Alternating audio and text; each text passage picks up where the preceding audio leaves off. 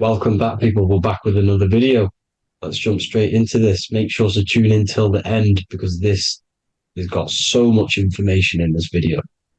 So sit back and enjoy. So everything's torus fields. The Earth's a torus field. Everything's torus, which is electromagnetic field, electric and magnetic. The center of the torus field is where the two opposing forces meet in the center. And this is what creates the plane of inertia, the dielectric plane of inertia. Okay? You got red shift, blue shift, positive, negative, south and north pole, right? This is what the ancients were showing with the tree of life. As you can see here, this is the plane of inertia and this is the torus field. Everything consists of this. Everything is a torus field. A atom is a torus field. Okay, now the inertia is the 0 point. So this plane is a 0 point. It's the balance between two poles. Okay, now this creates matter because matter is two opposing forces in motion equalized.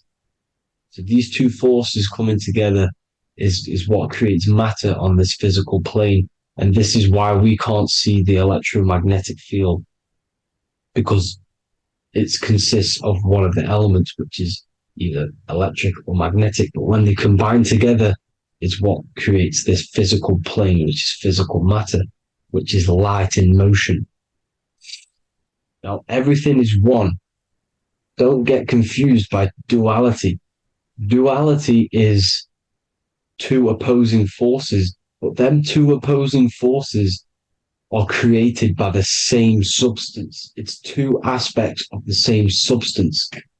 So, for example, water and ice are the same thing, you know what I'm trying to say, but it's two aspects of the same substance because all is one. The whole universe is one. All goes back to the one, which is God, the creator, or magnetism, whatever you want to call it, because magnetism pulsates.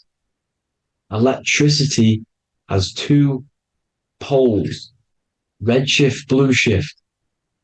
Okay, so red shift, blue shift is electricity, and electricity vibrates, and all vibration always comes back to a standstill point. But magnetism is what pulsates. This is why your heart pulses. You breathe, which is a pulse. This is the breath of the universe, magnetism. Now, this is why the earth is green, okay? Earth can be spelled heart. If you just move the H to the beginning, it spells heart, okay? Because the heart is the center of the torus field, which is the heart chakra for us humans, okay? We consist of the same field, as you already know. Heart being the center, which is green, which is the center of the seven colors. The center of the seven colors. This is the most powerful chakra in your body. People think it's the crown chakra, but it's the heart chakra because it's the center of the torus field. You must align them all and combine them all into one, which is the heart chakra. Now, Earth is green. Nature's green. Okay, this is because we live on heart chakra, the plane of inertia. It's the center of the torus field.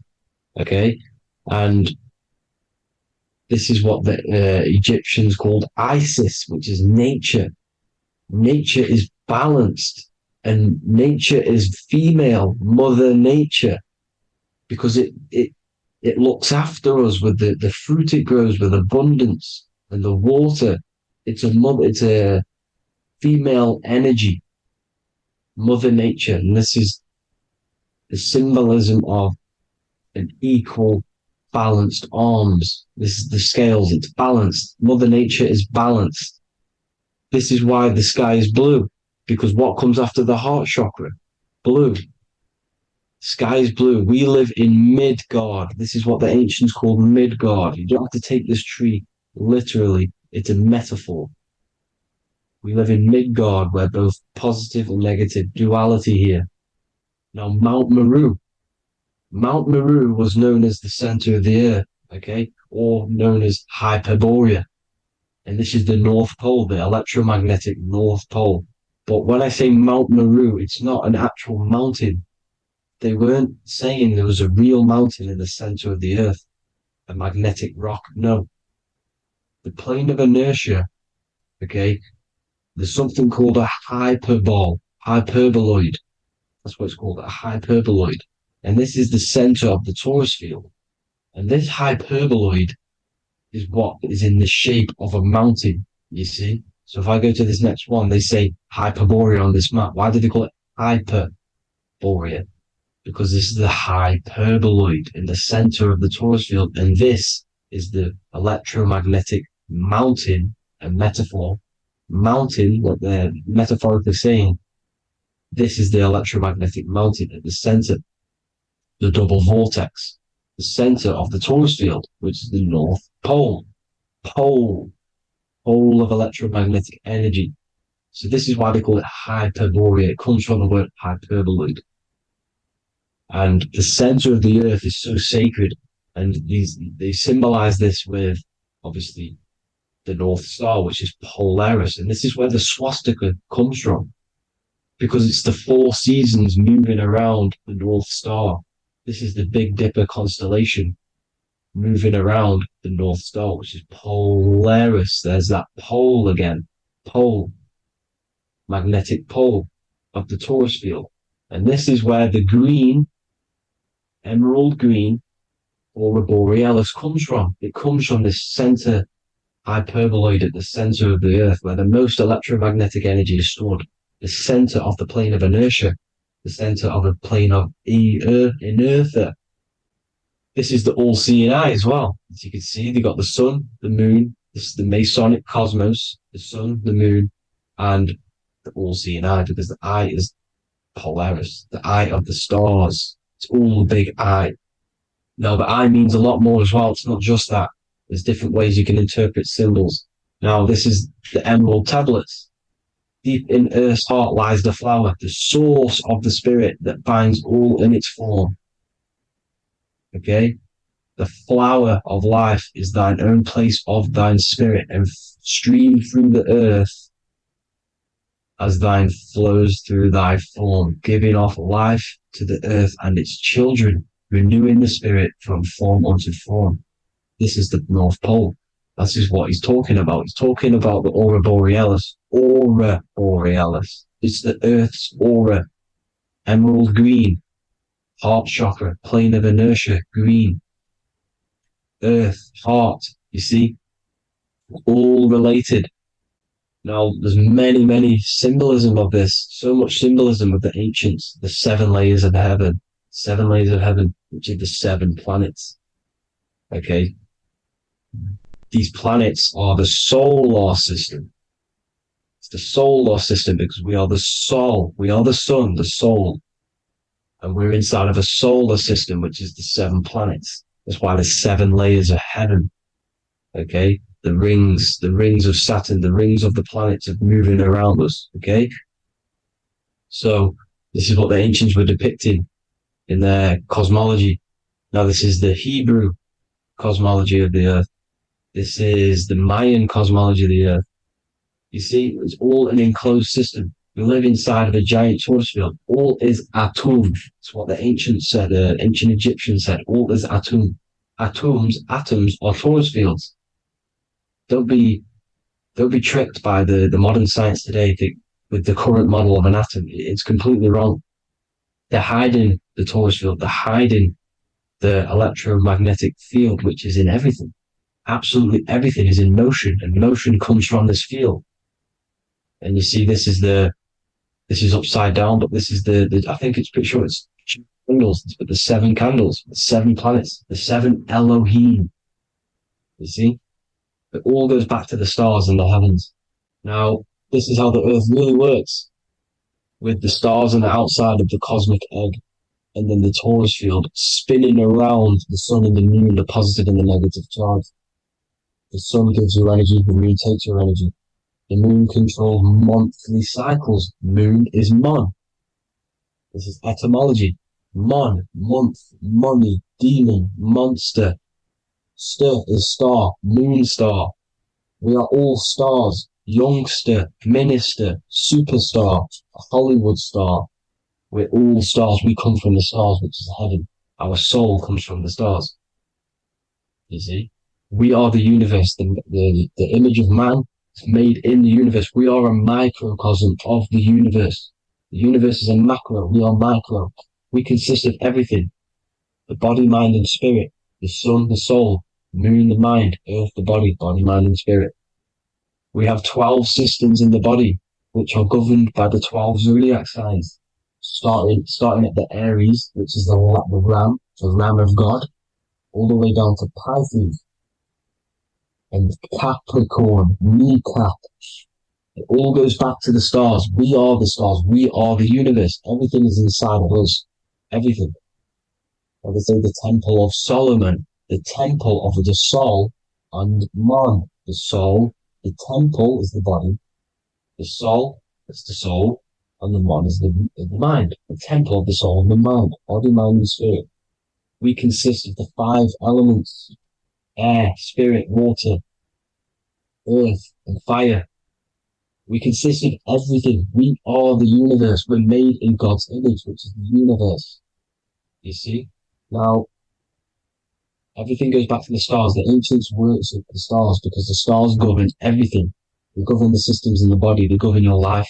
This is why your zodiac is so important, your sign. Each zodiac has a specific element associated with it as well. Aries, which is the first sign, the Ram of God, the Lamb of God, which is a fire sign. Fire, first. Fire, first. F-I-R, this is etymology. The cerebrum, ram, which is in the brain. Aries, the ram, controls the head, the face, and the nose upwards. So it controls the cerebrum. The Torah, which is, I'm pretty sure it's a Hebrew Bible, which is the Taurus. Tornado comes from the Taurus field. You see? Everything's inside of you. It all goes back to the Taurus field, and the Taurus field is everything. Now, like I said, 12 zodiac signs, 12 systems, 12 cranial nerves in the brain, the 12 disciples of the Bible. All symbolic. Have to read the Bible properly. Now, this center, at the center of the earth, right? This is what's stirring the ether. And the ether consists of the 4 elements. Because there's 5 elements. Spirit can be called ether. People call it spirit or ether. Ether is pure potential, pure energy. It's what connects the astral to the physical. It's the dimension between the physical realm, which we're on, and the astral. So it has pure potential. It's pure energy. This is why we say either. I either want to go there or there. It's connecting 2 scenarios. That's what the ether is. It's connecting the 2 worlds, the astral and the physical. The center is like the cosmic womb. There's a black hole in the center. This is the center of the Taurus field. This is the womb of creation. This is the womb of creation. And inside of this black womb with the 5 elements, and everything's being stirred around. Everything's in motion. Light is motion. Everything's motion. Now, like I said earlier, light crystallizes into physical matter. They are the same substance. Spirit and matter are the same substance, but different variations, different aspects of the same substance. Low vibrational spirit turns into matter. High vibrational matter turns into spirit. Or light, whatever you want to call it. Matter is light crystallized. This is where we get the 7 metals from. The planets. The planets are light. Specific frequencies and vibrations of light. When these lights, or the planets, materialize, material metals materialize, they turn into the 7 metals. Saturn turns into lead. That's why lead is red. Saturn is red. The sun turns into gold. That's why the gold is yellow and the sun is yellow. You see, Saturn is the time god. What happens in autumn? The leaves turn red and they die. This is why Satan, time god, the reaper, everything is crystallized till it's dead and then reborn again. You see? Rust. When things rust, it turns to red because it's Saturn. Saturn crystallizes everything. He's the reaper who comes around in winter. You see? He's Satan. Jesus and Satan, the sun and Saturn. They say we live in a solar system. The solar system. I think I've already just broke this down.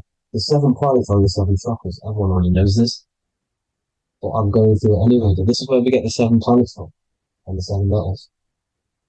You see, all the ancients knew it was an enclosed electromagnetic system. It's not a spinning ball in the middle of space, people. They want you to believe this so you get stuck in this material world.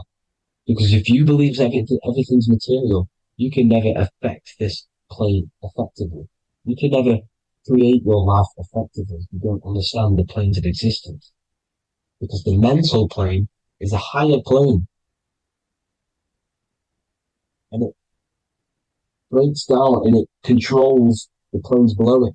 The mental plane, hold on, I've got it here for you. The mental, the astral, etheric, then physical. Etheric connects the physical to the astral, but the mental is what's above them all. You see? Now, it's important to understand this. It's important. However, the ancients always talked about the enclosed system. Only NASA, which is introduced around the Roman times, not NASA, but the globe Earth was introduced around the Roman times. Okay? By these Masons. These Masons introduced this because they wanted to take over the minds of the masses and control them. These people worship the physical realm. They know how it works. They know the ins and outs of it. They know how to do the magic. They know how to do it all. They understand it all. That's why Masonry have to take the oath. The oath of not speaking. You're not allowed to speak about anything you learn about in Masonry. Because they're discovering the truth about your mind and how it creates reality and stuff like that. So this is the Masonic cosmology. The 5-pointed star, the 5 elements. The checkerboard for duality, positive and negative, the 2 aspects of every substance. This is another ancient painting depicting the firmament, the stars inside the firmament, the sun. You see, the ancients worshipped the sun because it's so important for sustaining our life. It's the only reason we're alive is because of the sun. But then people think it gives you cancer today. They brainwash you to think the sun gives you cancer when it's the #1 source of all life. They want you to believe it's a big, spinning, dangerous ball in space. It's not. It's here to give us life. It's God's son. That's why Jesus is known as God's son. It is the son of God. God created that to sustain us. You see? So it's important you understand the true cosmology of where you are, because if you don't know where you are depleted of all of your morals. You're depleted. You're demoralized. You're lost. You don't know where you are. You don't know where you exist. Okay? Once you accept the globe model, the heliocentric model, you will subconsciously think that you come from nothing. This is why they implemented the evolution theory just after the globe model was introduced by Charles Darwin. Charles Darwin came in after the globe model. He's a Mason. He was another Freemason, and implemented evolution where we came from monkeys because they want you thinking less of yourself so they can manipulate your mind. You see? They want to manipulate your mind, and they have done since you got here. Since you came through that portal, you were manipulated from that day to believe this, believe that. The true cosmology, the truth will set you free. You'll understand things better. You will feel better in yourself when you know the sun is here for you. You'll feel better in yourself that you know that you didn't come from a monkey. You were created as a human, a manifester, a creator. You're so intelligent. Your mind is amazing. It can manipulate matter, mind over matter.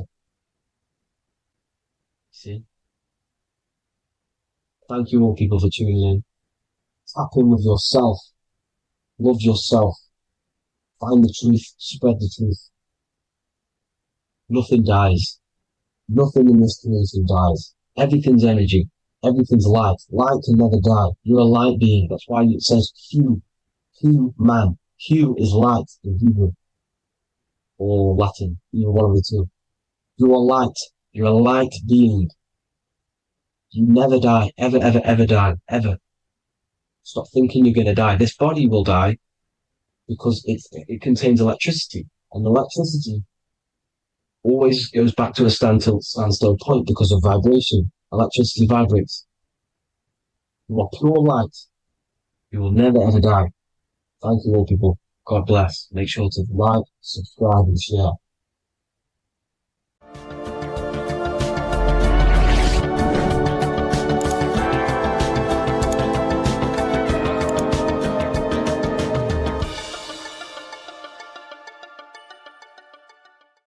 What if the word Yahweh is proof that God is embedded in our very own being? Stay with me because what I'm about to show you might change the way you see yourself forever. Today's topic is decoding the mystery name of Yahweh, the sacred name of God from the Hebrews. By the end of this video, you'll uncover the true meaning of the word Yahweh and how your connection to it unlocks your own personal power. When we look at the word Yahweh in Hebrew, we flip it on its side. We're actually looking at the human body. These are the legs, this is the torso, here are the arms, and here's the head. So if we actually switch this on its side, we see the human body. The Hebrew name Yahweh often translates to I am. The I am. Now, what is the I am? The I am, when you say I, you're referring to your highest self.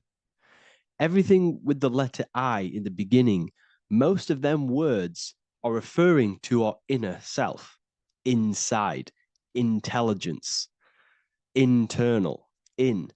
The I represents the inside self, the invisible self. You cannot see the I am because this is the spirit, this is our consciousness. It's the intelligence controlling the human body. When you say I, you're not referring to your name, your job, your reputation, your ego, or your thoughts. You're referring to the observer who is beyond the thoughts, the one who's observing the thoughts. That's the soul. Look at the word Yahweh, Yahweh, the sacred name of God. Yahweh can be observed in the natural rhythm of the human breath. When inhaling, we subtly hear Yah. When exhaling, we hear Way. Do this yourself. Breathe in through your nose, you'll hear Yah. Breathe out, you'll hear Way. And in fact, the letter H, H, when it's pronounced, it carries the soft sound of wind or breath, a gentle exhale that mirrors the very essence of life, giving air. Breath is the spirit of life. It's what connects us with consciousness. If we stop breathing, we lose consciousness. The body shuts down. We're breathing the spirit of breath. We're breathing in the spirit of life. It's the very essence that gives us physical existence, and we're constantly staying connected to this breath at all times. Now let's look at Yahweh. 1, 2, 3, 4. There are 4 letters. The tetragrammaton is the 4-letter Hebrew name for God. Okay? Tetra meaning 4. We have 4 gospels of Jesus. Jesus is depicted with a cross with 4 sections. Jesus has the 4 sacred animals around the side of him, always depicted with these 4. A bull or an ox, an eagle, a man, and a lion. These are the 4 fixed signs of the zodiac. Aquarius, the man, Scorpio, the eagle, Leo, the lion, Taurus, the bull or the ox, which are related to the elements. Leo is a fire sign. Aquarius is an air sign. Taurus is an earth sign. Scorpio is a water sign. These are the 4 elements. And the 4 elements correspond to the 4 bodies of consciousness. as we see here. This is fire, this is air, this is water, this is earth. So we are made out of the four elements, which represent the four bodies of consciousness: mind, emotion, spirit, and body. The soul is incarnated into four sections, hence why Jesus has four gospels, hence why Yahweh is a four-named word, because we are tetraform. We have four bodies of consciousness. There are four pillars to reality: the mind, emotion, spirit, and the body. So what we're actually looking at here is the name of the very essence of the self. Yahweh represents the universal consciousness that we're all tapped into, because the body is like a radio. The body is basically a radio antenna, which is picking up the stream of consciousness, and we're all the same consciousness, just experiencing it in a different body. And Yahweh is the name for this intelligence that we're all acting out, that we're all manifestations of. So now let's look at the word Yahweh, where we read it this way in Hebrew, which is 10,565. 10,565 in the Hebrew letters and the numerical values. And the DNA is made up of four bases. These four things which create the DNA. This basis is the genetic code for all living things. Each DNA strand is held together by sulfur bridges that appear in a repeating pattern of 10,565. This pattern matches the numerical value of the Hebrew letters of Yahweh, Yod, He, Vah, He, which are 10,565. This means the structure of DNA, the code of life, follows the same number sequence as the sacred name of God, Yahweh. This is a factual observation. So we're looking at 10,565. So let's look over this one more time. Yahweh represents the breath, Yahweh, inhale, exhale. It translates to I am. It's written in our DNA. The word Yahweh on its side looks like the human body. Now, this is where things get a little bit deeper. 10,565 adds up to 26. The number God, well, the word God adds up to 26. Allah adds up to 26. There are 206 bones in the human body, 26. 26 adds up to 8. 8 is the number of infinity. We are all the infinite consciousness. Consciousness will never die. It's immortal. It's infinite. We are all infinite. We are not these skeletal structures. We are Yahweh, the universal consciousness. The creator of all things is our essence. We're all God with individual identities, but the highest versions of ourselves is God. The ego is our own personal experience of God. Does this make sense? So in conclusion, Yahweh is not the name of a separate God from us, but rather the reflection of the divine consciousness manifesting through the human form. The human body is like a receiver acting as an antenna that tunes into the infinite intelligence and life force we call consciousness or God. This means that rather than being external, the divine presence is within us, expressed through our very existence.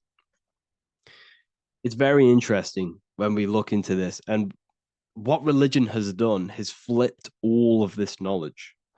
All of this sacred knowledge has been externalized.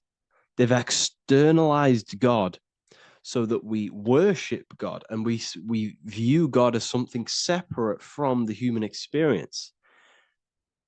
They do this so that we don't find the God within us, so that we don't find that we have the power of creation. The mind is the creative force of God. The body is the will to act out that thought. They don't want us to figure out that we are creators and we're all creating our own earthly experience. We're all projecting this reality. And they don't want us connecting with the divine intelligence within us because they want to be the creators. They want to keep this knowledge. They don't want the masses to wake up to this powerful knowledge. So what they've done is that they've taken the scriptures, they've externalized it so that we start worshiping and giving away our power to these external things. And when God is external, we start to fear God because we start to think that God has power over us. He can send us to hell or heaven. So this is what's going on. They've been externalizing this for thousands of years to keep us in a suppressed state. Okay. Humans are very advanced because we possess self-awareness. We possess the ability to move our awareness and our thoughts outside of the instinctual nature. For example, a cat or a dog. These things can only live in their instinct. They live based on instinct. They smell, they eat. That's pretty much what they do. But humans, we have the ability to rise above that nature and turn to our infinite selves, our higher selves. We can move beyond our instinctual nature and create very advanced things. That's why humans are made in the image of Yahweh. We are literally God in human form. So this is what we all need to realize. And I hope this video has helped. Please leave a like, a comment on inside of the description. I'll have some links to my books and my university. The people who have read them have just absolutely changed their lives. You could probably see that in the comment sections if someone leaves a review of the book. We also have Trustpilot. But yeah, I thank you all. And I'll see you in the next one. Geometry. This is the study of nature, of the codes, the mathematical codes behind physical reality. So today we're going to be going deep into geometry and the true esoteric internal geometry, the geometry that no one really talks about, and how geometry relates to human consciousness. So essentially, what we must understand when it comes to geometry, the basics of geometry is everything is vibration. And this vibration is vibrating on a certain frequency. And this certain frequency creates a geometric shape, which is why in nature we see all of these different geometric shapes. All matter takes form in shapes. So if we put sand on a plate and we vibrate the plate on a specific frequency, we see that the sand goes into specific geometric shapes and patterns. So essentially, matter is energy condensed. It's energy vibrating on a low frequency, vibrating at a certain frequency. So matter is condensed energy. And each geometric shape is manifesting and showing a specific energy. Some shapes carry more energies than others. For example, the cube is what traps energy. A square is what traps energy. So geometry and the flowers are basically how energy manifests itself into physical matter. We are in a world made out of energy or light. Light is energy. So everything is vibration, everything is frequency, and everything is energy. Even the words, each atom in our body, everything. So everything in nature has these mathematical energetic codes. So geometry is basically the study of nature and the shapes that are in nature and their energetic principles. Because, like I said, matter is energy. So this is what we call cymatics. When we place water in a petri dish and we shine light on top and we vibrate the water, and we can capture. This creates certain patterns. Each frequency, like you see here, has its own pattern. So what we are seeing here in the physical plane is essentially energy condensed into physical reality. We see it in the turtle. We see it in every single form in nature. Now, external geometry and normal geometry, we normally get taught that this is God's way of creating physical reality, which is essentially true. However, it's far more deeper than that. Far, far, far more deeper. Okay. So what geometry truly is, it's not God's codes to reality. What we must understand is what the brain truly is. And what we must understand is that we are not in the world. We are not in the universe. The universe is us ourselves, and the world is produced by our brain itself. Okay? So the way you must understand how the brain works, so what you visually see, so geometry is to do with what we visually see. And what we visually see is heavily connected with our eyes, which are an extension of the brain. The eyes are the brain. And essentially, how we see is energy enters the eyes, and each eye goes to the optic nerve. And this energy is transferred into electricity, which travels to the back of the brain, to the visual cortex of our brain. And this is where the image is produced, what we see. Therefore, the world outside of us is truly inside of us. It's a projection from within the brain. The brain is an energy condenser, a decelerator, an energy decelerator. Everything outside of us is basically formless energy. It is formless energy vibrating at a certain frequency. So, what the brain is, it's sucking in this energy, this light, and turning that frequency, that code, that light code, into a physical reality. It's condensing the energy and turning it into a visual image inside of the brain. Therefore, everything outside of you is not what it looks like. Everything outside of you is basically energy, infinite energy. And our brain is condensing this into a physical reality and projecting it outwardly, which you experience your visual field. Okay. And the ancients knew this. So this is basically called the sigil of Lucifer. Lucifer is known as the light bringer. Lucifer in Latin means to bring the light. This is the sigil of Lucifer, which shows the visual field and the brain. We also see this in the Google Play symbol. It's a powerful symbol showing you the visual field, which is basically a symbol that tells you that reality is inside of the brain. The brain is what produces reality, but consciousness is not produced in the brain. The brain is essentially a consciousness downloader. It's a computer and it's a reality simulator. The body is a simulation of physical reality. You are inside of the body experiencing the body simulation. The body produces this reality. It's a piece of technology. So Lucifer is to bring the light. Lucifer is the light being produced in our brains. Okay. So this is why they say Lucifer can tempt you. Lucifer can be the devil because it represents physicality. It represents the false light. Lucifer can trick you because it represents the physical world can trick who you truly are.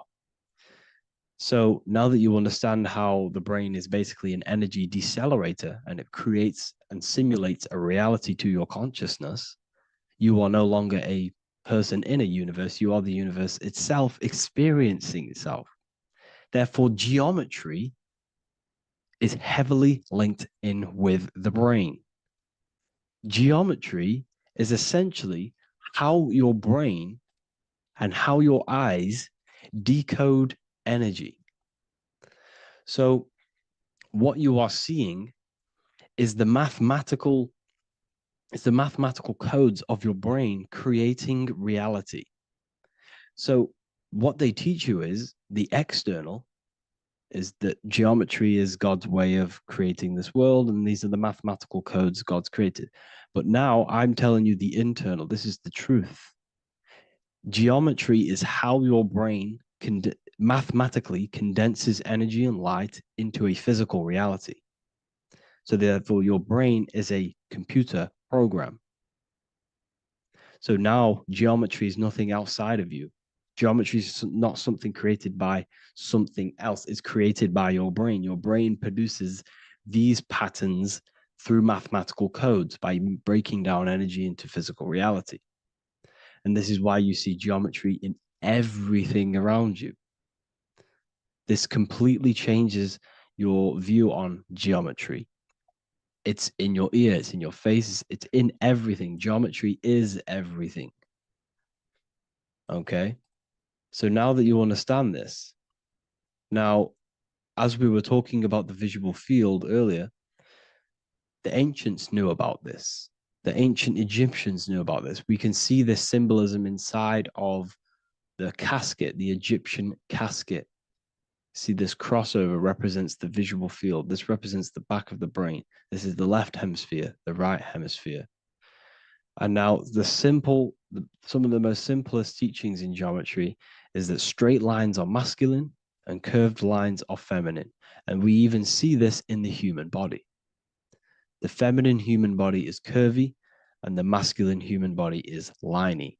And even with the genital reproductive area, we have a line and a curve, 0 and 1, the binary code of all creation, 0 and 1, because that's basically all that exists.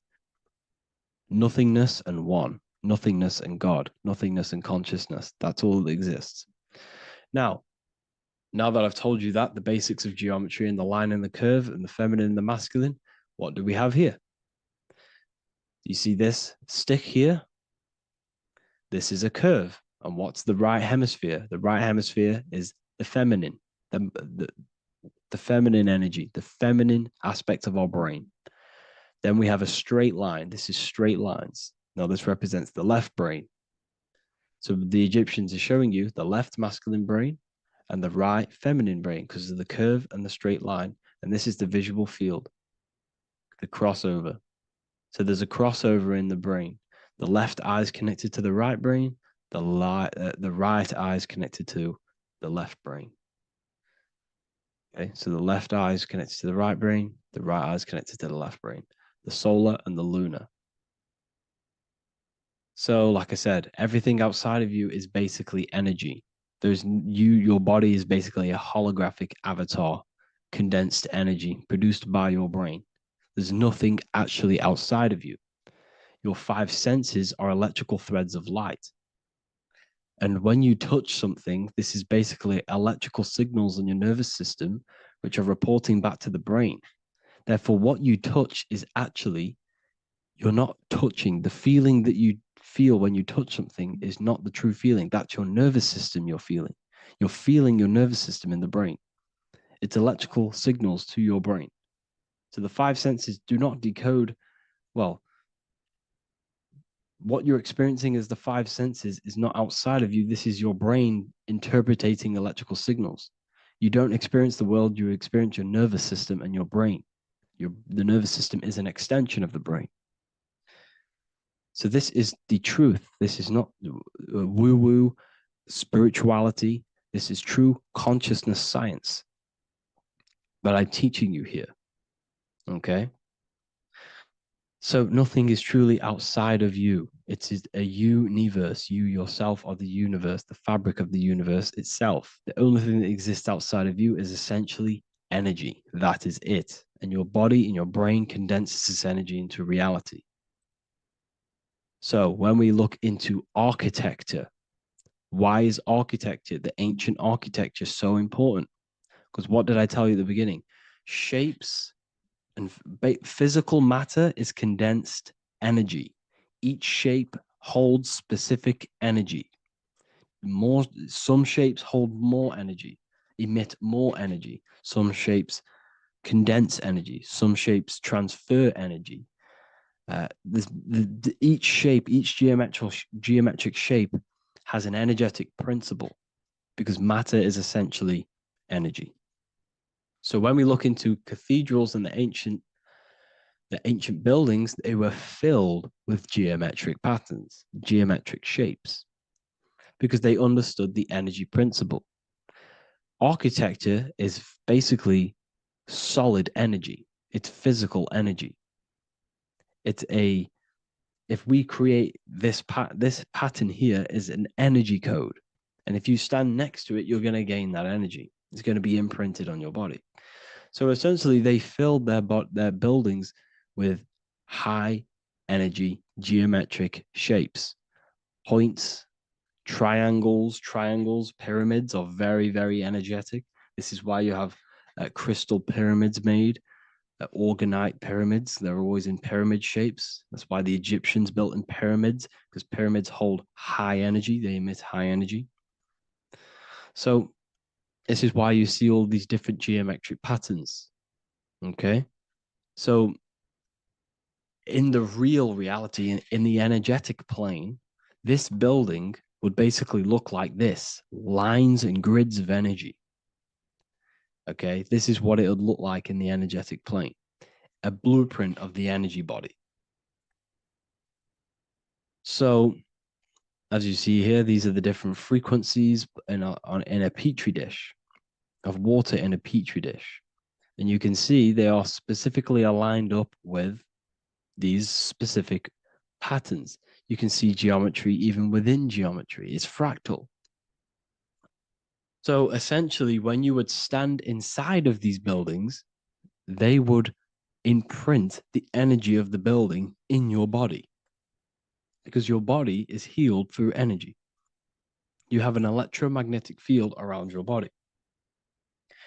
So by creating buildings with geometric patterns, we are essentially increasing the energy of the building, because the building itself is energy. Okay. So when we fill it with geometric patterns, we're increasing the energy. We're giving it a certain energetic imprint. So when you stand inside of that building, you're being imprinted with that energy. Okay. So especially with these windows, these stained glass windows. Well, why are they stained glass? Well, color is frequency. So when you have all of these different colors, and not only were they just painted, some of these colors are specific gemstones, crystals, natural stones, which all hold energetic principles. Each crystal is vibrating on a certain frequency. Wood has its own frequency, metal has its own frequency. What you must understand is that everything in nature is not just a piece of matter. It's vibrating. The atoms of wood are vibrating on a certain level, which give it a certain energetic principle. Each crystal is vibrating. The atoms of the crystal are vibrating on a certain frequency, which give it a certain energetic principle, quality. So each thing, this is why the ancients were obsessed with natural stones, natural things, crystals, natural metals, and they wore different metals, different things like copper on their bodies, because they understood the atoms of these natural things are vibrating, which give certain qualities to you if you wear them. So you're not wearing it, you're basically putting that frequency onto your body, because they understood this is energy. If I put copper on my body, I'm not putting copper on the body. I'm putting the frequency and the energy of the atoms onto my skin. And that frequency of them atoms are going to vibrate my skin, that frequency, and heal my body. So this is why this is so important. So each building is an energetic code. Okay. So when you stand in these buildings, it can heal your body. This is why when people walk into these ancient churches, they feel like they've met God. They feel a certain way. They feel so amazing when they enter these churches. They feel holy, for example. It's not because God's there. It's not because these man in the sky dwells in these holy places. It's because the energy of these buildings affect our consciousness. They increase your energy. They raise your vibration. They heal your body. They heal your cells. They imprint the water in your body, especially with these stained glass windows. Like I went a bit on a tangent there, but these stained glass windows were encoded. Well, they use different gemstones, different lights, different colors. And when the sun would shine through this window, well, what's the sun? The sun is light. Light is energy.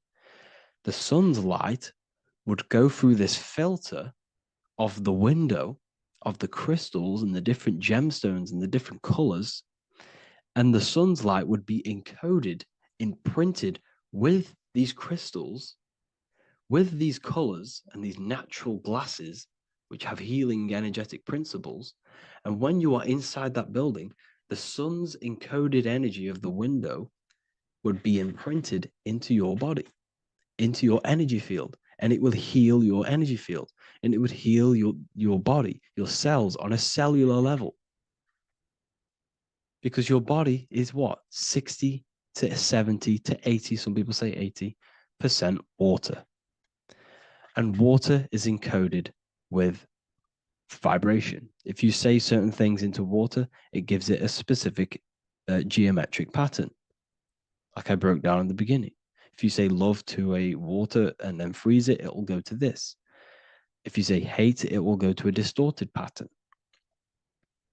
So when you are in these buildings, you're being imprinted by the energetic codes of these buildings, the energetic principles of the windows, of the structure itself. The ancients never used to build in squares. Their buildings, their insides were never square rooms because they understood squares trap energy. They always had pointed roofs so energy can escape. So there's many little things that we need to look into geometry. For example, when you see magicians, when you look at ancient magic, why do they stand in circles with different geometric patterns? They use different geometric shapes. Why? Because shapes are energy. They hold specific energy. So when the magician stands in a circle with a pentacle, they're working with the energy of that pentacle. You can work with different energies based upon the different geometric shapes that you draw. And you can use this in your structure, in your architecture, in your work, and it can influence everything. So this is the true geometry. I hope you gained a deeper understanding on geometry and how it relates with you and your consciousness. Like I said earlier, your brain produces geometry. It's basically how your brain decodes energy. It's not God, how God creates this reality. And no, you're in this reality. You are the reality itself. Your body produces the reality. Therefore, geometry is one with you. So therefore, if I play with the geometry of the buildings, for example, like the government have, everything's in squares. If you look outside, everything's a square, everything's a rectangle. You go to a city, every window is a rectangle, every building is a rectangle. You live in a box room, everything is boxed and squared off in this reality, in this modern society. Why? Because they're trapping energy. The box is the cube is the most simple geometric shape, which basically condenses energy and it traps energy.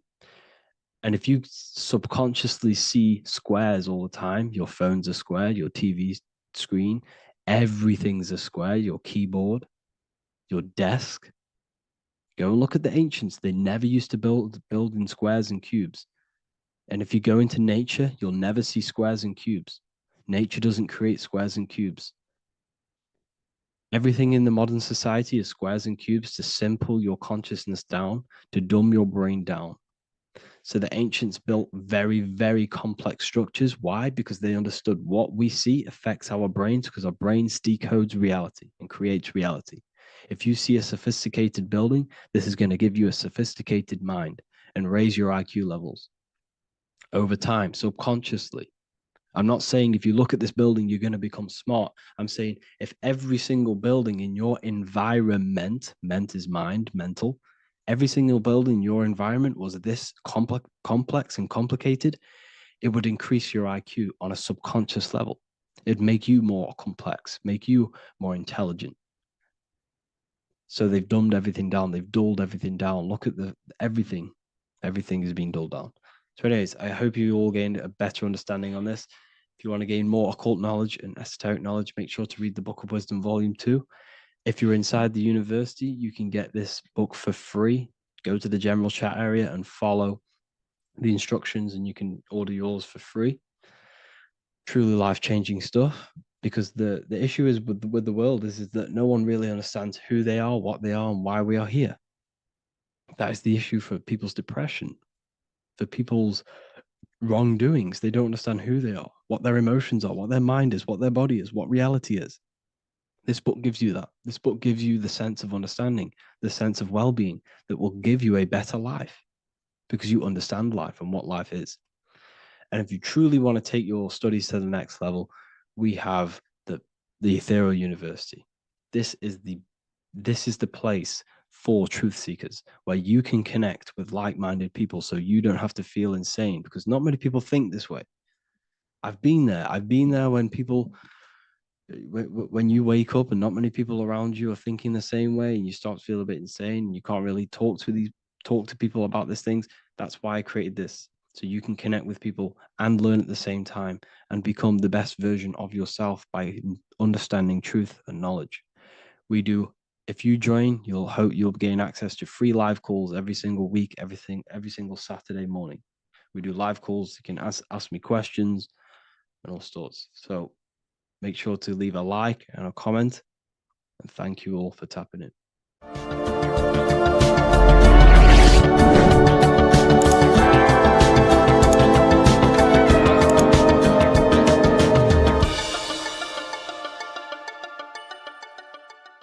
What if I told you that the seasons don't just change the external world, they also change your internal world? They have a psychological and a spiritual effect on your consciousness. If you're new to esotericism, you may not really understand this. But if you have some deep understanding of as above, so below, you already know this. But today we're going to be explaining it in great detail. So tune in, take a pen and paper, maybe make some notes. So we have 4 seasons. The sun is the main source of life on the earth, and it changes the circumstances on the earth in 4 different ways. Of course, we have spring, summer, winter, and autumn. These are the 4 states of the earth due to the sun's cycle. Not only do they take place on the earth, they also take place on you, your body, your mind, your spirit, your consciousness. They change things internally and externally. The first thing we need to understand is that we have a dual nature. We have a mind, and in that mind, we have an internal self. That's what we call the spiritual self.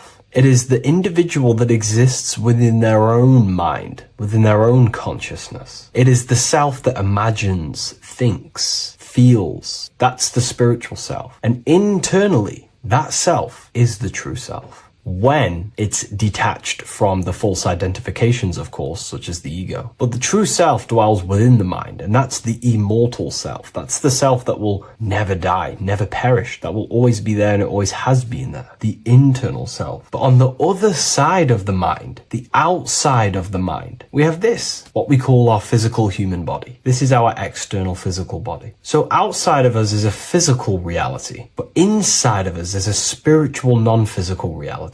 Inside of us cannot be measured. Outside of us can be measured. So we have an internal world and an external world. I think this is the reason why the word individual has the word dual at the end. Dual meaning opposing or two. We have a dual nature. Inner world, in the mind, and a self out the mind. And the mind acts as some sort of doorway. It is a doorway into ourself. So in esotericism, this is what it's all about. It's about we work with the internal world. We try and figure out who we are from the inside out, not who we are outside of us. Because we realize that the external world is nothing but a crystallization of what's happening inside of us. Our lives are a result of every single thought that we thought in the past. So let's not get off track here. Let's carry on. As I was discussing the seasons, we have an internal world in the mind and a self outside the mind. And this is reflected even in the cycles of the heavens. This is how you know the universe is intelligently designed, and the law of correspondence corresponds with everything. The law of correspondence is as above, so below. It's not a hermetic principle. It's not a Freemasonic principle. The law of correspondence, as above, so below, is just the law of life of the universe. It is in everything. So the daytime, the sun, this is external impressions or expressions, should I say. We express ourselves outside the mind, in the outside world, in the material body, taking actions outside of us during this daytime. The sun represents outward expression, the daytime. This is when we wake up, we're conscious, we do things outside of our mind. But then the nighttime comes around and it becomes dark and the moon rules over the nighttime. And we return back to our internal world. We return back to the darkness. We return back to the internal self, the self in the mind. Really is fascinating. And this is as above, so below. This follows the correspondence. This follows the law. Although that the outside world has a cycle of day and night, so does our own mind have this cycle. As above, so below. As within, so without. What's happening outside of us is also happening inside of us. The mind is also going in a cycle. Because in the daytime, the mind wakes up and we express things externally. But when the sun goes away and the electromagnetic rays of the sun are not very strong, our brainwaves decreases, our body activity decreases. It slows down and we return to the internal self. The body switches off and we return to the internal self in the mind. We enter in the doorway of the mind and return to the internal, the spiritual self. And when the body is less active, this is when we are more connected to the internal world, our spiritual true self. So as above, so below corresponds with the day and night, the sun and the moon. The moon represents our internal world, the world inside our mind, the self inside the mind. And the sun represents the external self in the external world. So not only are these cycles happening in nature, the darkness outside of us when the sun goes away is the same darkness that we go within ourselves when we go to sleep. It's the same cycle. Our bodies are in the cycle of the external world also, as above, so below. But then we can even take this even further. This fractals down even further. If we look at the cycle of the yearly cycle of the sun, which is what we call the 12 zodiac signs, we notice that these 4 seasons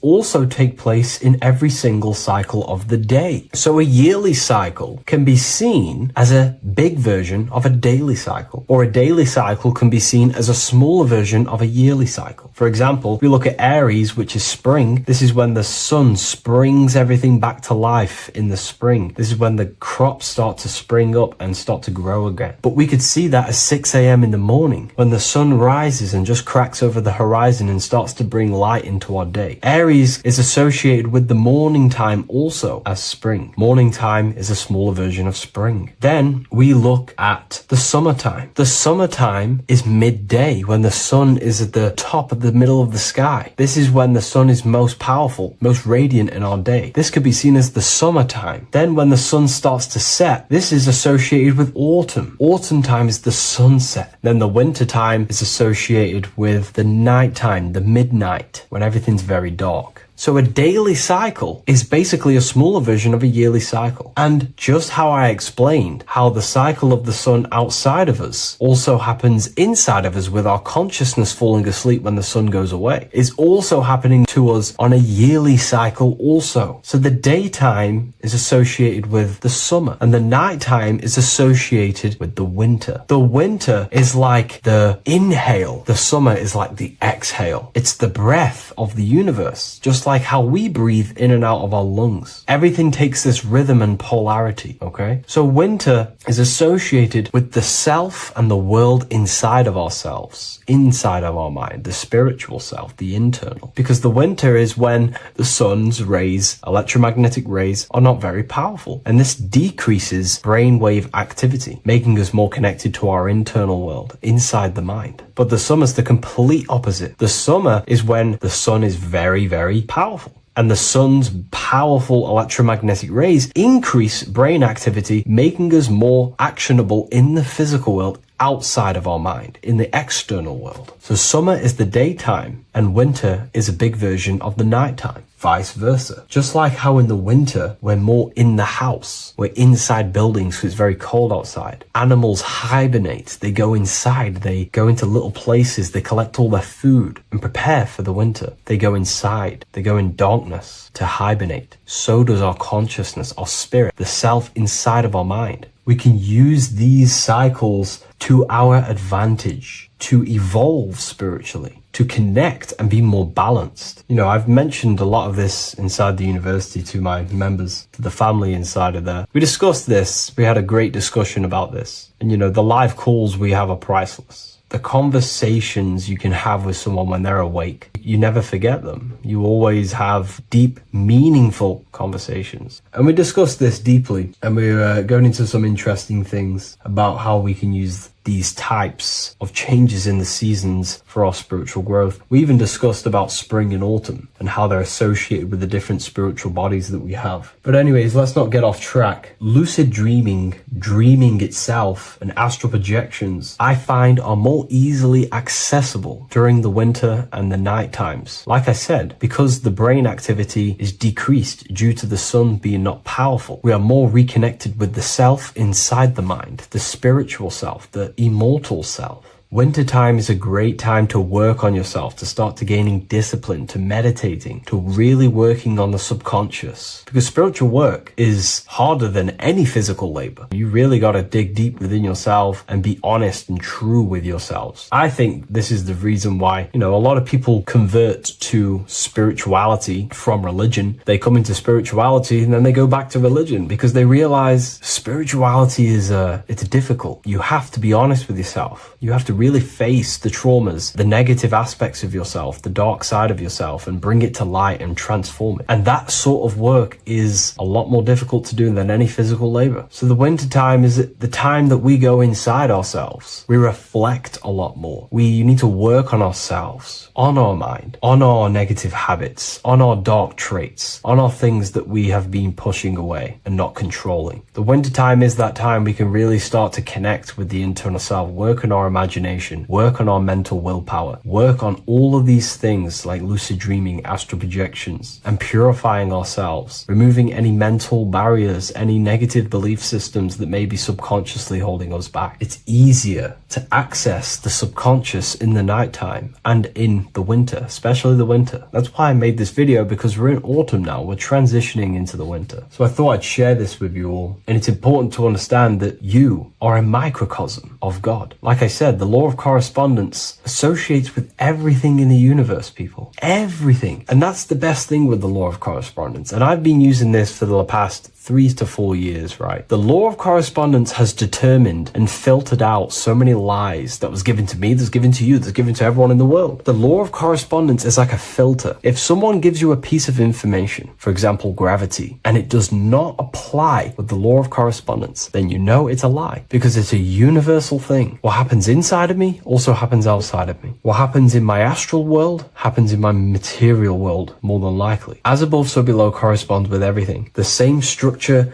in my veins, in my nervous system, is the same structure in the trees, in galaxies, in everything. As above, so below, the universe is a fractal universe. Therefore, the point that I was getting at is that you are a microcosm of God. The same mind that God manifested things through thinking. He thought the stars, the earth, nature, the human body, designed everything with the God mind. He thought everything into existence. And that mind, them powers that God used to manifest everything into physical existence through the power of thought, is the same mind that you possess, but on a smaller scale. God manifested the macrocosm through thought, as the universe is a mental universe. Everything you see around you was thought, then manifested into physical reality. God manifested the macrocosm, the world, through thought, and that same force of thought you use to create the microcosm, to create your own world. You think your life into reality, your world into reality. Your body is a microcosm, a miniature universe. Every thought you think commands 50 trillion cells in your body, and your cells religiously execute on every command that you give it. You are in charge of 50 trillion cells. You're literally commanding a whole civilization inside your body. And this is how you are a reflection of the divine. The God mind created the macrocosm, the world, and you create your own world inside that world using the same power as thought. Very powerful. So everything that happens outside of you is also happening inside of you. The law of correspondence is the most important, the law that you could possibly learn, because it makes everything so clear for you in the universe. Makes life so clear. You see the reality for what it truly is. It's a reflection of the higher dimensions. Just like how reality right now is a reflection of what's happening inside of people's minds and consciousness. We can't blame the elites for all the negative things that's happening in reality, because all the negative things that's happening in reality is the negative things that's happening in people's minds. We need to take control of ourselves. So with that being said, thank you all, everyone. If you wish to read more, 90% of you watching this video have already got this book. I want to say thank you for your support. It means the world to me. It makes me research more and write more books. And the book of symbolism is coming very soon. So thank you, everyone. I'll leave a link in the description for the university, for the live calls, and for the book if you wish to join. Have an amazing day. Welcome to Revival of Wisdom. Today, we're going to be talking about portals, portal symbolism, and what portals are, okay, and how they show them to us, because they have to tell you the truth, guys. This is the thing with the universal law. They have to tell you the truth.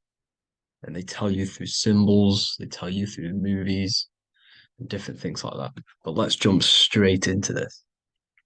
So first I want to talk about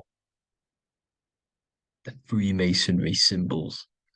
Okay, so first we got, obviously this is some Freemasonry art, but notice how you've got the ladder with a key. Okay, so this is ladder symbolism with a key. So maybe this is talking about ascending. Okay, because look, because this is ascending into the heavens, because it's a ladder with humans going up it with a key. In order to ascend, you must have the key. Okay, so what else do we have with a key? Well, the Netflix show Lock and Key, which is all about portals and keys. Because what the keys do, they open doors, gateways. Okay.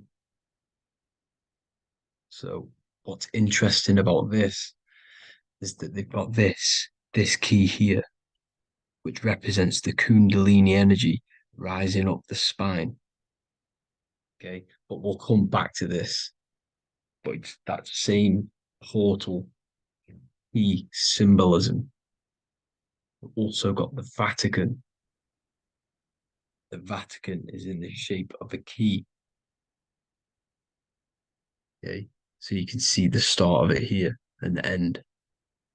So this is key symbolisms. Keys open doors. And notice how it's got the 8-pointed star. Okay, what is the 8-pointed star? Okay, we'll come back to this. This all ties in, guys. I'll break it all down for you. But then you've also got the god Janus. Janus, okay, is known as the god of the doorways. He's an ancient god of Rome, and they worshipped him. However, he's not a god, he's more like a high level ranked demon. Because he is the god of the doorways. And notice how he's got two faces. Because doorways always have two sides. You're going into somewhere, there's always two sides of a door. And he's always depicted with two sides of a face and a key, because he holds the key to the doorways, to the portals, to other worlds and realms. Okay, as you can see, he's always got two faces and a key. Okay, so now we have the Sumerians, the Anunnaki, and they are always depicted with the two faces. Why do they have the two faces? Because they're symbolizing doorways, and the Anunnaki come to Earth through doorways and portals. So these are what these gods are symbolizing in their artwork. But they always have the 8-pointed star. Okay, what is the 8-pointed star? You see how they always have. Look, let me try and find another one. It's the 8-pointed star. This 8-pointed star is Polaris. Okay, Polaris, just like the Vatican has the 8-pointed star with a key. Polaris is the center star.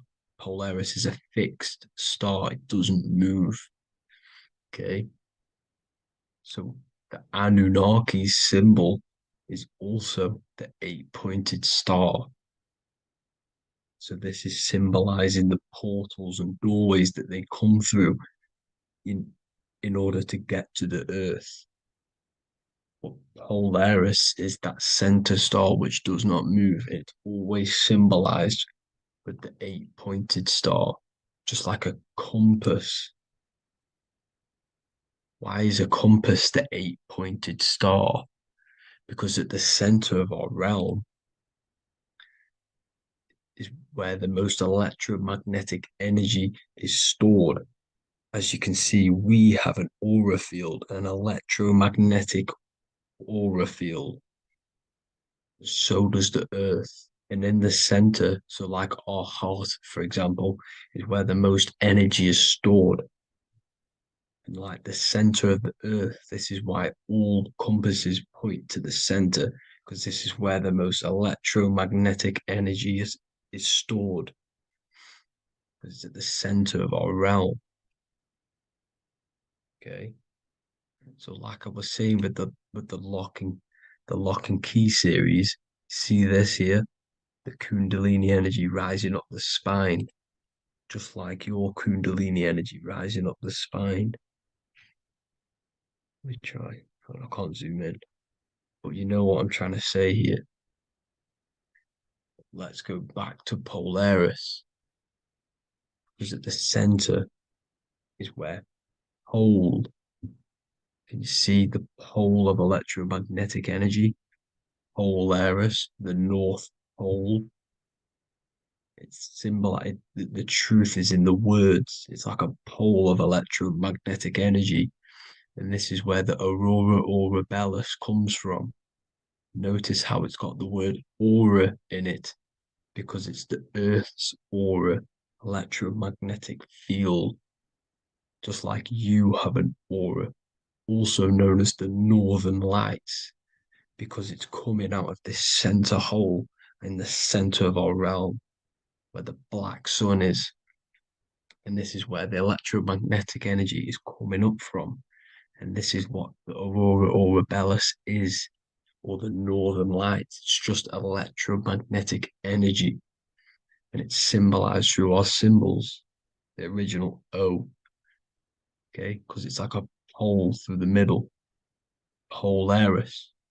So this Polaris is the sky vault. It's the portal into this realm. Because this is what the Anunnaki are always talking about. Always symbolize it with the 8-pointed star. And just like a compass is the 8-pointed star pointed to the center, to Polaris. Okay. See here on the Sumerian tablets with the 8-pointed star again. And how we know it's talking about portals with this 8-pointed star is because CERN 666 are opening up portals to the underworld, letting in demonic entities into this realm. How do we know it's a portal? Because their Hydro Collider has 8 points, just like the 8-pointed star. So they are creating synthetic portals to the underworld to let these demonic entities into our realm. What is the key? Because if we're talking about ascending through Polaris, notice how here on the masonry art, this luminary here, so this is the sun, that's the moon. This is Polaris because it's a luminary with what? 1, 2, 3, 4, 5, 6, 7, 8 beams coming off the luminary, just like the 8-pointed star. So you see the ladder with the key going up to Polaris.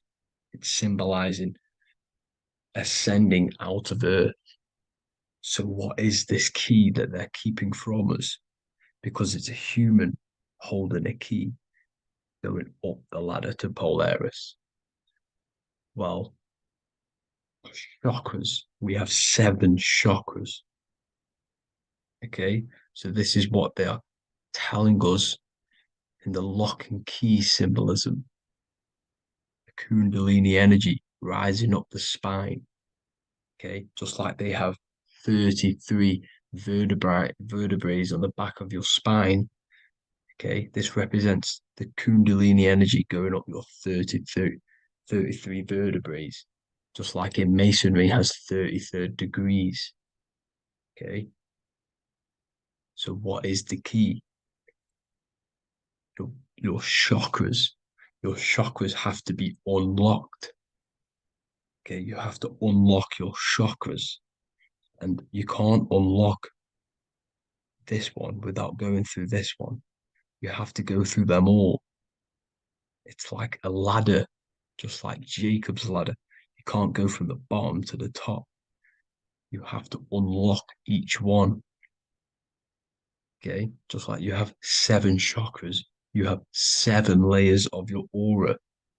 Okay, you have to unlock your chakras to the highest point in order to reach Christ consciousness. And this is the key that they're talking about. They're symbolizing the organic portal within each and every one of us to ascend out of this realm. Okay, so this is the key that they're talking about, and they're holding back this knowledge to keep us trapped in this 3D realm.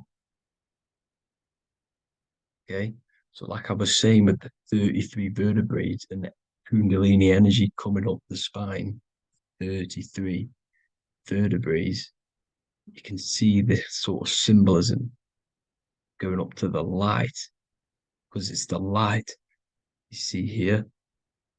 Your crown chakra turns on and becomes enlightened, just like the Illuminati symbol. Can you see it? But also, Jesus also died at 33. So this is symbolizing, okay? They're symbolizing the death of the ego, the body. So once you open up your chakras and reach Christ consciousness, which is your 33rd vertebrae, once your Kundalini energy goes up your 33rd vertebrae, your body technically, not physically, but spiritually dies, because you then become formless. You reach Christ consciousness. So then you can travel other worlds. Okay. This is what they're talking about with Vatican, 8-pointed star, and the key. Janus with the key. The Sumerians with the 8-pointed star. Anunnaki, the 8-pointed star. Polaris, 8-pointed star. So Polaris is the way out of this realm, which is at the center. Pole, North Pole. Okay, so the key is that they're hiding from us is the knowledge to unlock our chakras. Okay, and without this knowledge that they keep from us, is trapping our souls in this reality to keep reincarnating. Okay, well, thank you all for tuning in. I'm going to leave you all there. Make sure to leave a like and a comment in the comment section. Let me know some topics to talk about so I can break it down for you. God bless you all. Welcome to Revival of Wisdom. Today we're going to be breaking down Saturn worship and how the occult are linked in with Saturn. Okay, so first of all, let's start with the celebrities. All these celebrities are doing 666. Okay, covering the one eye, which also symbolizes the all-seeing eye, which is another occult symbol. But we're focusing on the 666, the 6 with the 3 fingers. Also, we have CERN with the 666 within their logo. Also Disney, okay, as you can see here, 666 within their logo. Pepsi, Coca-Cola, and even Cadbury's.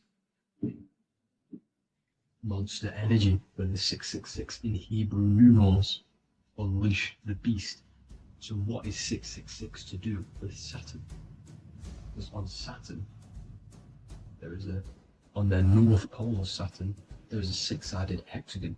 Okay, So Saturday is named after Saturn Day, the sixth planet. It is also the sixth day of the week and has a six-sided polygon on its north pole, 666. Not only that, when you create a star out of the hexagon, you will create a six-pointed star, okay, with 6 triangles within the star and a six-sided hexagon, which all adds up to 666. Okay, so this is why all these symbols contain 666. So why do they worship 666? Saturn. Because Saturn is the god of time and death, okay, and order and lessons.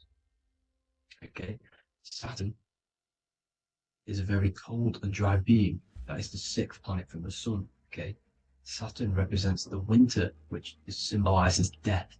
Okay, because all nature dies within winter because the sun's not there. So it represents darkness and death. It rules the zodiac sign of Capricorn. Okay, so in the celestial cycle, Saturn is always opposite the sun.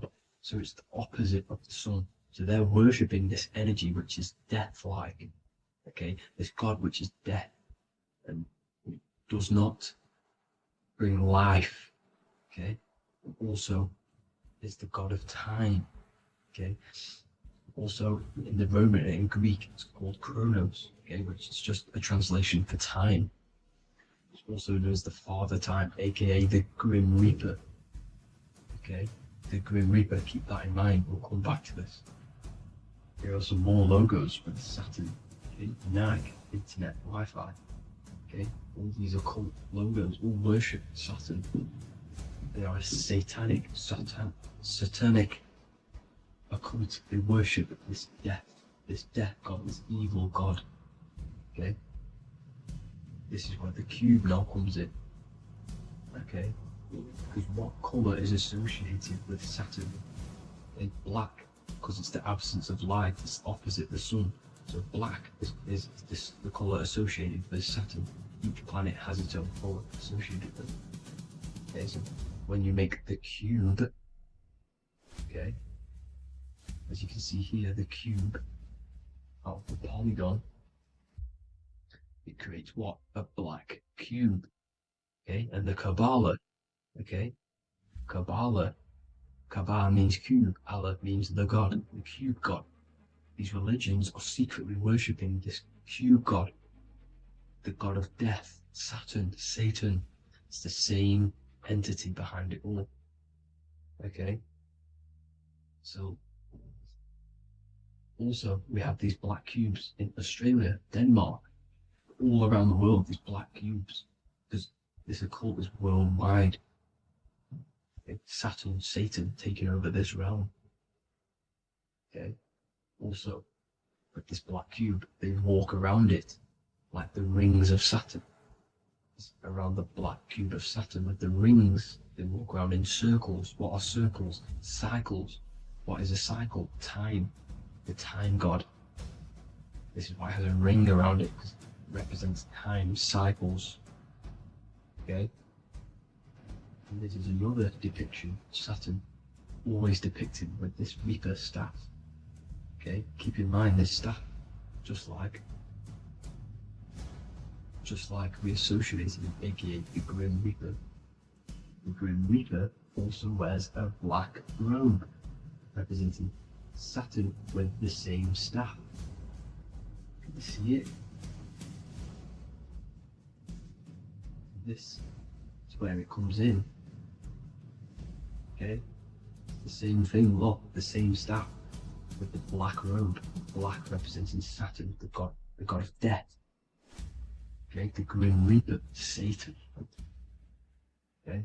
Also, when you graduate from university, what do? You wear a cube on your head, a black cube with a black robe. This is Saturn worship. See, this is how Saturn, Satan, has tricked the world into worshipping him, not God, the sun, which represents God. So what is a corona? Because a corona is a crown, a circle, okay? A set of concentric circles of light seen around a luminous body. So Saturn. So this is why they used to worship Saturn by wearing crowns in ancient days, and we still do to this day. The king or queen has a crown, a corona. Also, corona, the drink. Corona adds up to 666, just like Saturn is 666. But like you see in the corona, you see the staff. You see this staff, just like the staff of Saturn, the Saturn god, like the Grim Reaper, with the black robe and the staff, just like the Saturn god. What is the Grim Reaper? It's a killer. It represents death, just like Saturn, the god of death and time. So all these occults and secret societies all worship the 666 god, which is Saturn, Satan. All of our energy is being put into Saturn. Okay, and Saturn, Satan, is harnessing all of this energy. So gradually, this is what the mark of the beast is. Like it says in the Bible, the mark of the beast, or the name of the beast. Here is wisdom. Let him know that you have to understand and count the number of the beast, for it is 6. It is the number 6 of a man, and is 6. 600, 3 score is 6, 666. So this is what the mark of the beast is. They are going to eventually put green chips, just like Neuralink, which is what Elon Musk is pushing. Okay, so this chip is the mark of the beast, and it's going to be implanted to our hands or brains.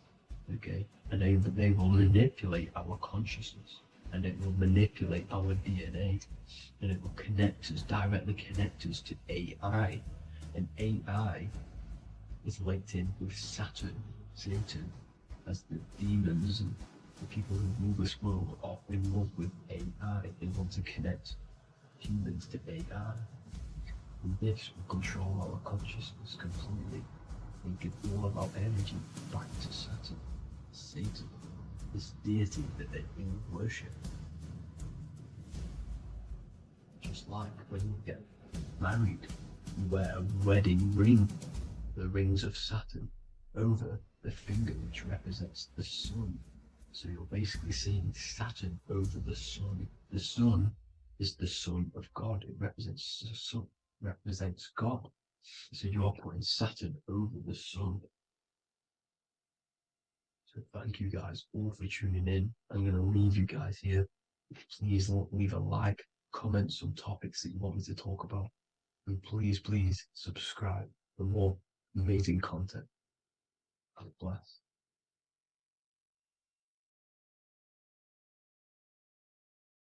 What if I told you the devil is closer than you think, and it's not actually a real person, force, or spiritual entity outside of you, but a being and an aspect of your own mind and psyche? In this video, you will learn exactly what the devil is and the true esoteric meaning of the devil. The first thing we need to understand is that the universe is a mental universe. Look around you. Every action, every building, everything you see around you was begun first as thought in the mind, then manifested. We use the mind to build and shape our reality. The universe, the world, only exists inside of our mind. Therefore, God and the devil exist inside of our own psyche. So first of all, the devil is not a literal being, but a symbol of the lower self. It represents the unmastered, ego-driven part of the human mind, a symbol of destructive thoughts, emotions, behaviors, lives in realms of chaos, fear, hatred, lust, and ignorance. This is why we see the devil as red, because red is the lowest vibrational color on the color spectrum. It also corresponds with the root chakra, which is also all to do with survival instincts. Red represents chaotic and intense emotions like hatred and anger. When we are angry, our face turns red. The devil represents our animalistic fundamental needs, our instinctual needs, our survival state of consciousness. We have a survival state of consciousness and a godly state of consciousness. Our godly state of consciousness is creating, not just experiencing in the animal state, but consciously creating reality.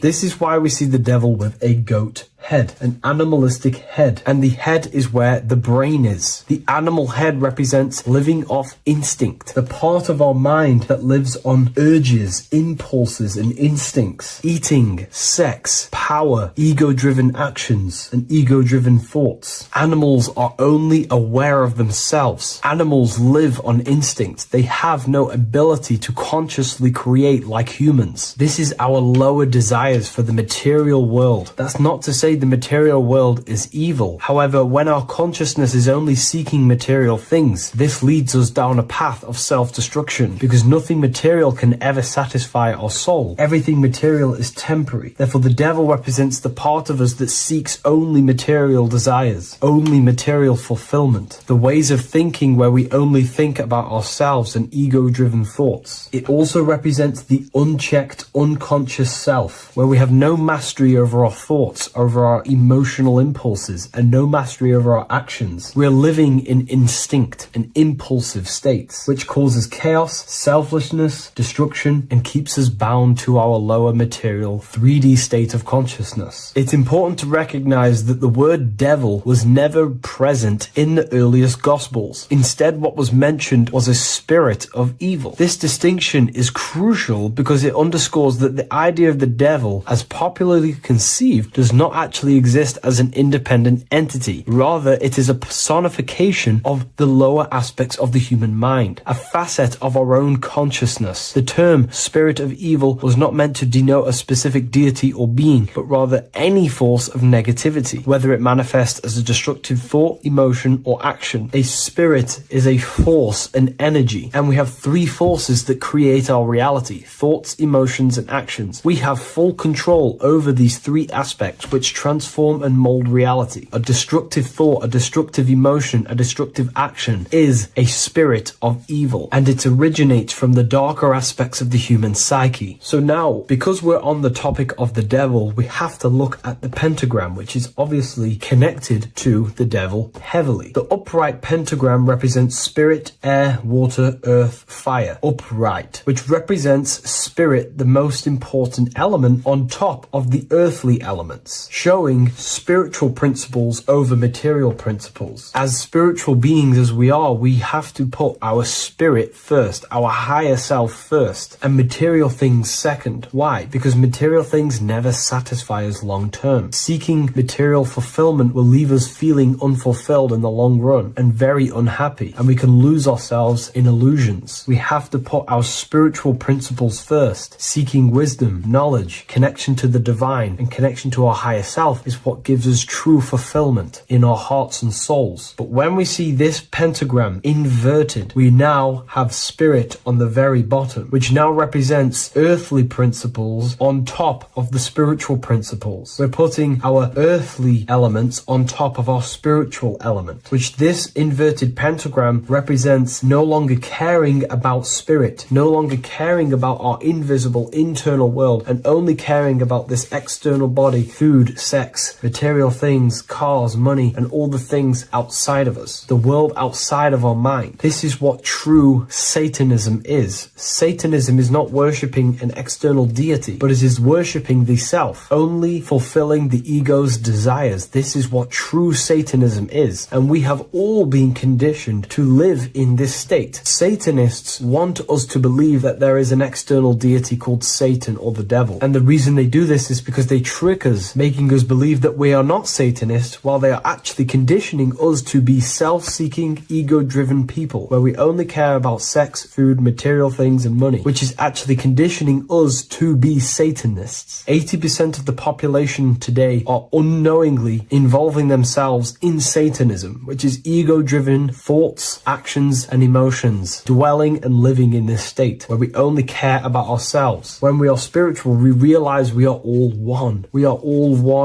consciousness family, and we need to do things that help and contribute towards our collective experience, helping others, instead of seeking to serve only the self. The angel is depicted with wings, which represents elevation, higher self. The devil is represented with an animal horns, which is on the ground. A goat is on the ground, which represents the lower self. This is the elevated mind and the lower material mind. Horus, the bird, higher self. Set, the ground animal, lower self. Jesus and Satan. These are two forces, two characters that exist within the human psyche, not real entities. They are forces of our minds, and there is a battle between our higher self and lower self all the time within our own minds. There's always a part of us that's telling to do one thing and another thing, to do something bad and to do something good. There is this battle inside of our own consciousness. Here we have the human spinal column. The human spinal column is showing you the higher and the lower self. The higher self represents the head. The head is where the mind is. This is the creative essence of the universe. This is where all material things begin as a thought in the mind. We create with the skull, with the brain. This is our higher self, the heavens, connected to the heavens, the sky. And the lower end of the spinal column is where our reproductive organs are, where our gut is. Our reproductive organs and our gut is all to do with survival. The lower end of the spinal column, lower instinctual 3D based consciousness. The lower end of the spinal column is where our lower self dwells. Eating, consumption, power, and sex, lust. These are all emotional forces and instinctual based organs that are not inherently evil, but when we dwell and live off this lower end of the spinal cord, it keeps us in low states of consciousness. Our goal to raise to our higher mind is to balance this, not to overeat, not to abuse power, not to abuse sex and lust, but to master these organs and gain the ability to say no to these organs so that we can raise to our creative side of consciousness. Instead of dwelling in our instinctual nature, we can turn to our creative nature and consciously become a builder and constructor of reality. This is the true way of raising consciousness. This is the stairway to heaven, out of the animal consciousness to the higher consciousness. To wrap all of this up, it's all about gaining control over our instinctual lower nature and allowing our spirit to rule over our body and not our body ruling over our spirit or mind. The moment you let a thought become instantly an action is the moment you are an impulsive person. We are all trained to be this way. It is okay if you are in this state. The moment you let a thought turn straight into an action without questioning, that is the mind controlling you and you not controlling the mind. We need to gain control over the mind, and we do this through many different ways, through meditations,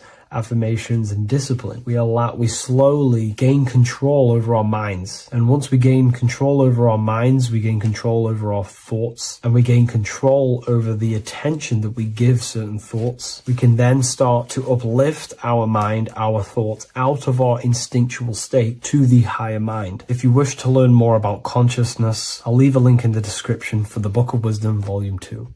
Welcome to Revival of Wisdom. This video is going to be about the flat earth and the breakdown of the whole cosmology. We're going to be digging very deep. I've got a lot of pictures and images to show you, and a lot of dots to connect. So let's start with the Freemasonry art. So this artwork we have here is the Freemasonic cosmology as they know and believe. So what is it symbolizing? We obviously have to start off with the 4 pillars representing the 4 corners of the earth. The 4 corners with duality. You see, there's everything on earth. There's good and evil. Good, evil, positive, negative. Good, bad. This is the checkered board. This is what it symbolizes. Okay. Obviously, we have the sun, the moon. The sun gives you energy. It's the anode. The moon is the cathode. It's the opposite. It takes your energy. So therefore you become sleepy when the moon comes out. You see, everything on Earth, everything in the universe is balanced. There's complete balance symbolized by duality. There's always two opposites. We have the all-seeing eye, and obviously 7 stars representing the 7 planets, but not planets as in we know planets. They're not physical spinning balls of gas. They are energies. They are lights emitting from the realm above this realm. They are lights through the firmament, through the electromagnetic field. So let's go through that again. The 4 corners, duality, positive and negative, cold, dry. Everyone on Earth has an opposite. Everyone, there's 2. Okay, and then we have the sun, the moon, the 7 planets with a 5-pointed star. What's the 5-pointed star? Of course, it's the 5 elements: spirit, water, earth, fire, and air.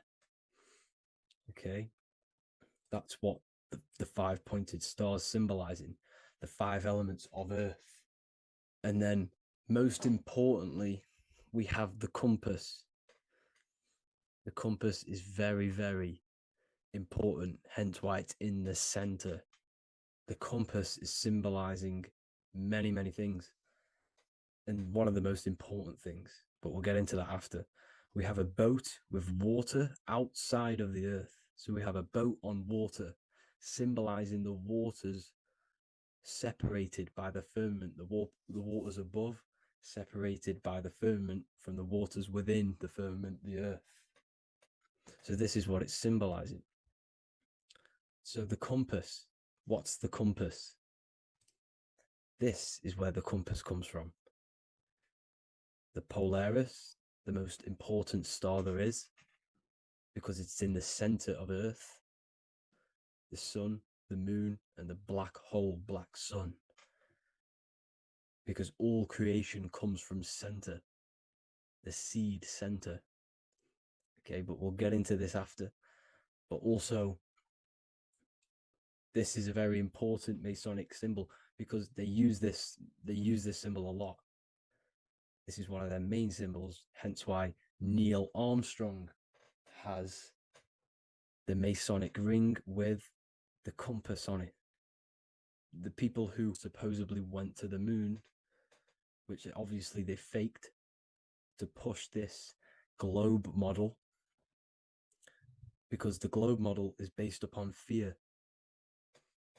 Because the globe model, if they can sell you the globe model, they can sell you anything then. You don't know where you actually are.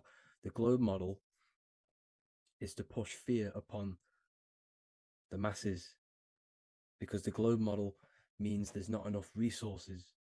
There's also risks of asteroids hitting the planet. There's also risks of space extraterrestrial invasions, global warming, asteroids. You see, this is all the fear that they can gain off selling you the globe model. Okay, because they don't want you to know that this is an intelligent design. And also, they're hiding God, the creator, the source. This is why they are satanic. They are opposites. They are lefty, Lucifer, right, righteous, godly. Hence why they do the symbolism on their eyes. 666. This is another famous, famous astrologer, astronaut. This is another famous astronaut doing 666, showing that he's in the alliance of the occult. But even look at their 10th anniversary stamps. They have a Masonic compass on there. Also, the order out of chaos. Order out of chaos, double-headed eagle. Okay, the order out of chaos ring, which they wear. So all of these astronauts are in the occult. They are lying to you. They are in with this order, this Masonic New World Order, whatever you want to call it. So let's break this compass down a lot more. Because as I showed you here, the center, okay, this is what the compass is symbolizing. Let's go into the North Pole map. This is from 1595. This is a rough estimate of where this map came from. It's from around the 1500s to the 1600s, maybe 1400s. There's not an actual set date on this map because obviously our history has been tampered with. Map and the symbolism that they use towards this map, because this map is the map of the North Pole. Okay, so in the center, we have the black rock symbolizing the tower, the pole, North Pole. And what's on top of the North Pole? Obviously, it's Polaris. North Pole and Polaris. Okay, with the 4 islands around the center. Okay, 4 islands around the center. And this is what blew my mind, right? They say that Santa sounds similar. And if you look at this pole that's pointing to the North Pole, you see this line here. So this is obviously from the 1600s. What color is Santa? He's red and white. Just like this map pointing to the center is red and white, and Santa comes from the North Pole. So it's not a coincidence that they use red and white. They're mocking this map because obviously they took over after the 1500s, 1600s. They took over around the 1800s. So they're mocking this map with Santa coming from the North Pole with this red and white line to the North Pole. Notice the 4 islands. Okay. Like windows, their symbol, they obviously in the occult, they're part of the New World Order, is symbolizing these 4 islands with the blue behind it for the water. Okay, so this is another occult logo that's symbolizing this center, because the center is so important. Okay, we'll get into that. Also, we have the Mayan cosmology. This is the Mayan cosmology. This is what they created. This is their artwork, with also 4 major lands around the center. You see this 4 with green in between them all. 4 major lands with the underworld. You see this underworld is also symbolized by the Masons with the coffin of the skull and bones, the deceased, the dead. Okay, so this is also mentioned in the book of Enoch. Okay, and it's called Sheol. Sheol, the underworld.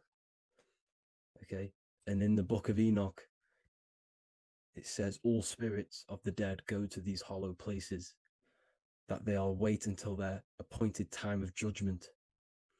And it also says in the book of Enoch, there are 4 hollow places underneath. 4 as above, so below, representing the 4 islands. As above, so below. That's where that could link in. Okay. The Book of Enoch is very important because it was found in a cave thousands of years ago, and has a lot of truths about this realm and about this world we live in. So let's go back to the Mayan cosmology. So the ancient cosmology, they all must have had some sort of communication. They must all be at peace with each other, because all of their cosmologies link together. See, the Greek, Babylonian, Indian, the Celtic. Okay, they're all linked in together. They all knew that they were in an enclosed system with an underworld and obviously a firmament. Okay, so this is what they all knew. They all must have had some sort of communication. They were a lot more advanced than us. They knew the center of the realm. Okay, and obviously the United Nations flag also symbolizes their center. You see how it has like a grid with a circle around the center. It's symbolizing that center of the realm, because that center of Earth is so important. The United Nations flag, all have it. See, some different ones all have that circle around the center. Because the center is the seed. All things come from a center.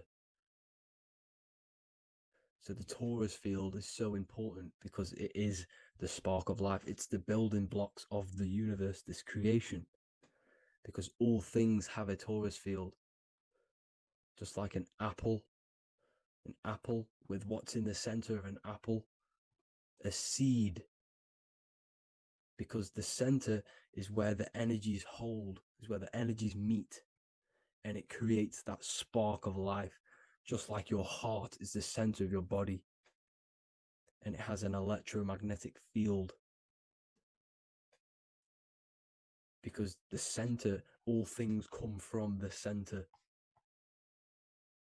So this is why the North Pole is so important, because this is why it's so important, because this is where the creation sparked from, the center. This is where the most electromagnetic energy is stored. So this is why the northern lights come from the center. It's electromagnetic energy. This is what the northern lights are. It's being emitted from this black hole in the center. Okay? And obviously, what else is on the center? Polaris. Polaris is the center star. Okay? So the center star is what sits on top of this North Pole, Polaris, because it's a pole of electromagnetic energy, symbolized as a black rock, a black hole, pole. You see, because all creation comes from void. Light is born from darkness. Without light, darkness can't be born from light. You see, but light can be born from darkness. This is why darkness is so important. And this is why there's a black hole in the center of our realm, like the black sun. The black sun, the Polaris star, the North Star. You see, so this is this North Pole, Polaris. This is what they're talking about. And this is why compasses are an 8-pointed star, because Polaris is symbolized as an 8-pointed star. This is where a compass will point you to. It will point you to that center. So notice how a compass has this black hole in the middle. You see? And it will point you to this meeting point, the north, because in the center is the center of the torus field of the earth. This is where the most electromagnetic energy is. You see, everything gets sucked into the black hole. Okay, this whole reality is being projected from that center point, just like your eyes suck in light. It's a black hole.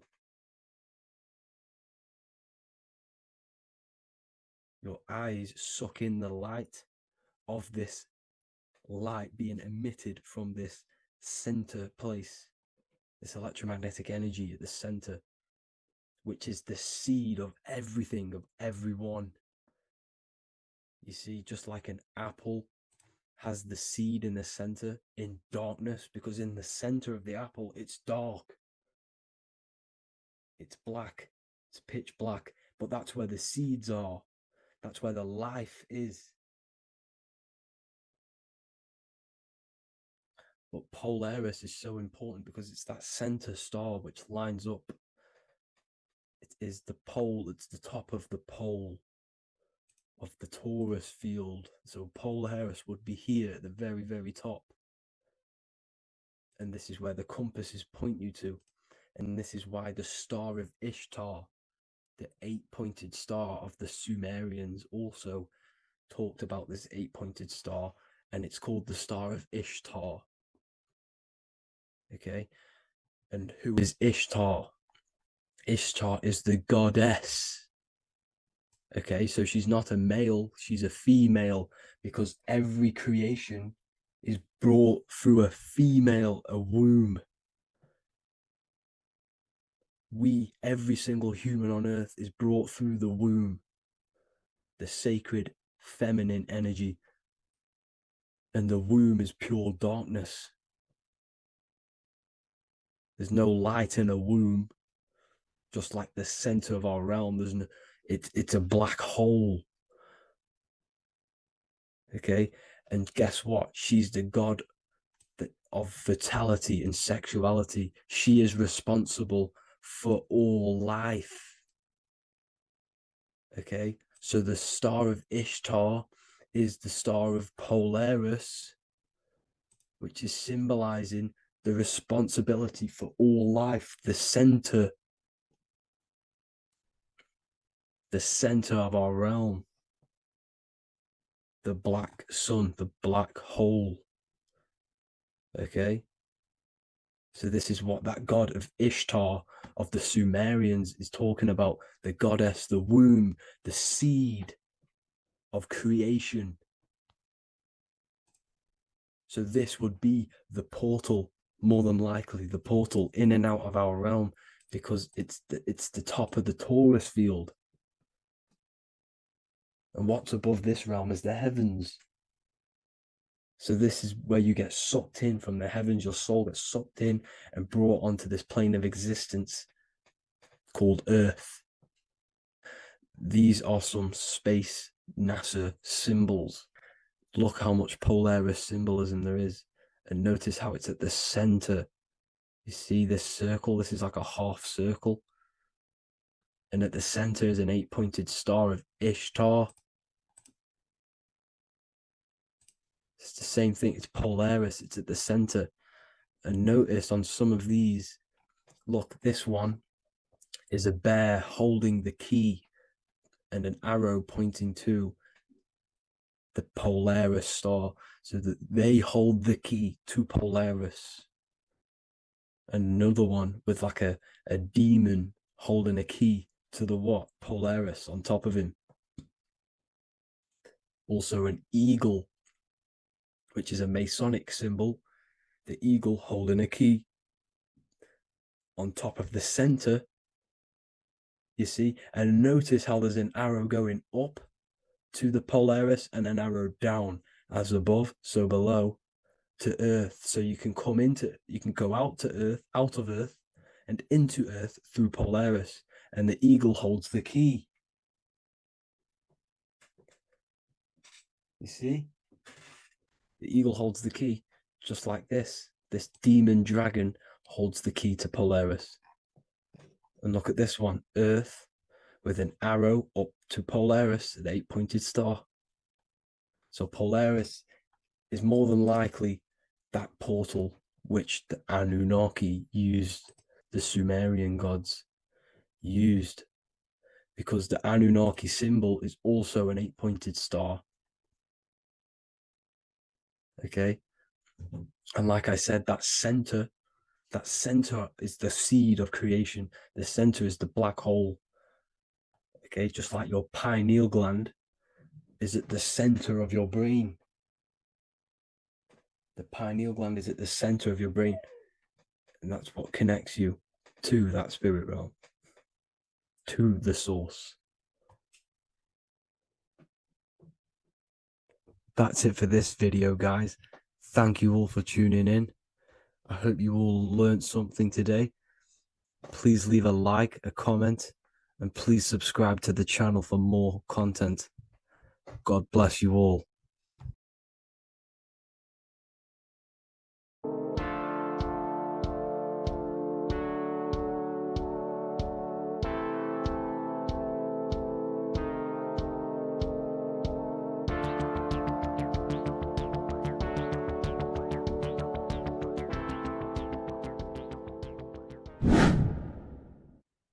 How are we all doing, people? It's Revival of Wisdom from the Wisdom Academy. Today, we're going to be breaking down God, consciousness, and the higher and the lower self, and how to overcome the lower self. Now, the first thing you need to understand is that you are the invisible intelligence within the brain, within the body. This invisible intelligence is known as the mind. But you are not the mind. You are the observer of the mind, which is the soul, the invisible entity. The mind is your intellect, your intelligence. Now, the mind is, it's hard to put this in words, but the mind is something that gives you the ability to explore the universe. And this inner self is the I am. It's the quiet, the inner self, the voice you see in you hear in your head. This is why within spells high twin, inside, internal. The I is also the number one, which is one line. Because the one and only, is the inner self, which is the I am. This is why you say, my name is Harry. You are not Harry, you are the I, the inner self, the intelligence. Okay, this is why Jesus in French is I am. You look with the two eyes and you see with the inner eye. I and I, the same thing. Okay, because the I inside is what gives you the perception of what you're looking at.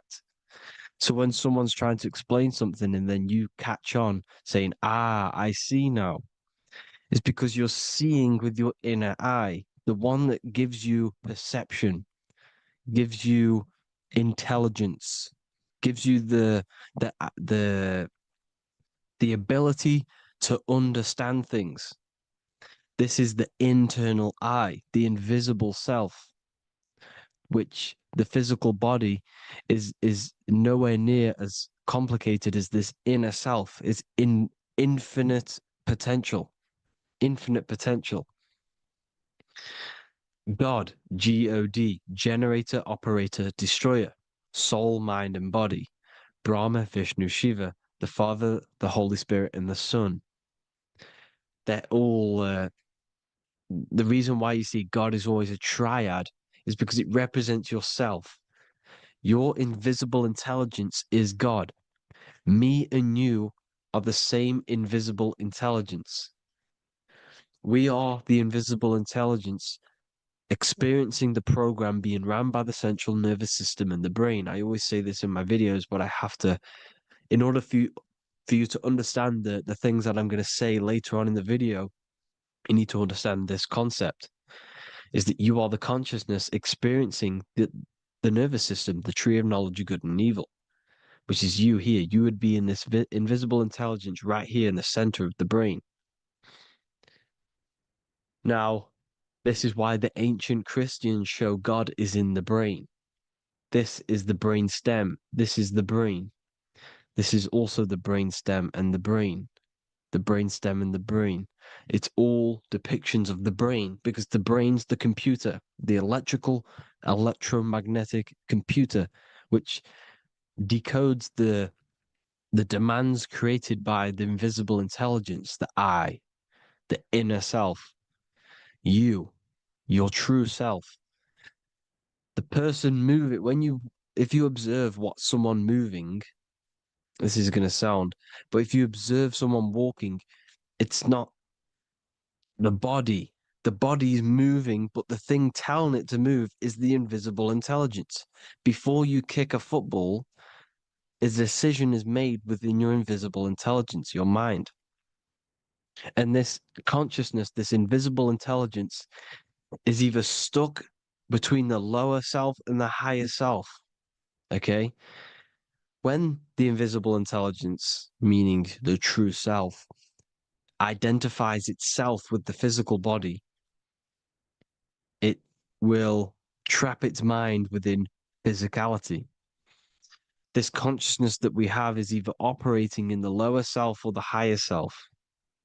It's either feeding the material body or it's feeding the spirit. Okay? But because we are physical and spiritual, we need to be even. We don't want to be meditating all day long because we do have a physical body as well whilst we are here. We are playing a game in physical matter. Okay? Now, the reason that you incarnated here is to learn a lesson because the mind can manifest anything it wants within the astral planes, within the world of imagination.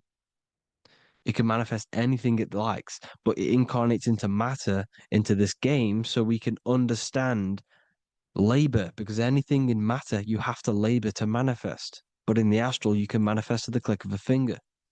You come here to learn the knowledge of good and evil. And your consciousness, I came out a bit off topic there, but your consciousness is experiencing the lower or higher self. The lower self is manifested in the lower parts of the body. Sex, food, and power, the lower three energy centers. These centers are like mini brains. You are literally thinking with these centers. And when your mind is stuck within these lower centers, you'll think, have you ever heard the term of thinking with your penis or thinking with your, you know what, as a man? Even females maybe, but mainly this is a boy saying, you're thinking with your penis. This is a truth, it's truth in plain sight. You think with these energy centers. When you're living off the lower three centers, all you care about is sex, food, and power. Eating, sleeping, and greed. Power's kind of like greed. Now, when we move up to the higher parts of the body, when we live our life within the higher parts of the body, this is considered heaven, love, expression, intuition, and wisdom. This is what we need to be aiming to do, moving out of the lower half of the body and living our life within the higher self, the higher parts of the body, thinking with the higher energy centers, thinking with love, expression, intuition, and wisdom, spreading love, expression, intuition, and wisdom to others. Heaven is even. This is why Jesus is pointing at the heart chakra, always pointing at the heart. Earth rearranged his heart because in earth you're manifested as a physical being. You're in the heart, good and bad. You need to be balanced between the good and bad. Because love can be a demon too. That's a whole nother video, but love can be a demon. Now, the seven chakras are known as the seven seals in the Bible. When the Lamb opened the seventh seal, there was silence in the heaven for about half an hour. This is a verse from the Bible. The Lamb is Aries, which is the higher brain, the cerebrum, the cerebram. Ram, Aries. Because when the Ram opens the seven seals, you enter the kingdom of heaven. Because these chakras seal your invisible intelligence. They seal your true self. You are behind these seven seals, your true invisible self, your true consciousness. Because behind these seven seals, you do not think about anything materialistic. Your intelligence is not material. It's not physical. It's not from the physical world. It does not desire the physical world. The body is the beast. The body's the animal, the lower self, which can corrupt our intelligence. It can corrupt the intelligence. Okay? Now, we need to balance these chakras so that we gain a deeper connection between this intelligence and the brain. Because when there's a strong connection between the brain and the intelligence, your body and the intelligence, you have a strong connection. Therefore, you can manifest what the intelligence is saying at all times. Meaning, when, for example, your higher self, this is intelligence, the higher intelligence is always speaking to you. It's always guiding you. It's always telling you the right thing to do. You can feel it when you're doing something wrong. You can feel that you're doing something wrong because this higher self, this intelligence knows what it needs to do here. And when there's no connection between the body and this our intelligence, our true self, when we strip away, when you close your eyes for long periods of time, you will figure out you are this invisible, infinite, creative being. There's no words that I can't describe what it is, but it's the voice inside of your head that you can feel when you close your eyes. You are this being inside of the heaven, because this is heaven, this intelligence. And when there's a strong connection between the body, you can manifest everything it's saying. When everything is balanced, when you're no longer thinking with the lower centers, when they're all balanced, you're not thinking in particular with every center, you balance them all, you can manifest everything it says. Your body will act out what the intelligence is always saying. This is God in the brain, the intelligence, trying to touch Adam, representing the lower self. This is why they're not touching. Notice how Adam is resting, but the intelligence is always reaching out, stretching, symbolizing metaphorically saying it's guiding.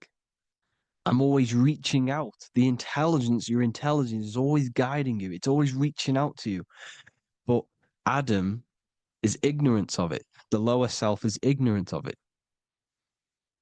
And that's why he's so relaxed and God is so stretching out.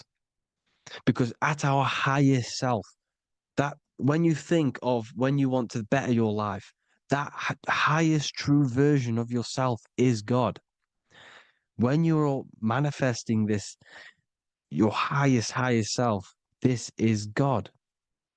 Your truest form, your most perfect form, that is God. Your highest version of yourself, that is God. Emotions are not what you've been taught. Emotions are not something that should be reactive, okay? You should not let the emotion be you, except that you should experience them instead of letting them become you. You need to understand there's a separation in our consciousness. You have the soul, which is the person who is observing your thoughts. When you think a thought, who's the one observing that thought? The soul, you, the I am, the I, the inner self, the one and only. And inside of every single body, inside of me, inside of you watching this video, there is this same intelligence that is inside of me, inside of you. And it's the exact same experiencing a different body. And this is what we mean by the universe is mental. We are all sharing the same ball of consciousness in a different body. The animals, the fish, the cells, all expressing this one consciousness. Me and you are the same. This is why the golden rule is treat others like others should be treated, because I am you and you are me in a different body. Now, going back, you need to identify that there's different levels of consciousness: soul, mind, emotion, and body. Okay? Your emotions are on a separate layer than the body, the mind, and the soul. So when you identify there's a difference between all of these, you do not let them become you. You do not let your mind rule you, because your mind can be corrupted. Your soul is the one that is pure good. pure love. But your mind can be corrupted. Okay? Your emotions can be corrupted. The body can be corrupted, but the soul can never be corrupted, only layered on top. You can only throw piles of programs within the subconscious, layering the soul down, but deep, deep down inside of it, every single one of you, there is a loving being. Because the love comes from the heart. Love is the universal emotion, expression. Now, your thoughts can become bondage, your emotions can become bondage. Now, what do I mean by bondage? By conquering the lower self, we need to conquer our own mind, because the mind is what's manifesting the lower self. When you're thinking with the lower half of the body, when you're becoming your emotions, you need to experience the emotion, not become the emotion. Do not let the emotion become you. Do not let your thoughts become you, because your thoughts are tools that you can manifest. Your thoughts are the idea. Your emotion is the energy that you can use to manifest that thought. Your emotion is energy in motion, emotion. You use emotion to manifest, to feel as if you already have the thought. Therefore, you become that vibration. Therefore, your emotions are actually a creational force that is given to you to manifest things, because you're a human, a manifester. You're here to manifest things. You're a creator. You are a god. Your inner self, your intelligence, your I am, the one and only inside of you, the inner self, the quiet one, the one that's deep, deep down, the invisible intelligence, is it's creating things all the time. All the time. Speak no evil, see no evil, hear no evil. This is the astronauts, they're Freemasons, but they understand this, because thinking, seeing, and hearing can corrupt your mind. And when you have a corrupted mind, you'll have a corrupted subconscious. The subconscious will manifest into the body, because 90% of your behavior comes from the subconscious mind. So you got to speak, see, and hear no evil. A sin, what is a sin? To overcome our lower self, to overcome our lower self, the 7 deadly sins are not something that goes against an external God. A sin is something that goes against your inner guide, your inner conscience, the inner self that's always speaking to you. It's always telling you the right thing to do. A sin is something that goes against this inner guide. And this is why you can feel something where you can feel you're doing something wrong, because the inner guide is speaking constantly. And when you commit these 7 deadly sins, which are 7 internal states which keep your invisible intelligence bound to your physical body. Because evil, right? Evil love bondage. This is why they stay in this realm and they control this realm, because they love the bondage of the body. They like matter. They want to stay in matter for eternal life. They don't want to ascend back into the heavenly realms where you do not have a physical body. You can explore the universe within the astral planes. They stay bounded to the body, bounded to the 3D construct of the physical world. They have greed, lust, envy, gluttony, wrath, sloth, pride. They want all of this. And if you want that, that's okay. But deep, deep down, you don't want that, because your soul is always telling you the right thing to do. Your soul knows what to do to get out of here. It needs to detach from the external world. Detach from all of these 7 internal states which bound you to your lower self, your lower centers. That's what a sin is. You have a left and right brain. The left brain is always analytic. The right brain is metaphorical. So the right brain is producing a holistic view of reality. Now, what do I mean? And not view, perception. When you see, because your eyes are parts of the brain, sorry, when you look at something and you look, that image is produced in the back of the brain in the visual cortex. And then the right brain produces a perception, a holistic, it breaks down what you're seeing into a holistic image, a holistic perception. So, for example, if you're in a woods, the right brain sees the whole woods as one big woods. The left brain is breaking that perception down into individual trees, branches, and leaves. So the left brain's to do with duality, the right brain's to do with wholeness, unified. The left brain's dualistic, analytic. This is necessary so that we can pick things up and manipulate them and break things down. We need the left brain, we need the right brain. I'm not saying any of them's bad, but the left brain, sinister in Latin, means left. Because when you're left brained, you see everything in dualistic. You see everything is dual, when everything's actually one.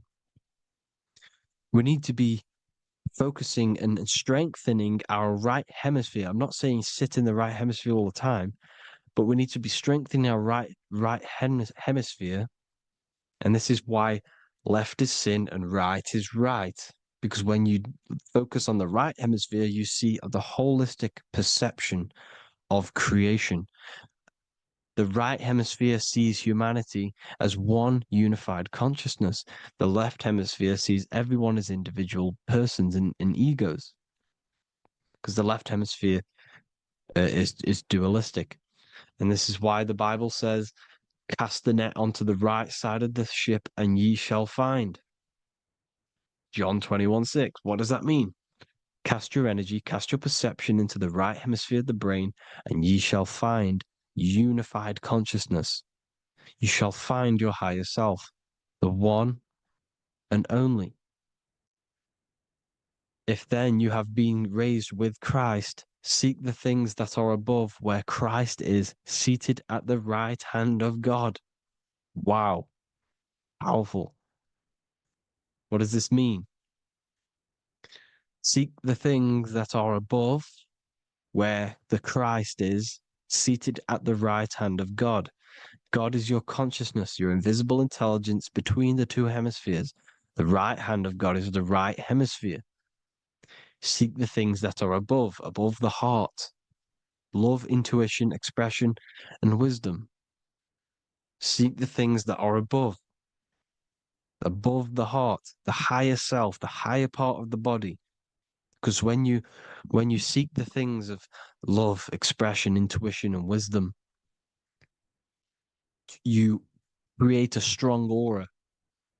You attract the same frequency. And this frequency is heaven, God.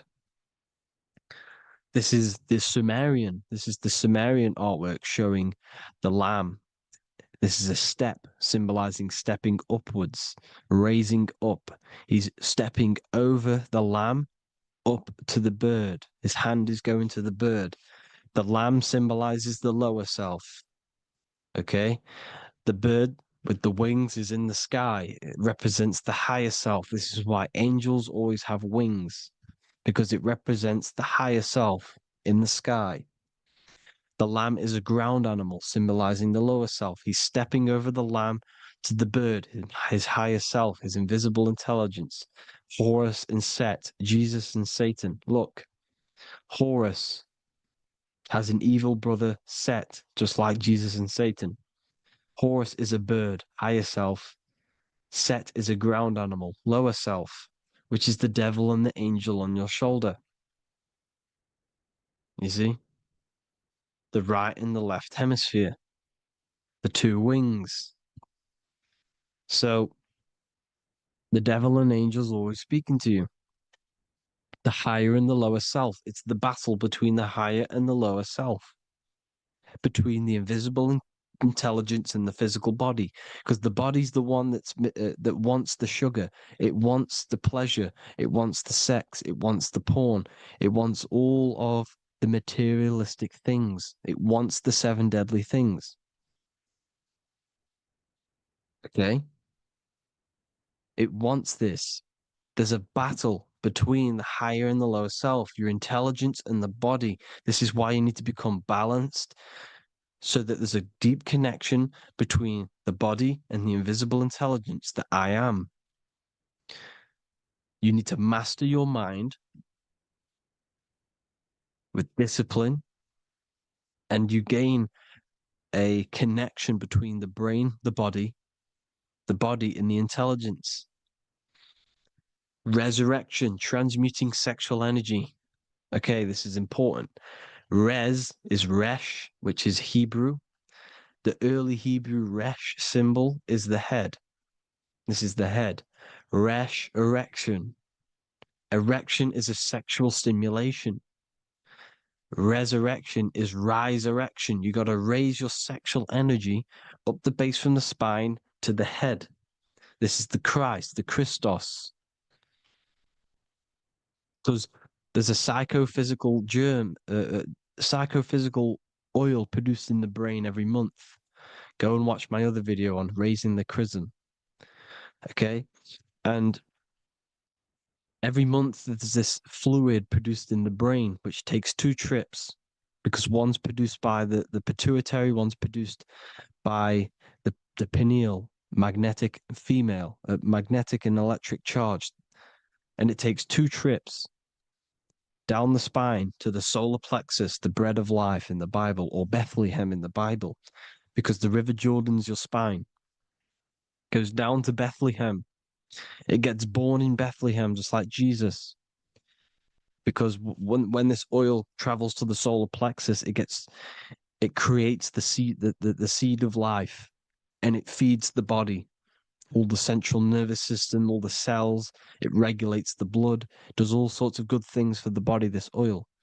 Now, when you save your sexual energy and you raise your resurrection, you awake the Christ, you raise it from the solar plexus or the sacrum bone up to the brain, you activate 100% of the brain, and this is the true resurrection of Christ. Instead of wasting the energy and giving away your sexual fluids, because behind the fluids is the energy. So when you release that fluid, the energy is out there. You've released the energy. Your sexual energy is the most potent emotional force a human could possibly feel. Same with any animal or anything. The sexual urge, the sexual emotion is the most powerful, potent emotion that you can feel. It takes over the whole body. When you feel sexually aroused, it takes over everything because it's so potent. And when you fight the serpent, when you fight the sexual energy, which is shown here in the Egyptians, the cat cutting off the head of the serpent, or Hercules fighting the serpent, or in the Greek mythology fighting the 7-headed dragon, the 7 chakras. The serpent is your sexual energy because it symbolizes your kundalini. When you fight it and you transmute this energy, instead of releasing it, instead of acting sexually on it, you can transmute the energy, transfer it from the solar plexus up to the brain. You can also do this with other tasks. Instead of releasing it, instead of raising it from the solar plexus to the brain, you can use it for other things. So, for example, you want to think critically. You can use it for critical thinking. You can use it for going to do exercise. You can transmute sexual energy into anything. But you can do this, you can raise the sexual energy, and you can use this energy to push the cerebrospinal fluid from the solar plexus up through the spine, up the 33 vertebrae to the brain, and it'll activate 100% of the brain. And this is the resurrection of Christ. Jesus was never dead. Jesus was never rose from the dead. It symbolizes the Christ, Jesus Christ, Christ is Christos, which means oil in Greek. The resurrection of the Christ, the Christos, the oil. And when it activates 100% of the brain when it's raised, and it can regulate all the systems, it can regulate all the blood, it can regenerate the body. And this is the true Antichrist. They don't want us doing this process. The Antichrist is not against Jesus, it's against the fluid in our body that makes us live hundreds and hundreds of years and makes us live as gods. This is the true resurrection. And when you fight the serpent, you fight your sexual urges, your sexual emotion, the most strong emotion that you could ever feel. You can do this process. And this is the true secret of transmuting sexual energy. Because when you transmute the sexual energy, you can become a god. And this is why Hercules is fighting the serpent. Notice how the serpent is low. He's reaching down to it. It represents the lower self. Because the lower self wants the lust. It desires sex. The body desires sex. There's a fight between the higher and the lower self. But when there's balance, there's even. Heaven is even. When there's evenness between these, this is the kingdom of heaven. This is when heaven is on earth. So at our highest levels of ourselves, the highest level of our intelligence, this is God. God is something that we manifest. We need to achieve Christ consciousness by battling the body. There is no battle outside of the physical body. It's an internal battle. Jesus and Satan have been externalized. Nothing exists outside of you, because I explained in the beginning how you are the consciousness experiencing the central nervous system. Therefore, there is nothing outside of you. It's all internal. Jesus and Satan have been externalized. Why? Because it's business. The church is a business. It's all a business.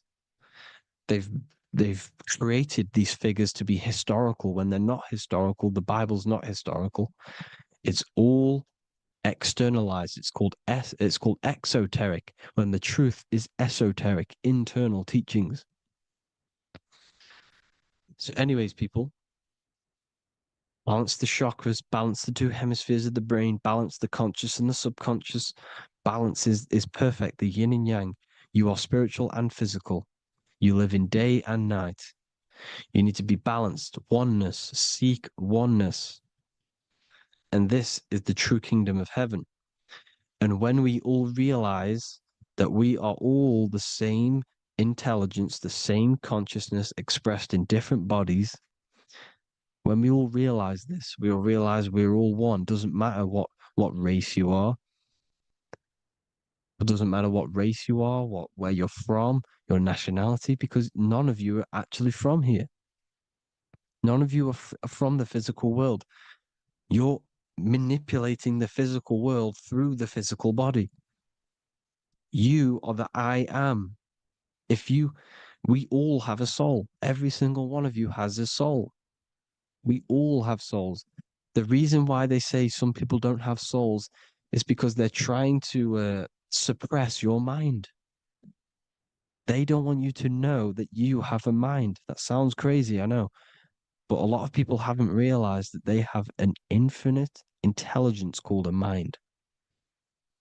And behind that mind, if you can observe your thoughts, the person who is observing the thoughts, you have a soul. Everyone has a soul.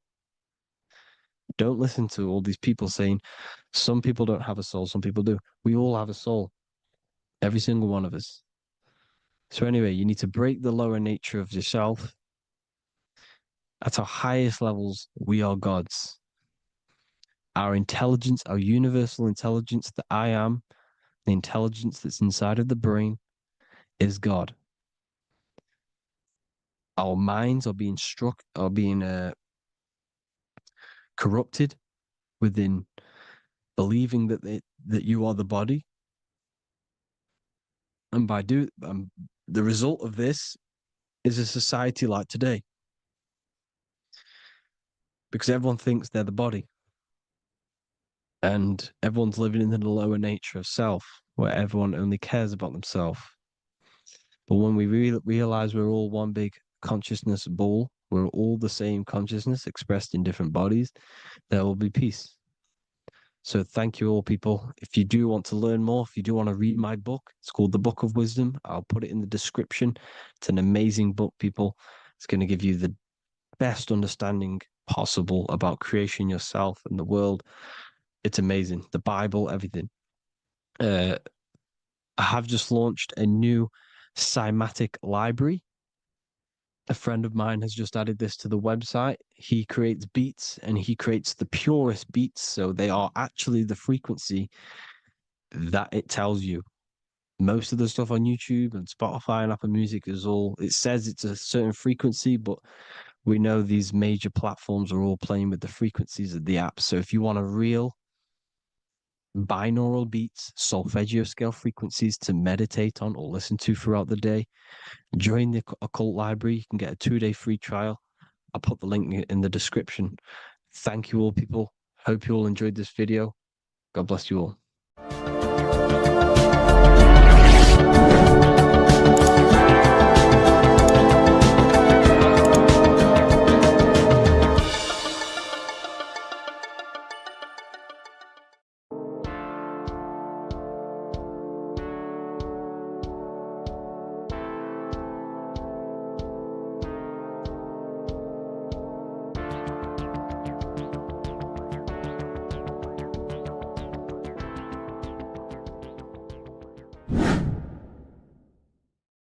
Hey people, how are you all doing? It's Revival of Wisdom, and today we're going to be talking about your birth certificates and how we are slaves to a system and how they have trapped us into this system. Okay, so the first thing you need to understand about this system is there are two types of laws. You have the law of water, which is admiralty law, and the law of the land. So the admiralty law is the law of water, and this is what money is. Money is water. This is why we say liquidity, currency, the current. A current is water, something moving through something. Cash flow. And this is why banks are called banks, because a river bank is on either side of the water and it directs the currency. You see? So money is water. And as you can see here, Ripple, the cryptocurrency, Ripple, water Ripple, and they're building a bridge over water, overseas, international banking with cryptocurrency. So money is water, and this has specific laws about water, but water is the same everywhere. You see, what the difference is with the law of the land is that you can have different laws in different lands. I can't do certain things in the UK that people can do in America, for example.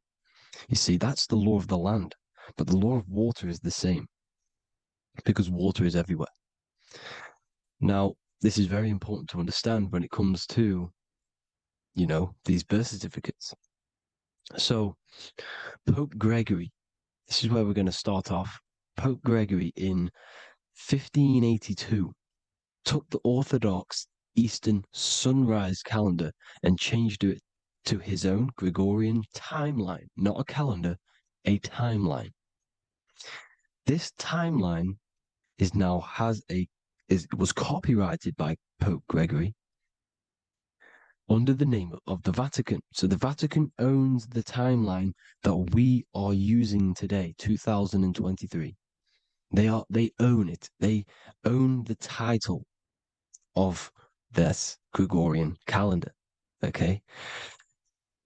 Therefore, anyone who is born under this copyrighted timeline, not calendar, they are subjected to Rome because Rome owns the timeline. They have a patent, a copyright for that timeline. What is on our birth certificates? That timeline. We are born underneath, we are subjected to the Vatican. This is why all birth certificates go to the Vatican. They own every single birth certificate. Okay? So when we use this timeline, we are subjecting ourselves to this timeline, okay? Which the Vatican has a claim over. This calendar or timeline is set to sunset, not the sunrise, which is associated with death, darkness, and the moon, lunatics. You see, so this is a sunset calendar timeline. Okay, this is now, they've changed a couple things, right? They say that the new year is January the 1st. Okay, when we know this is in winter. January is winter, which is associated with darkness, death, the death of nature. So this is a death cult, people. These people are evil. They're so evil. The Vatican. And this is why we use April Fool's Day, because April is in Aries, and Aries is always the start of the zodiac. This is why Aries rules the head region. 12 zodiacs, 12 systems of the body. Each zodiac is associated with each part of the body, and this is why Aries is the head, cerebrum.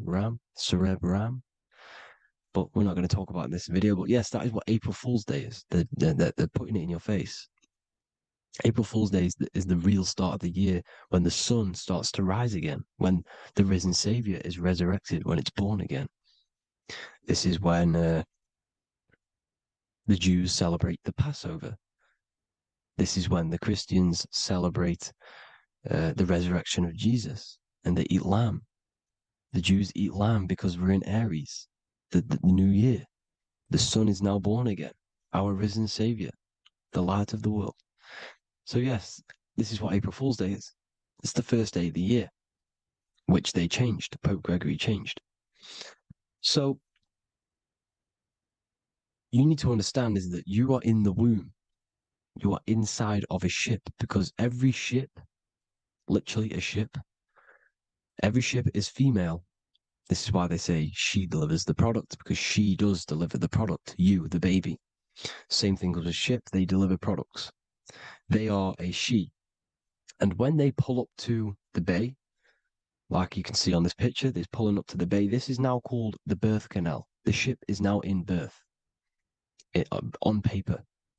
Okay, this is law.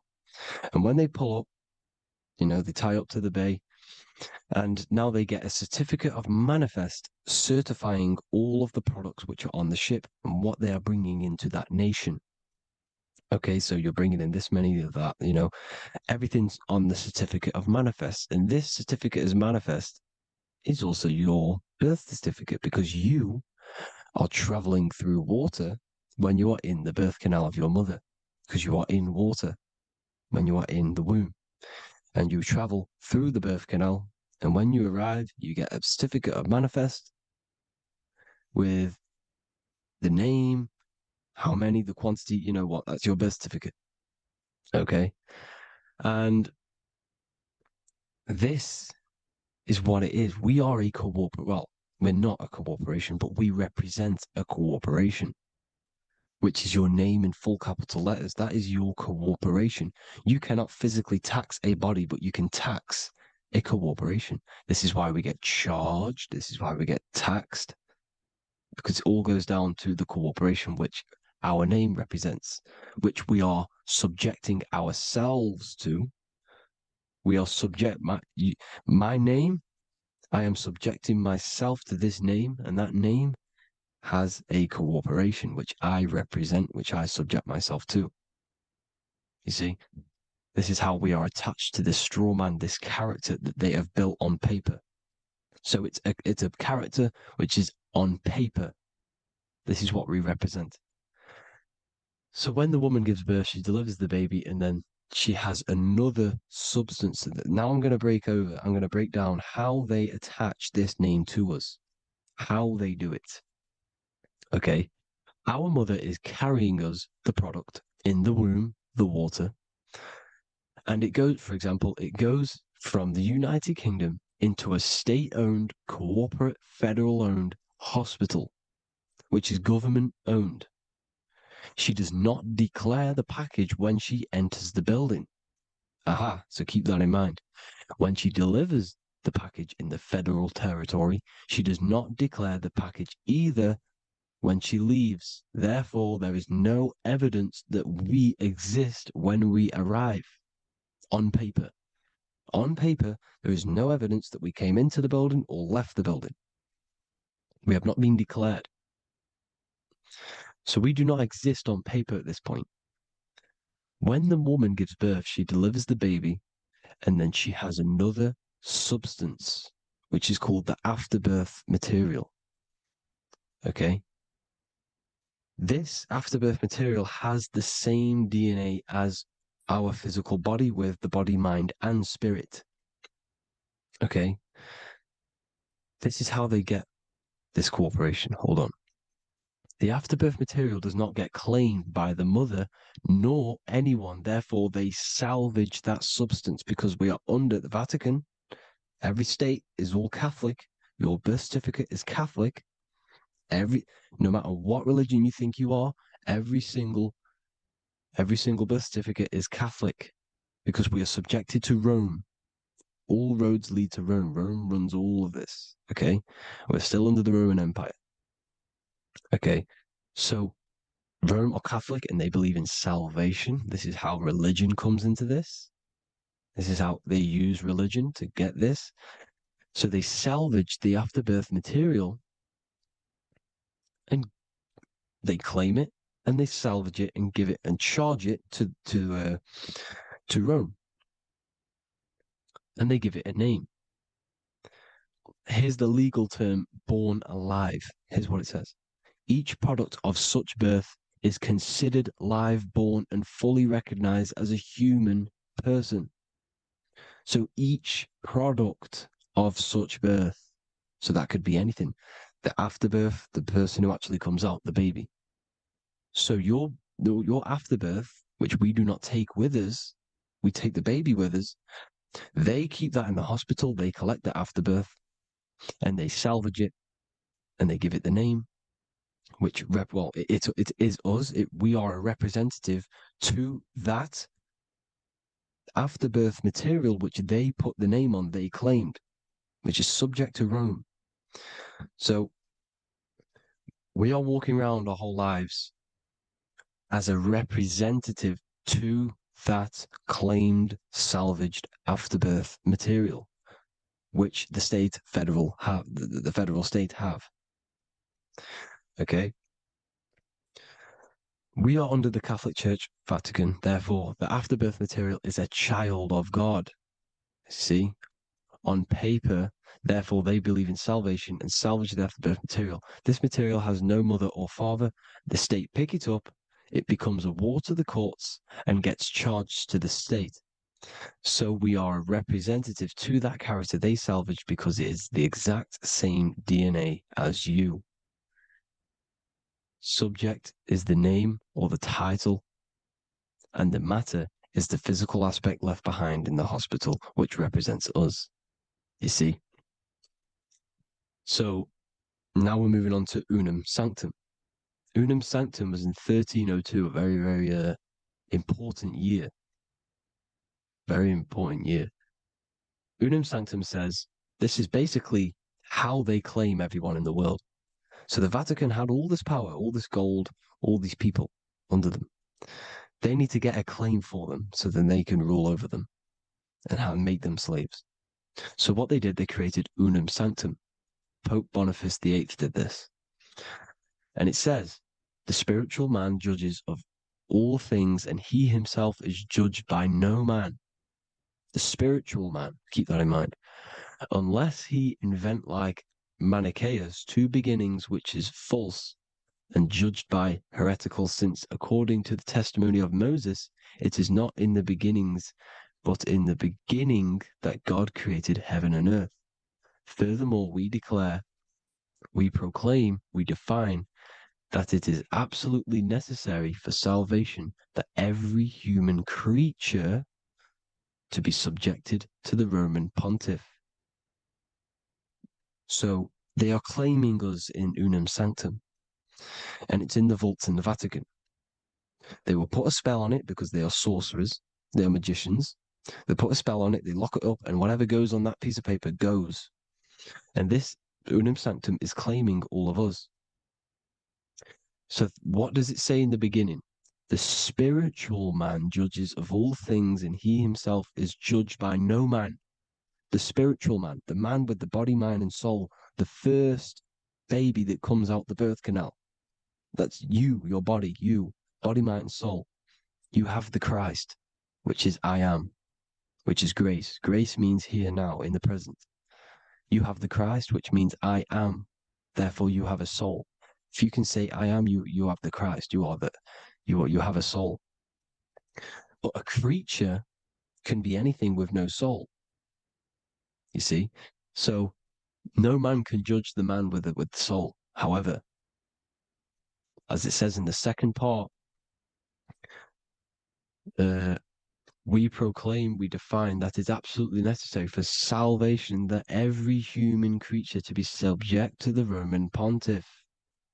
So they are subjecting the afterbirth, not the man with the body, mind, and soul, but the afterbirth to the Roman pontiff, to the Roman Catholic Church. We are the ones who are claiming to be the afterbirth material, which is our birth certificate, which is our representative. We represent that because it is our DNA. This is how we are stuck. We are stuck because we represent this DNA, which is on paper, recorded. You see? So we, being untaught, uneducated in these subjects, we are subjecting ourselves to this system, to this slavery, because we just want to live. We just want to live happily, just peaceful.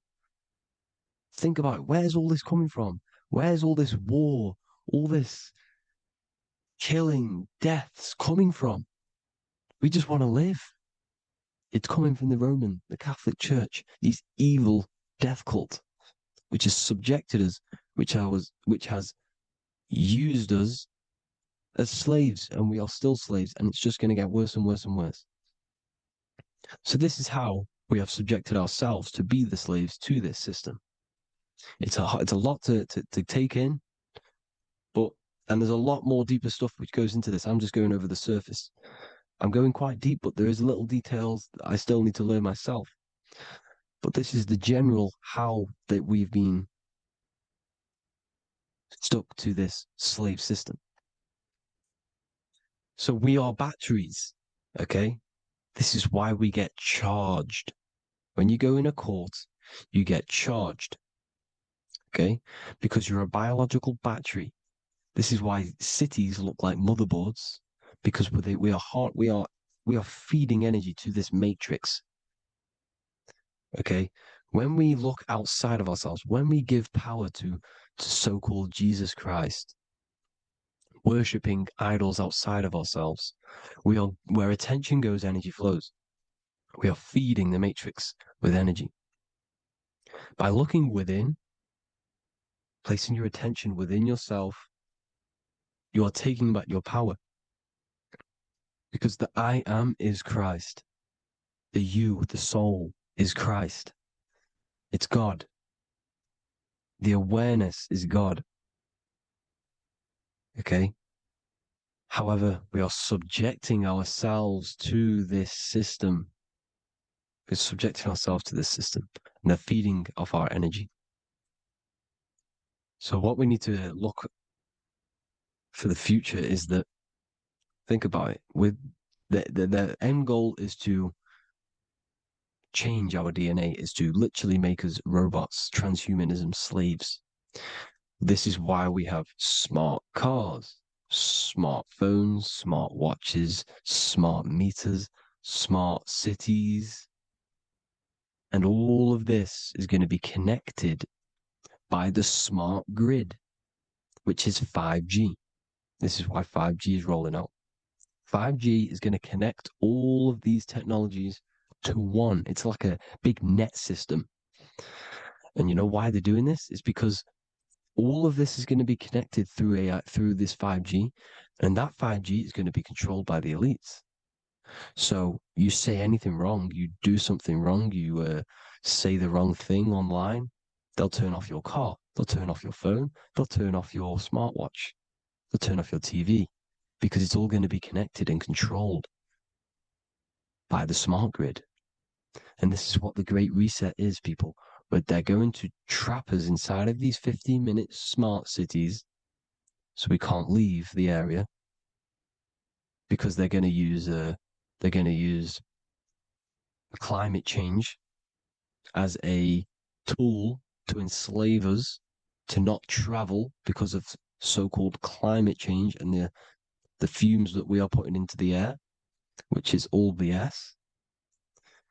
They're doing this to push these new cities, to push all of it. But listen, they're trying to get inside of your body.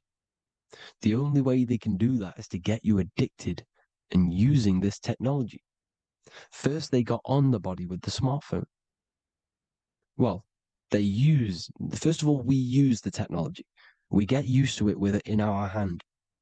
The next step for them was to get on the body, which is the Apple Watch, as you see down here. They have now successfully got onto the body. The next thing is to get inside of the body. This is the brain chip. You see how they've slowly lured their way in, slowly got you addicted to this technology, got you dependent on this technology. And what they're going to do is that they're going to mold society to be dependent on the brain chip. So in order, for example, if you want to go and pay for food, you're going to have to get a chip to pay for the food, because it's all going to be digital money. And that digital money will be connected to the chip, and you'll need the chip to pay for things. You see? So this is how they're slowly transhumanizing us. These phones, these apps, these things which are all we are all using was created by Freemasons. Mason means traveler, because they travel the depths of the mind. They understand human consciousness. They understand the brain. They understand the mind. By the deepest root cause, they understand it. This is what Masonry is. It's the occult. So these technologies is designed by these people. This is why they're so addictive, because they understand how it works. They understand how to get people addicted, because they understand human consciousness, the brain, the body, and the mind. So this is the advantage Freemasons have over us. And these secret societies, which have gone through the orders of Freemasonry and progressed onto these secret societies, which are the evil side, because I'm not saying Freemasonry is evil, okay? But the societies which they go beyond Freemasonry, because you can go beyond the 33rd degree into these secret societies, and they use this knowledge for the bad, to enslave people. And this is what's going to happen. Transhumanism. So I hope you all learned some insight for today. Please do a bit more research on, the birth certificate and stuff like that, the straw man. And have an amazing day, people. Please like, comment, and subscribe. Peace.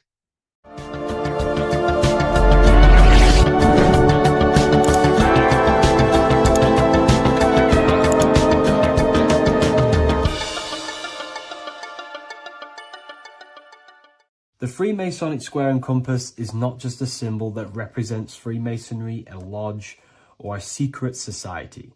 It is a symbol of gaining your own personal power. Now, in this video, I'm going to be breaking down this symbol in the most detail I can possibly go into. Most people live in a state of illusion. They live their life impulsively, acting based on their five senses, tasting. They want to feel a certain thing like an orgasm, or they're basically just slaves to external things and their five senses, which leads to a very dark path where you'll never actually become a conscious creator and you'll never actually be internally happy. The Freemasonic square and compass reveals some deep wisdom about this. Now let me break this down. If you want to gain your personal power, listen up. The Freemasonic square and compass is a compass which is used to create circles. Now, if you notice something about the circle, they have no beginning, no end. You can't tell where it begins and ends. It's eternal. which means this represents consciousness. Now, if you don't know what consciousness is, if you close your eyes, you have an internal world. You have thoughts, emotion, visualization. This is all consciousness, spiritual. Then we have the square. The square creates squares or lines, which represents matter. It has a beginning and an end. You can quite see where the beginning of the end is, right? So we can even link this to Leonardo da Vinci, the Vitruvian Man. We see the man in the square with the circle. The circle is the eternal consciousness, and the man is the square, limited to the physical world. But consciousness is not limited, that's why it's outside the square. This is eternal, the body is mortal. The body will die, consciousness will never die. If we look even closer at the symbol, we notice in this particular symbol, we have the compass overlapping the square. This is very, very symbolic. This represents spirit over matter, also known as mind over matter, consciousness over matter, the circle over the square. Like I mentioned earlier, most people are slaves to their senses. They go through their day and all they do is chase validation and feelings. They eat all day to feel good, which means they're a slave to their taste. They're slaves to their feeling. They masturbate, which means they're a slave to orgasms and external things. They're literally being governed by the external world controlling their internal world. They're literally living life on autopilot. And don't get me wrong, I was guilty of this too. We're all guilty of this when we join this world because we're not taught this sacred knowledge. Until you actually stop and recognize this, you'll be living life on autopilot, literally not even living. You'll be running off subconscious programs, seeking external validation and being ruled by these five senses. The square underneath the compass represents consciousness on top of matter, which means the internal world is controlling the external world. It is the mind controlling matter and not matter manipulating the mind. In the occult and esoteric world, it's very important that you are conscious of every action that you are taking in your day-to-day life. Never act subconsciously. Always be conscious. What are you thinking? What are you acting? What are you giving your attention? All of this is contributing towards creating because you are a creator. Consciousness is a creative force. You need to make sure that the compass is on top of the square, that your inner world is controlling the outer world and not the outer world controlling the inner. As I've mentioned in many videos before, the internal world of consciousness is what's producing the external world. Your life is just a result of every thought and emotion that you felt in the past. Everything you own, everything you possess, your friends are all reflections of your consciousness. They're all reflections of what you are thinking about. When you change your thinking, your external world starts to rearrange itself. On a basic level, this symbol represents the combination of spirit and matter. You are a spiritual being and a material being. You are heaven, the sky, and earth, the ground. You are heaven and earth, spirit and matter infused into one. You are a bridge between the divine and the earthly worlds. And you can bring down these higher realms of consciousness, thought, imagination, and emotions into a physical, tangible reality. To do this consciously, we need to make sure the external world is not manipulating the inner world. Because if your internal world is being controlled by external circumstances, for example, you have a circumstance happen in your reality, an emotion triggers inside of you, and that emotion is a command to create more of that. And the thoughts that you think are creating more of that negativity. So it's a constant cycle of negative manifestation if you let the external world control your internal world of consciousness. So we need to make sure the compass is on top of the square, that the internal world are commands and not reactions to create your external reality. And not only just to create, but to actually enjoy life. If we let the external world bother our internal world, this means that we have some sort of mental or emotional attachment to the external world. We need to detach from the external world. Why do I say that?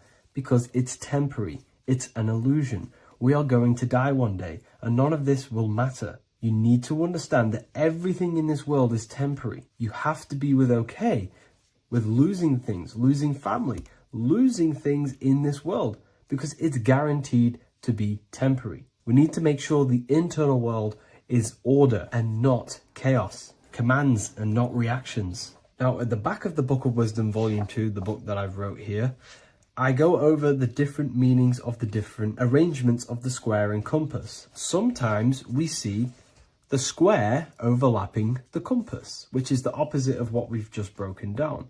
Or sometimes we see one leg of the compass on top of the square and one leg of the square on top of the compass. These are all highly symbolic. When we see the square overlapping the compass, this pretty much represents the beginning of the Freemasons' journey, when their internal world is being controlled by the external. They have a lot of spiritual growth and a lot of learning and inner work to do.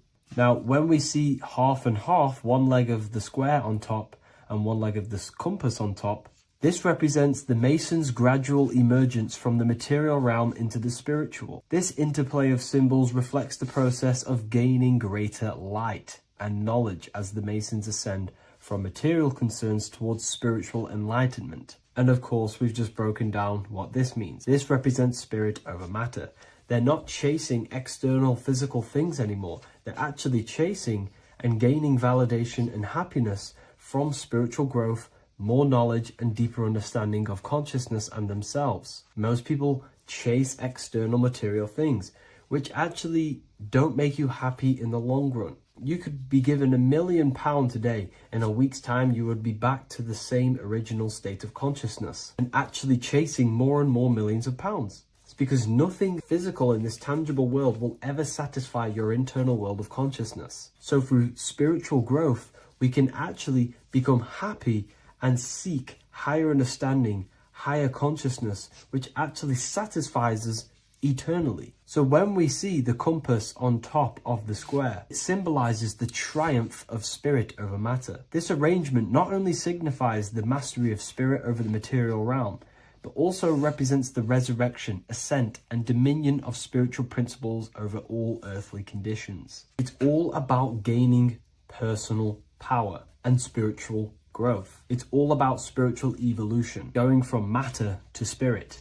The external world controlling the internal world, to the internal world ruling over the external world, where the mind becomes a powerful tool to actually create and command reality. The mind cannot create and command reality if it's being governed and tossed all over the place by external circumstances and thoughts. Here's a quick tip on how to know if your mind is controlling you. If your phone notification goes off and you're working on something, and you instantly go to reach and pick up the phone as soon as the notification goes off, that is an indication that your mind is controlling you and you are not controlling it. The mind is the direction of consciousness. The direction, it directs the flow of your attention, your energy, your consciousness. So to practice to gain mind over matter is simply just meditation, allowing the mind to sit still and focus on one thing for long periods of time. And over time, this will gain mastery over your attention and your mind. If you are on your spiritual path, this should be your goal. Your internal world becoming the master.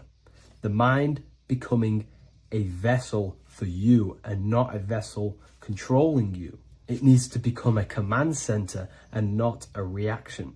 Please like, share this with a friend, and subscribe to the channel if you're new. Leave a link in the description for the Book of Wisdom Volume 2.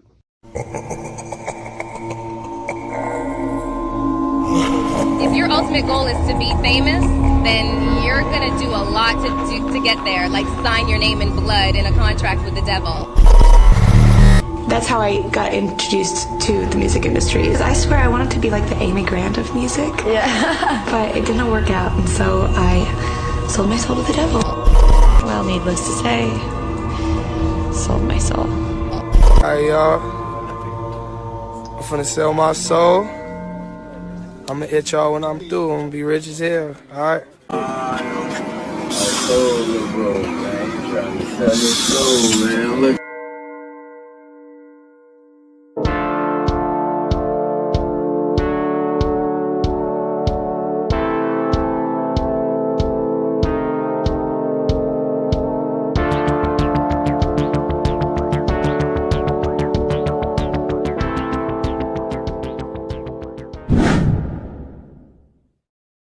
So what exactly is selling your soul?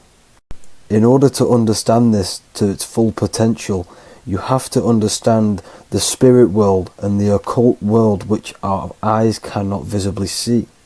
The physical world we see is nothing but an illusion and a product of the higher planes of existence.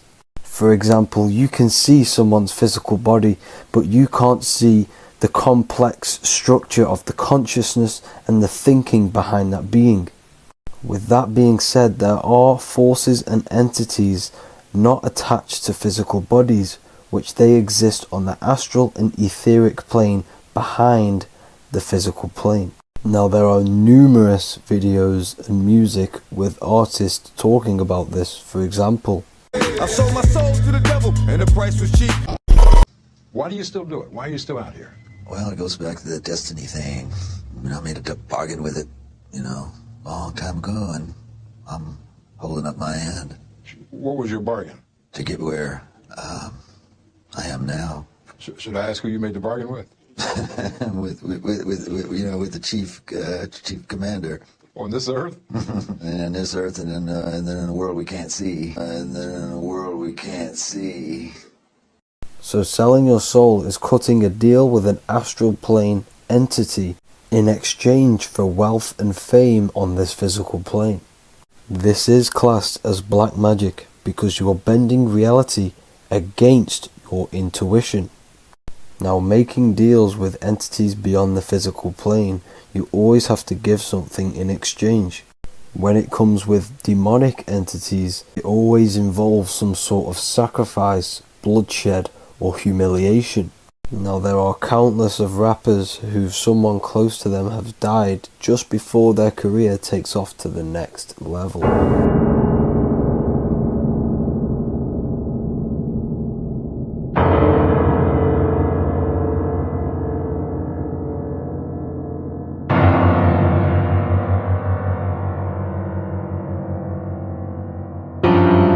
My mama was sacrificed. Me too. You understand? Yeah. I'm Christian. Michael Jordan, what about him? His daddy, right?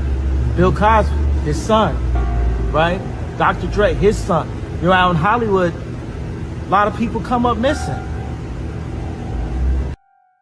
So these rappers and celebrities do have to do sacrifice rituals in order to take their career to the next level. Tough flight, I've been growing up, it's a ritual.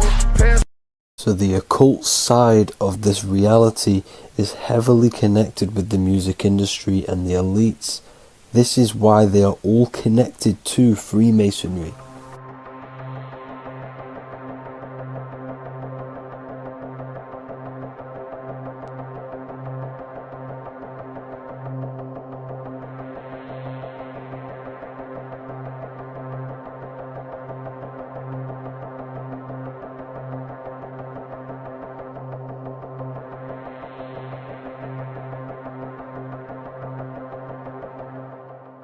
Now, this is why the music industry is one of the most important industries for the elites to stay in control and keeping the masses on low states of consciousness. Frequency is one of the most powerful things in reality because it's the only thing which can enter your soul and body without consent.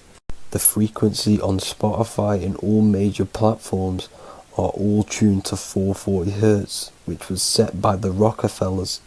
440 Hz turns off the whole right side of your brain, and the right side of your brain is to do with critical thinking, imagination, and your intuition. Music has the ability to influence your intent, your emotions, your thoughts, and your actions just by frequency itself. By controlling the music the celebrities put out and the things they talk about, they're actually molding society because of the celebrities' huge amount of influence over the younger generation and cultures within society. This is why the music industry is mainly talking about sex, guns, violence, and hating other people. These are all very low vibrational acts and things to do which destroys humanity and societies, keeping us all conquered and divided in order for them to stay in power. Music can actually reprogram your subconscious mind, and it is a form of MK Ultra, which is mind control. It's in my brain. Do you know that? It's living.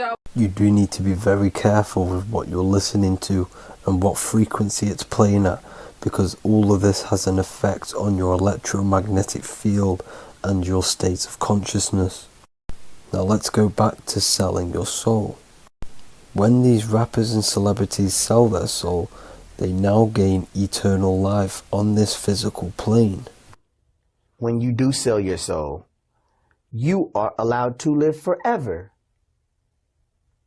And these people that are called youngins, rookies, new booties, like I was, had no idea that these people still live.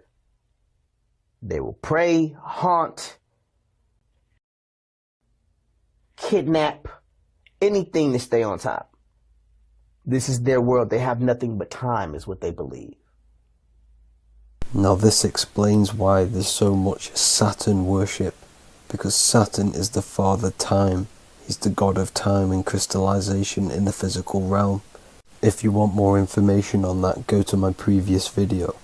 Now here is ASAP Rocky standing inside of a pentagram, but notice the way he's standing, it's an inverted pentagram. The pentagram is associated with magic, however, the upright pentagram is the 5 elements with spirit on the top. It's either called spirit or ether. It's at the top because it rules the other 4 elements, because it's the baseline of reality, which is spirit and matter. Spirit is behind the physical reality. However, when it comes to black magic, they invert the pentagram, so spirit is at the bottom because they worship the physical world. This is why the Baphomet is the inverted pentagram. These people are operating off their animal instincts. They do not want anything to do with spirit. These are antichrist. All of these celebrities know full well the effect that what they're doing on the rest of the world.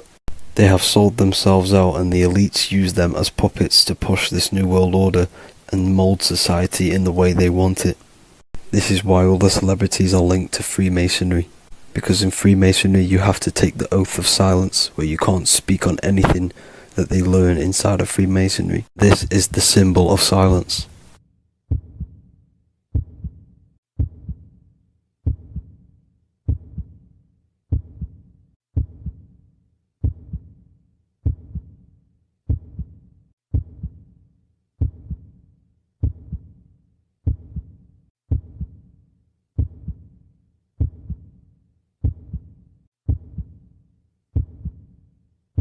The elites need them under this oath, so they do not talk about certain topics and certain things to the public because of the amount of influence they have on society. Now, even the name Hollywood is an occult term, because back in the ancient days when they used to create wands, they used to create them out of Hollywood, out of the holly tree, because each wood has certain attributes and virtues when it comes to magic. And the holly tree was known as the holy wood, and they used to create the wands out of it to cast spells. And Hollywood are still casting magic to this day through the films and through the music to the masses. That's it for this video, people. Hope you enjoyed. Please like and comment and subscribe. Peace and much love.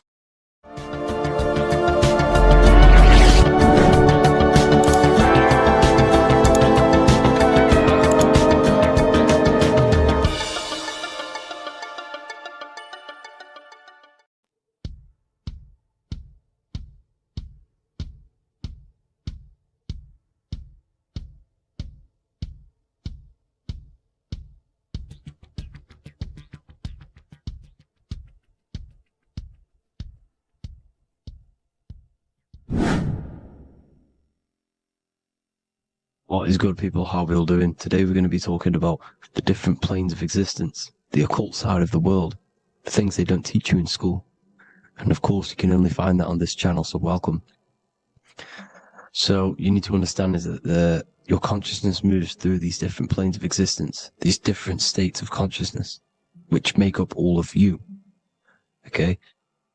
They are all interlocked planes. They are all interpenetrated into each other. They are all one. They melt into the plane above and below. You see, each plane is a product of each plane. As above, so below. Now, the higher you go, the more fluid, the more dreamy, the less dense it becomes. The lower you go, the more denser it becomes, the more solid it becomes.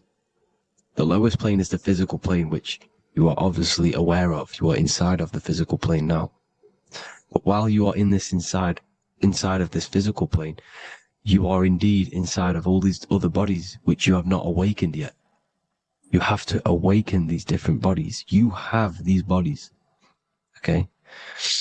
It's like a ripple effect. And the center is the most dense, the most solid. This is Earth, heart, the heart of the ripple. And the lower you, the further you go out from the center, the more dreamy, the less fluid, the more fluid, the more less dense it gets until you're one with the all. You see? And this is what it's like. This is what this system is. It's like a ripple effect. Now, let's jump straight into the planes. First, you have the physical plane, made out of 4 elements. 5 elements. The ether is the mother of the elements. It's the womb of the elements. It's the 5th element. And it gives birth to the 4 other elements. 4 is stability. Tables have 4 legs, and this is why the ether gives birth to 4, because it's the foundation of the physical world. Fire, earth, water, air. They are not pure.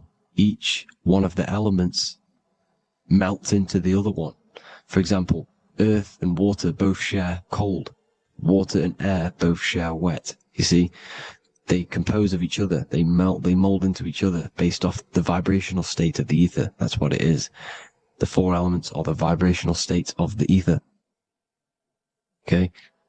So you have the 4 physical elements making this, physical world. It's the lowest world. It's the world of effect. This world, whatever you see, whatever you experience, it's the effect. You can't change anything by manipulating this world. You got to manipulate the higher worlds to affect this world, you see? As above, so below. This is the lowest plane. It has 3-dimensional. It's the 3rd dimension. Space, height, and thickness. That's all it is. Front, backwards, upwards. You see, it's 3-dimensional. We cannot perceive the hidden side, which is the interior of this existence. We cannot perceive the interior from our exterior view. We are looking into this world. Okay? This is the exterior view. We can't see what's inside of that. That's the 4th dimension, which is the next one. It's the most gross and dense plane. 4 states of matter, the most slowest vibrational molecules, exist in this plane. Above this plane, you have the ether. Okay? The word ether and either are the same thing, because either connects 2 scenarios in languages. I either support Manchester United or Liverpool. Either is connecting them 2 scenarios. The ether is doing the exact same, as you can see here on the planes of existence. It connects the astral world, which is very important, to the physical world. It's connecting these 2 worlds. So it's the ether. It's the ether.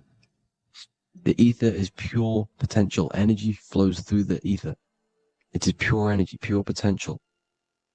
Okay? The physical body is an exact copy of the etheric counterpart body. So every physical object has an etheric energy double. It's like a blueprint of that object. Every single object has an energy double, and that's the etheric double. Okay? The etheric body determines the shape of our physical body through its lines of force. All through life, it rebuilds and restores the physical body. Physical problems show up first in the etheric body, because as above, so below. You manipulate the higher planes, it will manipulate this plane. And this is why sorcery works. Contact with astral plane entities. We'll get into that a bit later. So, the reason why we can't see this plane, this energy world, which is all around us, which we are inside of right now as we speak, is that the molecules that compose it are further apart than those of the physical plane, making it invisible to the 2 eyes. That we can't perceive it. Our eyes cannot physically suck in that sort of information, and our brain cannot decode it. This is why, they brainwash us with all these programs to keep us asleep, to keep these other bodies we have asleep, so we don't find out about these other bodies, and is to make you believe that everything's just a material. Only the material world exists. They don't want you to know is that everything that you see is a result of something you cannot see. As above, so below. There are realities within this reality. This is what I'm breaking down now, these different planes, on how this reality works. So your etheric double is your energy body. You can see here the physical, etheric, astral. Astral is your spirit. The ether is a part of the physical plane. It's like just above the physical plane, but it's still part. But then the astral plane is completely separate. It's another plane, but they're all interlocked. Don't think they're apart. They're all interlocked. They're all one. They all melt into each other. The chakras that we have are inside of our etheric body. They are our sense of organs which tune us to the fourth dimension. These 7 chakras connect us to the astral world, the fourth dimension. Okay? They are points for the flow of energy from the universe / 7 planets, because the 7 chakras are your 7 planets, and the 7 planets are connected to the astral world. They are feeding these 7 senses in our body. They connect us to the universe, to our etheric counterpart, and then to us, supplying the physical body. Because the energy comes from above. As above, so below. These 7 senses, these 7 etheric chakras, are being supplied with energy from the universe, the 7 planets, the solar system. Then it supplies the physical body. You see? So, the ether is very important. And this is, that the ancients understood the science of the ether, and they could, harness free electricity from it, because it's all around us. The ether is all around us. And this is what they were doing. They were harnessing free energy using the ether. The astral plane, the fourth dimension, very important plane. Very, very important. We've all been there. Every single one of you has been there. Okay? The fourth dimension is unseen of what we see. It's the interior of the exterior that we see. We see the third dimension, but we cannot see beyond what's making this third dimension. This is the fourth dimension. Okay? It's the dream world. This is where you go when you dream. Okay? This is where you go when you dream. It's the place of disembodied spirits or ghosts, entities, whatever you want to call them. When you hear ringing in your ears, that is not tinnitus. That is an entity around you. Okay? That is an entity around you. The fourth dimension is where thought forms exist. Mental images. Thought forms as in what you see in your mind when you think of an image, because the mind is the highest plane of existence. Mind is the highest plane of existence. And it manipulates all of the planes below. So it goes the mental plane, then the astral plane. So the thought is in the mind, the mental plane. That just the thought alone, no image, but then the form depiction, the thought form exists. It manifests in the astral plane as a sort of image, an entity, a living conscious being. So this is why thoughts are things. You see, thought forms exist within the fourth dimension. So when you imagine something, when you are, for example, right now, look into your hand and imagine there's an apple in your hand. If you can see that, you are seeing into this fourth dimension. You can only see into this fourth dimension using the mind's eye, not the 2 eyes, the mind's eye. When you shut off the 2 eyes into darkness, the third eye opens. The mind's eye is open. And you can see, this is astral travel. You got to work on astral travel. And you will see this astral plane, this fourth dimension. And there are 3 different sections to this astral plane. Higher, middle, or lower. So yes, there is a kind of a heaven and hell. And a middle, Midgard. Heaven being the higher vibrational entities manifesting higher vibrational thought forms existing there. The lower vibrational thought forms existing in the astral plane. But these thought forms are beings. You can create these beings. They're called elementals. Okay? If you entertain specific thoughts for long enough, this will plant a seed and it will grow. If you keep, so for example, you have a bad feeling or whatever, what's a good example? Unforgiving someone, you keep that energy inside of you for long enough, it will manifest in the fourth dimension. You entertain that thought long enough, it will manifest. And it will create an etheric body, and it will be an entity which will harm you, that will feed off you, this low vibrational energy.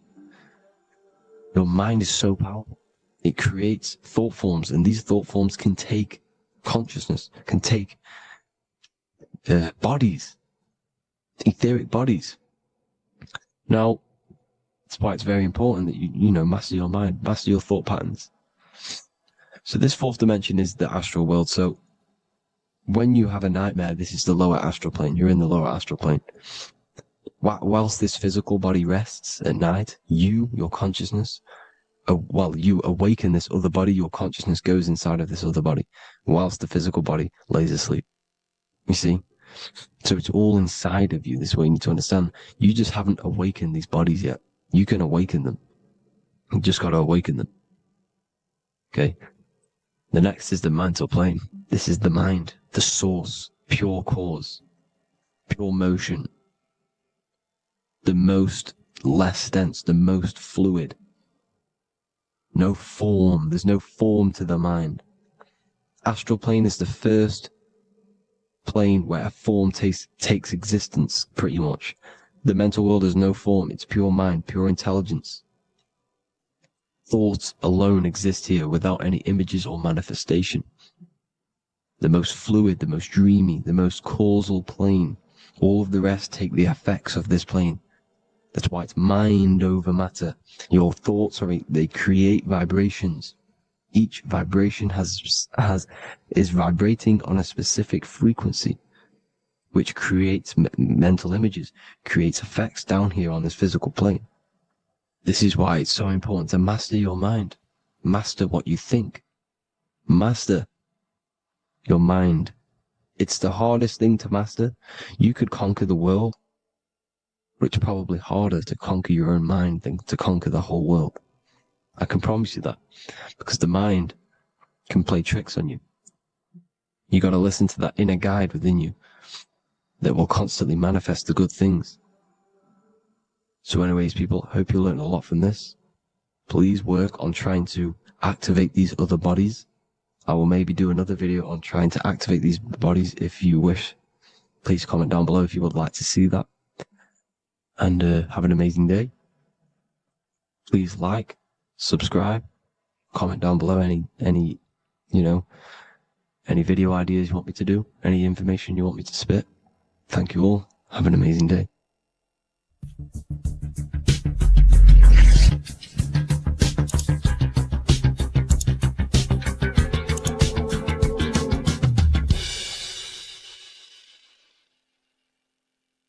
Welcome to Revival of Wisdom. Welcome people, we're back with another video, and this video is about Freemasonry and their connection to the Illuminati. Please, as always, to make sure to hit that like and the subscribe button and turn on the notifications to never miss a video. On May the 1st, 1776, the founder of the Illuminati, Adam Weishaupt, founded this secret organization, and this date can be found in Roman numerals underneath the all-seeing eye pyramid on the $1 bill. This $1 bill also says Anu Coptus Novus Ordo Secularum. This is Latin for announcing the birth of the New World Order. This New World Order will be headed by Lucifer, the all-seeing eye, and followed by the 13 layers of bricks for the 13 elite bloodlines. So your Orsini's, Rockefellers, Rothschilds, Soroses, and the other 9 elite families. So when Adam Weishaupt created the Illuminati, he made it consisting of high-level degree Masons, French and Latin philosophers, and many more powerful people to all become one society. So this is why you see Masons using this same symbol of the all-seeing eye inside the pyramid. But not all Freemasons are part of this Illuminati secret society. As the 33rd degree Freemason Manly P. Hall said in his book The Secret Teachings of All Ages, Freemasonry is a fraternity within a fraternity, an outer organization concealing an inner brotherhood of the elect. So what he's saying here is that Freemasons have to go up the degrees of Freemasonry, and once they hit the top, they either get elected or not into these secret societies like the Illuminati, Skull and Bones, and Knights Templar. So when you see celebrities doing this one-eye symbolism, either covering one eye, doing the triangle, or doing 666 over one eye, this is showing and reflecting the symbolism of Freemasonry. They have taken the oath to never speak on anything they learn about Freemasonry. Duncan's Ritual of Freemasonry book states the oath they have to take. Quote, I ... of my own free will and accord, that I will hail, ever conceal, and never reveal any of the secrets, arts, points of Master Mason's degree to any person whomsoever. All this most solemnly, sincerely promise and swear. Now, this is what happens when they break the oath, stated in this book, quote, myself severed in two, my bowels taken from thence, and burnt to ashes. So this states that Freemasonry comes first, before any law of the land. It has the right to kill you if you break your oath. This is the hand gesture they have to do every time they enter the ritual room inside the Masonic lodge. This is the cutthroat symbol, showing you and reminding you of the oath and what will happen if you break it. Now in this book, Richardson's Monitor of Freemasonry, it states, if you break your oath, binding myself under no less penalty than to have my throat cut across, my tongue torn out by the roots, and my body buried in the rough sands of the sea. If they do not decide to kill you, this book states this by pointing him out to the world as an unworthy vagabond, by opposing his interest, by dearranging his business. In other words, they have the power to frame you and destroy your reputation to the world and destroy your business if you break this oath. So yes, they do kill to keep this truth hidden, because this truth of this reality is what keeps them in power. They have the ability to manipulate people because people do not know what manipulates them. This is why they call themselves the government. They govern the ment, which is the mentality, because the mind is the root cause of reality. They control what you perceive to control what you manifest. By knowing the truth, you are set free, and you no longer need no controller above you. So this is why they are willing to kill and do whatever it takes to keep the truth concealed within these high-level degrees of masonry and these secret societies. However, going back to Manly P. Hall's book, it states, part of the symbols are displayed here to the initiate, but he is intentionally misled by false interpretations. So this is saying even Freemasons are intentionally misled and told lies to conceal the truth, to make sure the truth is hidden in the high degrees of Masonry. So that's it for this video, guys. Thank you all for tapping in. Please leave a like and a subscribe. God bless.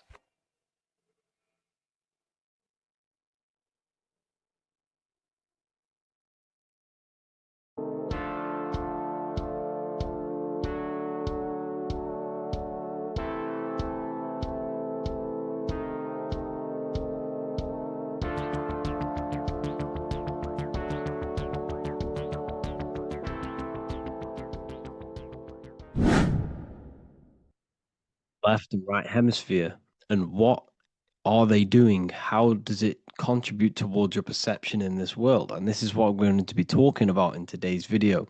We're going to be breaking down the two hemispheres of the brain and how they function in your life. So first, we have the left hemisphere. This is the logical hemisphere. This is the analytical, divided, scientific, or verbal hemisphere. The right hemisphere is creative, wholeness, artistic, symbolic, and metaphorical. The right hemisphere does with non-verbal things. It produces a holistic perception. It is more to do with creativity. Because what you must understand is that we are not in the external world. The world is produced by our brain. We see with our brain. Our eyes are a part of the brain. What we touch is the brain's interpretation of electrical signals on the nervous system. What we smell is the brain's interpretation of smell through the nose. What you taste is your brain's interpretation of chemical reactions on your taste buds. So what you are experiencing is the brain. The brain is a computer creating a simulation. And you have two hemispheres which breaks down this reality.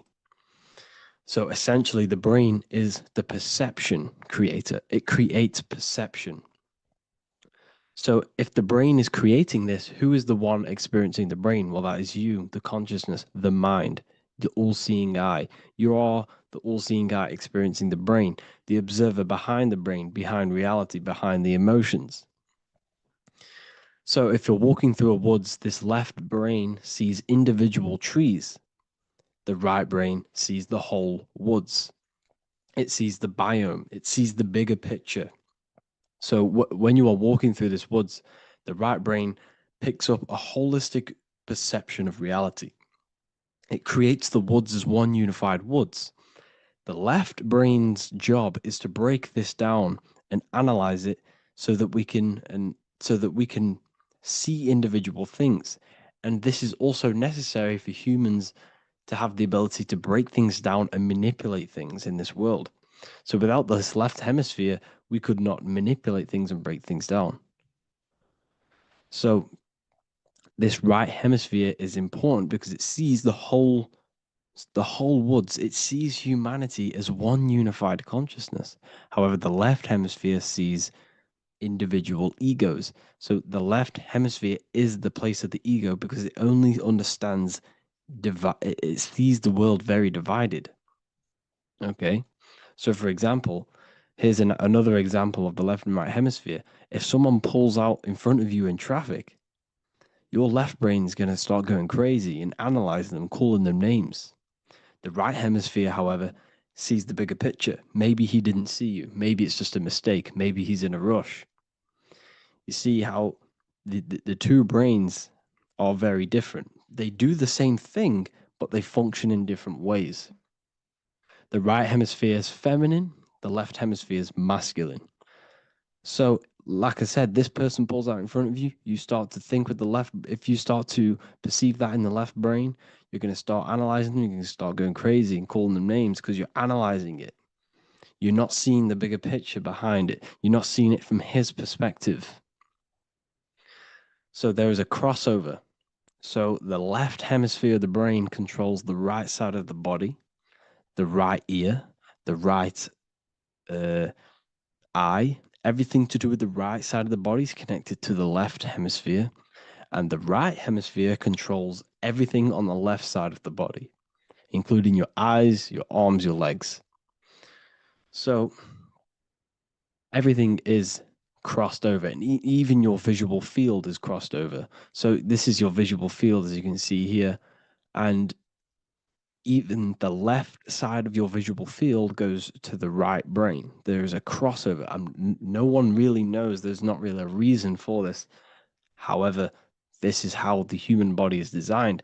As we all know, the human body is the most advanced piece of technology on the face of the earth. They cannot replicate the human body. And they tell you it has no creator. This is crazy. People are that brainwashed, they can't even understand that their body is the most advanced piece of technology. Your body is so advanced the computers that you use are mimicked of the body. Everything they create is mimicking nature, but they don't show you how intelligent nature is because they don't want you to understand you're in an intelligent design. So, anyways, let's get back on track. There is a crossover in the brain, and this is why they teach you to write with your right hand. And I was speaking to someone who's in a nunnery, or whatever you want to call it. They were a nun, or they knew someone who was who was a nun, and they forced these people, these nuns, to write with their right hand. You had to write with your right hand.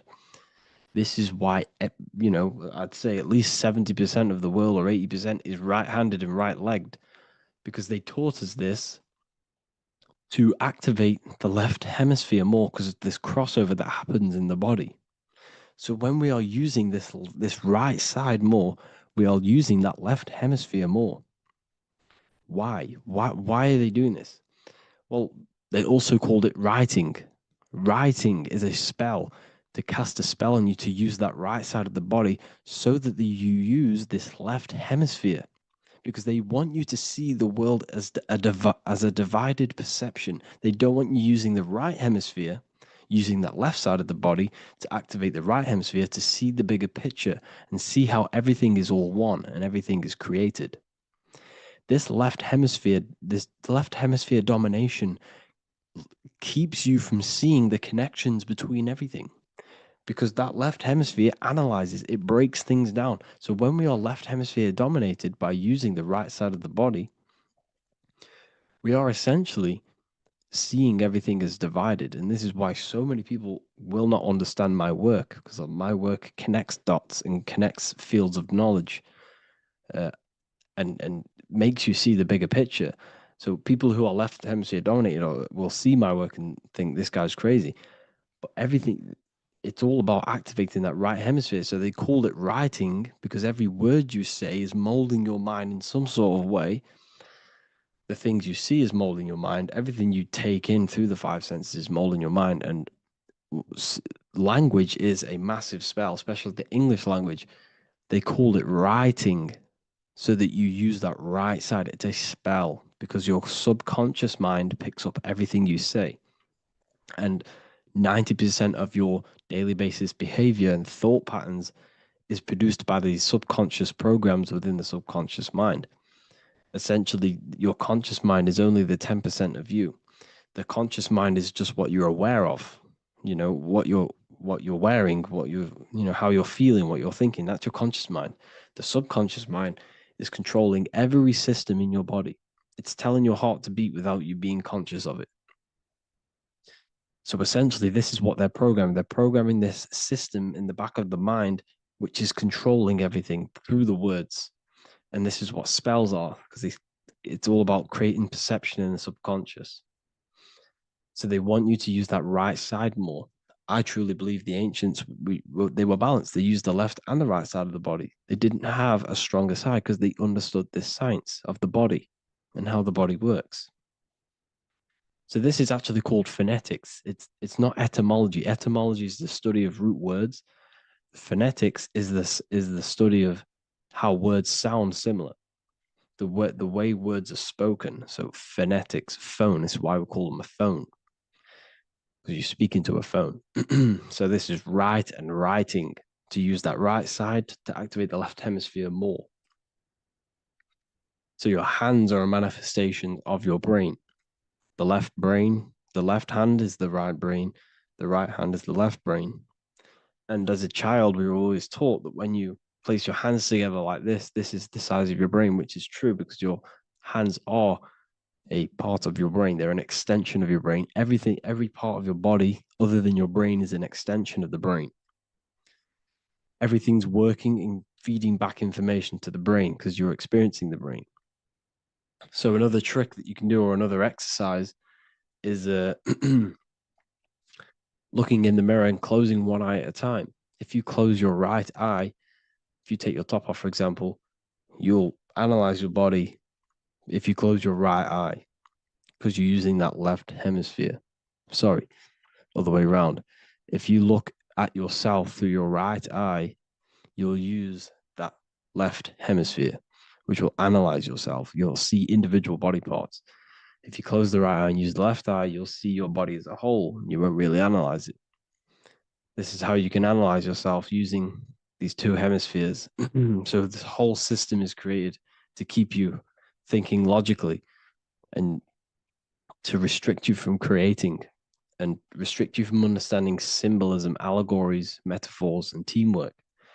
They want you stuck in a logical way of thinking and a logical way of seeing the world. This is why when you go to school, you are told exactly what to do.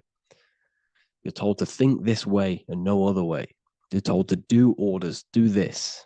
It's a very left-brained system, because if we all started to open up this right hemisphere, we'd all see, wow, everything is all one, everything's all connected. And this is what my work is doing. I'm showing you everything is one. The physical world is an illusion of duality, but everything comes from the one source, the one mind. The universe is a giant mind. I am mind, you express mind. We all possess mind. Behind the physical body is the same mind consciousness. And we are all expressions and fractals of this infinite consciousness called mind. And this is what they don't want us to figure out, is that we are all just one consciousness expressed. It's an infinite consciousness. It's even in the squirrel, it's in the dog. All of these different animals, they're just different bodies, but behind the bodies is the same consciousness, which is mind. That's what the pineal gland is. The pineal gland is not the mind, and it's not the third eye. The third eye is your mind. If you have a closed third eye, it just means you have a closed mind. If you have an open third eye, it just means your mind has expanded from beyond physical things through astral projection and mystical experiences. This is how you gain an open third eye. It's just an open mind. A mind that has astral travel, that has explored the realities within the mind. So everything they do is to keep us in a divided state. Divide and conquer, right? That's their motto. All to keep you thinking how everything is divided. Everything they've done is division. Postcodes, countries, everything is divided. Like football teams and all this stuff. It's also a natural process when you grow up, because as you grow up, your brain is constantly analyzing the world. So this is sort of a natural process of how you become more left hemisphere dominated, because your brain is always analyzing. And unless something awakens you, you can awaken that right hemisphere where you can start to see the bigger picture. Even the music, it's all tuned to 440 hertz, shuts down the right hemisphere of the brain. 440 hertz, Spotify, Apple Music, the radio, every time you turn on the radio, it's tuned to 440 hertz. This was specifically tuned. It never used to be tuned to this. It was in the 1950s. It was changed. The standard music tuning was changed to 440 hertz because it shuts down that right hemisphere of the brain. They don't want you thinking, seeing the world in this way and perceiving things as one. And I'm going to show you. It tells you this in the Bible. Cast the net onto the right-hand side of the boat and you will find the fish. What was Jesus saying? This is, you see, people read the Bible and they don't understand it.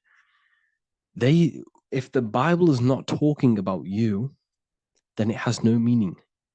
The Bible, everything you read in the Bible is about you and how it can better your life. It occurs to you. So if Jesus says, cast the net onto the right-hand side of the boat, this is an allegory. The boat is your body. Cast the net, it's the awareness, the perception, onto the right hemisphere of the brain, and you will find the fish. What's fish? What do fish do? They swim deep in the ocean. It represents the knowledge, deep knowledge. Cast the net onto the right-hand side of the boat and you will find fish. You will find the wisdom. You will gain understanding when you cast that your awareness into that right hemisphere. You will see that I am you and you are me. We are all one consciousness. You will see everything. You'll see that the trees are the same patterns as the nerves in your body. You'll see everything is connected. Everything is a fractal of the one infinite consciousness. And how many fish did they catch? 153. That adds up to 9. This is now numerology. The Bible's filled with numerology. adds up to 9. What's 9? Human consciousness. It represents consciousness. You're in the womb for 9 months. Feminine, feminine. It's all about consciousness. And in Revelation 14, and I looked, and behold, the Lamb standing on Mount Zion, that's the spines, the mountain, with him 144,000. 144 adds up to 9. It represents consciousness on top of the spine. You see? And he had his name the name of his Father written on the forehead. What's the Father? The higher mind, the higher consciousness within you. Where is that? In the forehead, the pineal gland. The pineal gland is the radio receiver for the higher consciousness. Because every body part of the body has consciousness. Your heart has consciousness. Your gut has consciousness. You are thinking with these different consciousnesses. You think with the gut. You think with your penis. You are thinking with all these consciousness.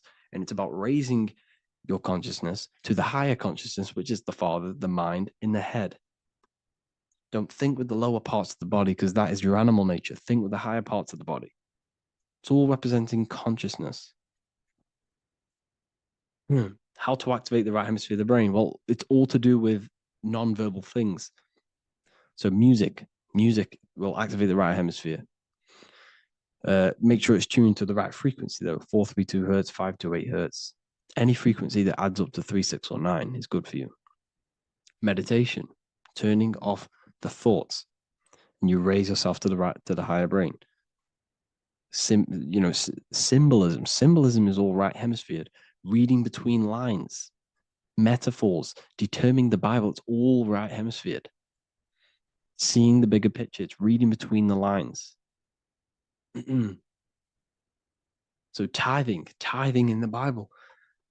These people in the churches are giving 10% of their money to the church. It's nothing but a scam. What these people have done is they have externalized the Bible. They have taken the Bible and literalized it, so that they can make a business out of it. So what they're doing is 1/10 of the produce of what it says in the Bible, 1/10 of the produce of the land, whether grain or fruit, is the Lord's and is holy. So what's that saying?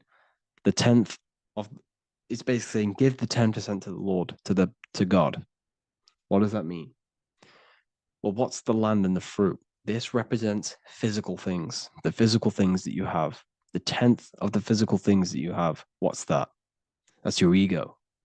All the physical things that you have is all to do with your ego. That's the lower self. The ego, what is the ego? It's the mind's perception of the physical self. You had no ego when you were a child. Okay, when you were a child, you had no ego. As you grew older, you created the ego. But the ego is the full self. It's the echo. Ego, echo. It's the echo of the full self. So it's saying, give the ego over. Take away the animal self. In that left hemisphere, that's all to do with the left hemisphere. That left hemisphere sees the ego. It sees individuality. It's divided. So it's saying, give that 10%. Give that 10% of you over to the right hemisphere. The 90%. The 90% of you is in that right hemisphere. The higher self. Now, I'm not saying the left hemisphere is bad. Okay, I'm not saying that at all. But it sees it sees things divided. It's like I said, the left, the hands are manifestations of the brain. So when these Christians are praying, they're putting their hands together. What are they doing? They're syncing the brain hemisphere is what you're doing, because everything's an extension of your brain. So if you put your hands together, you're putting the two hemispheres together. And what's happening when you place the hands together? All the electricity in the body is now running in a circuit. So once you connect these two hands, the electrical energy is now running in a circuit. And energy can move around the body quicker and more efficiently. So when you pray, when these people are praying, they don't realize that they're engaging in ancient forms of meditation, of balancing the two hemispheres. So now we're talking about balancing the hemispheres, not the right hemisphere. This is what Israel is. Look at the symbol for Israel, the up triangle and the downward triangle. What's that? The up triangle represents male. The downward triangle represents female. Okay? This is talking about the brains. Israel is Ra. Isis, which is female, the Egyptian god. Ra, El. El means God. Electricity. That's the force of the physical world. It's the force that runs this world, electricity. It's the force of God. El, consciousness. It means God. Is Ra, El. Isis, Ra, and El. It's the two hemispheres of the brain, the holy land of Israel. It's the holy land, it's the brain. Once these two hemispheres are synced, this is how you unlock your consciousness. This is the easiest way of astral projecting. Hemisphering, I forgot the word for it. Hemisphere syncretization, something like that. It's about syncing the hemispheres. This is how you unlock your consciousness. Once the brain is running as one electrical system, this is how you balance the two masculine and male opposing energies. Once these opposing energies are no longer in war with each other, the brain, they come together to work as one. You unlock your consciousness. You are born again. What happens when a male and female have sex? It creates a new child. It becomes one. You are born again. Once the two hemispheres of the brain, you are born again. You can then have an out-of-body experiences. So this is why the symbol of the Holy Land, Israel, is the up and down triangle back combined together, because it represents unification of the male and female, unification of the hemispheres. You're born again. You unlock consciousness. And you can get this for free. It's called the Gateway Tapes on my website. Basically, it's a audio track from the government, and they did this in the Gateway Experience. It's a CIA document, and what they do is there are different forms of meditations you go through. I think there's about 5 waves of meditations you do, half an hour each one, and it will teach you. It will sync your hemisphere, because what does it do? They understood that playing one frequency into one ear and another frequency into the other, they understood that the right ear is connected to the left hemisphere, the left ear is connected to the right hemisphere. So when you play 2 different frequencies into both ears, what happens? The brain picks this up, the 2 hemispheres of the brain picks this up, and it syncs it. It syncs these 2 hemispheres, these 2 frequencies together.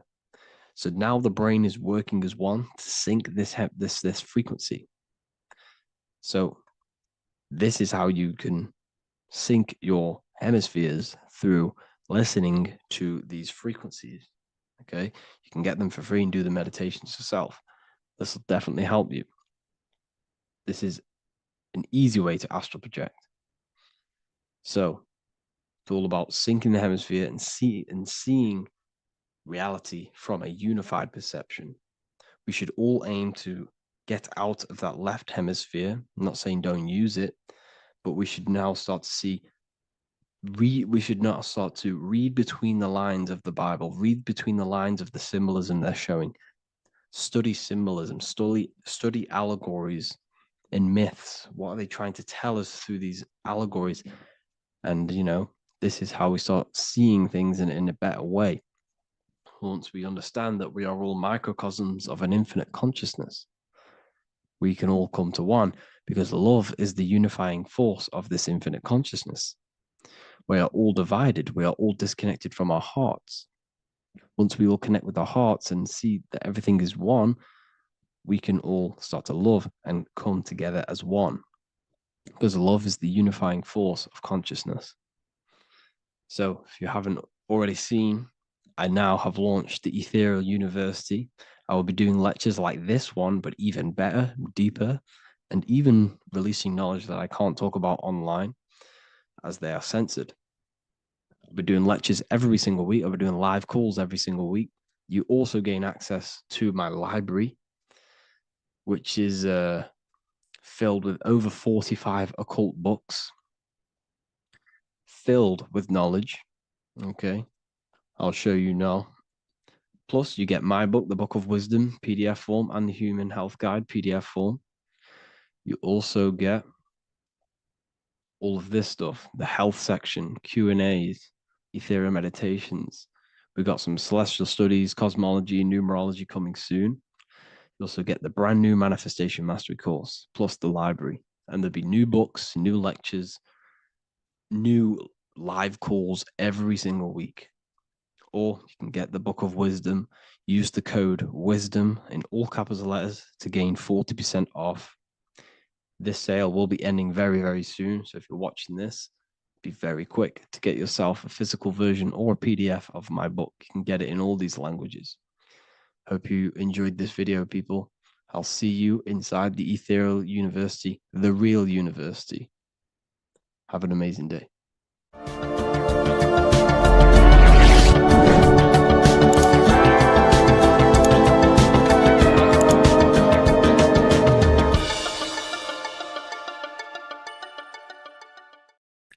What if I told you that reincarnation is real and that there is a metaphysical, spiritual science behind this? Most people leave this world just as lost when they entered it. That they carry their fears, attachments, and addictions with them, only to be born again, trapped in the same cycle, repeating the patterns of lifetime after lifetime. This lecture is not just about preparing for death. It's about mastering yourself before death, so you don't take them burdens with you. Because the truth is, whatever addictions, fears, and unresolved emotions you cling to in this life, you carry with you into the next. Unless you break free now. You must master yourself before death. Death is not the end. It is the great passage. But how we transition depends on our mastery of the self. This was symbolized by the Ouroboros, the snake biting its tail. Every ending is a new beginning. It's an infinite cycle of consciousness. Now, your human body is basically an antenna tapped in to a stream of consciousness. Just like a radio is tapped into a specific frequency to play that radio. Your body is basically an antenna, a crystal picking up the consciousness of God. You are on an ever-ending journey, a journey of learning and expansion of the mind into new fields of thought. This was symbolized as the Ouroboros. When you die, it is a new beginning. It's a transitioning, not an ending. Everything is eternal in this universe as consciousness is formless and constantly transforms into new forms of life. Let's break down the word death. Death contains the word ether. Now, the ether can be found in the word heart or earth. Ether. Everything in this plane comes from the etheric plane. The etheric plane is the barrier between the physical plane and the spiritual plane, the astral plane. The astral plane is the screen that you have in your mind that allows you to imagine a red apple, for example. This is the imaginative plane where thought forms start to take form. Everything begins as a thought, then the thought form becomes an imagination, then energy, then physical. Everything in the physical plane is a shadow of thought. All objects manifested as thought. You came from the astral. You came from the stars. This is why we say reach for the stars. Or this is why you say you are a star. Cis star, miss star, fraud star, stir is star. And when you become famous, you become a superstar and you gain a star on the Hollywood floor. You are a star. The ether. The ether is the infinite energy source which all things come out of and return back to. This is the cycle of life and death, summer and winter, day and night, sleep and awake. The ether is the infinite energy source which all things come from and will return back to. Okay, sorry about that little error. The ether is the boundless source of energy from which all things emerge, to which all things return to.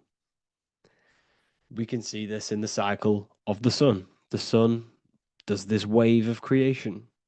It rises and it falls. We have the day and the night. The daytime represents our conscious mind when we are alert. The nighttime represents our subconscious mind when we are inside the spiritual realms. The nighttime is spirit, the daytime is matter. spirit and matter, awake and asleep, conscious and subconscious. We see this in the yearly cycle.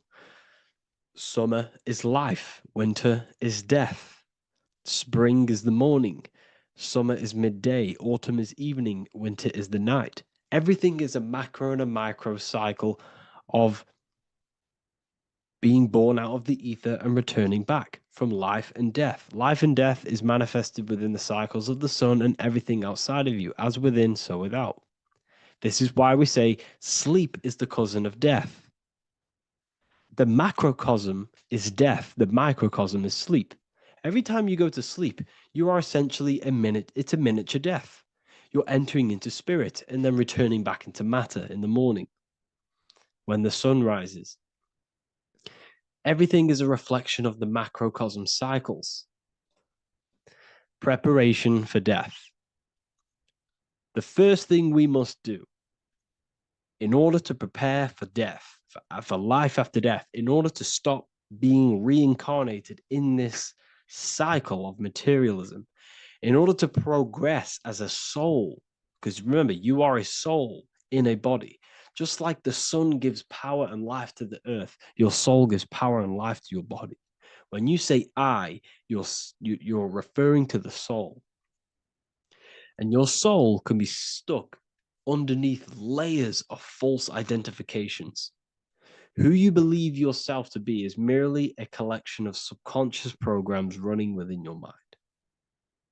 Now that's very deep. That is very, very deep. Who you think you are is a part of your thinking mind. Your name, your job, your reputation, your family, your friends. These things are not you. They're all aspects of the thinking mind. What happens if you meditate and you turn off the mind? Then all these things do not exist. You're left with the pure soul, the pure awareness, the pure observation.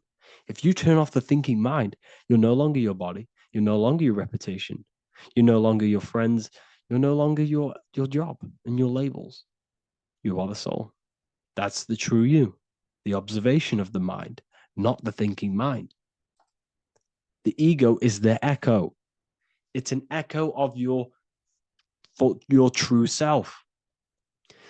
The ego is your mind's perception of itself shaped by experiences, trauma, emotions, and beliefs. It is merely an echo of your true soul self. The ego is not you. Your mind is not you. You are the soul. And this is the true self that we must express within our life and we must connect with before we die.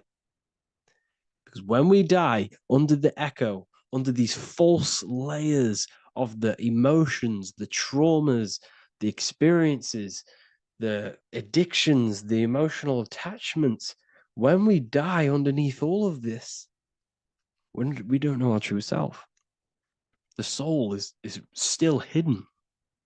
The true you is hidden underneath these layers of false identification. We must remove these layers of false identifications. We must remove them. We must destroy the echo. Remember, the ego, you never had an ego when you were a child.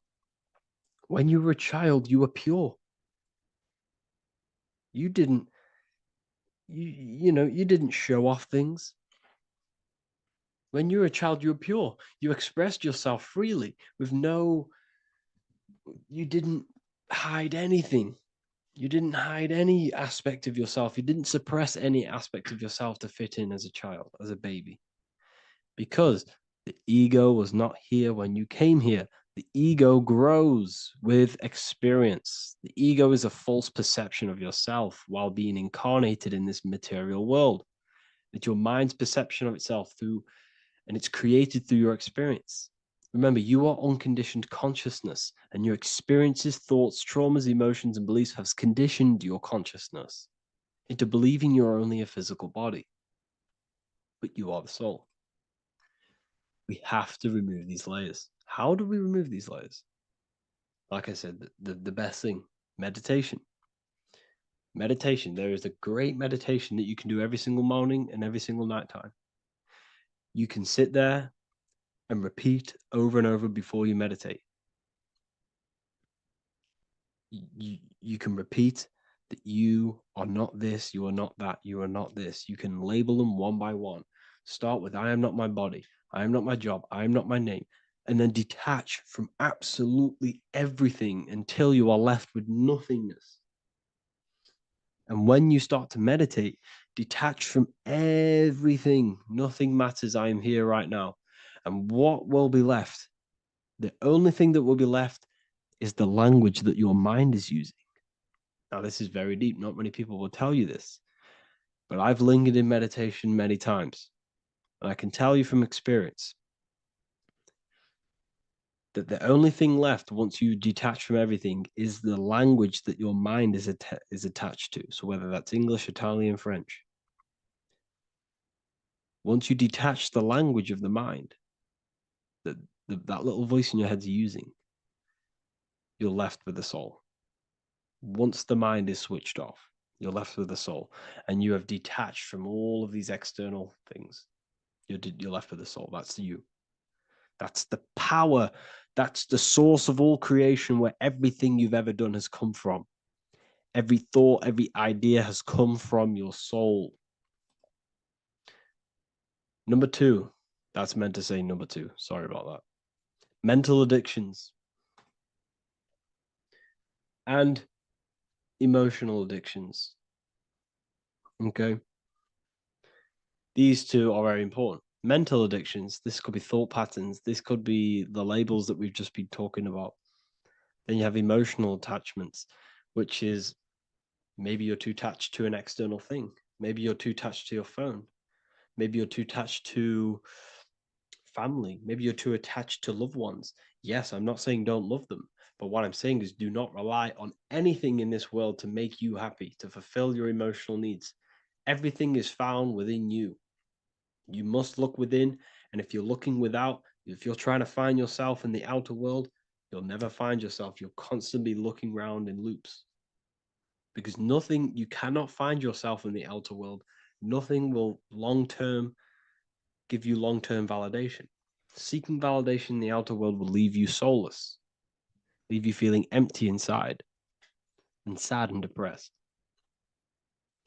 You have to find yourself within. You have to detach from everything you are relying on to give you emotional stableness. You have to detach from all. Yes, love your children. Yes, love these people, but do not rely on them. Because everything in this world is temporary. Do not conform to this world. The Bible tells you this. Everything in modern society nurtures the body, but neglects the soul. They keep you addicted to as many things as possible. Smoking, you have to detach. Drugs, you have to detach. Alcohol, detach. You cannot rely on anything. This is why this path is very, very difficult to walk. But I'm showing you the way. These are the things you must do before death. You have to detach from absolutely everything. If you die and your mind and soul is still addicted to these worldly things, then guess what? You're going to reincarnate. You're going to reincarnate because your mind is still thinking about these material earthly things. And if you are operating in that vibration, you're going to project that vibration and come back here. You have to detach. You have to master the soul and master the mind. Like I said, the matrix is designed to keep you addicted to as many things as possible. Your phone, food, smoking, drugs, alcohol, clubbing, all of these things. Everything in society is made to trap your soul and reincarnate in this world. That's why it's very, very, very difficult to walk this path. Very difficult. Matrix, matter tricks. John 2:15-17. Do not love this world, nor the things it offers you. For when you love the world, you will lose God. Do not love this world, nor the things it offers you. Do not conform to the pattern of this world, but be transformed by the renewing of your mind. Great quote. Do not conform to the pattern of this world, but be transformed. Let this world transform you. Learn from this, expand from this. but do not be mentally and emotionally attached. Okay? What good will it be for someone to gain the whole world yet forfeit their soul? Like I said, everything in the Bible is telling you the truth. You just got to read it correctly. This is spirituality. This is spirituality. The Bible is spiritual. It's a spiritual text.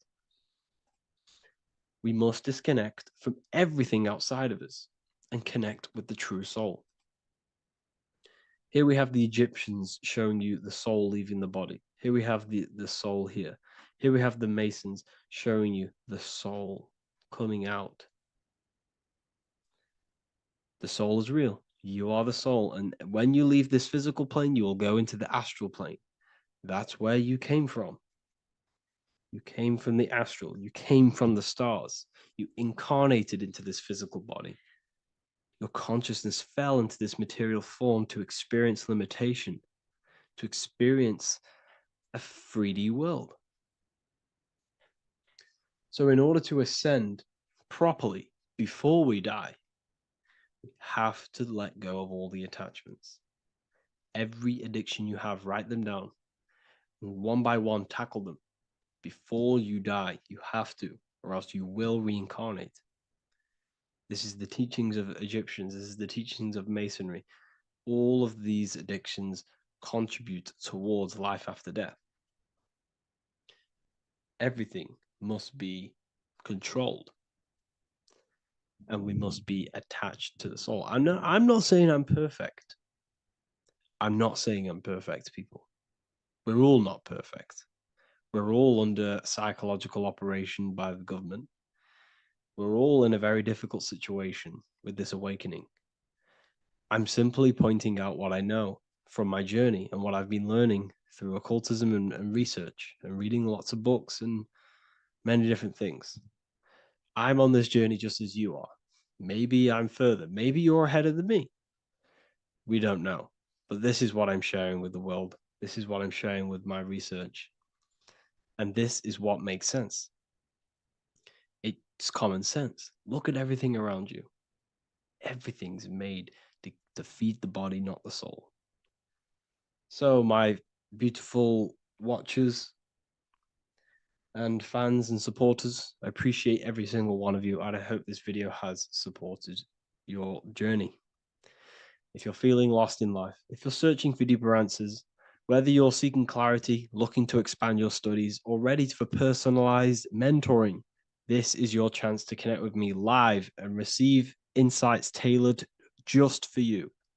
Start your path to self-mastery and enlightenment inside the world's best esoteric school. Your journey starts now. Tap the link in the description if you want to join Ethereal University, or feel free to check out my books. I thank you all, and I really appreciate for 100,000 subscribers on YouTube. I love every single one of you. Make sure to drop a like, a comment, and subscribe to the channel if you're new. Let me know some ideas for, lectures, anything that you want to know. I can make lectures on them. Just drop it in the comments. I appreciate every single one of you. Take care.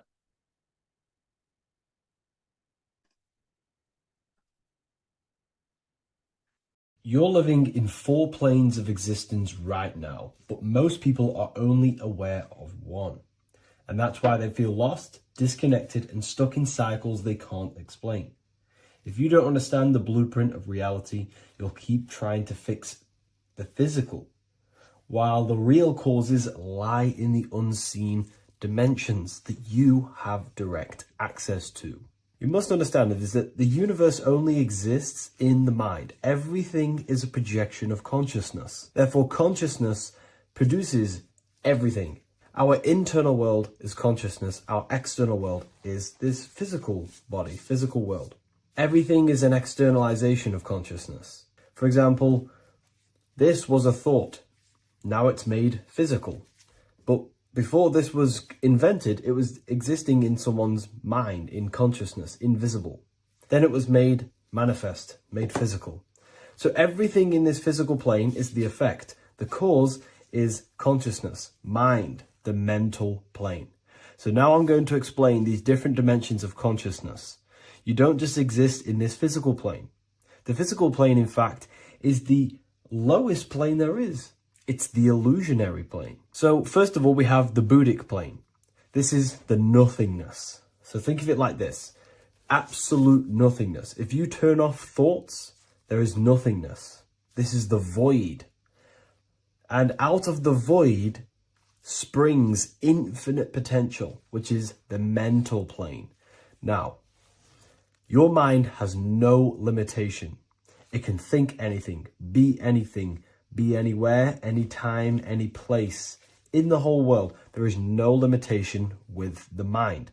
This is the realm of infinite possibilities. This is the realm of thought. Thought is a dimension, information and thought. To go a little bit deeper on this, there are pockets of thoughts, what we call in the occult fields of thoughts. Your mind does not think thoughts, it receives them. Your mind is like a radio.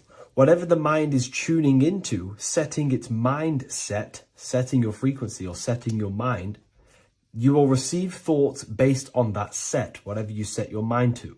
So there are pockets of thoughts that we penetrate in the mental plane. The mind is the mental plane, the infinite possibilities. This is the spark of creation. This is where all things begin to manifest as an idea in the mind as a thought. So if you want to gain certain information, you need to meditate or do thought exercises where you are penetrating that dimension of thought, that pocket of thought. For example, if you want to find a way on how to make financial wealth, you would use your mind, set your mind on wealth and money and think, close your eyes and think about that specific topic and see where your mind takes you. And you will expand your mind into different pockets of thought and gain information. So this is the mental plane. This is how you can use the mental plane. You can use the mental plane to do this. Then we have the astral plane. We have higher, middle, and lower astral plane. The astral plane is the body for thought. So every dimension, physical, etheric, astral, mental, Buddhic, is a body for a dimension above. Each dimension below is a product of the dimension above. So for example, the astral plane is imagination. This is the lucidic realm of imagination. This is where thoughts begin to manifest into some sort of form. It's not a physical form because this is physical, but imagination is a lucidic form. It's not really physical, but it's there. It's a projection of light. It's astral matter condensed by the willpower of the mind. So depending on the vibration of that thought will depend whether it manifests in the higher astral plane, middle astral plane, and lower astral plane. If you think about more material things and visualize material things, this will manifest on the lower astral plane because material matter is low vibration. Now, that does not mean it's evil. That does not mean it's bad. Okay? It just means low vibration just means more material. But if you think and imagine more spiritual things, this manifests on the higher astral plane. So the astral plane is the screen in your mind that allows you to vision an apple, that allows you to vision anything. It's that mental projection that's inside of your mind. Now, this is what we call the third eye. It's an eye because the eye is the mind, and the mind can see into the astral plane. It perceives this spiritual world, this lucidic realm that we have access to. This is where also infinite potential takes place. This is the realm of spirits, demons, jinns, whatever you want to call them. Spiritual entities exist in this because this is where thought forms manifest into form. This is where thoughts create bodies. Think of it like this. The mental plane is a thought of a chair. The astral plane is the imagination of that chair and all of the different possible chairs that could possibly be. The etheric plane is the energy double of that chair. And the physical plane is the physical chair. So as you can see, the higher we go up, the more formless and lucidic it is. The lower we go down planes, the more dense it becomes. This is formless and this is form. Everything manifests through this process. This highlighter is down here in the physical plane, but the idea began in the mental plane. Everything begins in consciousness before it creates a physical body. It goes through this process. Therefore, if you want to start to mold and create your own reality and create things in your world, you can use these planes to your advantage. You can use your mind to do mental thinking exercises by closing your eyes and expanding your mind into a different pocket of thought to gain wisdom, gain information, gain downloads. The way you do that is simply get into a meditative state, close your eyes, pick a topic that you want to think about, and see where your mind takes you, but always remain centered on that topic. And you can do this for maybe an hour or two or half an hour, and your mind will take you places where you will unlock information. You can even use this to make decisions in your life. Think of the topic and see where your mind takes you. You'll gain information. This is how you use the mental plane for ideas. The astral plane is imagination. You have to reconnect with your imagination very vividly. Your imagination, your consciousness is infinite. It's not a three-dimensional plane. It's an infinite plane. You can think and make form anything in your consciousness, in your imagination. You can think anything and you can imagine anything in the most vast details. You just have to reconnect with your imagination. I have a free book on my website. I'll leave the link in the description. It's an ebook. It's called Activating the Inner Eye. This is going to help you reconnect with your imagination.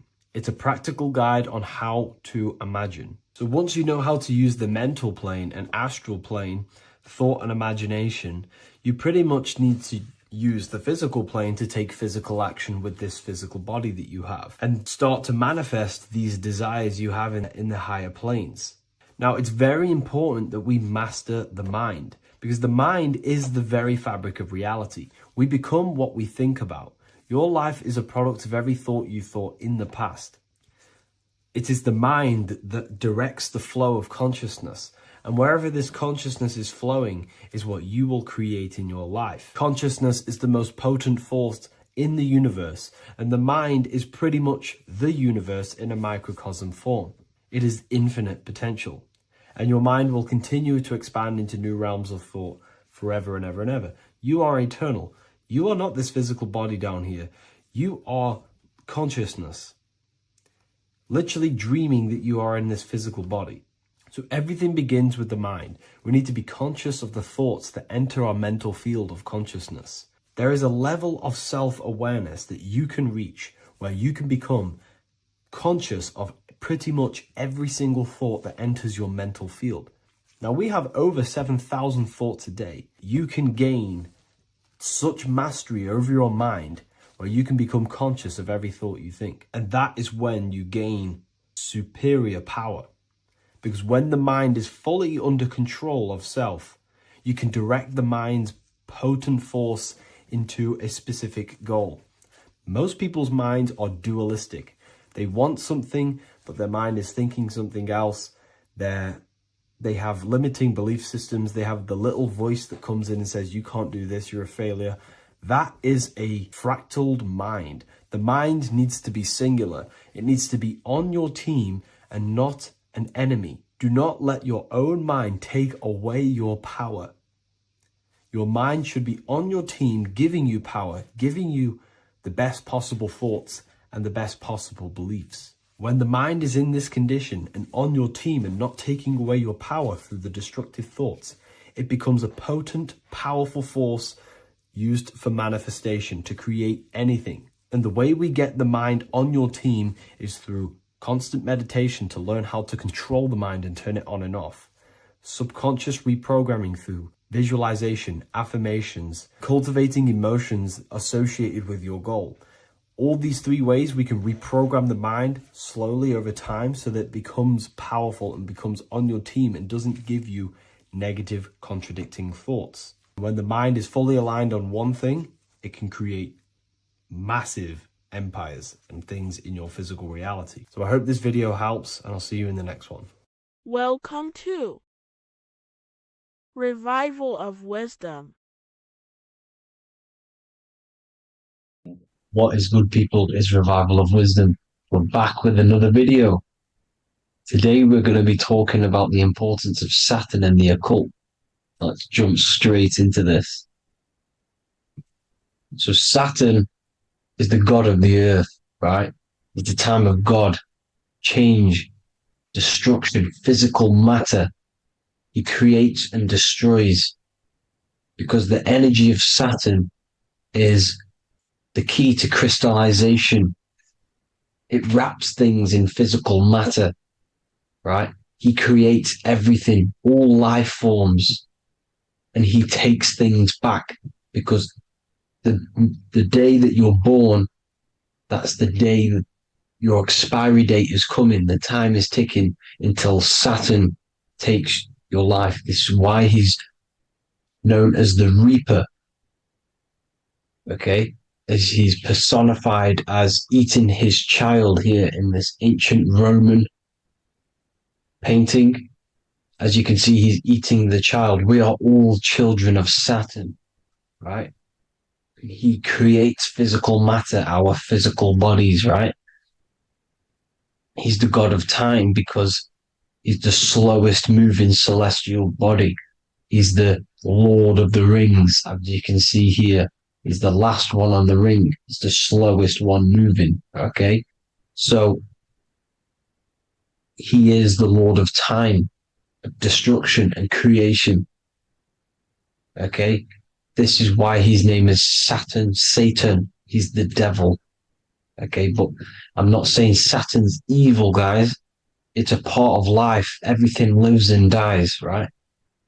He's the key to crystallization. Now, as we have the clock here, our god Saturn, or Chronos in Greek, just means time. He's also the god of time, as I've already said. 60 seconds in a minute, 60 minutes in an hour, 24 hours in a day. Add 2 plus 4 equals 6. 60 seconds, 60 minutes, 2 plus 4 equals 6. That's 666. Okay? And as you see on the clock, 6 take away 12 equals 6. 7 take away 1 equals 6. 9 take away 3 equals 6. 6 is the number of Saturn. It's associated with Saturn, right? He's the god of time, of justice. Everything goes back to the Reaper in the end. Everything lives and dies. Now, the artwork of him, he's always got the Reaper staff. You see, it's personifying death. Now, when you see this, the Romans were not saying Saturn was a real person, a real god in human form. No, this is personification. This is what the ancients always did. They personified, just like the Bible. It's all personification. So the personifying Saturn eating its children because it eats, it's the Reaper. No one can escape the Reaper. No one can escape death. Now, Saturn is 666, which is in the Bible, the number of the beast, right? The number of the beast, Satan, 666, right? So on the North Pole of Saturn, you have a hexagon, which makes a cube, right? Now this hexagon, when you join up all the corners, creates the 6-pointed star, known as the Star of David, right? In the Jewish religion. Now, as you can see, the 6-pointed star has 6 points, 6 mini triangles, and a 6-sided hexagon. That makes 666. And also, you have Saturday is named after Saturn, the 6th planet, the 6th day of the week, and has a 6-sided polygon on its north pole. That's also 666. Now, this Star of David, this symbol goes back thousands of years, and it originates from Saturn. It's not the Star of David, right? It originates from Saturn. It symbolizes the physical and spiritual aspect combined into one, which makes us humans, right? Also symbolizes the male and female combined into one, these two sacred energies create the human. We consist of both male and female energy, also known as the seal of Solomon. And we all know if Solomon was a real person, he talks about communicating with 72 demons. He could apparently, in the text, he could communicate with 72 demons, and this is sorcery. This is black magic. Now, this symbol is associated with hexing people. When you place a hex on someone, that is a form of witchcraft, which a hex is just a curse. When you're cursing someone, this is black magic. Now, the black magician would stand in the middle of the symbol and cast his spells onto other people. Now, this symbol is obviously on the $1 bill, twice on the $1 bill. And it's very, very ancient symbol. And it originates from Saturn. And let's keep going. So the cube. So I've just said how you see the cube on the North Pole of Saturn, right?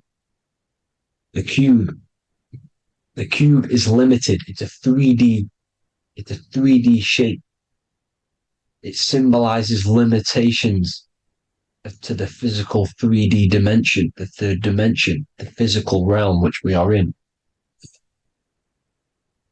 Now, as you can see, the color associated with Saturn is black, right? Black is infinite potential. Black is the creation of all things. Before there was light. Light is born out of blackness, darkness, okay? Now, black is physical matter. And as you can see, the black cube, black symbolizing physical matter, the cube being limited, as the physical realm that we are in is limited. It's not like the fourth dimension where everything can exist in a thought. The third dimension is limited, right? And this is what Saturn is. It limits you to the 3D 666. Your body limits you to your physical body. Now, these black cubes are placed everywhere. As you can see, Australia, Denmark, Manhattan. There's one in New York. As you can see, the Apple have a cube.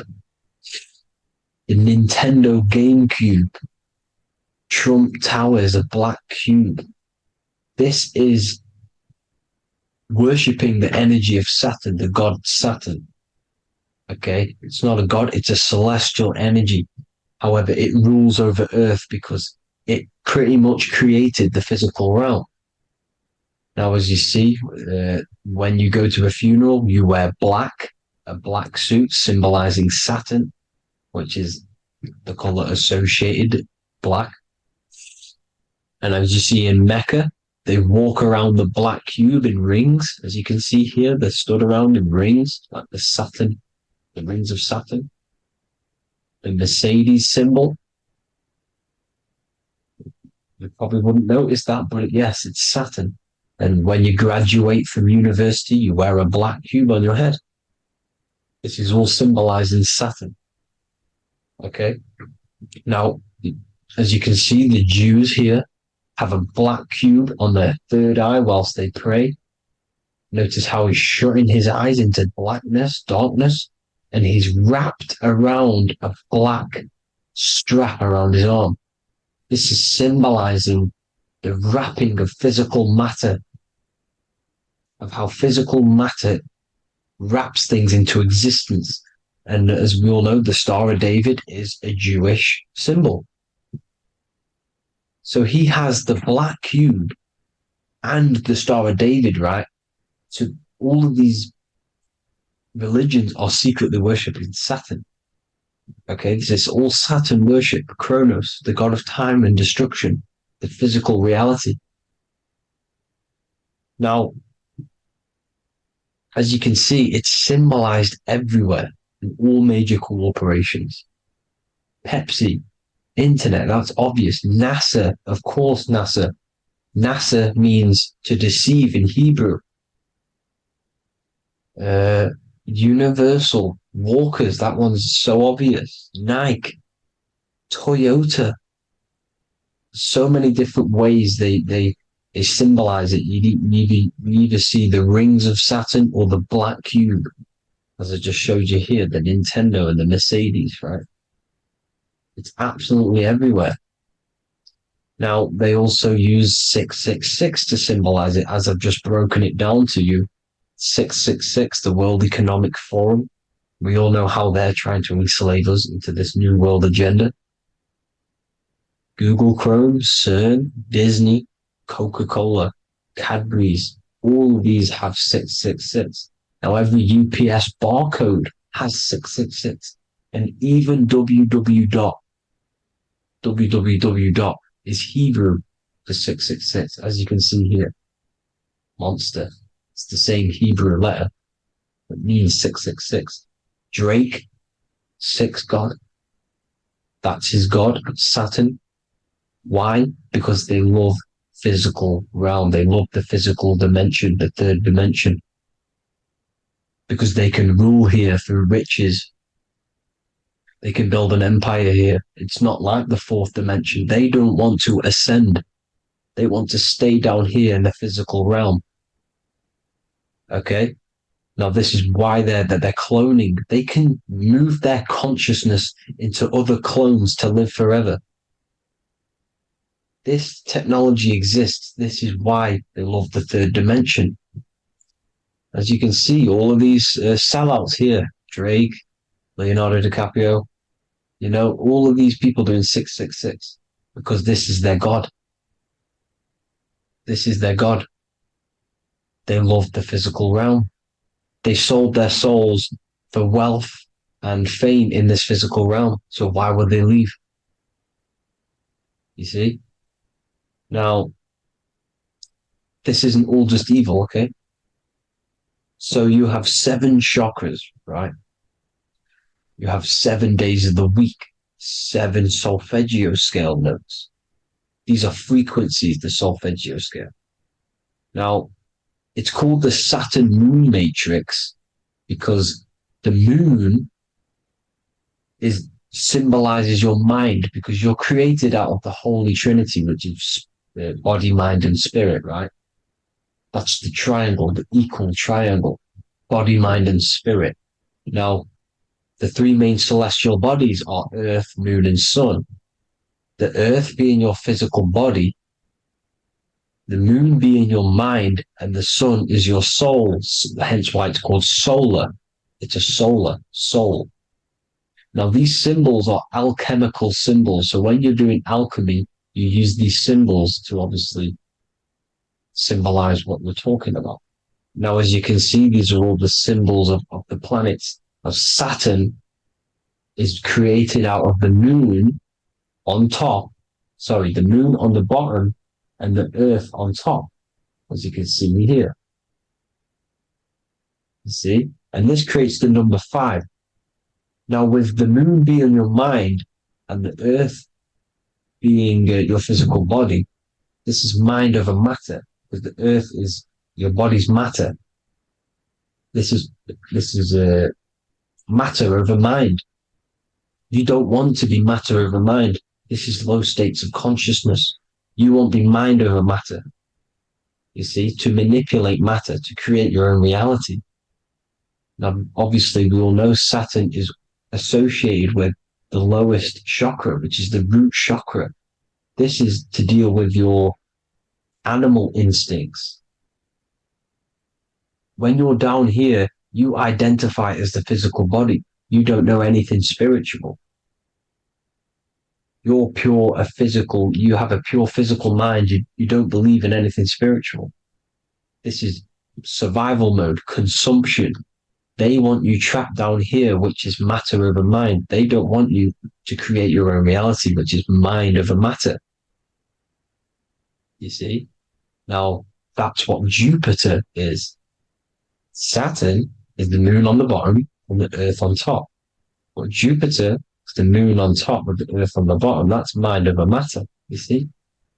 So these chakras are an ascension process from spiritual, from matter, physical matter to spiritual. This is the ascension. This is the stairway to heaven. This is Jacob's ladder. You see? Now, the number 5, which is obviously associated with Saturn as well, which create the symbol for Saturn, created the number 5. You have 5 senses, 5 elements, 5 physical elements. As we all know, Saturn crystallizes everything into physical matter out of the 4 elements. 5 fingers and toes, 5 points of man. Okay, the number 5 is the number of justice. Saturn holds things back. He restrains things from you, makes you learn the lesson. Now, 666 is not all evil. 666 is the atomic structure of the carbon atom. 6 protons, 6 electrons, 6 neutrons, right? We are carbon-based life forms. All life forms are based on the bonding properties of the element carbon. Because Saturn crystallizes everything into physical matter. Now, the Masons symbolize this with the checkered boards. They have the black square, which is obviously matter, as I just said, the black cube, and spirit is the white square, because white is eternal light. White and light, you see. Black is physical matter. Now, this is what we are. The point of our soul is to transmute from matter to spirit, but these are interchangeable. This is the constant cycle between spirit and matter, spirit and matter. High vibrational matter turns into spirit. Low vibrational spirit turns into physical matter. You see? Now, we are carbon-based life forms. This is what 666 is, the number of the beast. When I say we, the physical body is the beast. It's the animal. It's the carbon suit to operate in this physical dimension, in this physical realm. See? It's the vehicle used to operate in this physical realm. But your mind isn't from this physical realm, you see? The brain is the physical manifestation of the soul. Okay? So, as you can see here, the spine is an extension of the brain. Everything goes back to the brain. This is literally what your physical body is. You see, this is the nervous system, and everything reports back to the brain, and everything's controlled from this control center. And this spinal column, at the top of the spinal column, is your third eye, which is known as the pineal gland. And this is the seat of consciousness. It's the center of consciousness. That is your true self, pure consciousness. This body is just a physical body. This body is mortal. This body runs out, but your consciousness lives forever. They don't want you knowing this. This is why they keep you down here in your lower chakra. They want you to believe everything is just physical. They don't want you to believe in the spiritual side of reality. Because this way they can manipulate you, right? They want you matter over mind because they know your mind creates reality. They know your mind is the root cause of reality. You manifest your own reality from the inside out.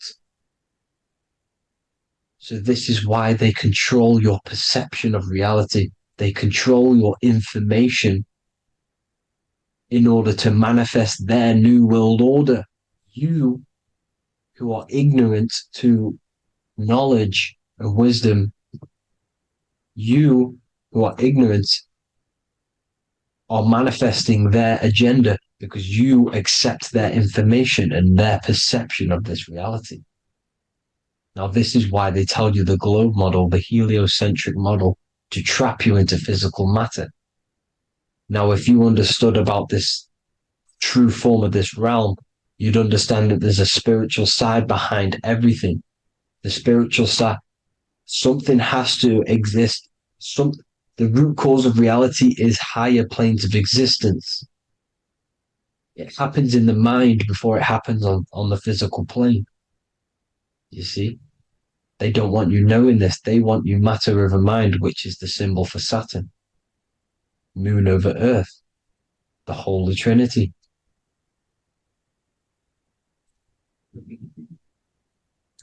Now, as you can see, the cube also makes IXXI. This is Roman numerals. This is Roman numerals, and when it's translated from 9/11. Yes, 9/11. This is the secret code of the One World Order. The two twin towers, when the two become one. Okay, when the two become one, this is how you reach the higher states of consciousness, the physical and spiritual. Now, as you can see, the 9/11 memorial are two black cubes. It's two black cubes. This is all Saturn worship. Now, I'm not saying that Saturn is an evil celestial body, right? No, everything has a good side and a bad side, right? It's duality. The spirits of Saturn on the dark side are the most evil demonic spirits. Now, these are the spirits that these are invoking through these rituals, right? Yes, 9/11 was a massive ritual. It's a satanic ritual, okay? Now, we all know Elon Musk. Elon Musk is coming with the mark of the beast. And English gematria, this equals 666, right? 666, as I said, is the number of the beast. You are the beast, your physical body. You see how the Bible twisted things up to make things more confusing, right? But it's there. You just have to have the knowledge to be able to read the Bible properly. As we all know, we had this virus. I'm not going to say the name because I'll get flagged. This virus adds up to 666 because this is all part of the New World Order. It's all part of keeping you in this physical dimension.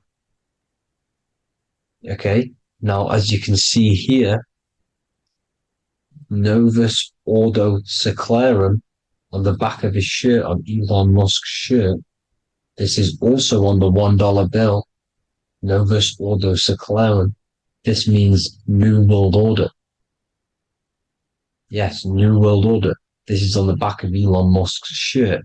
And as you can see here, he owns Neuralink, which is the brain chip, which they're going to be putting into implanting this onto your brain. This is the New World Order to connect you and merge your consciousness with AI. Neuralink and Meta, he owns Meta as well, which is the metaverse. These are going to be linked in, hence why they have the same symbol, but just in a different format. It's the infinity symbol. And the infinity symbol comes from the torus field, as you can see here, your electromagnetic field from around your body. Now, the end goal is for this New World Order is to trap your consciousness inside of an alternative reality being projected from the metaverse. Because the metaverse will be the reality. Neuralink will be the brain chip inside of your brain, projecting your consciousness into an alternative reality while they harness your energy of your physical 666 body. Now, this stuff gets real deep, people. Now, this is the end goal of the New World Order, is to connect you with AI.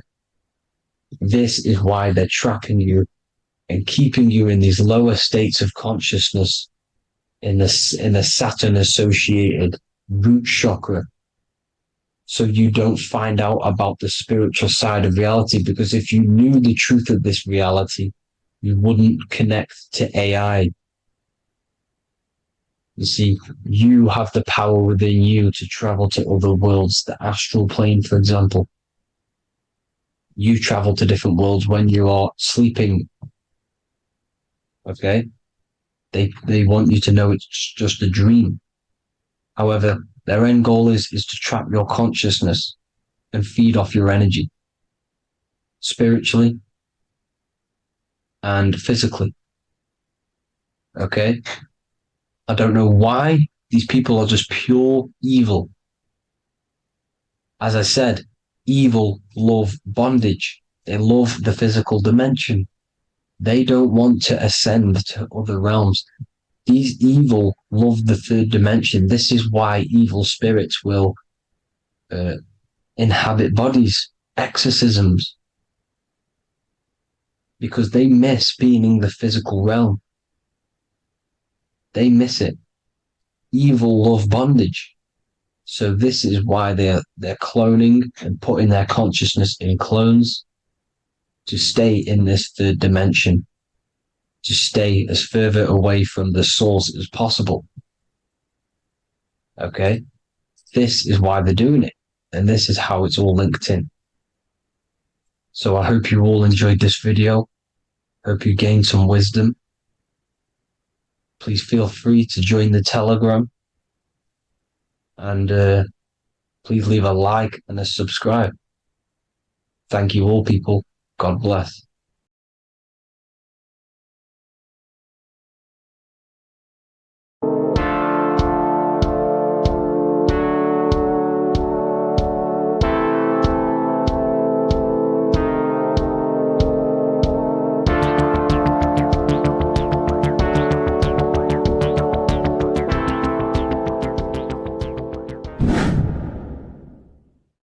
What is good, people? We're back with another video, and today we're talking about the chakras.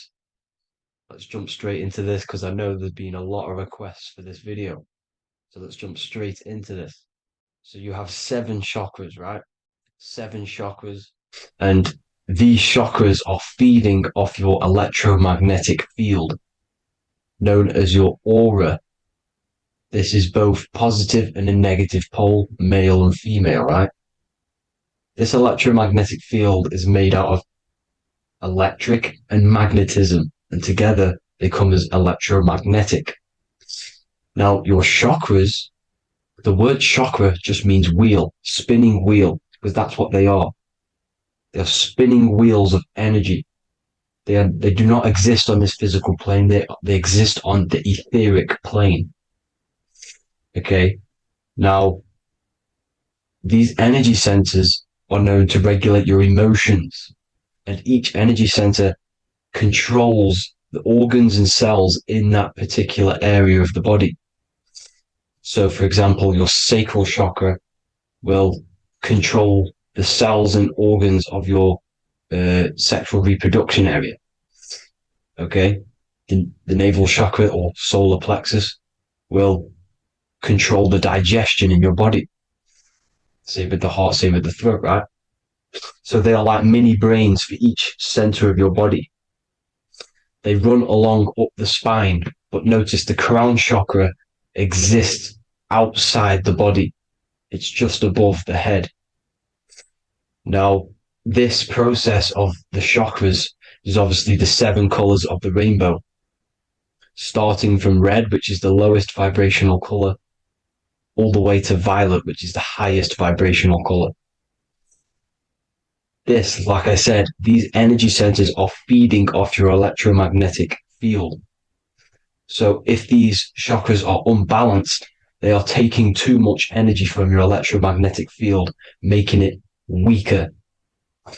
Now, this is the North Pole. As you all know, the Earth is flat, and we live inside of a giant torus field, and the North Pole is the Earth's heart chakra. And this is why the aurora borealis or the northern lights, whatever you want to call them. That's why they are green, and they are being emitted from the center point of the earth because it's symbolizing the heart chakra, which is green, right? Now, you do work your way up to these. However, this is a torus field. You are a torus field. You have different layers of this torus field, right? And you need to balance all of these chakras, but you can't move up these chakras until you open the one below it. So it's like a stairway. You can't go to your solar plexus without going through your sacral. You see? So you have to work up these. However, you have to work up these and then live from the heart, because the heart is the center of the torus field. It's the balance between male and female poles, positive and negative poles. So you have to balance all of these chakras and then bring them all into one, which is the heart chakra. Now, they exist on the etheric plane. They exist on the etheric plane, and the etheric plane is a layer of the material plane. It's the one higher than the material plane. And then after the etheric plane, it melts into the astral plane. So they exist just between the physical and the astral aspect. Now, this is the yin and yang matter, which is the lowest root chakra, physical matter, and then to spirit, because high vibrational matter turns into spirit, low vibrational spirit turns into matter. So they're interchangeable. This is the yin and yang. Now, when you see ancient paintings with the halos, you see this is like a toroidal field coming out the top of his head, you see, with a halo. This was symbolizing in the old days, in the ancient days, that they've aligned their chakra, they've reached Christ consciousness, which is God consciousness, right? Now, this electromagnetic field is the apple that we bit out of in the Bible, because you see that apple is a torus field. So they were metaphorically or personifying the torus field. That's what the Bible is. It's a massive personification. It's all metaphors. You have to read it properly. It's got a greater meaning behind it. Now, when we bit from the apple, we ate from the tree of knowledge, which is good and evil. Our lower mind took over, so we materialized to feed our physical bodies. We materialized through Saturn. That's what Saturn does. Now, if you don't understand that, go and watch the video previous to this one called Occult Secrets of Saturn. And that will show you how Saturn is the materializer. Now, this is one of the secrets behind the Masonic compass, electric and magnetic, male and female, duality, positive and negative. Now, like I said, they teach you about the torus field, about a magnet in school, but they don't teach you about your electromagnetic field. Everything alive has a torus field. It is the building block of this creation. Absolutely everything has a torus field. There's not one thing without it. And as you can see here at the center of the apple, that's where the seed is. That's where the life is. The reproduction of that organism. As you see, this is where the most electromagnetic energy is stored, in the center, because this is where the two duality, this is where the field meets at the very center. This is why the seed is at the very center. Now, your spine is a elongation of the brain. The brain is heaven, and the bottom of the spine is hell. So this is Saturn, which is the root chakra. The 7 planets are associated with each chakra. Moon equals mind. Okay. Now Saturn is physical matter, as I've just explained. This is the lowest vibrational color. And they want you trapped down here, which is your hell state, your animal nature, your physical nature. They want you to identify as the physical body. They don't want you to reach these higher states of consciousness. Okay? Now, in the brain, you have 12 convolutions. Now, this is what they were symbolizing in the Bible with the 12 disciples. And obviously in the Bible, it says the upper room where Jesus met with his disciples. This is heaven, the brain, the higher states of consciousness. Now, this is your North Pole. This is Jacob's ladder. Okay. This is why you have 33 levels of Freemasonry, because it's symbolizing the 33 vertebrae, which are these little things here on the back of your spine. Because once the Kundalini energy from the bottom of your spine rises to the top, this is when you get enlightenment and opens your third eye.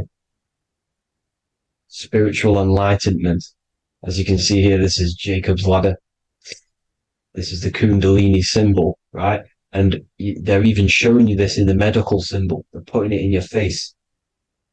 The serpents are wrapped around the spine. Now, the serpents symbolize how the energy moves around the spine, because it's a torus field, you see? At the center of the torus field, it wraps around the center pole. It wraps around it, and this is how the energy moves up. So they're symbolizing it with the serpents. Okay? Now, every religion has a sacred river.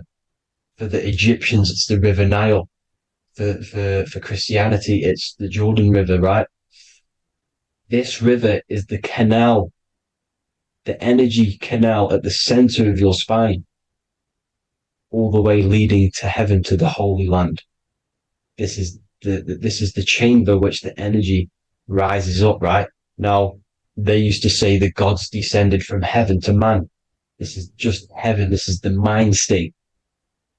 And they said the gods were connected by a rainbow bridge. That's the chakra system, the rainbow bridge. Okay. Now, the ancients called this place Midgard, Earth, where both evil and good live, right?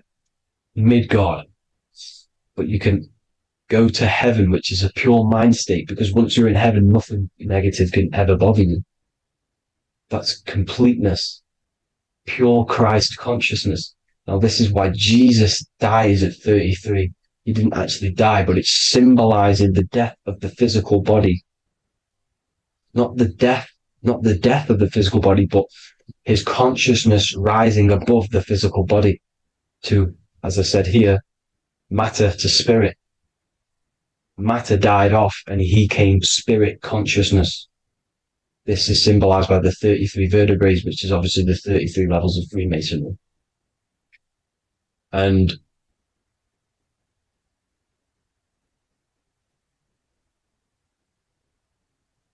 now the pineal gland, which is at the very top of this Jacob's ladder, or the River Jordan, the canal, your 33 vertebrae on your spine. This is where the pineal gland sits, right? At the very top, at the center of your brain. Now, there's multiple ways this was symbolized. The Eye of Ra, which is used by the Egyptians. Now, this pineal gland is the seat of consciousness. This is where your consciousness is stored, right? And the ancient Sumerians used the pine cone, hence why it's got the word pineal gland, the seat of the soul consciousness. It produces DMT, dimethyltryptamine, which is known as the spirit molecule. And the pineal gland is wrapped in microcrystals, and we all know crystals transfer frequency and energy. Now, radios use crystals.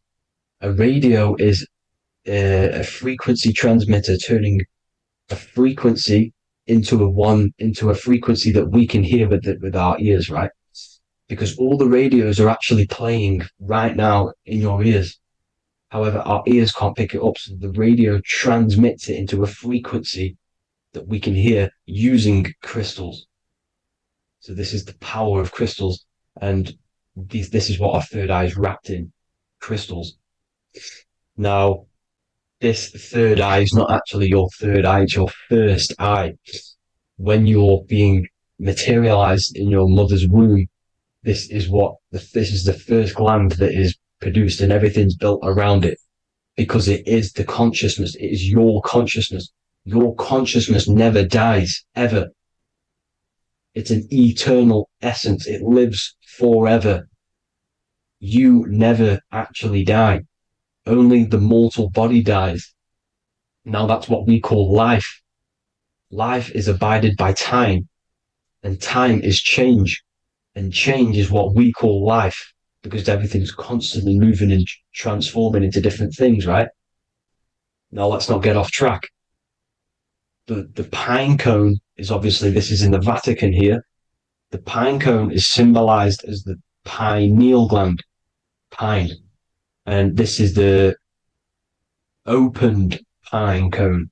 The opened pine cone means or symbolizes the awakened man, the awakened third eye. But the ones here, which the Sumerian gods are holding, these are shut pine cones, symbolizing the unawakened man. But let's not get confused, people. These gods were not gods. They are human beings just like you. They reached Christ consciousness. They are nothing more special than you. They just had the ability to reach Christ consciousness. And obviously their knowledge was far more intelligent than ours, far more advanced than ours. They knew the truth about this reality to the depths. Now, the ancient Hindus had a goddess called Kundalini, which is said that she descended by the means of a ladder or a cord from heaven, which is symbolizing the spinal cord. Now, this is what hickory hickory dock, the mouse went up the clock and came back down. This is all these stories, like Santa as well. Santa comes up and then down the chimney. This is symbolizing the Christ oil. There's an oil which is produced in your pineal gland, right? And this oil travels down the spine. And once it's down on the spine, you must have to raise your consciousness, just like I said, but the chakras, you have to raise your consciousness, raise your vibration to heat up this oil and turn it into a gas. And it travels back up the spine through like the serpents up the spine, and this awakens the third eye once it's coming back up the spine and hits the pineal gland. This is the secret behind Santa and hickory hickory dock, because Santa comes down and feeds the presents and goes back up the chimney, and he lives in the North Pole, the positive pole. This is the North Pole, people, and the presence is your sacred oil. This oil, your physical body is the furnace. It's the spiritual furnace, which you have to heat up this oil by raising your frequency and turning it into a gas to rise up this chamber, the River Jordan, to your third eye, right? Now, this is an alchemical process. Your body is the alchemical furnace. It says in the Bible, if therefore thine eye be single, thy whole body shall be filled with light. I shouldn't have cut that out, but that's what it says. The light of the body is thine eye. If therefore thine eye be single, thy eye shall be filled, their body shall be filled with light. This is symbolizing the pineal gland, enlightening the body, the spiritual body, filled with light. Now, as I said, they want you kept down here, which is the root chakra, which is your animal nature, which is obviously mind, matter over mind. This is the symbol of Saturn, right? As you say, we're built of body, mind, and spirit, the Holy Trinity. That is the sun, moon, and earth. The sun's your soul, solar. Moon is your mind. Earth, which is the cross, which is your physical body, the 5 elements, right? So body, mind, and spirit. So the Saturn symbol is actually made out of the cross on top, which is the earth, and the moon on the bottom, which is symbolizing matter over mind, because earth is physical matter. You don't want to be matter over mind. You need to be mind over matter. See, they want you identifying as your physical body. They don't want you to realize you're an eternal consciousness. You're an eternal essence of consciousness which never dies. They want you trapped in your animal nature. And this is why the Baphomet has a goat head, because it's symbolizing your animal nature, which is evil. Not evil, but you're more likely to do evil things, right? which brings bad karma. That's your animal side. This is why the Baphomet has an animal goat head. As you can see here, he's got the Kundalini energy here. So when you see the inverted cross, the cross is your body, as you can see here. The inverted cross means your chakras downwards, down here. Your head's down here. Your mind is down here. But your mind needs to be up here, which is the upwards cross, which is Christ consciousness. And as we all know, 7 colors of the rainbow, 7 planets, 7 chakras. Red light is low frequency and long range. This is why Saturn is the slowest moving celestial body.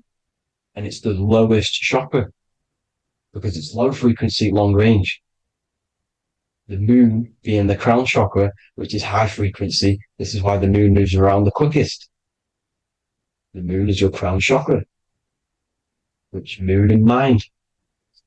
See, so there are multiple ways of your chakras becoming blocked.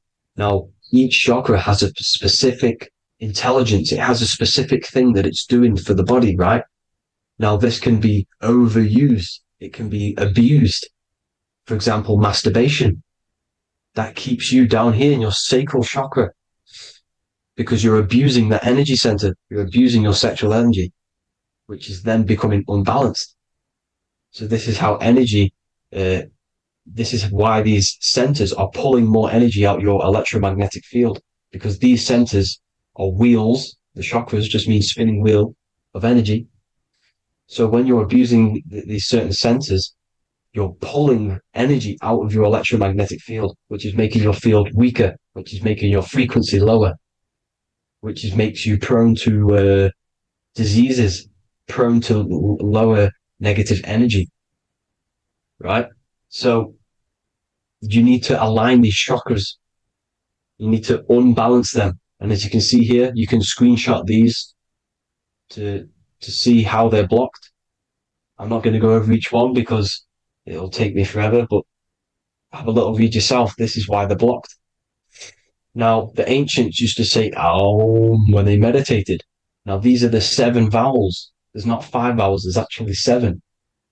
Now, when they say Aum, they're aligning all their chakras by saying this when meditated. This is where the Aum originated from.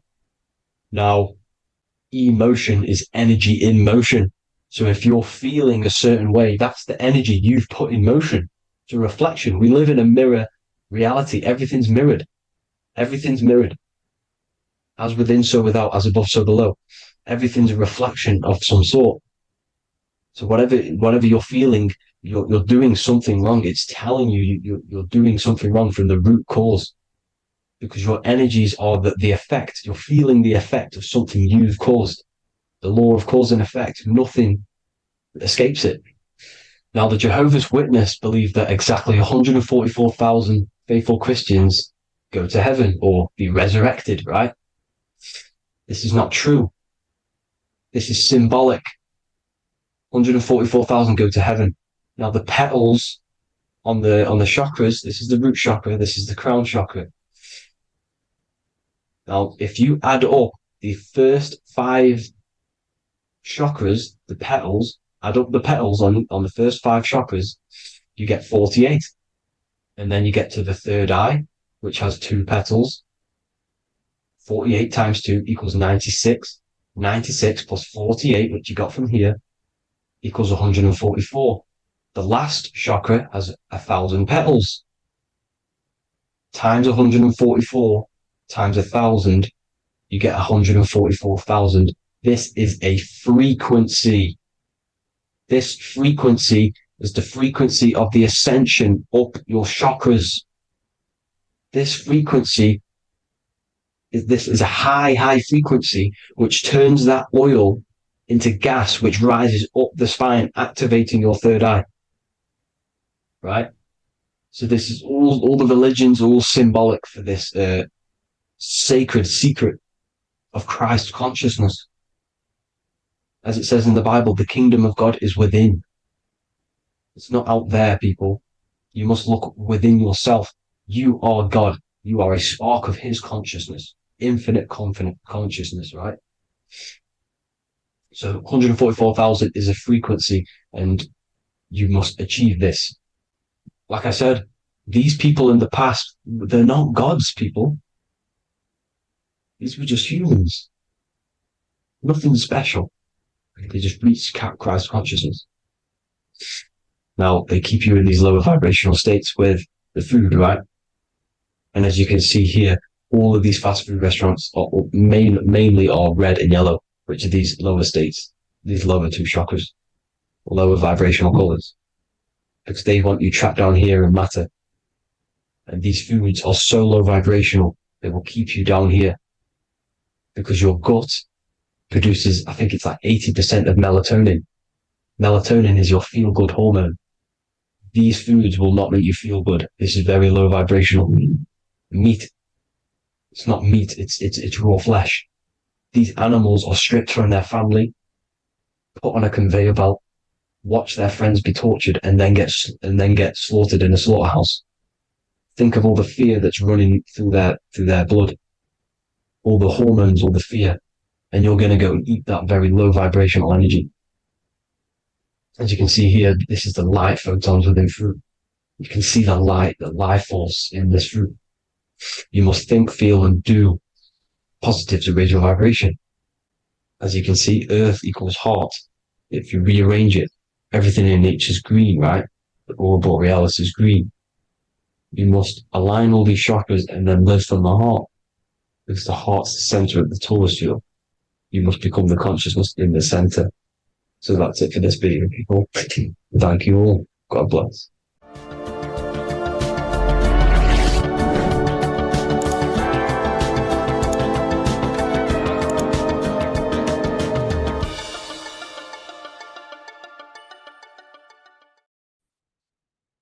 Hello and welcome to another lecture from Harry B. Joseph, also known as Revival of Wisdom, the author of the Book of Wisdom series from revivalofwisdom.com. In this lecture, you will learn how to decode Freemasonic symbolism, gain a deeper understanding of yourself, expand your awareness of consciousness and reality, and receive guidance to navigate life with greater clarity. So today we're going to be breaking down this particular piece of artwork, this Freemasonic artwork, and how this relates to you and reaching a higher consciousness. Because ultimately, this is what it's about, okay? Freemasonry is considered a craft, and this craft is crafting a better brain and heart, crafting a higher consciousness, crafting a better self. Why? So we can operate in the world at a higher degree, operate in the world more efficiently, live a better experience in the world, and getting to know thyself. Okay? So we're going to start from bottom to top because this is important. Every placement of this symbolism is on purpose, has meaning, especially the placements of the symbols. Okay? So we're going to start from the very bottom of the artwork, which represents lower down. When we're looking at symbolism, especially occult symbolism, that's what the word occult means. The word occult means hidden, hidden from the eyes. It has its roots in the word oculus. I'm pretty sure that's Latin, which means eye. So the word occult comes from oculus, which means eye. And the word occult means hidden from the eye, the unseen, studying the unseen aspects of self. We're studying the brain. We're studying consciousness. We're studying the body, the heart. We're studying the self, the hidden aspects of the human psyche and the hidden aspects of self. Okay? Because ultimately, this is what gives you power in the world, depending on how you use that power, whether for good or bad, depending on the consciousness wielding that power. This is why we say knowledge is power. But I would actually say knowledge of self is power. Because when you know how you function, you gain power. You gain personal power. You gain mastery. Ultimately, this is what Masonry is about. Self-mastery. Crafting a higher consciousness. So at the very bottom of this artwork, we have a checkered board with a coffin. The coffin is the beginning of the artwork, the very base. This is the foundation of consciousness. The coffin symbolizes unconsciousness, the state that myself was in, maybe yourself, before we woke up and before we came conscious of our spirit, before we came conscious of ourselves. That ignorant state of acting without purpose, acting unconsciously, experiencing the world and not actively living in the world, simply reacting to external circumstances. This is an unconscious state where one is ignorant. 80% of the world is in this unconscious state. And this is symbolized as the darkness, the tomb. Look at how the tomb is fully blacked out, representing dull, no emotion, it's dark. This represents the darkness of self. The spirit is buried. The spirit is in the tomb. They're not even aware that they possess consciousness. They think they're the material body flying on a ball millions of miles per hour through space, and the sun is, they think they're a monkey evoluted. They've never questioned themselves. They stay in ignorance. They're in the spiritual darkness, okay? And they're furthest away from the light. Look at the top. This is the light sources. They're in the darkness, okay? They're in spiritual darkness. They're in ignorance. And they're in division. Their mind has no power. Their thoughts contradict themselves. They say they're going to do something, but then their mind tells them, oh, I'm going to fail. Or I want to do this, but my mind says this, and I believe this about myself. They want to, I don't know, they want to write a book, but their actions are scrolling on TikTok, and their emotions about, feeling about their past person in their life. That's division between the self. That's divided consciousness.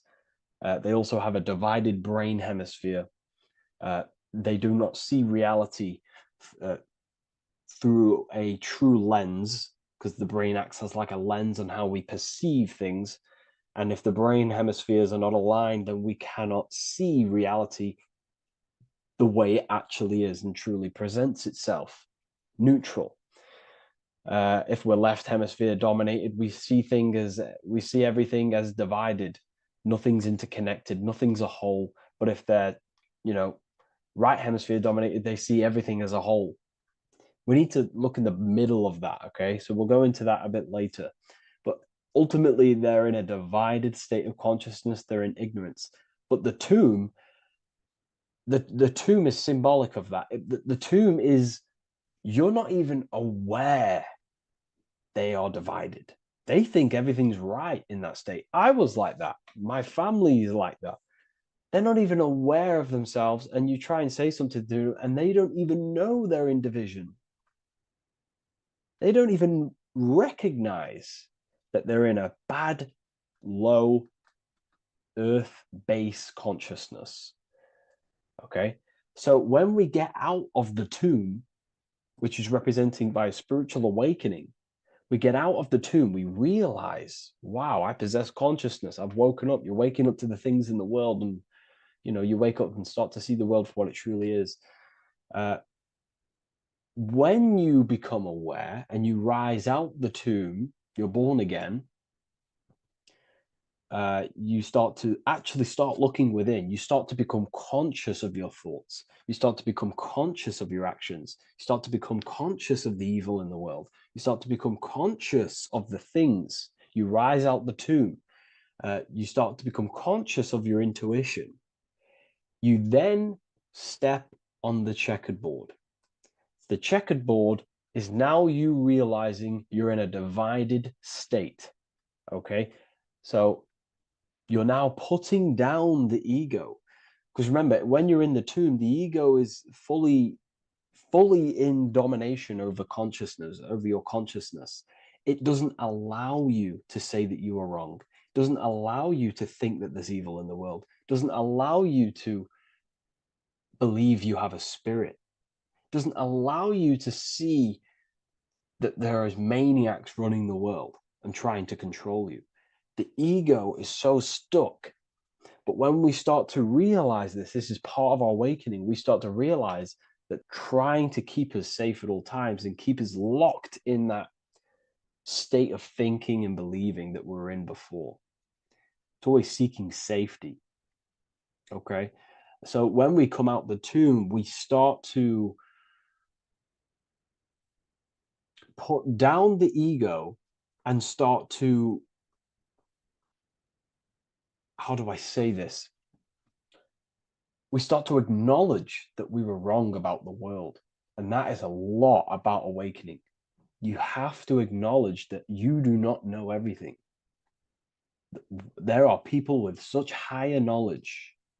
Okay? So when we come out the tomb, we put down the ego. We start to actually say, I was wrong about the world. I was a victim of mind control. I was in ignorance. I was in darkness.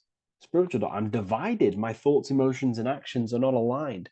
My intuition and my action are not aligned. I'm not taking action on what I know is good. I'm taking actions against what I know is good. That's a sin. That's a sin against the spirit. Okay? So when you acknowledge this, you acknowledge you're in division, you then take the first 3 steps, which is the Freemasonic Blue Lodge degrees. These 3 steps. Okay? Ultimately, this checkerboard represents illusions as well. You're in an illusion. Okay, this is why we see it heavily used in the music industry. It represents base consciousness, base level awareness, 5 sense thinking. It represents you versus me thinking, walking down the street and thinking everyone's trying to hurt you, and it's always you versus me, judging people in your own mind. That's low thinking, lower thought. And not to notice squares. Squares are an unnatural state. They're an unnatural shape. We do not see squares or 90-degree angles in nature. It's the lower mind. So it represents base consciousness, base level awareness, only aware of the physical body, only aware of the 5 senses, never looked within.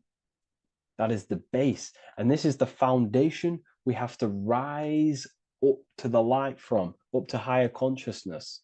So this gives us a strong foundation when we realize this about ourselves, that we were in division. Our thoughts, emotions, actions were not aligned. Our brain hemisphere was not aligned. I'm not thinking with love of the heart. Okay? So that is the state we're in. Now, hopefully that's cleared things up about the chessboard. Before we move on, please leave a like, maybe a comment if you wish for me to discuss anything in the further lectures. Please smash the like button, and it would really help me out. And share this with a friend who is interested in the occult. Okay, so the steps are the first steps of the Freemasonic degree, the 3 Blue Lodge degrees. Now, this can be represented as the number 3, a very powerful number, a very symbolic number. Number 3 is the 3 expressions of consciousness. How do we express consciousness? How does consciousness express itself? Well, there are 3 ways. We think, consciousness thinks, consciousness feels, and consciousness acts. They are the 3 expressions that we express our awareness and consciousness. So we're looking at thought, emotion, action. We're also looking at the 3 brains. The reptilian brainstem, the mammal limbic brain, and the neocortex.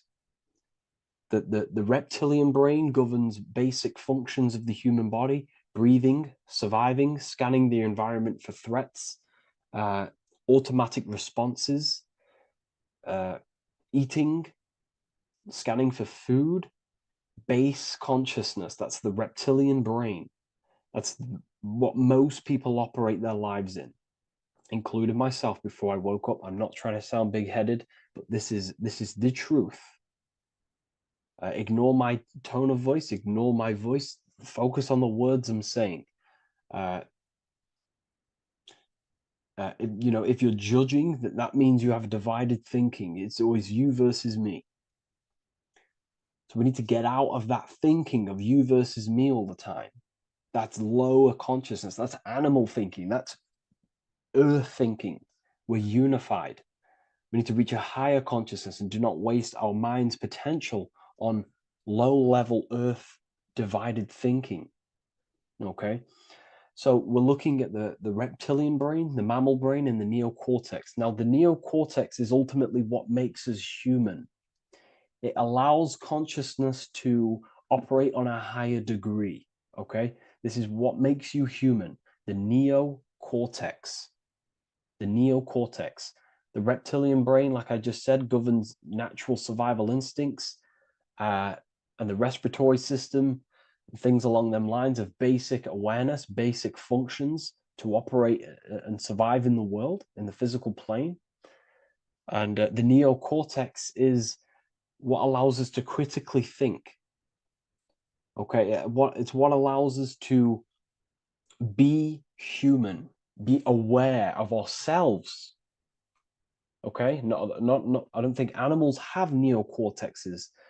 Don't quote on me on that, but this is the part of the brain that makes us human, and it allows us to think deeply, to create masterpieces like we can. Humans have massive potential in creation. Look at the world we live in. This is because of the neocortex. It allows us to critically think and self-reflect. Now, when we start to operate from higher thought, we start to think with higher thoughts, the higher parts of the mental dimension, we ultimately start using this brain more. We start functioning from the higher brain. Now, this is why Neo from the Matrix is called Neo, because he uses he was in the reptilian brain. If you watch the film The Matrix, if you notice, he gets plugged out of the Matrix and he's plugged in on the back of his neck into the brainstem. And when he's plugged out, his name's Neo, which is neocortex, using the higher brain. It's what awakens the self. It allows consciousness to function on a higher degree compared to animals. Okay? So we're looking at thought, emotion, action. We're becoming conscious of thought, emotion, action. Becoming conscious, what am I thinking, what am I feeling, and what am I acting in the world? And what can I do to master these, to operate more efficiently in the world? How can I use these towards higher consciousness and use these actions, these thoughts, emotions, actions to reach a higher state of awareness of self? So when you go through the first 3 degrees, you enter the doorway. Now, this is symbolic of a doorway. Now, looking at this with a right hemisphere dominated view, you would see a doorway, right? The right hemisphere sees this as a holistic doorway, right? You see a door, you're gonna, you enter the stairs, you go through the door, right? But the left hemisphere is now going to dissect and analyze each individual little part of this, right? So the right hemisphere sees the trees, the left hemisphere sees the woods. So to dissect this down on a right hemisphere, going back to the right hemisphere, we're entering the door. The door is symbolic of entering the unknown. You're entering a higher consciousness. You're entering the door. You're going beyond. See, this is the earth here in the background. This is the darkness. The darkness represents the abyss, the unknown. You're entering in the self. Okay? This door represents entering in the self, questioning internally. Most of us think externally. We have to, obviously, to operate in the world, but we never give time to think and question and reflect internally. What do I mean? Closing the eyes and questioning the self. Who am I? Where am I from? What's the voice in my head? If the voice in my head stopped using the language that I speak, what is it then? It's about going within, into the darkness, what you cannot see, and finding the light. Okay? It's about entering within the self. This is a doorway to higher knowledge, higher consciousness, higher self, and really digging deep for what you truly are beyond your human form. Okay? So we have, most importantly, I'm not going to go over every single one of these symbols here. I'm going to go over this on a basic, well, not a basic level, a very detailed level, but it's not going to go over every single symbol. We have a left pillar and a right pillar. The left pillar has the sun next to it. The sun is more electrical energy. It's very dominant. It's a very powerful masculine force. This represents the masculine quality of consciousness. The masculine qualities. We have many masculine qualities such as actions, physical actions with the body. We have thinking. Thinking is a very masculine force. We have the left brain, analyzing brain, the brain that's very logical, that's trying to figure things out. That's the masculine pillar. Okay. So this is the masculine qualities of consciousness. It also represents what we can see, the sun. The sun allows us to see, to visually see in the world. So the sun represents the external world, the world outside the self. When we close our eyes, we have a self, an internal dialogue, an inner voice. We have an inner world, outer world. This represents the world we take physical action in, the material external world outside you. Okay? The world we can see. And then on the right pillar, we have the moon, which is associated with feminine qualities of consciousness. Now, the moon is in the night, what we cannot see. The moon is the nighttime.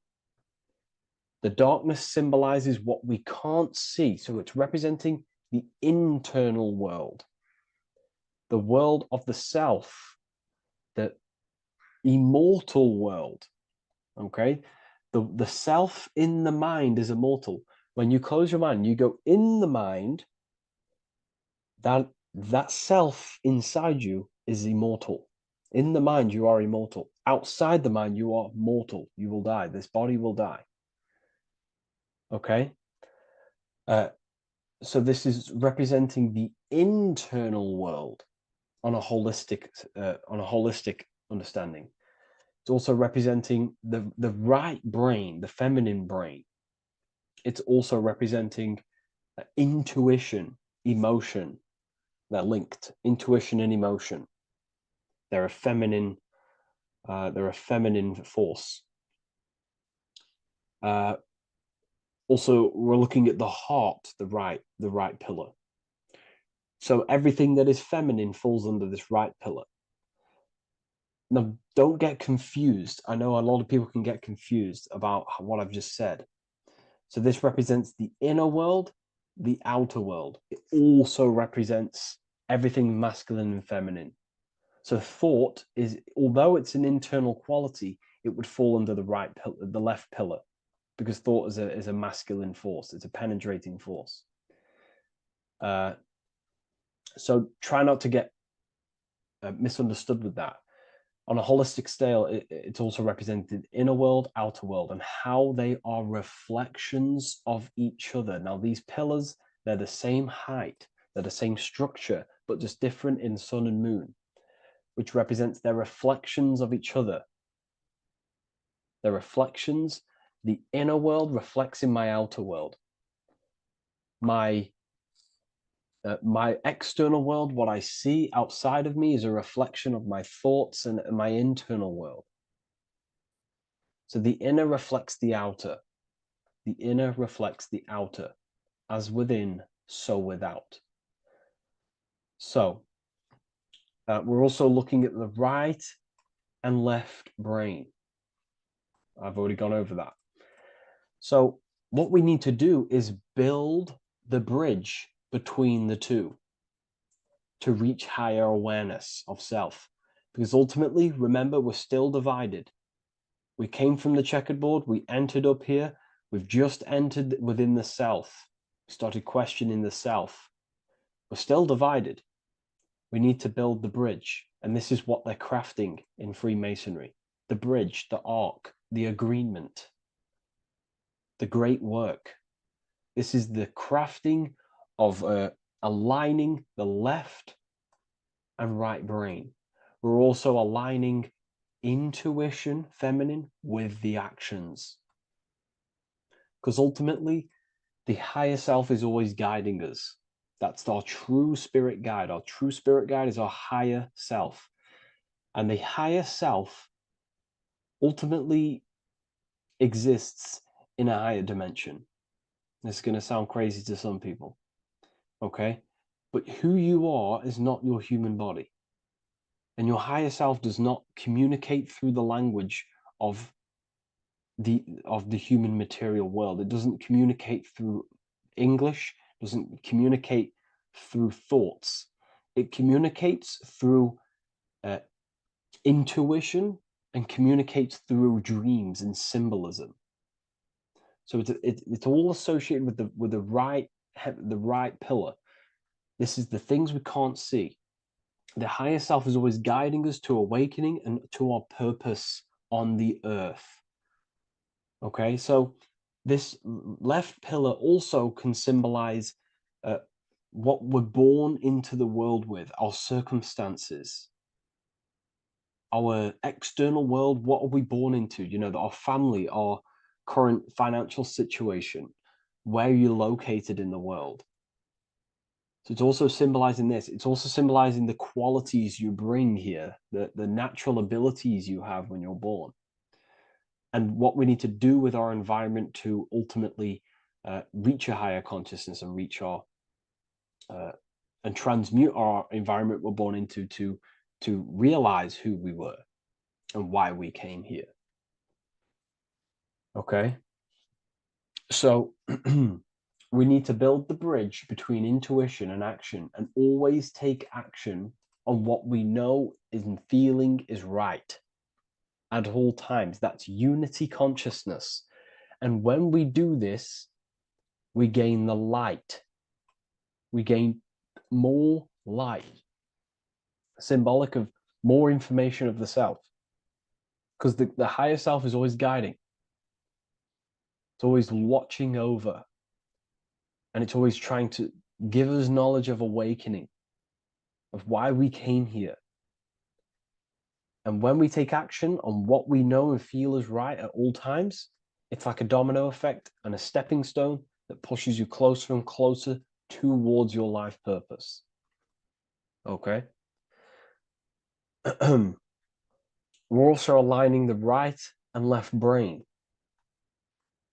to perceive the world in truth, to see the world in its true form, to see the world in what it actually is, instead of any distorted left or right hemisphere dominated beliefs or thoughts. We ultimately do that by acknowledging that, yes, you have a self, you have, the left brain is more ego, this like divided thinking, everything's separate, and the right hemisphere is more holistic. So we need to see the world in the middle of this, in the middle, acknowledging the self and acknowledging the collective consciousness, and how my thoughts, emotions, actions contributing towards myself and the collective. We always need to keep the collective in mind. Why? Because we are experiencing this world together. It's not just you. And your actions also have a ripple effect on the collective. We're experiencing the world as a whole as well. Yes, there's yourself and there's the collective. We need to think, feel, and act towards the collective and the self. So aligning our brain hemispheres allows us to do this. It allows us to think holistically and individually and see reality in this. And when we do align the left and right brain, what do? We gain higher insight, the eye. We build the bridge between the left and right pillars. We gain the eye. The eye is what? Insight. The eye requires light to perceive and see the material world. So this is symbolic. This is the inner eye, the inner self, consciousness. And when consciousness has light, which is symbolic of truth, knowledge, light is a massive symbol in Freemasonry. And light represents knowledge of self, information. And when we gain information and knowledge of self, when we align our left and right hemispheres, our actions take action on our intuition, we gain higher light, higher knowledge of self, ultimately. And this is why we also have the square and the compass. Okay? We have a square and compass here. The square and the bottom, base consciousness, also representing masculine qualities. This is the masculine qualities because squares are masculine. And the compass creates circles. So we have the circle on top of a square. Circles are divine. This is oneness. The circle is one line. The square is 4 lines. It's divided. So we need oneness over division. We need to unify the masculine and feminine qualities. Masculine and feminine qualities, okay? This is in the middle because the compass would fall on the right pillar and the square would fall on the left pillar. And it's unifying. It's representing unification of these 2 pillars of masculine and feminine qualities of self to ultimately rise towards this light, out of the darkness and into the light. Okay. Let's go back. The G. This is very important. This is one of the most important teachings I could possibly give you about the G. The G is the generative principle, is what generates things. And the force within you that generates things is care and the heart energy. The heart ultimately expresses our actions. We think, if we care, we act. Everything in your external world is in front of you because your heart cares. You care about the video and gaining knowledge. You're now here watching this video. That's the care energy expressing actions. So in order for us to truly get out of this divided consciousness, we have to go through the G. We have to go from base consciousness, the square, divided, we go through the G, because we have to care. And if we care, we'll reach the higher mind and gain higher self-knowledge and master the self. You cannot do this if you do not care. And if you do care, you will take action towards it. If you're watching this and you don't actually truly deeply care, you won't take the action. You'll just gain the knowledge, which is ultimately useless. You have to take action on this knowledge. And if you do not, there's no point watching the video. It's difficult. It's difficult. It's not easy. And things, throw us off our path sometimes. I understand. I'm not saying I'm perfect, but we ultimately have to give care towards reaching higher knowledge. Seek and you shall find. If you have the care about reaching higher knowledge of self, you will seek it and you will take actions towards it. Okay. We see this everywhere, and I mean everywhere. The Temple of Solomon has the 2 pillars, Jachin and Boaz pillars, feminine and masculine qualities. Sol, O, Mon. Sol is sun, Mon is moon. It's building the temple, which is, the temple is the inner self, ultimately. It's symbolic. The temple's not a real place. The temple of self, building the Temple of Solomon and reconstructing the Temple of Solomon, is about reconstructing the self through masculine and feminine qualities. We see it everywhere. And this is very symbolic, you know, like very symbolic. We have the two pillars, we have building the bridge, and we have a stairway that goes to what you can't see, because it's going to the unknown. You have to have faith. Okay? What I'm about to say is very important. You don't know what higher consciousness is, okay, until you get a little bit higher. This is hard to explain. But I didn't know what everyone talks about, what higher consciousness is. I can't give you my higher consciousness. It doesn't work like that. You have to enter in and go within and have faith, going into the unknown, because you're ultimately going into something you do not understand. Higher consciousness, I cannot give it you. You have to enter the door and take action and think, feel, and act towards it, and you will go to the place, and then you will understand what higher consciousness is. Ultimately, what higher consciousness is higher knowledge and understanding of self, what you actually are. Okay, that is what's being symbolized here. It's again in the Masonic art. We have the darkness. We have to have faith to leap into the darkness, into the unknown.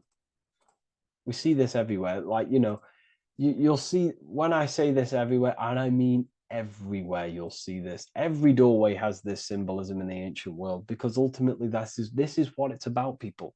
The door represents going within, into a new light, a new room, a new level of understanding of self. Okay? Here we have Astro World. Now, this is obviously a darker aspect of this.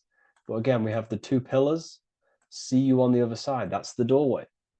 The other side. And I'm not going to break down, you know, this ritual, but you can guess what I'm on about here. That's for the university, of course. I can't break that down on YouTube. It's way too deep.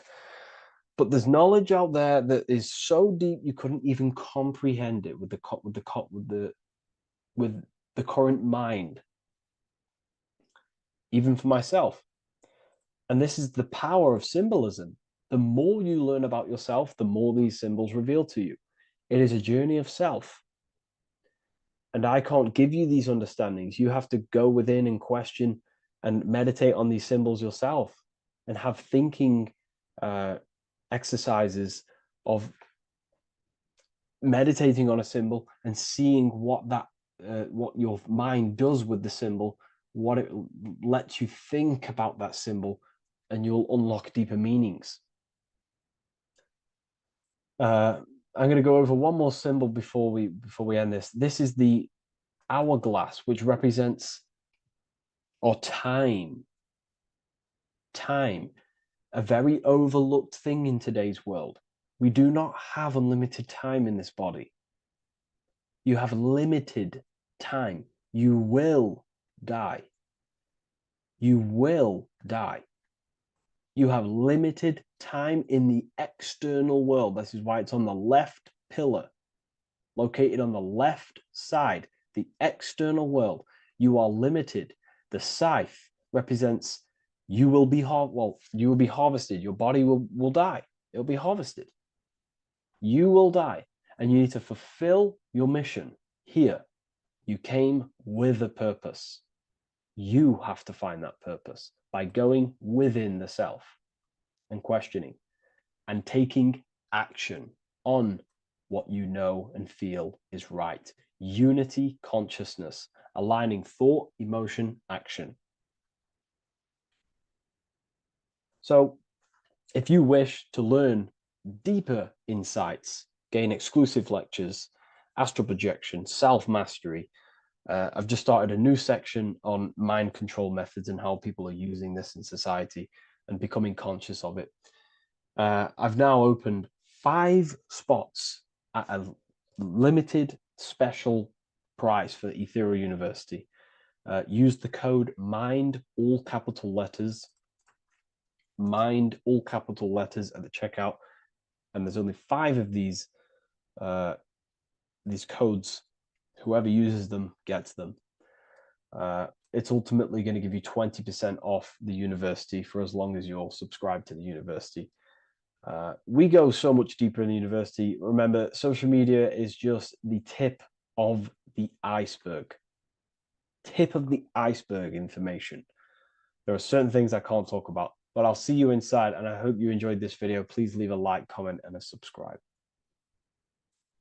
Welcome to Revival of Wisdom.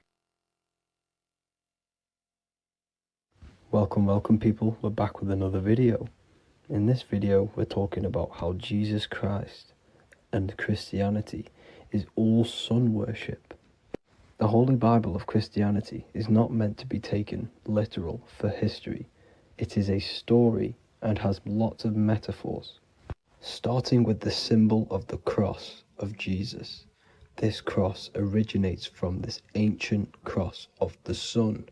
This symbol has been used for thousands of years, way before Jesus was a thing, in Europe, America, Asia, and all around the world. In fact, this symbol is still being used by Christians today, not knowing it represents the sun. This is a 4,500-year-old artifact, a golden plate with an equal-armed cross found in England. The gold to symbolize the sun, and the equal-armed cross for the 4 equal seasons of the year. So this is why in the Bible you have Matthew, Mark, Luke, and John, symbolizing the yearly cycle of the sun and the 4 equal seasons. Also in the Bible, Jesus is referred to as the light of the world. So yes, Jesus represents the sun. He is a metaphor for the sun. Hence why in all of these pictures and images and paintings of Jesus, there's always a sun behind his head, and some even with the sun cross behind his head. Jesus also has 12 disciples, which represent the 12 zodiac signs and the 12 months of the year. This is the Last Supper by Leonardo da Vinci. As you can see, the sun, being Jesus, is in the center, because the sun is in the center of the zodiac signs. There are 4 groups which symbolize the 4 equal seasons. Each group contains 3 people symbolizing the 3 months and the 3 zodiac signs in that season. There is only 1 female in the painting, which is Virgin Mary, who symbolizes Virgo, the astrological sign. So yes, Jesus symbolizes the sun with his 12 zodiac signs and 4 gospels for the 4 seasons of the year. However, there is another phenomenon. The 25th of December is known as the birth of Jesus Christ, which is known as Christmas today. So Jesus symbolizing the sun and is born on December 25th. This is the day the sun moves 1 degree northward, bringing back the warmth, the growth of crops, the life and light back to the northern hemisphere. Everything is springing back to life, as we call it, spring. So it is said that the sun is born again on the 25th of December, and Jesus is known as the risen Savior, because the sun is our risen Savior, because it gives life to the whole of this realm, the warmth, the crops, and without the sun rising in the morning, we'd all die in about 2 weeks. And we all know how Jesus died on a cross. The sun also dies on a cross in the southern hemisphere. It dies on the Southern Crux constellation. And on December the 22nd, 23rd, and 24th, the sun remains in the same position.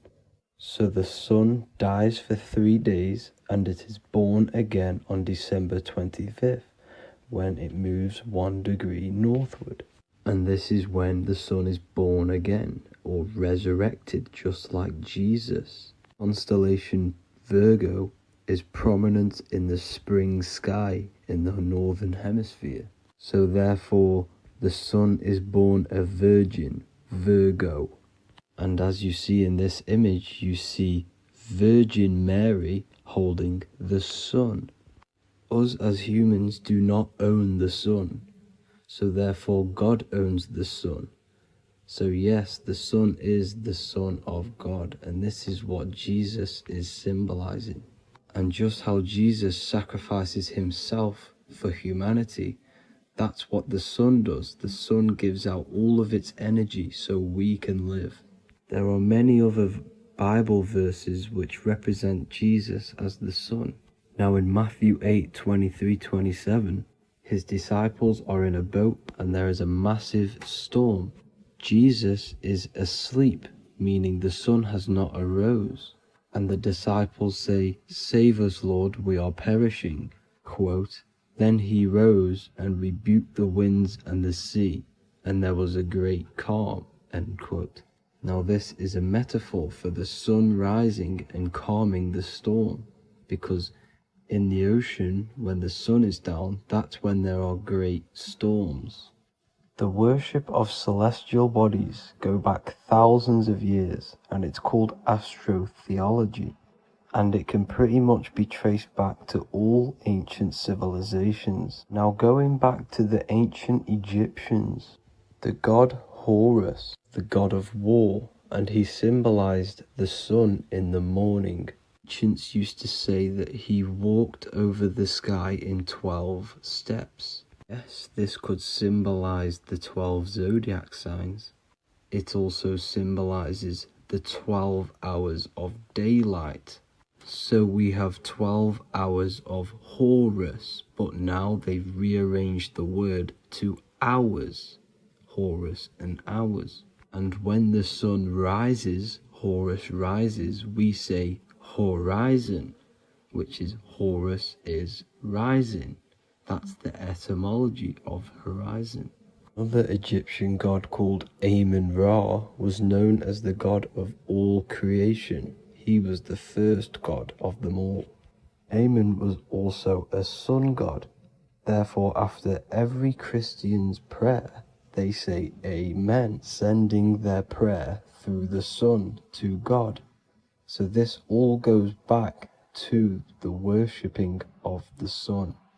Sun worship was around way before the Romans. However, in the Roman times, their sun god was called Mithra. Mithraism was the main religion before Christianity came into play. Mithra was the son of God.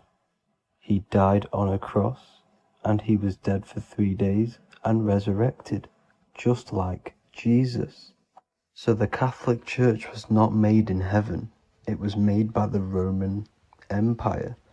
They mixed all the sun religions of Judaism, Mithraism, and other Arabic religions, and combined it into one, so Caesar, the Roman emperor, could gain his own religion. So yes, Christianity was a political move to gain more control over the masses, because it was a worldwide government at this point in time.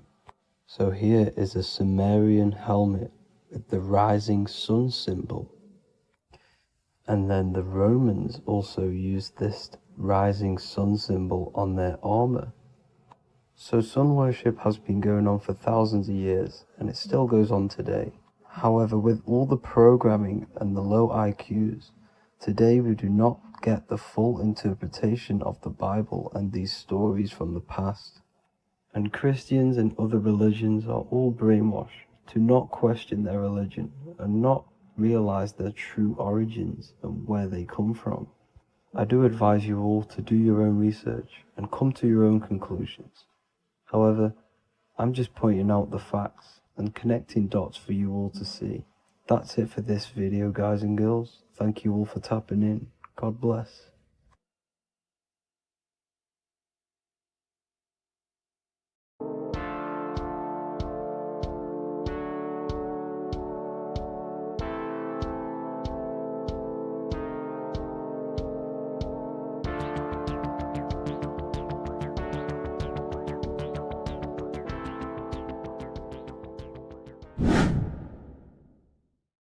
What is good, people? It's Revival of Wisdom. Today we're going to be talking about Saturn.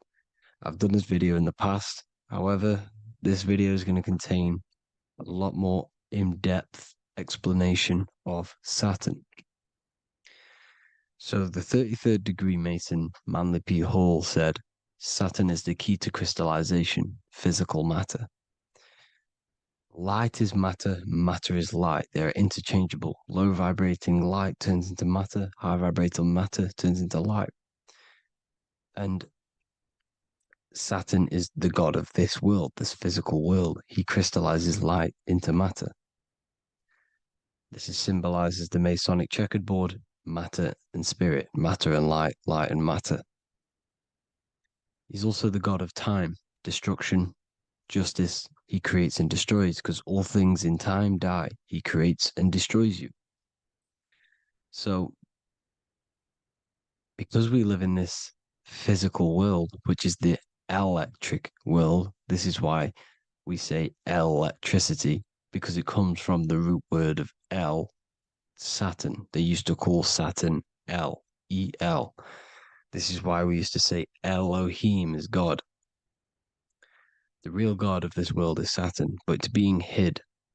This is being hid. Jesus is Saturn. All of this is Saturn. It's all Saturn worship. It's the real God of this world, So, physical matter is a result of two opposing forces equalized on the plane of inertia, because everything is created out of electromagnetic toroidal fields.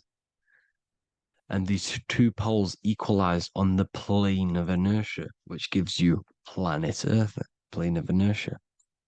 The plane of inertia is what Saturn is. It's the ring around the center of the plane of inertia.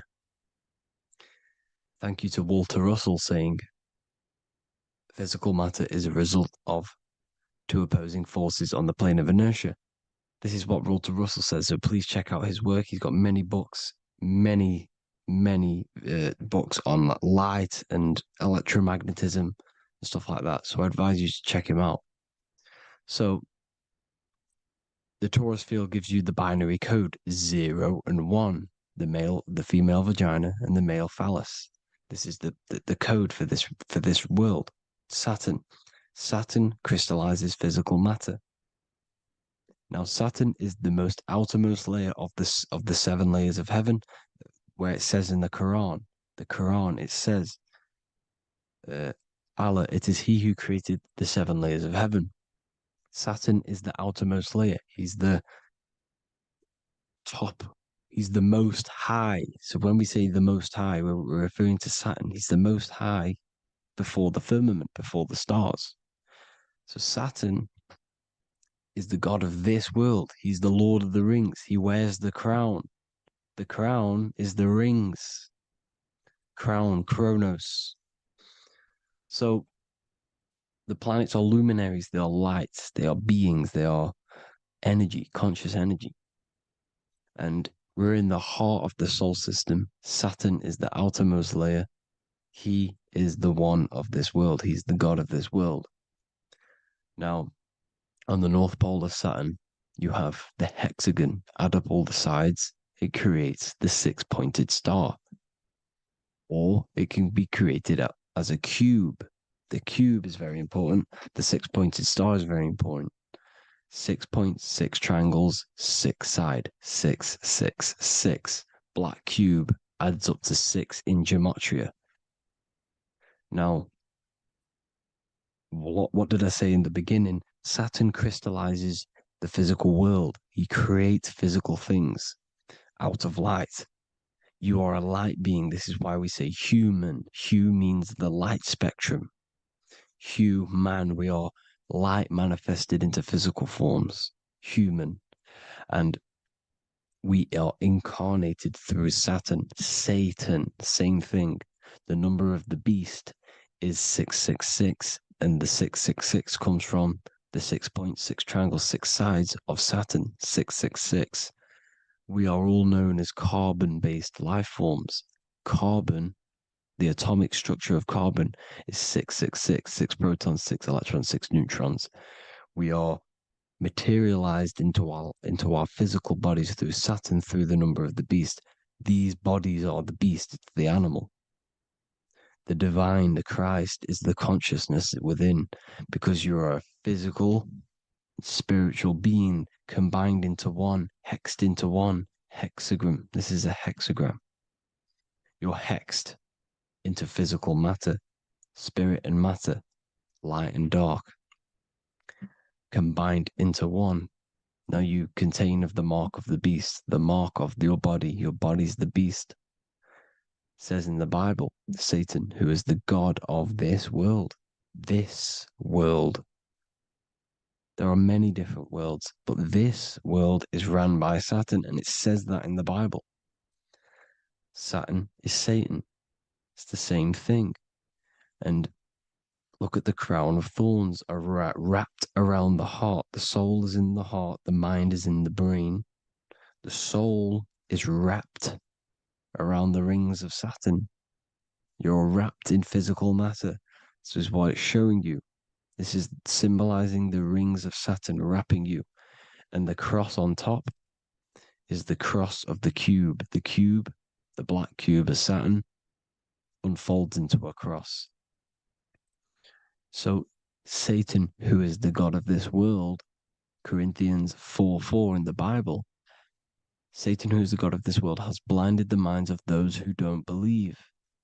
Satan blinds your mind because the god of this world materializes you, and he blinds your mind when you incarnate into physical matter.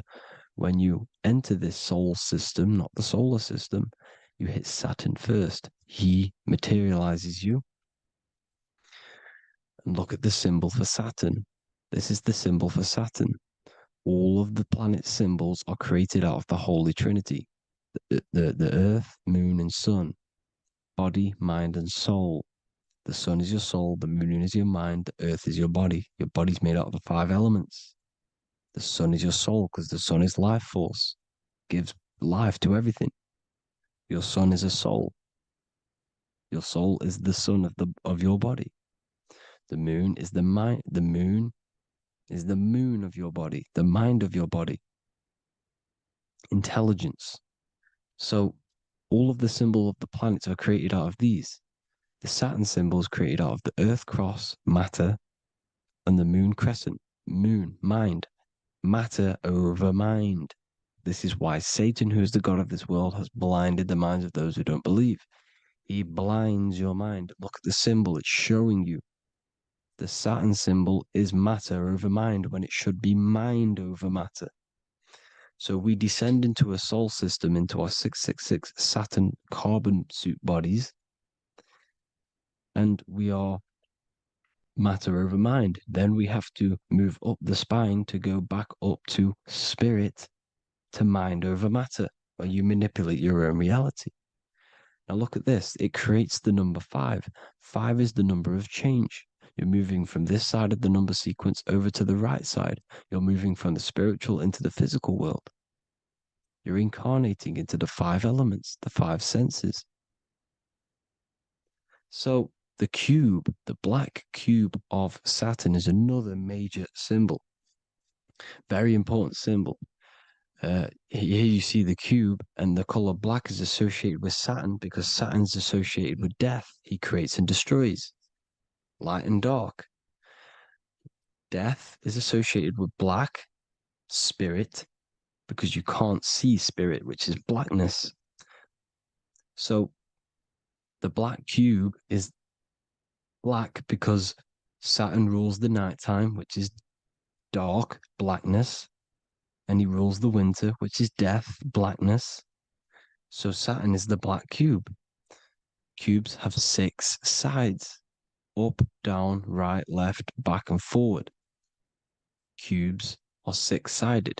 Everything is 6-sided inside of this creation because you're incarnating, you're materializing, crystallizing into the cube, the world of the cube. Everything's a cube. Everything's got 6 sides. Here's Leonardo da Vinci showing you that you're in the cube. Leonardo da Vinci did this famous painting. You're in the cube, you're hexed into physical matter. We're incarnated into the third dimension, the three-dimensional world, which is a cube, 3D. And black cube adds up to six sides of the black cube. The Kabbalah means cube god in Arabic. And look at what they do. They worship the cube, the black cube, and they stand in rings like the rings of Saturn. Australia, Denmark, Manhattan, Santana all have these black cubes. You go to New York, you will see the black cube there as well. These black cubes are everywhere because it is the real God of this world, So look at the cross. The cross unfolds into the cube. Xbox, Nintendo GameCube, Sega Saturn, anything to do with a simulated gaming reality, they put Saturn in it because we're in the simulation of Saturn. This is a simulation. And this is why they reflect this through the Xbox, GameCube, Sega Saturn, anything to do with gaming, simulations, is all Saturn. Because we're in the cube of Saturn, the black cube. We're in the GameCube, the Xbox, the Sega Saturn. As above, so below. So they reflect it through the simulations that they create inside of this simulation. Cubes have 8 points for the 8 points of time and space. 8 is the number of time. Everything's cycling, infinity. So look at the cube. The cube is symbolized as in Judaism. The Judays have the black cube. They wrap themselves in a black band and they cover their eyes into blackness. The black cube, for the black cube of Saturn, they use the star of Saturn and they worship their god on Saturn Day because it's all Saturn worship.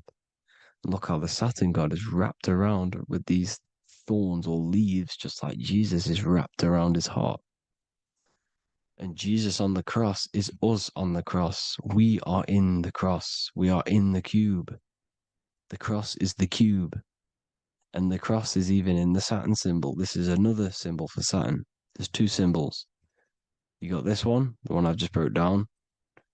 And there's this one. This is the cross of Saturn, the cube god, the simulation, the game cube. Now, Chronos is another word for Saturn. Chronos means time. When you clock into work, you go to the Chronos machine. Well, I did anyway.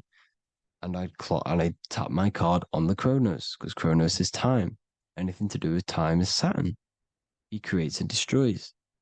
Look at the artwork of Saturn with the sand, the time. Look at this, how he's cutting off the baby's wings. He's crystallizing the spirit into matter. He's cutting off your wings. Satan, in the Bible, he falls from heaven into earth and he loses his wings. He becomes a serpent. You see, it's all symbolic for us. We are the fallen angels, fallen angles of light. We're fallen angles of light. We are light beings. Now we're fallen into physical matter. Saturn's chopped off our wings. He's chopped off our spirit wings because when you astral project, you can fly. You will fly around. He's got the Reaper staff here, always depicted with the Reaper staff. Now look at the clock. Saturn Day is the 6th day, the number of the beast, 666. Look at the clock. 6 take away 12. 12 take away 6 equals 6. 7 take away 1 equals 6. 8 take away 2 equals 6. 60 seconds in a minute, 60 minutes in an hour, 24 hours in a day, 2 plus 4 equals 6. That's 666. Everything's 666 because it's time. Saturn. All goes to Saturn. He's the god of time. We're in time now. We're in time. We're in the time, which is God, the god of this world, the god of time. Now look at this. The Reaper is also depicted as the Reaper with the staff, the black cloak, black symbolizing death, spirit, Judges wear black because Saturn is the law. He's the god of this world. He's the law. This is why they wear black cloaks. When you graduate from university, you wear a black cloak and a black cube on your head. You've been hexed. Funerals, you wear black because it's all to do with Saturn, Father Time, Father Crystallization. Now, Saturn, here's another one of him cutting off the wings of a child. Because he cuts off the wings. He creates and destroys your body. We're in the electrical world. Everything that is electrical vibrates. All vibrations have to come back to a standstill point, which is death. This is why your body dies. Your atoms stop vibrating. Corona. Look at the crown. The crown is the corona. Corona means crown. And look at this is an alcohol brand for beer. You can see the staff of Saturn in the symbol with the moon crescent. Corona, which is the crown, Saturn, the crown on Saturn, the rings. And then you've got the staff. It's all Saturn worship.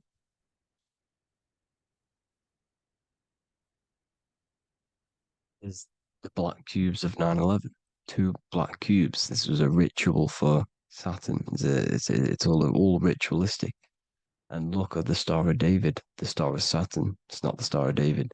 Creates IXXI, the sigil of Saturn. IXXI means 9/11 in Roman numerals. 9/11. It's all a ritual for Saturn, and they have the 2 black cubes of Saturn. Now look, XX. There's more symbolism of Saturn now. We're going deeper. XX is more symbolism for Saturn. The sigil of Saturn is XX, as above, so below. Same with the Star of David. You split it in the middle, as above, so below, as above, so below. XX, this is a Knights Templar Cross of Lorraine. XX, Knights Templar, high order of Masonry. They all worship Saturn. Well, Saturn's the real god of this world. X Eon with the XX, XXL magazines, which is all to do with famous rappers and stuff like that. When you die, you put XX on the eyes because it's Saturn. He's the Reaper. Is Jesus with the XX crown with the thorns around his heart, around his soul, with the cube on the top, the cross cube. Lil Uzi Vert with the XX Cross of Lorraine. Jay-Z with his alcohol brand, XX Cross of Lorraine. The X Factor with the rings of Saturn. All Saturn worship. The seal of Melchizedek is also Saturn. This is the cube. This symbolizes the cube with the 8 points for the 8 points of space and time. And this is the cube. It's another ancient symbol for Saturn. Here you see the star of Saturn with the Melchizedek symbol around it, which is all to do with Saturn. Here you see an altar, the Holy Grail, the Melchizedek symbol on it, and they're worshipping it. This is why we wear rings, wedding rings for the rings of Saturn. It all goes back to Saturn. Earrings. The 8-pointed star of the ancient Sumerians is all Saturn. It's all Saturn. So the ancients, the symbols of Saturn goes on forever. It's in all of the major corporations. You can see it everywhere, the rings of Saturn. Toyota is an obvious one. Internet, Nike, Target, Sega, Saturn. It's all Saturn worship. All Saturn worship. Because he is the real god of this world. Here's Kanye West's album with a Saturn here. Here's Michael Jackson's album saying escape. There's the X again. The X, escape. You have to escape this reality. Maybe that's what he's pointing at. Here you see it on the dollar bill, the star of Saturn. Here you see it again on the dollar bill. So that is it for today's people. I hope you all gain some insight on Saturn. Please like, comment, and share if you can. Subscribe if you like the channel. Please have an amazing day. God bless.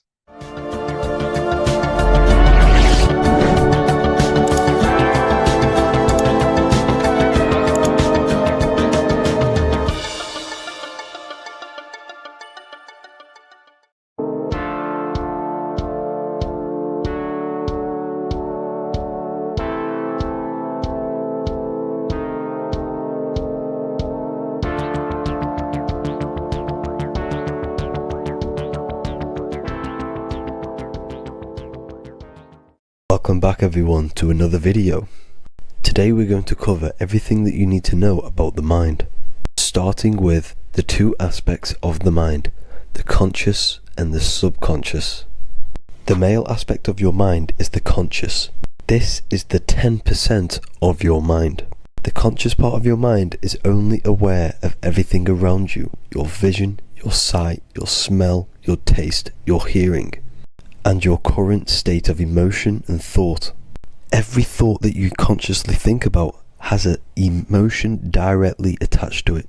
That emotion is then impressed onto the subconscious part of the mind. The subconscious part of the mind is the female aspect of your mind.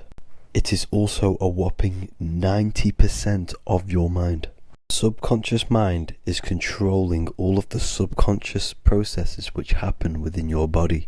For example, your subconscious mind is controlling your heartbeat, your digestion of food, and all of the things that you do not have to tell the body to do. It is the hidden part of our mind which is controlling all of the hidden things. The subconscious mind is like a recording supercomputer. Everything that you have experienced in your life is all recorded and stored within the subconscious mind. One of the most important things about your subconscious mind is that it stores your mental programs. Everything in the subconscious mind manifests into behavior and actions within the body. Your daily basis routine and habits are all mental programs within your subconscious mind. These mental programs are created by mainly two ways. 1, repetition, and 2, emotional impact. The repetition is fairly simple to understand. The more you do something, the more it impresses onto your subconscious mind and becomes a program. That program will then manifest into your behavior. However, with the emotional programs, they work a bit different. The stronger that you feel an emotion, the stronger it is impressed onto the subconscious mind.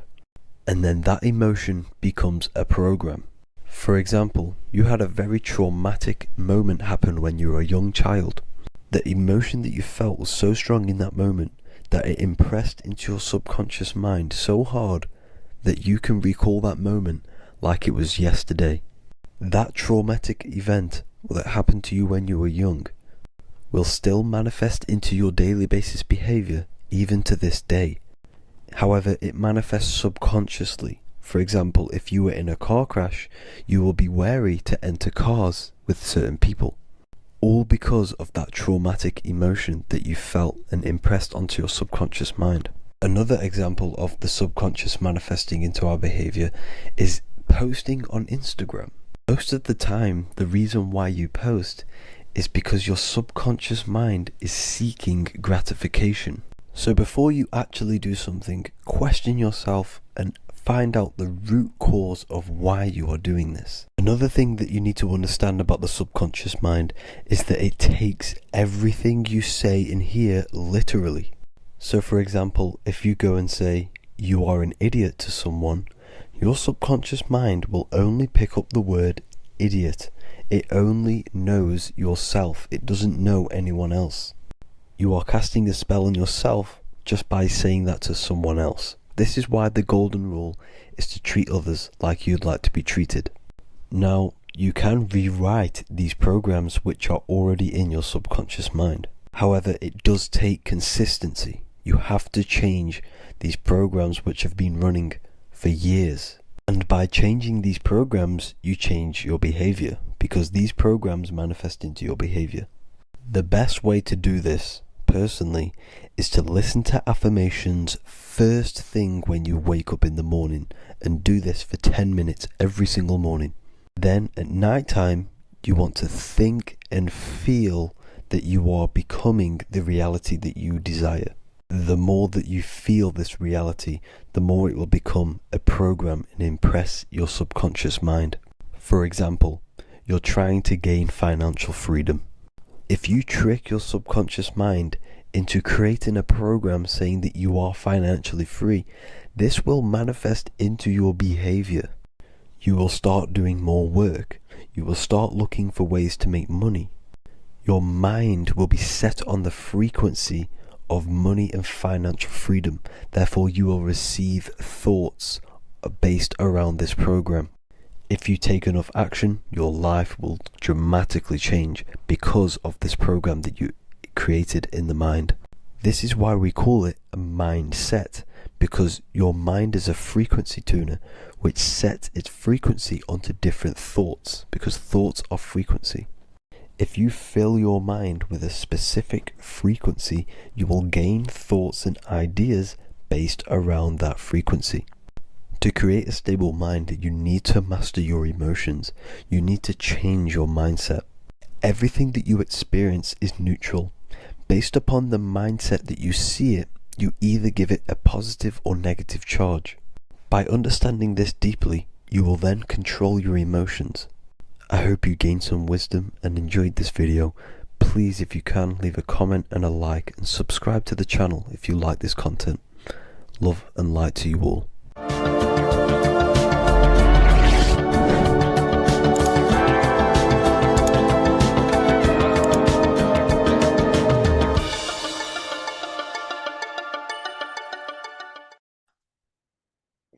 In this video, you're going to learn exactly what Christ consciousness truly is and how to cultivate this into your life so you can live a better life, create the things that benefit yourself and humanity, and ultimately to bring heaven on earth. This is the true way. If you're familiar with my work, you know that, I'm pretty much obsessed with symbolism. Symbolism is such a massive topic, and it unlocks profound ancient wisdom that is hidden behind these layers of symbolism of the ancient paintings, symbols, and texts. So I was going through some Christian artwork and I came across this painting. It's a well-known painting called The Sacred Heart of Jesus. And it just blew my mind what this is revealing about human consciousness and Christ consciousness, which is what Jesus represents. If you're not familiar with Christ consciousness, you should definitely do a bit of research on that. But I'm going to explain it today in detail. So when we look at this painting, we are looking at symbolism. We're looking at consciousness, a state of being, a state of living, a way of thinking, a way of feeling, and a way of acting in the world. As I've said this many times, we're all creators. We all create and generate reality. And you don't just have your personal reality, you have a collective reality. Your reality is affected by the collective consciousness. Depending on the collective consciousness's understanding of reality will also affect your life. We have a collective life and a collective experience. So Jesus in this depiction here is in a way showing us instructions to reach Christ consciousness, whether you see it yet or not. But I'm going to decode this for you. And your mind might be blown after watching this. Okay, so what is the meaning of Christ consciousness? What's the whole purpose of this? Very simple. Like I mentioned before, we have a collective experience on this world. And Christ consciousness is the natural consciousness that we all need to be functioning on to generate peace, love, and unity on the earth in this experience we call life. That's what Christ consciousness truly is. It's a state of being that we need to cultivate within our own self, within myself, others, and everyone in this life and experience, so that we can all live in peace and heaven on earth, what they like to call it, so that we can generate the best experience possible together on this thing we call earth, on this material world, this material dimension. The material dimension is simply just a physical dimension of thought. It's a physical outcome of thought, but that's a whole of a lecture. So please leave a like, leave a comment if you have any topics to talk about that you wish for me to cover, and definitely leave a subscribe if you like my content and channel. So to go deeper into this, right, we've explained what Christ consciousness is and what it actually, will do to the earth and what it will do to reality and our collective experience. And it's also representing a profound understanding of self, a deep understanding of the true nature of self, the true source of self, what the self is, pure consciousness, pure God. We are all Jesus. Jesus is you, a physical manifestation of the divine made manifested physically. A physical manifestation of consciousness, okay, of spirit descended into matter. However, Jesus is a symbol that should not be worshipped, but something that we need to cultivate, maybe look up to, and cultivate within our own mind and hearts and actions. So he is someone that we should embody into our own very own being. We need to reach a level of intellect, the mind, a level of emotional understanding, and ultimately this creates Christ consciousness. Okay, and now I know that was very, very vague what I just said, but I'm going to explain a bit more. I don't want to give it fully away yet because you need some more information, more keys. So let's observe the top end of this painting. Jesus with this circular light emanating around his head is symbolic of the mind, of the our thinking aspects of consciousness, the way we generate thoughts, ideas. The mind is also good at also ruling communication. It also rules what we give attention to. Okay, so this is symbolizing the mind of every human being. The mind is a very powerful center of consciousness located in the head, of course. This is why Jesus is the head at the top with the circle around it, representing the mind. Now, to reach Christ consciousness, we need to purify our minds. Purification of the subconscious mind. The subconscious mind is the hidden aspect of our mind with all of our memories, belief systems, and everything we've ever experienced is stored within there. We have traumas there. We have bad belief systems that hold us back.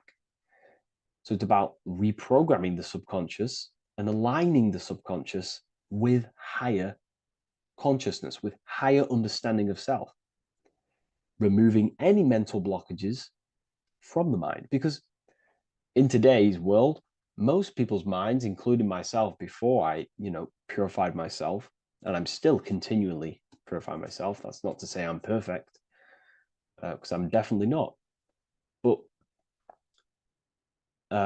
what I was saying was purifying the mind so we can have a powerful mind. Because like I was saying, most people's minds are not their own friend. They let their mind control them. They let their thoughts create negative influence on them, negative emotions. They let their mind destroy their confidence, destroy themselves.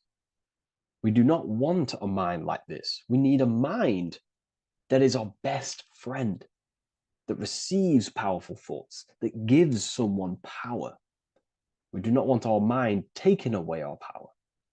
Okay, so in this specific image here of Jesus, this represents a light mind, a powerful mind, enlightenment. The word enlightenment means light and ment coming from mental or mind, light in the ment. This means a powerful mind. Light is also symbolic of knowledge, information. When someone's very intelligent, you call them a bright person.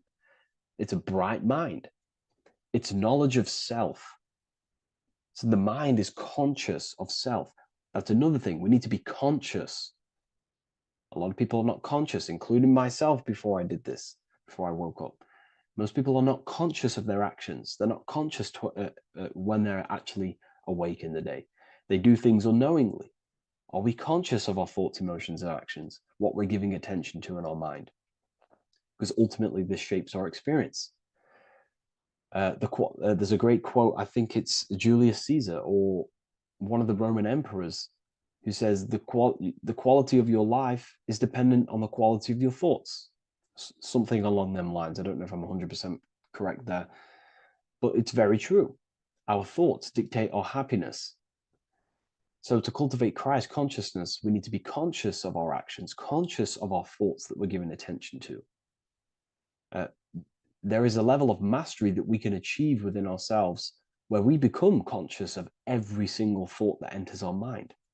That sounds easy, but it's definitely not. But that's a high level of mastery that we can achieve and cultivate within ourselves. So we're looking at a powerful mind here from Jesus, a powerful mind, a purified mind. And we purify the mind through, affirmations, meditations, ritual work. Rituals are things we do every single day with an intent in our mind and an emotion in our heart to impress that state of consciousness into our subconscious so it can slowly rewrite our consciousness and align our consciousness and sync it with higher thoughts and higher emotions with love. We can sync our consciousness with love, which is ultimately what Christ consciousness truly is. Well, now we're going to go on to that now. So we've gone over the mind. Now we go over the heart. Now notice before we go into the heart, Jesus is revealing. He's pulling back the robe, symbolizing opening the heart, revealing the heart, revealing the soul, the light of the heart. Our authentic self lies in the heart. Our pure intentions, our love, our soul needs to be shining through our heart. And our soul is unconditional love. Now, that's not to say that we can get corrupted hearts. We surely can have corrupted hearts, for sure. We can love sick and twisted things, and that's evident in today's world. People love killing people. People love hurting people, manipulating people. People love power. Now, that's obviously an inversion of the natural state of consciousness for humans. When we're born with a natural state of love, of unconditional love for the self, for everyone else, for animals, insects, the earth. We love everything as a child. And not only do we love everything, we actually act upon this. As a child, we do not act on anything we know is not good. And I'm talking early stages of being a child, before we're indoctrinated, before the mind and heart become corrupted. We are pure. This is symbolizing this. Light represents also purification and truth, because when you shine light on something, it's the truth. You see it. You shine it through the darkness.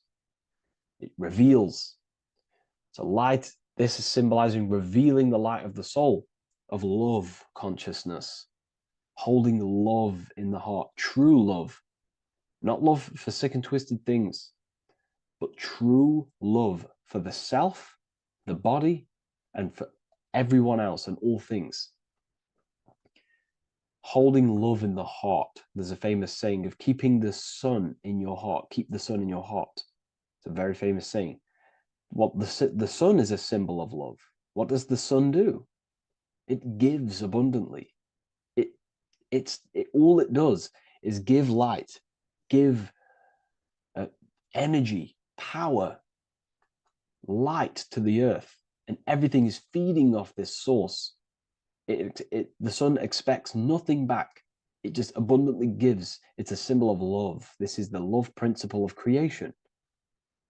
Now, the heart is also governing our actions. What we think about, okay, in our mental field of consciousness is directly corresponded and observed in our hearts. What we think about directly corresponds with what's going on and what we feel in our hearts. Okay? Thoughts produce emotions. So if we give attention to negative thoughts, there's no wonder we're having negative emotions in our hearts. So purification of the mind is also having an effect in purification on the heart.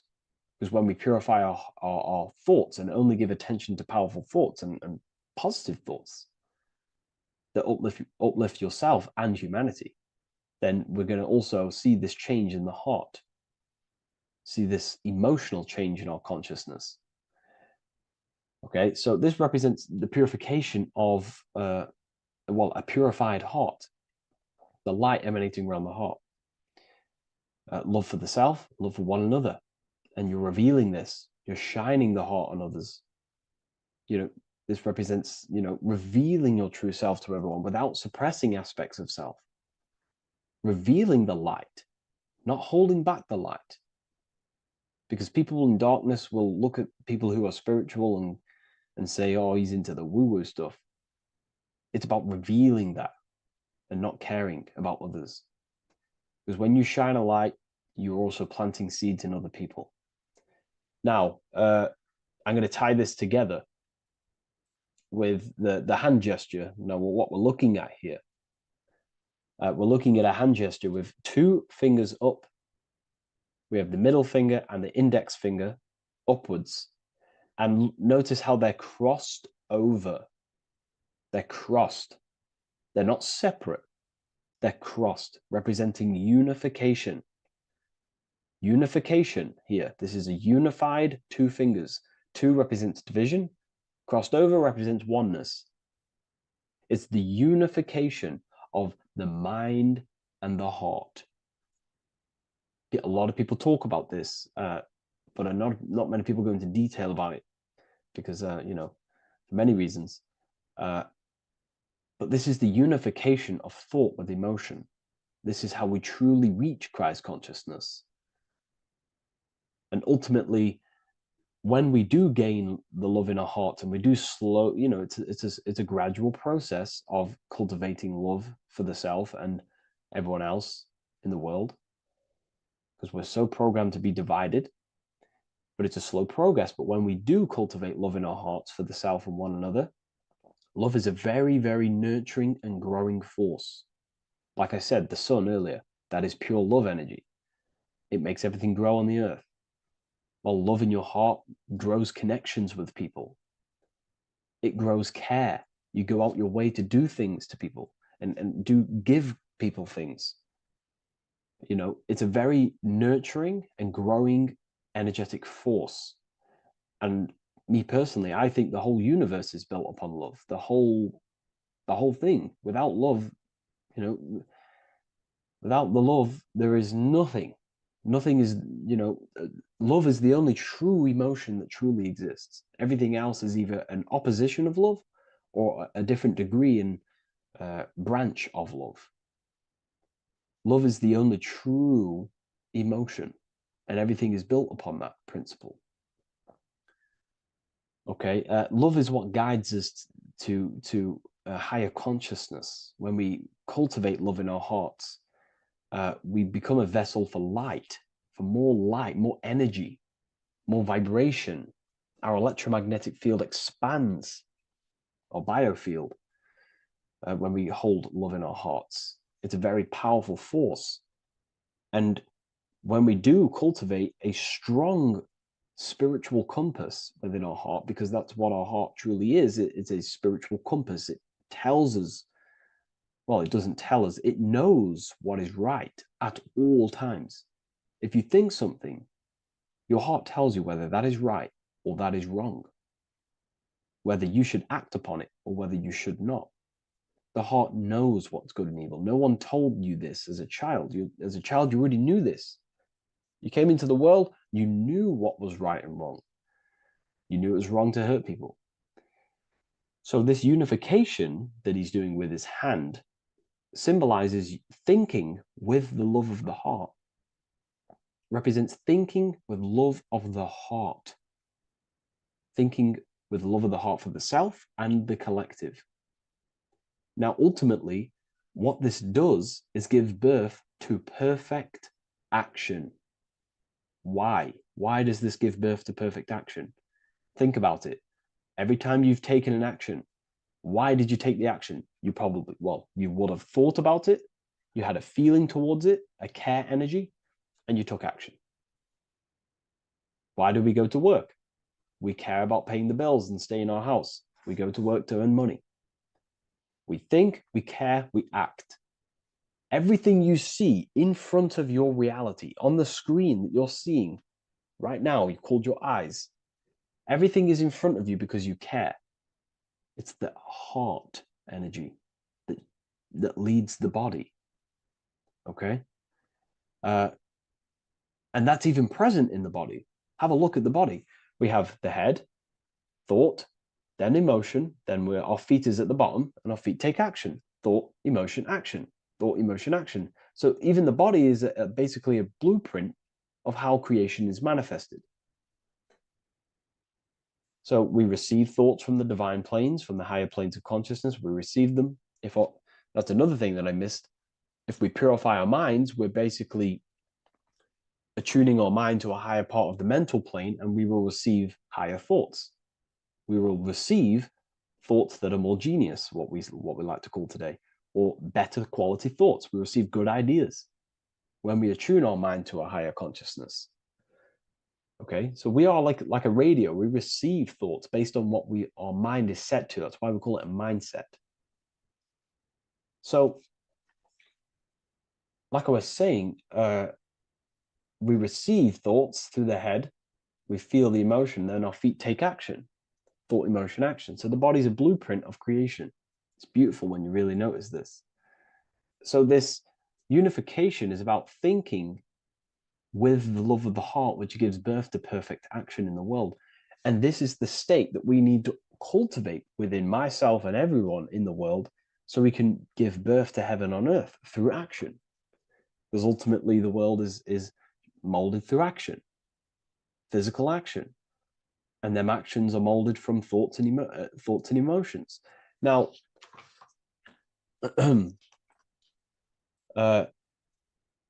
just to have a little announcement, I am now opening 10 more spaces inside my symbolism masterclass. We have 10 more spaces. You're going to learn about a lot more about symbolism. It's very affordable. I'll leave the link in the description if you wish, if you care about gaining more information and learning the ability to read symbols. So what is the inversion of this? What is the inversion of this consciousness? Well, that's what we call satanic consciousness. Satanism. Satanism on its true level is the opposite, the opposing the natural state of consciousness that we are born into. It's about thinking with no emotion, thinking and acting. This is what the Skull and Bones represents here. So the Skull and Bones Secret Society, this is their main logo. Again, we have the skull, which represents thought, and the bones, which represent action. The bones take action in the physical body. We're looking at thought and action with no emotion, no empathy, no love for one another, only love for the self, the inverted love. Okay? We're looking at gray. Gray is a symbol of dullness, death. There's no emotion in gray because colors provoke emotion. When we look at a color, it invokes an emotion. Gray has no emotion. So we're looking at dullness of the emotions. I'm not going to go too deep on this subject. I'm going to create a whole new lecture for that. In fact, I think we have a great lecture inside Ethereal University on Satanism. We're going very into depth of what Satanism is and what Satanism consciousness truly is. And again, it's just the cross inverted. Satanism is just it's the invertation of, I don't know if that's a word, but it's the inverse of natural law, natural consciousness, of love consciousness that we are born into. Okay, so ultimately, the message in this video was to create love in our minds, love in our hearts. Think with the love of the heart. Think with the care for one another. And that gives birth to perfect action. And when we align, when we do truly act out what our heart is telling us, and I know this from first-hand experience. This is what happened to me. I woke up, I started to follow my inner guidance. I always took action on it. I was saying yes to it every single time. And it led me, I'm getting goosebumps actually saying this. It led me to where I am. Like that action, me saying yes to my heart, to that knowingness of goodness within me, was like a domino effect. And that domino effect, every time I did it, it was just opening more and more doors, not physically, but mentally. I was receiving more information. I was receiving more opportunity physically. My work started to explode on social media. Like, when you follow your heart and truly take action on what you know is good, it's like a domino effect that leads you step by step to where you're meant to be. And it's so profound and it's so, beautiful. And I'm telling you this from firsthand experience. This is ultimately how you kind of unlock your purpose in this physical world as well. So not only is it going to create a better world, it's also unlocking your true soul form and soul purpose while you're here. It's very beautiful. So I thank you, everyone. Please leave a like, comment, and share, and subscribe to the channel. And I'll see you all inside Ethereal University if you decide to take your studies to the next level. Take care. In this video, we're going to be talking about the evolution of consciousness.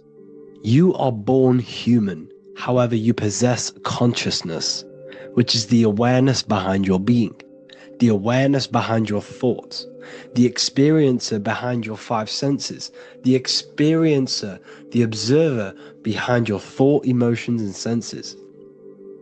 You are an eye, an invisible consciousness looking through a lens, which is your body. Your body produces this physical world that you experience. Your brain produces this world. Your brain and body is a technological computer. However, you are an infinite, ever-expanding consciousness behind this physical body. And there is an evolution of consciousness, a cosmic journey of expansion. And this is why we see so much pyramid symbolism in the occult and esoteric world, and especially within Freemasonry. Because the pyramid represents climbing, an evolution, a raising state of consciousness, a journey. Steps symbolize a journey upwards.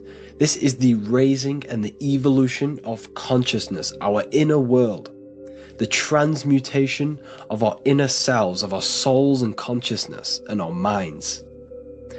So when we see this pyramid, we're seeing a evolution, a way up to source consciousness. And the eye in the pyramid represents your source consciousness.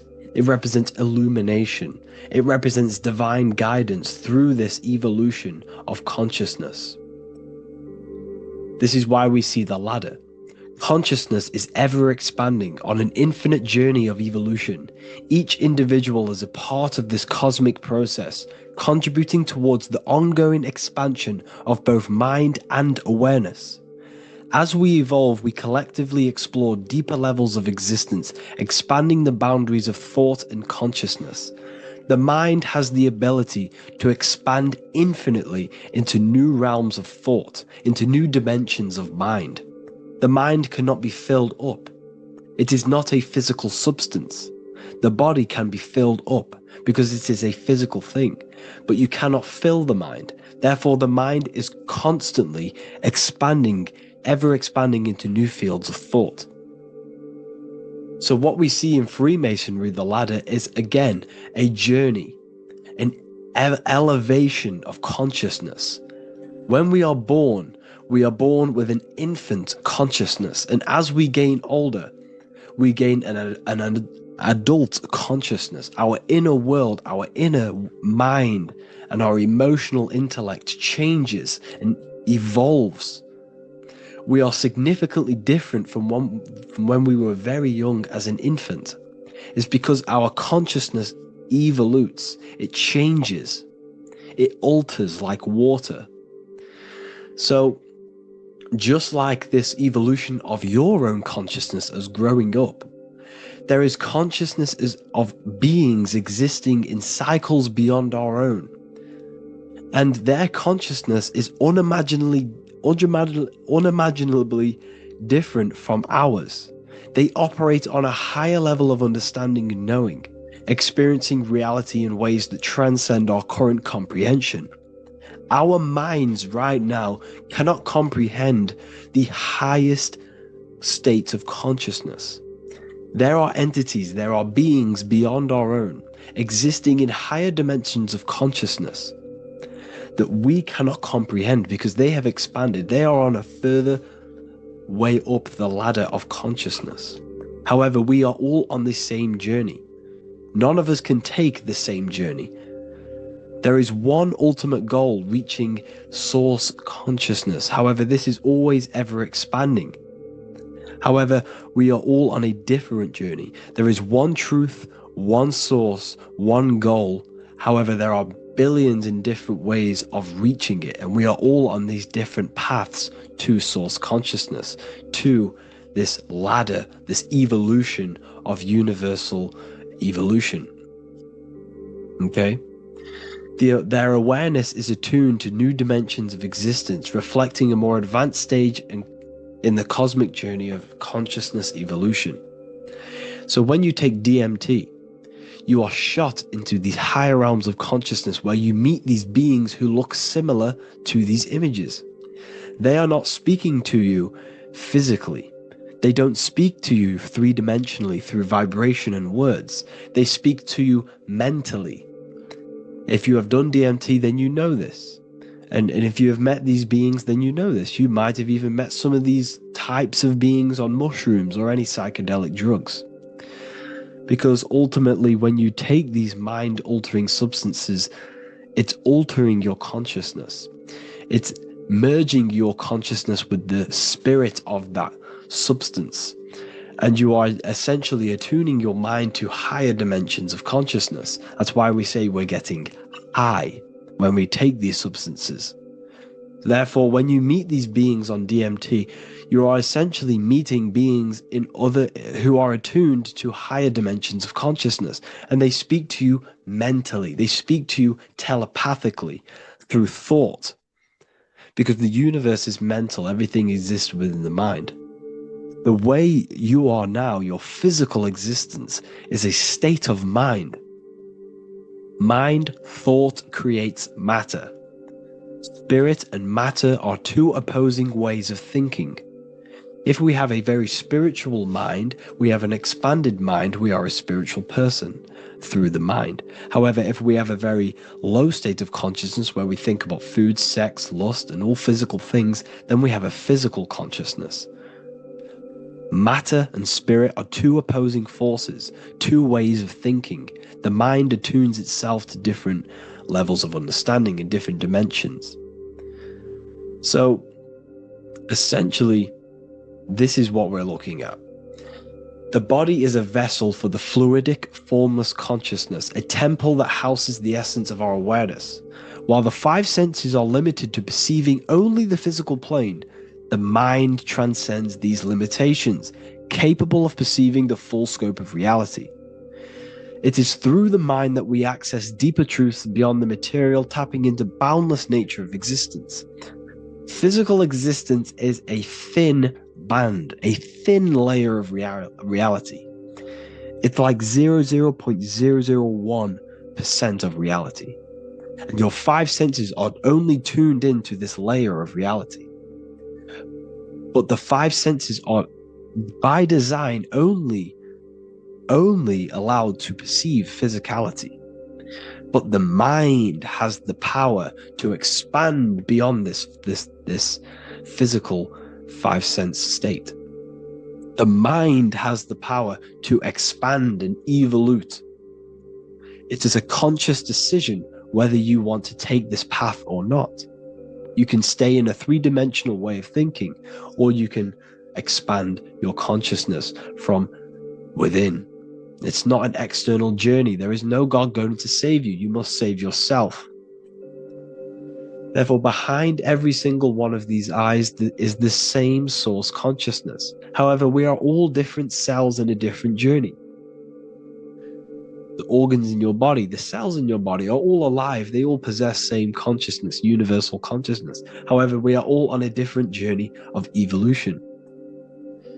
As above, so below. As the baby is in the mother's womb, when the baby becomes conscious, there is a world outside of its mother. What does it do? It presses and seeks a way out to be born in the other world outside of its mother. It is the same with your consciousness, your mind. When your mind becomes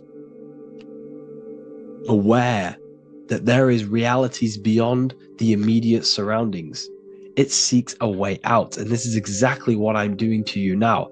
I am now expanding your mind and telling you there is other ways of reality. There is other dimensions of consciousness which you can access through inner transmutation, through different ways of thinking, spiritualism and meditating and connecting with yourself and detaching from external things. We can upgrade our consciousness.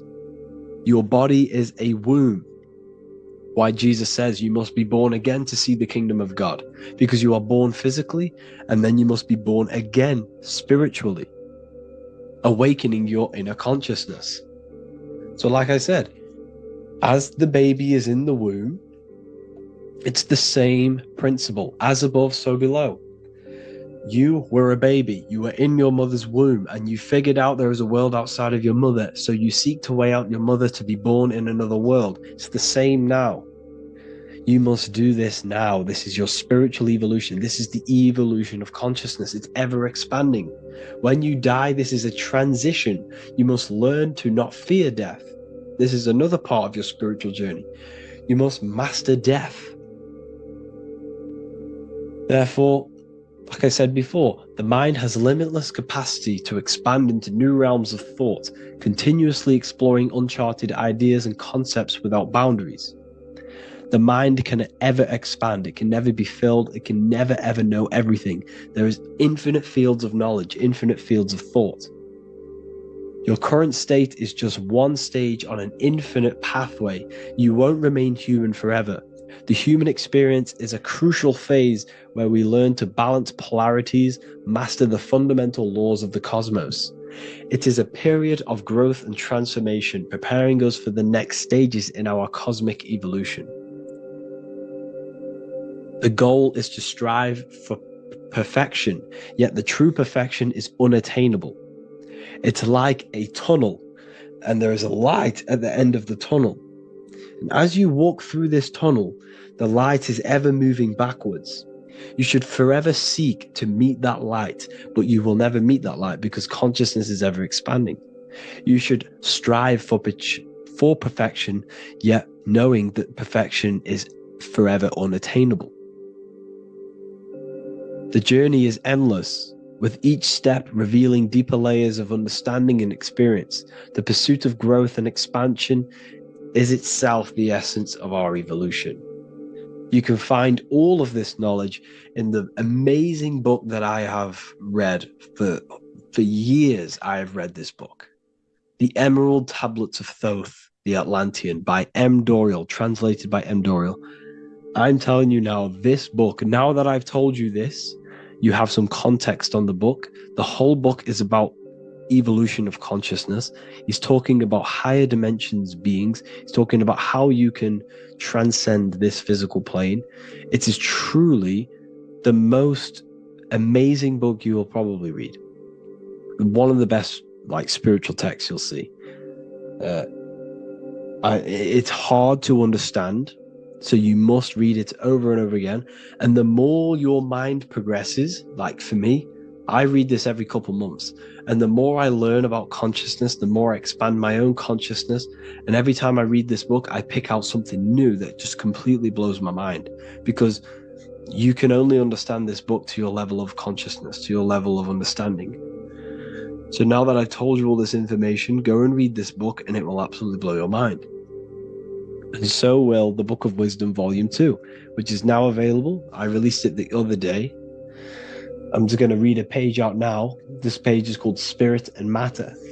The Earth is not merely a dense, lifeless rock drifting through space. It possesses spirit, a living essence that animates its form.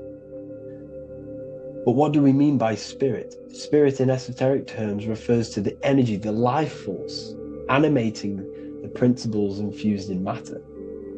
So essentially, what this page is talking about is how everything has spirit, consciousness within it. You are the middle, you are spirit and matter. You have the ability to expand your mind to the God self and raise above our animal instinct, our material self, and know the divine and expand. Animals cannot do this. Animals are not self-aware. Humans possess self-awareness. We can observe our consciousness. We can say, why do I exist? We can look in the mirror and know that we need growth. And this is what Anunnaki means. Anu means above. Anu was the supreme god of the sky, which is a metaphor. He represents spirit above, heaven. Anu came down to earth and married Ki, the goddess of the earth, which represents matter. It's a myth, it's an allegory. Anu married Ki and gave birth to the Anunnaki. Spirit came down and infused with matter and gave birth to the human, which is you. You are spirit infused in matter, Anu and Ki, Anunnaki. You are the Anunnaki. And this is just one of the teachings in my book. Honestly, this book is absolutely amazing. If you truly, truly want to expand your consciousness, give this book a read. And obviously, if you're inside the university, I give you this book for free. A paperback version. If you join the university, follow the steps inside of the general chat, you'll be able to download this book. Sorry, not download it. Order a paperback for free. All you have to do is pay for the shipping. You'll also gain amazing knowledge inside of my library, where your mind will just be overblown with the amount of esoteric books. There's over 45 rare occult books, plus you get a PDF of the Volume 1 and Human Health Guide. You get reoccurring updates where I expand on symbolism, occultism, where you will just feel absolutely amazing once you understand esotericism in yourself. You'll also learn how to create the dream reality that you want with the Manifestation Mastery course, where I teach you how your consciousness creates reality. You'll have a real lectures where I post lectures on symbolism, occultism, esotericism. There's a conscious community and live calls and Q&A where you can ask me questions and I'll answer your questions. I just want to say thank you to everyone who has joined the university. Thank you for even liking and watching this video. Any support I just appreciate every single one of you. Please, if you can, leave a comment and a like on this video and let me know any videos you want me to make in the future. And I will start uploading a lot more to the YouTube. So yeah, thank you all for tuning in today. Have an amazing day.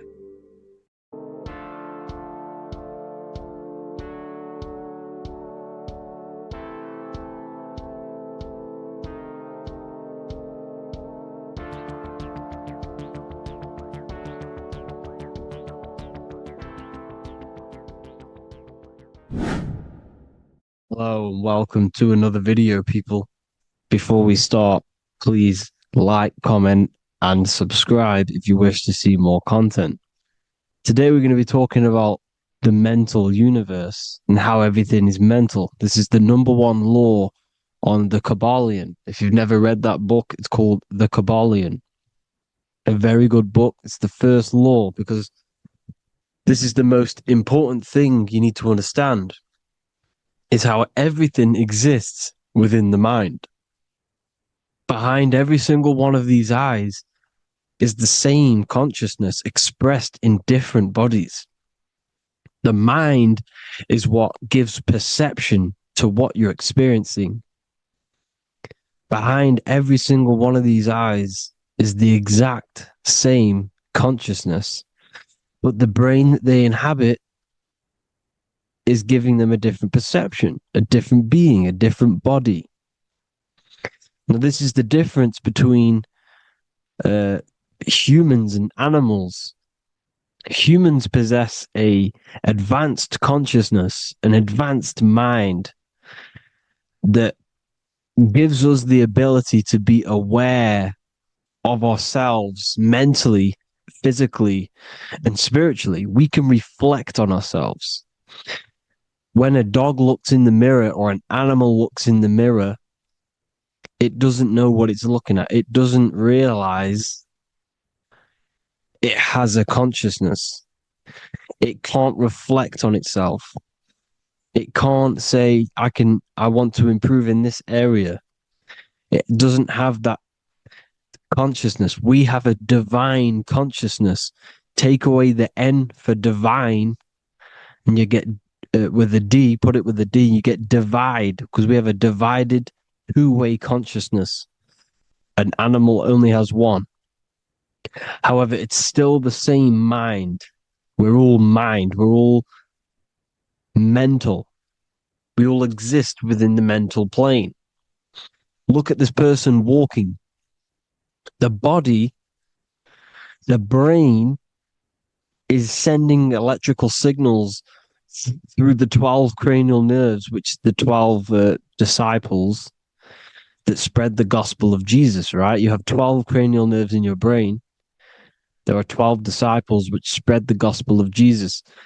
Jesus represents the mind, the intelligence, the invisible intelligence that we all are, the same intelligence, the same exact consciousness, which then sends a command into the brain. Then the brain sends these 12 electrical signals through the 12 cranial nerves to control the rest of the body through the nervous system. This person walking is not, the body is not walking. The mind is telling it to walk. And the brain is it's a supercomputer which is decoding these demands given to it by the mind. Because the pineal gland will have something to do with the ether, because the ether is physical and non-physical. The mind is sending the commands through the ether to the pineal gland, which is then getting broken down into electrical codes within the brain and sent throughout the nervous system to control the body. And this is why in the Sims simulation, because the body's the simulation, it's a false reality. It's the fake reality. It's not the real you. You are formless. There is no form. But the third dimension is a dimension within your mind. Matter, mind, light is all a product of your mind. It's all in the mind. Now, this is why The Sims has this green little diamond on top of the head. Because this is you. This is your invisible intelligence controlling the character. Okay? It's controlling the character. And this character is in the world. Your consciousness isn't in the world. The world exists within you, but the body is a vehicle for that realm that you land in. When you have a dream, your mind transcends this body into another body, duplicates your body into another universe, unite. Unite is one. We're all one. It's all one universe, expressed in many different ways, infinitely. And the vehicle that you land in is the body to operate in that realm. This is the all-seeing eye, as you see here. The eye, this is all the intelligence. This is the ball of consciousness, God, expressed in different bodies. We're all this same one in different bodies, as you can see here. And this intelligence is expressing infinitely throughout the universe. An infinite universe. There's no beginning, no end. There was no beginning of the universe. There is no end. It's infinite, always has and always will. But the mind is what gives you the ability to explore the universe, to make perception of it. We are God in disguise. We are God in disguise. We are God in flesh. But the body can become attached to the mind can become attached to the body if the mind is not aware of itself. When the mind is that blinded by matter, and we lack knowledge and understanding of what we truly are, a formless, infinite being, a traveler. This is why Freemasons are called Freemasons. Mason means traveler. Free. You're a free traveler because your consciousness is a traveler of the universe. When we lack understanding, our mind bounds to the body because we don't separate the body with our different layers of consciousness.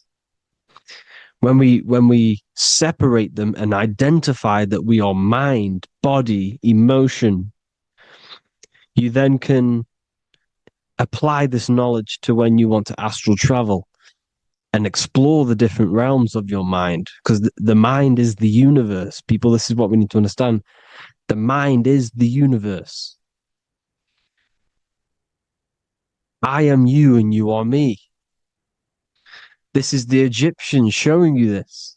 The Ankh is the symbol of life. This is the one ball of consciousness, mind, giving it the Ankh life to all the different life forms. The cows, the birds, the snakes, and the big Ankh given to the humans, because the humans are the most intelligent. We have the most advanced consciousness. We have the most advanced consciousness. This is why the one is giving a big Ankh to the humans here. Here you see again, this is not the sun. This is also showing Ankh giving out its life to all things infinitely. And this is the Most High. We are the Most High in disguise. When we strip off the body, we strip off the desires for the physical world, we strip off all of these fake identities that the mind gets attached to. That is God. The universe. You are the universe experiencing itself. I and I. The letter I and the number one is just one line. The letter I is the number one. Because your I am, when you refer to yourself as I, every single one of you who's watching this video refers to yourself as I, which is the one. We are all the one. We are all intelligence. We are all invisible. We are all the one. One is the only number. 1, 2, 3. Everything goes up in ones because there is only one. Doesn't matter how far you go down the line with numbers, all of their numbers are created by one because there is only one. To me and you are the exact same consciousness expressed in different bodies. Mind, cause. There is only one cause. There is only one mind. There is only one being. But because we lack understanding of this, we think we are the bodies. And this causes division because the physical world's the most illusionary world. It's an illusion. It's all an illusion. Now you see with the two, you look with the two eyes, but you see with the inner eye, the mind. Okay, the mind is the mental plane is a shared plane, and it gives perception to what you're looking at. The mind. I'm affecting you when I speak because the mental plane is shared. We all share mind. We all express mind. When I'm speaking to you, I'm affecting you because we are mind. So the words that I'm saying, which are being manifested from my mind, are being manifested through my body into vibration, is affecting you. I'm affecting you with what I'm saying. And these words are having an effect on your mind because we're all mind. This is why you need to be careful what you're listening to, music and all sorts. Because music can also create thought loops within your mind. Because the chorus, we shouldn't be listening to choruses. Choruses are loops. And what they're saying in the chorus is being looped. And this can create thought loops within your mind. Go and listen to an old song that you used to listen to about 5 years ago, 10 years ago, 20 years ago. Go and listen to an old song, and you guess what? You will get nostalgia. Why will you get nostalgia? Because that song will trigger the thoughts that you were thinking in that time of listening to that song. So songs with choruses create thought loops, and they reprogram your subconscious mind. It's important why music is very powerful. Mind and mind, same word. See, language is the truth, people. This is why I use language in all of my presentations, especially the English language. It's riddled with occult truth. I is my me. I, you, and me are I, one. We are not the name, we are I. Every single one of you is I, because we are all the one, all mind. Now, the only thing that is truly mine is my mind. When you say something is mine, it's an illusion. It's not yours. The only thing that is mine is mind, my mind. Okay? It's my mind. It's the only thing. It's the same word, mind and mind. Like I said before, everything's one.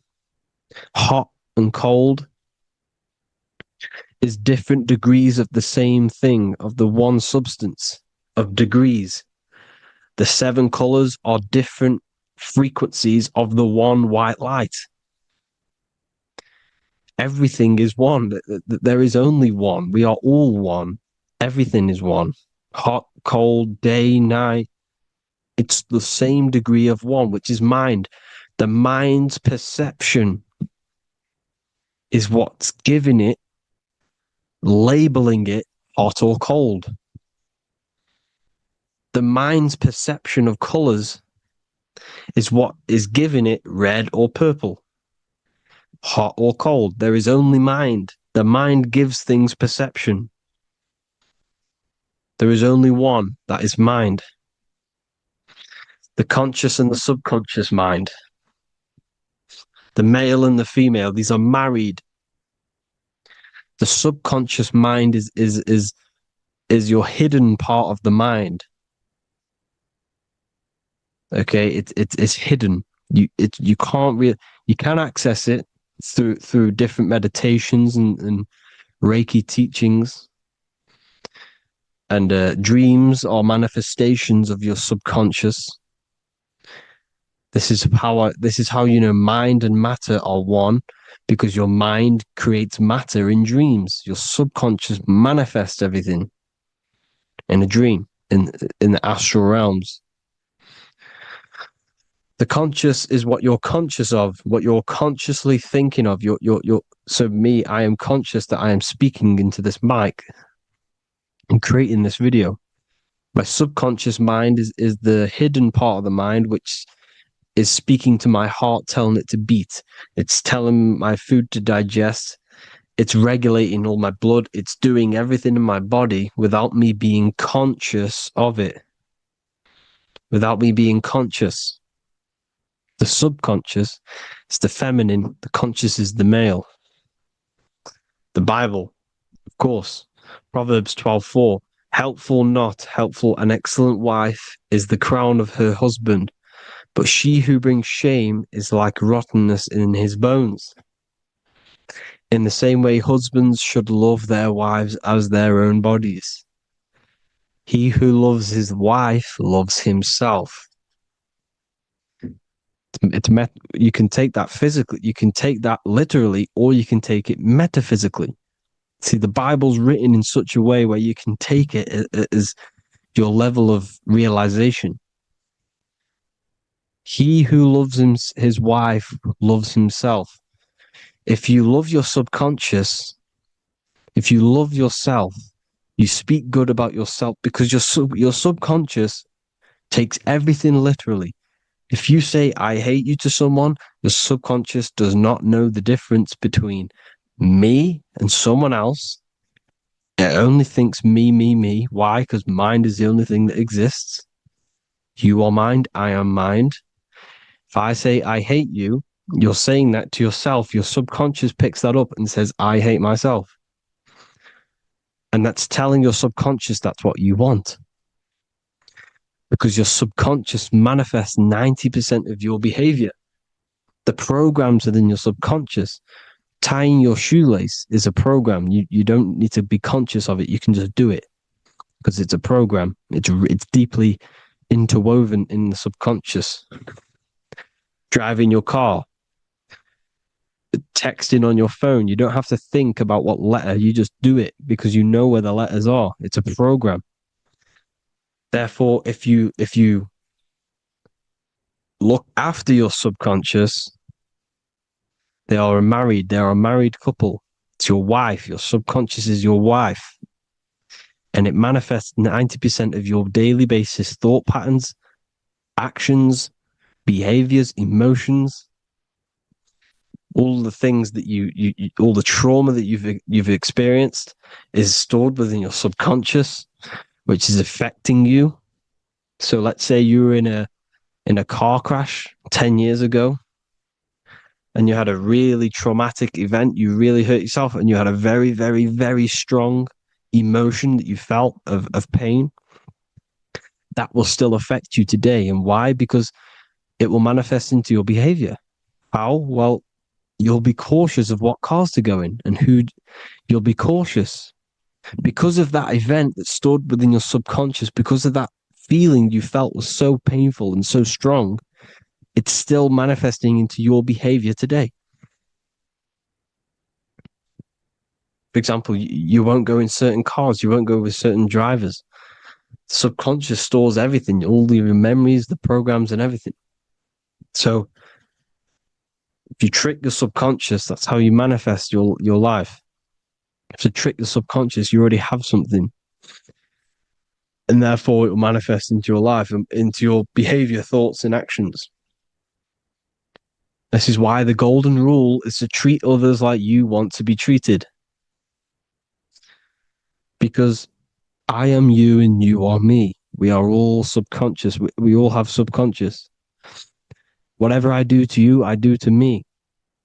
Because my subconscious picks that up and thinks I'm speaking to me. Mind is very powerful. Whatever I do to you, I do to me. Treat others like you want to be treated. The golden rule. That is the only rule we need in this realm, in the universe. If everyone understood this rule and how the subconscious works and how karma works, we'd live in heaven on earth, the Garden of Eden, the golden age. As a man thinketh in his heart, so is he. Proverbs 23:7. Where your heart is, there will be your treasure. Your heart's the emotions. This is the storehouse of emotions. This is where you feel emotions. You have to let your emotions move through you, not become you. You can't let your emotions become you. Or accept, be like the sky and let them pass through you. Be like the clouds and the stars passing over. Let them pass through you. Do not let them become you. And this is how emotions can take over your mind. We are driven by, when a man is driven by emotions, he has no self to control. You must control the mind, because the mind can be corrupted. Because your thoughts are electrical in the brain. Your thoughts come from the mental plane. So how the mind works is that you place your attentions on something in the mind, and infinite information just flows in. Think about it. When you think of a certain topic, as soon as you think of that topic, information comes flying into your mind. Different ideas, ping, ping, ping. It's all connected. It's why we call it a mindset, because your mind sets itself to frequencies. And when we think of something, we tap into that frequency, and just the universe, the mind, the mental plane just flows in information based on that frequency and that thought. The universe is just information. All of the information out there, nothing is new. It's all there. You just have to tap into it. You can tap into these different thoughts, and it's all there. Everything already exists within the mental plane. You don't think anything. You receive thoughts. We all share the mental plane. We affect each other. I'm affecting you. Listening to me is affecting your mental plane, your mind. The physical plane is the lowest plane. It's the world of effect. Everything you see in the physical plane is the effect of mind. Like I said, the person walking is the effect of their mind telling the body to walk. The physical plane is the lowest dimension of your mind. Mother Earth, we are in a mother. We're in the womb still. The Earth is feminine. It looks after you.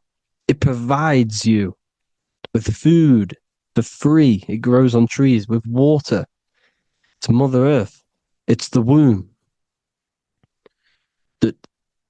The dome above your head is your mother's belly. Okay? Is your mother's belly. You're in the womb still. You're forever in the womb because your mind's constantly expanding. Because when the baby's mind figures out that there is a reality outside of its mother, it starts to hear the people on outside of its mother, what does it do? It figures a way out of the mother, and it becomes born again in the water, in a hospital, into the other world. It's the same with our minds. When our minds figure out there is other worlds beyond this physical, we explore them. The astral plane, for example. You figure a way out of the body. Because when you're the firmament, look at the word firmament, meant at the end. Firm is firm, something strong, something like a rock is firm. If your mind is firm like a rock, you will be stuck under the firmament. So, for example, people who are very programmed and can't think outside the box, they have a firm mind and they'll be stuck under the firmament because your mind is the only thing that's keeping you under the firmament. It's the only thing. When you're doomed, doom is dome. This is the dome, which is your head. Your head is the dome. Above your head, above the earth is the dome, the ethereal barrier. But that's just an external manifestation of your head. You don't leave the earth, you leave your body to leave the earth. Because your body is the earth. It's a dimension within your mind. So when you're doomed, you're doomed. Your reality is your level of realization. You realize something, or when you have an idea, the mind, and the EYE or I, same thing, mind, it's all mind. Reality is your level of realization. You realize there's other worlds. That's your reality. Your perception's your reality. Mind in Latin is mens. Jesus was known as the fisher of men, which is the fisher of minds. He was fishing minds worthy of knowing the higher truth, the deeper occult knowledge. Jesus figured out that we are all God. And he got killed for it because in that age they were trying to suppress this information. Jesus figured out he was God because we are all God, every single one of you, and they killed him because we're all mind. We are not the body. We're the invisible intelligence, which is God. But you are not God if your mind is attached to this physical world, to the worldly pleasures. If you master your mind and travel the depths of your mind, that is God. Mental and men. Look at the word mental. It has men in it. Men in the Bible means mind. Here you see Masonic. The Masonic symbol with the eye, the mind. Looking over everything is the one. Everything comes from the one. All the lines coming off it. Giving its life to all of the life forms. Down here on the bottom, you have duality, black and white. Up here, you have singularity. One and the two. Unification and division. The lower self is divided into the left and the right. So the Bible even says, I forgot what verse it is, but it says, it's better to go through life with one eye than to have two and be cast into the fiery abyss of hell. I'm not sure what verse it is, but you can research it yourself. It's better to go through life with one eye, to be unified. Unified consciousness. Dimension. No brainer. No brainer. The language tells you the truth, people. Dimension. The dimensions are in your mind. Entertainment. Entertain the mind. Disappointment. It's all in the mind. Environment. The environment that you are in is a product of your mind. Within, rearranged spells high twin. Within is your mind, and your external world is mirrored from the decisions you make in your mind. Advertisement, commitment, it's all meant, it's all mind. Everything is mind. Everything. So, this is important. The collective thoughts and collective beliefs. The collective, because we all share the mental plane. And because of this is why we are in a weakened state of consciousness at the moment. Because the collective thoughts and the collective minds overall are asleep. And they don't believe in anything. You see, everything is true within the mind. You think of something, it is there instantly. You think of a chair, it's there in your mind. You think of anything, it's there instantly. So everything's true within the mind. Anything can happen in the mind. Anything can happen on the physical plane if the collective consciousness, the collective minds, believe it to be true. This is why back in the days, in the ancient days, you look at all the old world stuff, you see all this crazy technology, and it's because as a collective, as humanity back then, they believed that they had much more open minds. Therefore, the things manifested in the physical world were a lot more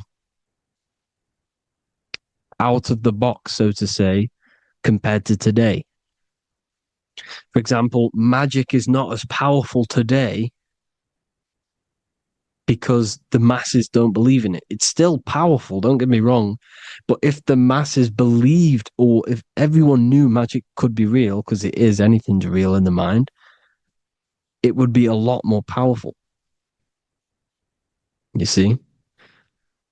So and what they're trying to do is create a hive mind worldwide. They're trying to make one religion, an external god. What happens when you worship something external? You give energy to it, because where attention goes, energy flows. Where your mind gives attention to, energy goes there.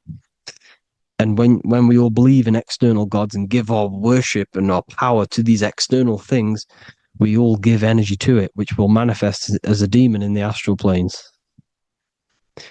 It's a hive mind. They're trying to make a hive mind to summon our energy. Trying to summon our energy. And it through mind, through collective thoughts. The hive mind. They want one religion, one government, one currency, one belief system. And that will create a hive mind, which will limit our consciousness, which will limit what we can do in the physical world. Because if everyone doesn't believe in certain things, it cannot happen, because it's all in mind. Mind is so powerful. I am you and you are me. I hope you all enjoyed this video, people. If you haven't already, join the Wisdom Academy. The Wisdom Academy, we have many occult lectures just like this one. Also, we have just launched Mindwave Hub. If you want genuine frequencies, genuine binaural beats, because the ones on YouTube, the ones on Spotify, Apple Music, they're all tuned to A440 hertz, which shuts down the right hemisphere of the brain. If you want to gain access to your true consciousness, your mind, you need to balance the two hemispheres and balance the chakras. You can do that externally by listening to binaural beats. If you want true frequencies, true binaural beats to hemisync the chakras, hemisync the brain, to gain access to the different dimensions of your mind, well, you can gain access anyway, but it's going to help you if you're trying to learn this. Join Mindwave Hub. The link will be in the description. Listen to the binaural beats, meditate to them, listen to when you go to sleep. They'll massively benefit you. Thank you all, people. Hope you had an amazing, lesson. Hope you learned a lot. And please subscribe. God bless you all.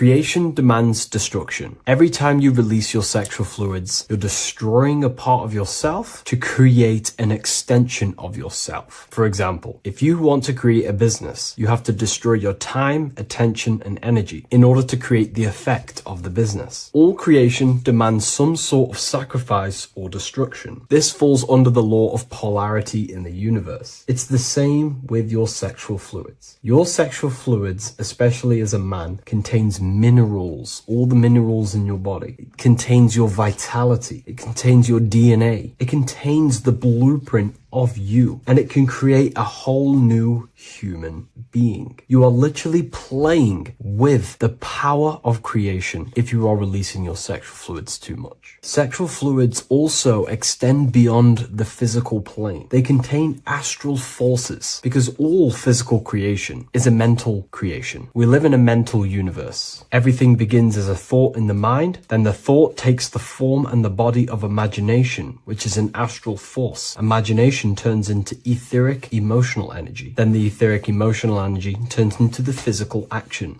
and the physical manifestation. We live in a mental universe. Therefore, these dimensions do not exist separately. They are permeating and mixing in with all. Your physical body has an astral body. Everything physical has astral forces behind it. Semen is known as the astral fluid of the soul. It feeds nerves, the channels of life force and consciousness within the body. And every time you release it, you're destroying a part of your vitality, your brain, your nerves, your energy levels, your creativity, and your DNA to create an extension of you. Therefore, it is a sacred fluid within your body and not something to be played with and to be released too much. Think about it. This is a very creative energy, your sexual fluids. It can create a whole new human being. This is how powerful it actually is. It is the power of creation, and the misuse of this power can destroy your own vitality and your life of your body, because that life you are giving in order to create an extension or a child is the same life you could keep inside of you and not waste to recycle and regenerate the body. Sexual energy has been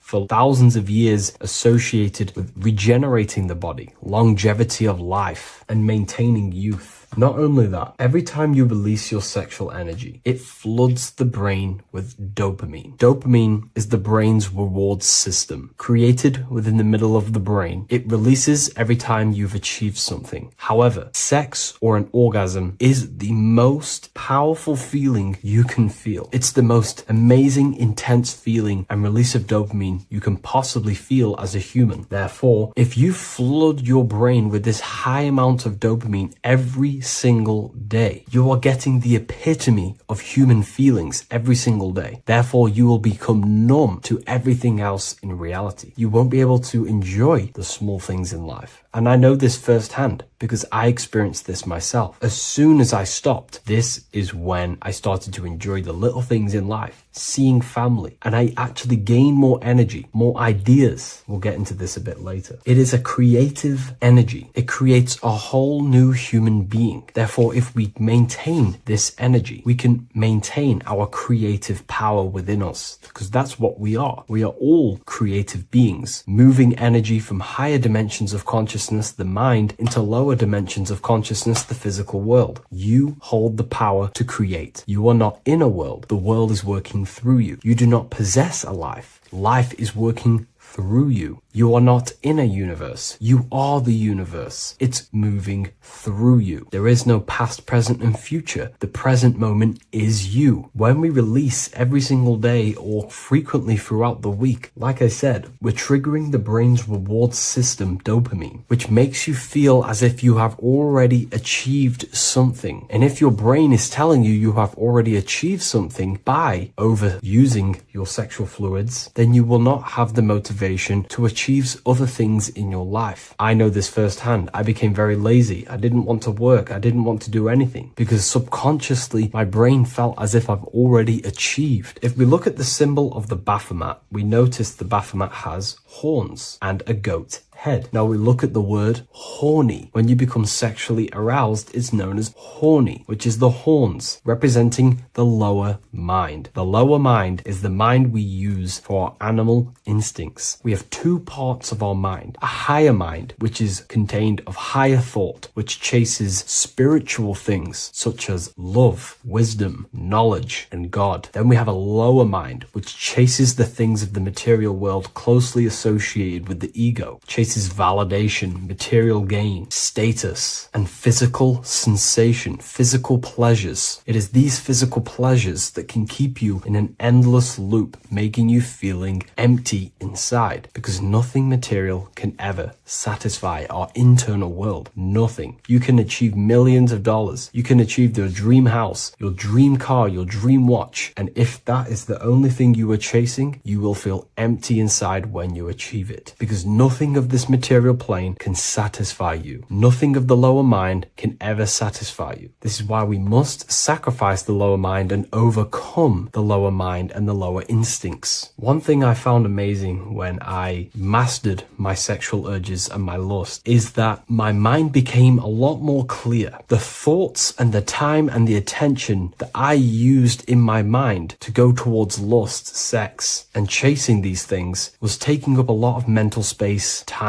and energy. But as soon as I removed it and mastered it, my mind became an open vessel for higher thoughts to be received from the higher mind. The mind is like a radio antenna. Whatever we attune it with, that's what we receive. If we're constantly thinking about lust and low-level pleasures, we're going to just receive low-level thoughts. But once we remove all of the lower mind and we conquer our physical body and physical urges, our mind becomes an open channel for divine thoughts and spiritual thoughts. This is what most people call today as downloads. You receive wisdom from your higher self. Not only do you receive more wisdom, you just receive more power to create. The male and the female come together to create a child. That's how you were created. Now, the law of correspondence teaches as above, so below. It refers to everything in the universe. Therefore, in order for you to create a reality, to give birth to something, you have to bring together the masculine and the feminine. Your masculine forces are willpower and actions. Your feminine forces are emotions and imagination. When you combine the willpower, action, emotions, and imagination and combine them together, you can give birth to reality. But it's important to only give birth to things that are spiritual, that are good, that are for the benefit of yourself and humanity, and not for the ego and the lower mind. Killing our lower mind is essential for spiritual ascension when we die. The thoughts that we give the most attention and energy to when we die are pretty much the same thoughts that we're going to think when we die. When you die, your physical body and external world is stripped and you're left with your internal world of consciousness. More than likely be resonating within the lower astral plane before you move on to any higher dimensions of the astral. It's important that we kill any addictions such as sex, food, attachments, emotional attachments to people, any desire for material things before we physically die. The Hindus taught this, Buddhism taught this, the ancient Egyptians taught this. We have to remove the desires in our heart for material and things before we physically die, because when we die, we cannot fulfill physical pleasure. Therefore, we will create our own suffering within the astral dimension. So sex is the biggest part of this. We have to remove the desire for sex or releasing any of our sexual fluids before we physically die to master ourselves. And not only that, it's going to benefit the way you feel, the way you think, the way you act towards people once you have mastered this. Porn psychologically damages you. You are quite literally the person in the corner of a room watching two other people give pleasure to each other. Psychologically, that is not good. And what happens in darkness is always revealed in light. What you do in your alone times will show in your confidence, in your eye contact, in your presence, in your aura, your energy. You cannot hide things that you do in the dark, because they always reveal themselves in a subconscious way, whether physically or through an energetic spiritual way. Sex can be known as sacred energy exchange. You are exchanging energy, bioelectrical energy. It's a scientific fact that when you hold hands with another person, your brain waves of each individual become synced. Your emotions sync. And you exchange electromagnetic energy because you are an electromagnetic being. But when you have sex with someone, you are literally exchanging emotional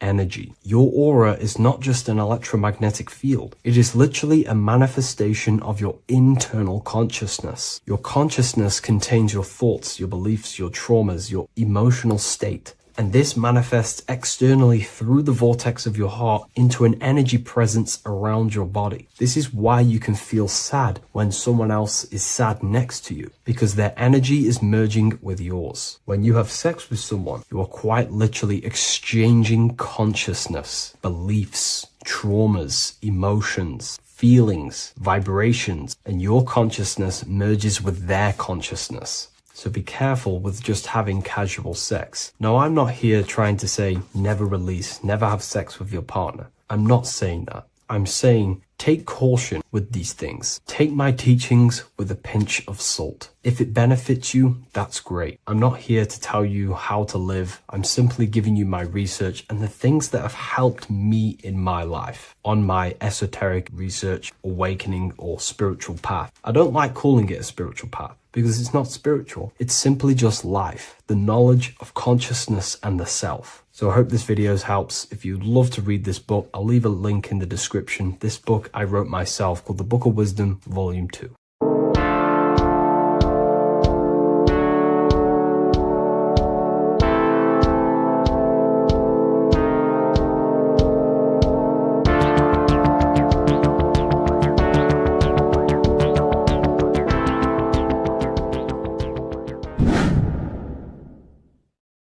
What is good, people? It's Revival of Wisdom. I hope you're all doing well.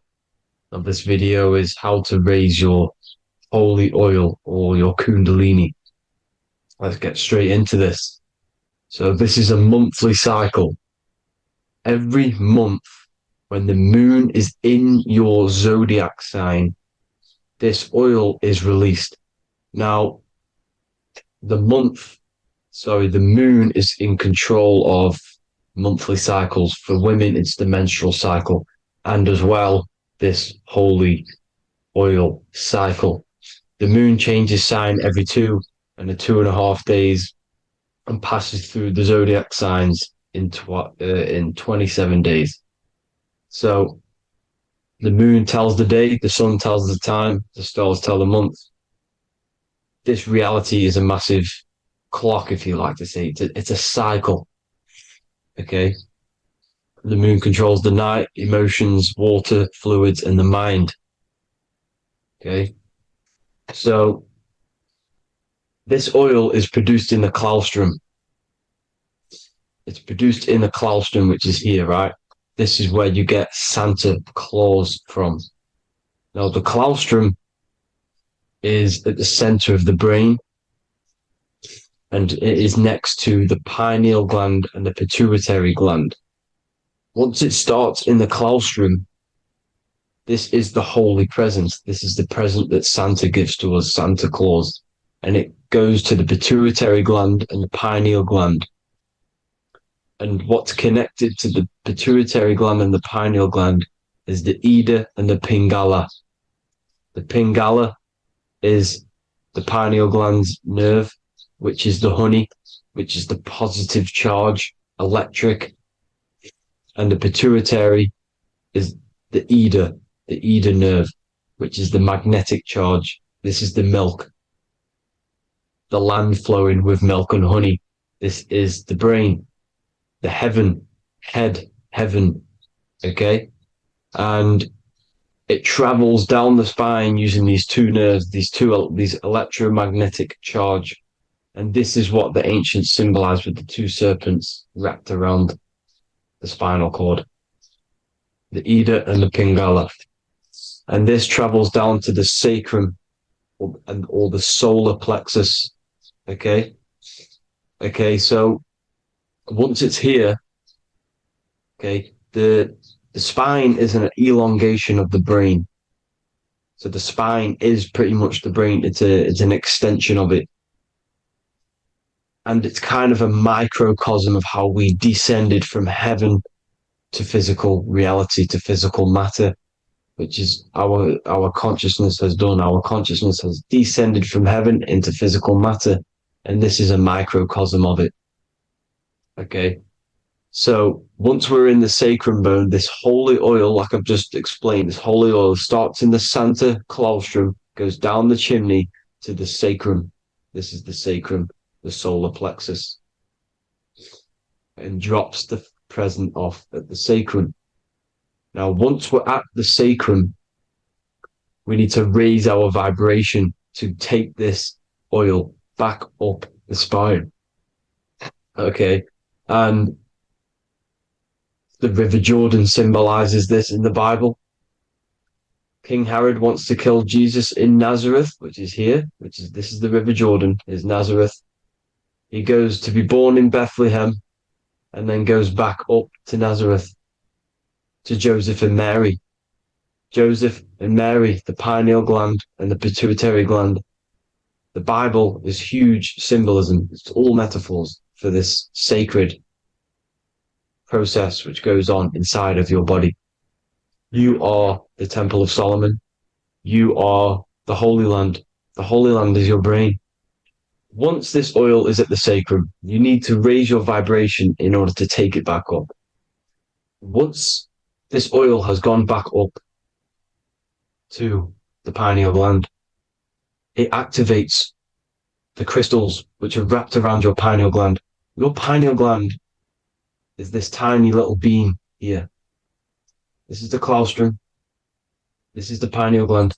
And it's wrapped in crystals. And when this oil travels back up the spine by raising your vibration, back to the upper room where Jesus met the 12 disciples, or the 12 cranial nerves in the brain, and it activates and it turns on this pineal gland. And once it's turned on, it illuminates all the cells and the nerves in your brain and turns them all on and activates the higher God man, the God consciousness, Christ consciousness. And it regenerates the whole body. This is the secret to regeneration. It regenerates all the cells in the body. And this is how the ancients lived for thousands and thousands of years, as talked about in ancient texts. They lived for hundreds and thousands of years because they knew this secret. And this fluid, this brain fluid, the secretion, or the Christos in Greek, which means gold, because this is the alchemical process from turning lead to gold. Your body is the alchemical furnace. Now, the ancients knew about this center of the brain because they symboled it. This is the Eye of Ra, and it's the brain. And this is what's wrapped around our consciousness. Our consciousness isn't wrapped around the brain. The brain is built around the consciousness. We are the consciousness. You don't have a soul, you are the soul. Okay? Now, the head, heaven, hell, heel at the bottom of your foot, that's hell. Head is heaven and hell. Simple. Now, the pineal gland produces DMT, which is dimethyltryptamine, which is known as the spirit molecule. So, let's move on. Now, when this oil travels up, back, the spine, the chimney, it crucifies at the top, which is called the vagus nerve. So when it reaches here, the optic thalamus, it crosses and crucifies once it's raised back up. And this is why Jesus dies at 33. He was crucified at 33. Because you have 33 vertebrae on the back of the spine. And then it's crucified by the cross of the vagus nerve.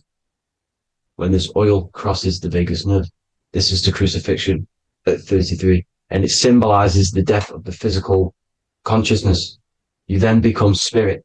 You then become God consciousness, activating the Kundalini, regenerating the body and the mind. Okay. The Garden of Eden. You are the Garden of Eden. The land of milk and honey is upstairs. The pituitary, which is the milk, the pineal gland, which is the honey, which is DMT. It even says this in the Bible. As he brought us into the place, and he has given us this land, a land flowing with milk and honey, which is also symbolized as the sun and the moon.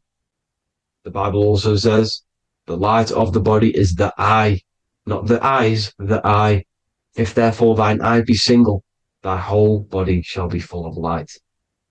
This is the activation of the pineal gland by raising this oil back up to the pineal gland, to the center of the brain.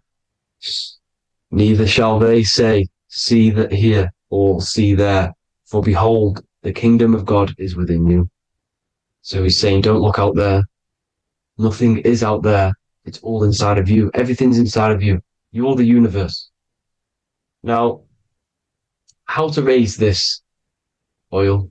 back up to the pineal gland every month, like I said. The moon controls the cycle. The moon controls monthly cycles.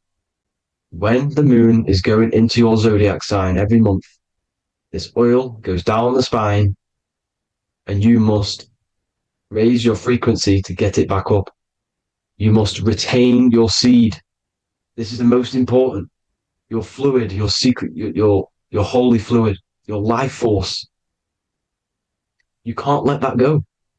That life force is the reason you're alive. This holy oil is the reason you're alive because it feeds all of the systems in your body. It feeds all the systems in your body. You have to retain your seed, alkaline diet, positive thinking, and meditation. Okay? When you retain your seed, you will live longer. The moment you release it, you're killing yourself. You're killing a piece of yourself every time you release your seed. Every single time. You're killing a part of yourself. Okay? Now, this could be why this could be the illumination, the single eye on the Illuminati's symbol, the Freemasonic symbol, the illuminated eye, the triangle, which could symbolize the body, mind, and spirit, but the eye illuminated. Now, in the Bible, it talks about the two trees, the tree of knowledge and the tree of life. The tree of knowledge is the tree of good and evil, which is the most important system in your body, which is the nervous system. The nervous system, the most important. The tree of good and evil. And the tree of life, which is the cardiovascular system. Now, this oil, when it's released every month, feeds these two systems, and these two systems feed everything. Now, it's important you understand that. Okay? The ancients knew all of this knowledge. The Bible's telling you this knowledge. But it's in a metaphorical way. You have to understand the context behind it so you can read it properly. Now, eating of the tree of life, which is when it talks about in the Bible, eating from the tree of life is actually symbolizing a bad diet, ejaculation, because you're eating from these two systems. You're killing yourself with a bad diet. You're killing yourself with an ejaculation. Okay? So, that's important to understand. Now, this is Jacob's ladder in the Freemasons. Jacob's ladder, which is the spinal cord. It's the stairway to heaven. And this is Jack and the Beanstalk when he goes up the beanstalk and finds the golden egg in the grey clouds. The grey clouds symbolize the grey matter in your brain. Now, the Garden of Eden talks about the 4 different rivers in Garden of Eden. As we see here, the North Pole map, the ancient North Pole map, because the center of the earth is the center of the torus field. Everything's the torus field. Atoms are torus fields. Everything's torus fields. You are the universe.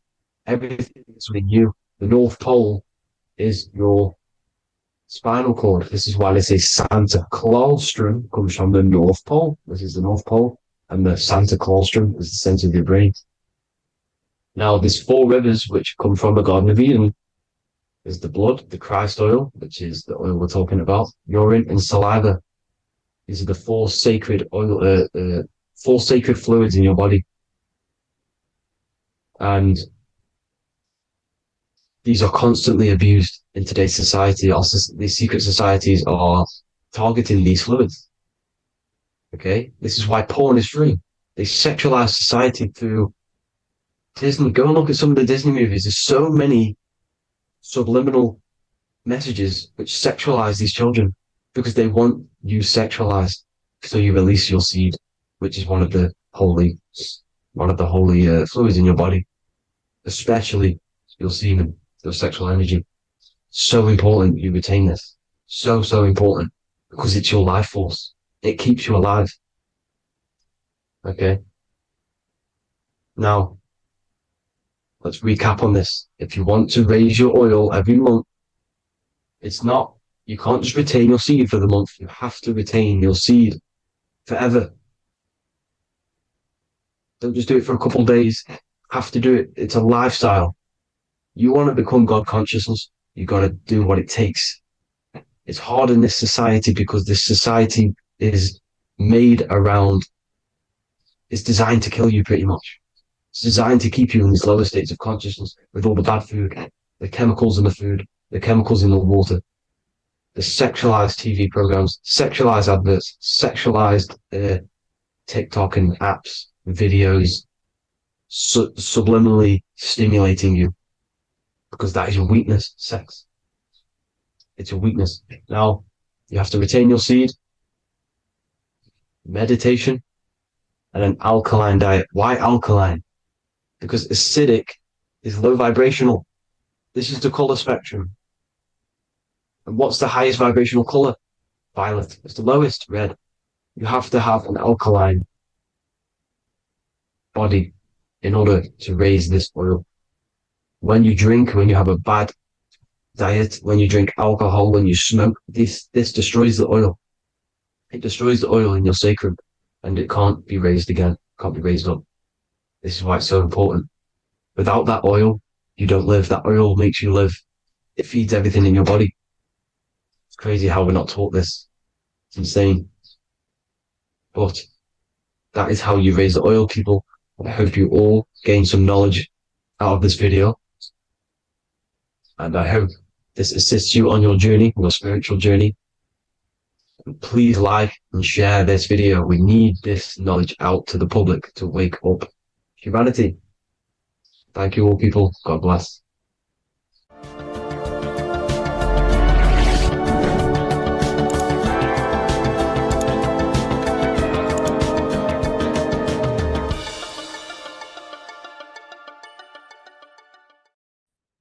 You are not breathing correctly. 98% of people only use a third of their lungs capacity, which is shallow breathing, which ages you, lowers your brain capacity, and also lowers your state of consciousness. So it's essential that you breathe consciously on a day-to-day basis, because this is what truly elevates your consciousness. I am going to give you the key for you to raise your consciousness just through breathing alone. Such a simple thing, but yet the most effective way for raising your state of consciousness and becoming more spiritually and mentally advanced. So tune in for this video and I'm going to show you exactly how to do it and the symbolism behind breathing. Air is more than just air. It carries electromagnetic energy. So now I'm going to give you the science behind this spiritual truth. This invisible force is what sustains all physical life, providing the life force energy essential for existence.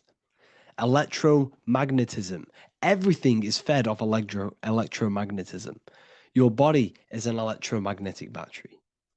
Now, we can prove that air carries electromagnetism just by doing a simple test, a simple scientific experiment, by getting liquid oxygen and pouring it between a north and south magnetic pole, two polar opposite magnets. We see that the liquid does not fall straight through it.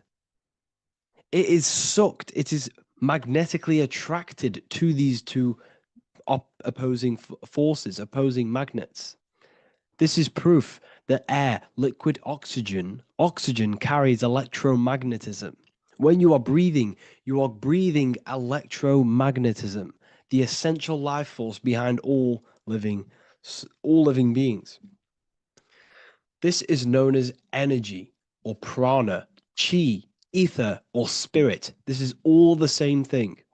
Air is not just empty space, it is energy, it is prana, it is life force, it is spirit, it is ether, chi, prana. You are an electromagnetic being. Your consciousness is in direct correlation with your electromagnetic aura or biofield around your body. Your state of consciousness is mirrored within this field around your body. Now, your breath, when you breathe in, you're breathing electromagnetism or life force.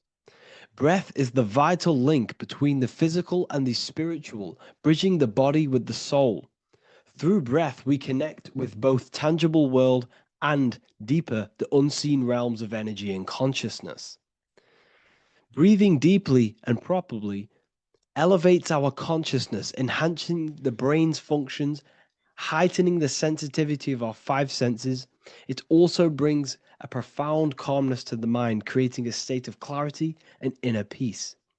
Like I said earlier, breathing properly is the fastest way to elevate your consciousness. It is the fastest way because breathing, when you stop breathing, what happens? You lose physical consciousness. Your body will shut down if you do not breathe in this vital electromagnetic energy in the oxygen.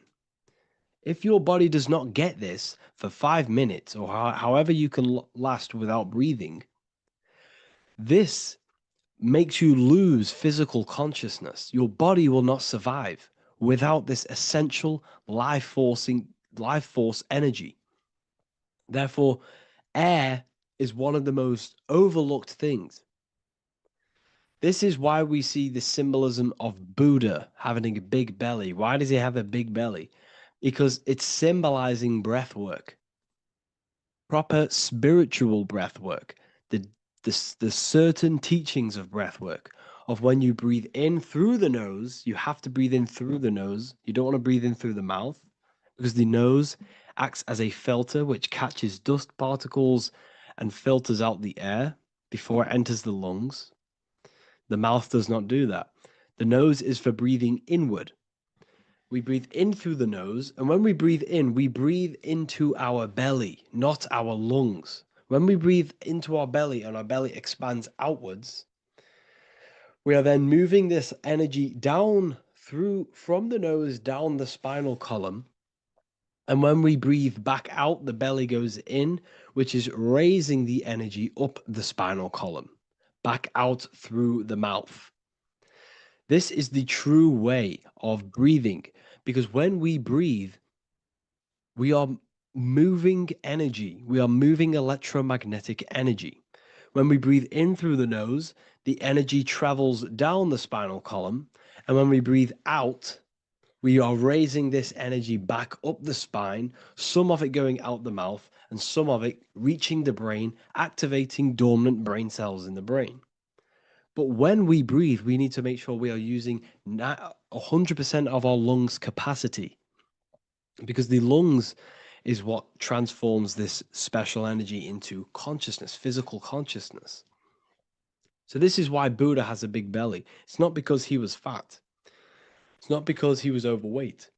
It's symbolism. It's symbolism of breath work. So try this. Do this for 2 minutes while you watch this video. Breathe in through the mouth as hard as you can until you no longer can fill any more air into your lungs and belly. Breathe it into your belly, not your lungs. And breathe out through the mouth. Do this for 5 minutes or 2 minutes, however long. I promise you, breath affects your consciousness. You will notice the difference. If you do it quicker, the quicker it'll affect your consciousness, and you might go lightheaded. But that lightheaded is you activating your spirit, your energy body. So try this just when watching this video. When you breathe consciously, you are renewing both your energy body and astral body, aligning your consciousness with a higher state. This practice feeds new life force energy into the body, revitalizing and enhancing your overall well-being. Like I said, your brain requires the most amount of oxygen. When we have shallow breathing, this is reducing the brain's capacity. Because when we are not breathing properly, which 98% of people are only using a third of their lungs capacity, we are essentially only using a third of our consciousness, because your breath is directly correlated to your consciousness, your state of consciousness. When you breathe in through the mouth, out through the mouth, out in through the nose, out through the mouth, consciously and deeply for 5 minutes, you will notice that your senses are more powerful and sensitive. Your brain is quicker.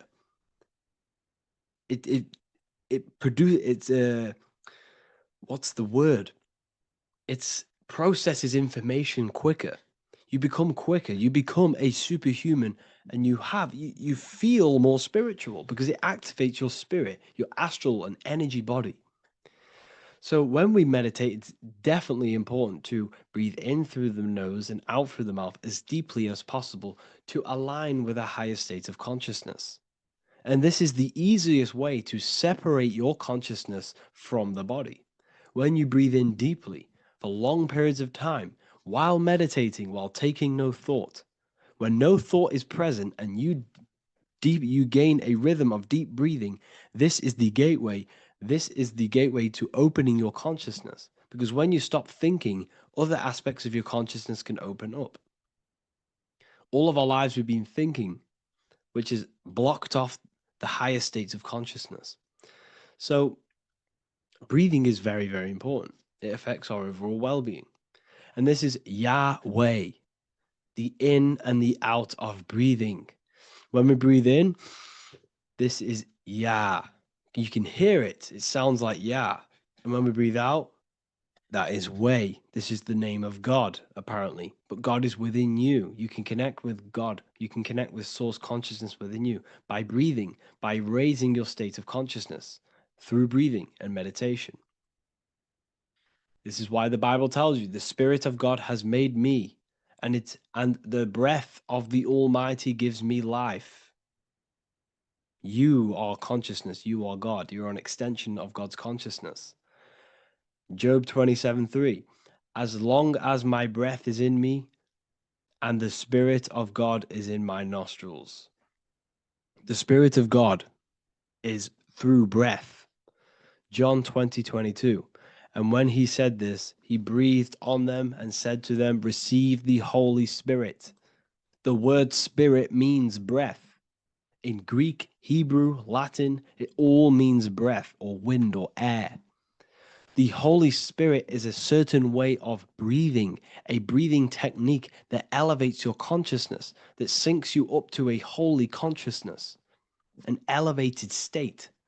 That is the Holy Spirit. That's why it tells you in the Bible, when he said this, he breathed onto them. He breathed onto them and said, receive the Holy Spirit. You must breathe to receive the Holy Spirit.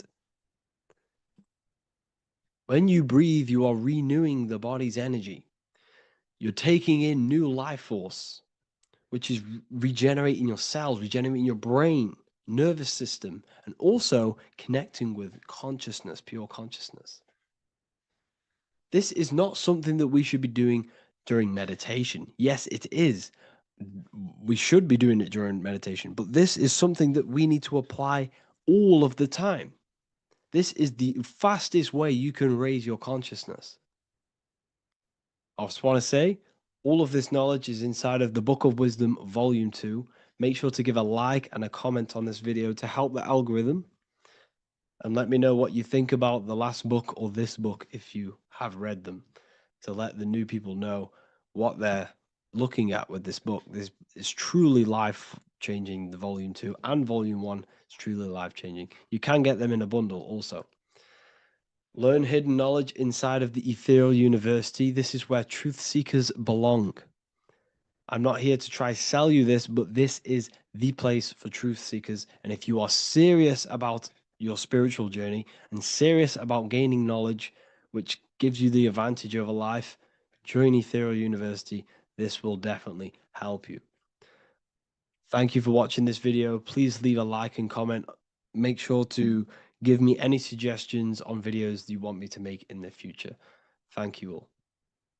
There is a massive mystery around the Freemasonic G, and in this video we're going to be discussing it. Some people call it geometry, God, gnosis, genesis, generation, but in fact it's all of these things, and all of these things relate back to one concept that links them all. And in this video, you will be discovering this secret force, which pretty much creates everything in your reality, in your life, and has done unconsciously, whether you are aware of it or not. The Freemasonic G is the 7th letter in the English alphabet. This is important because the number 7 has many mysteries inside the esoteric and occult traditions. Some people say the number 7 represents the 7 colors of light, the 7 major planets, or the 7 musical tones, 7 days of creation. The number 7 is a massive mystery. But what we have to understand is that in the context of Masonry, Freemasonry is all about building the self. Every day we wake up, we are either building our prison of our mind or freedom of our mind. Everything inside of esoteric Freemasonry is about building the self and reconstructing our consciousness, our inner dialogue, the inner voice. We're transforming the mind from low awareness to high awareness. This is why Freemasonry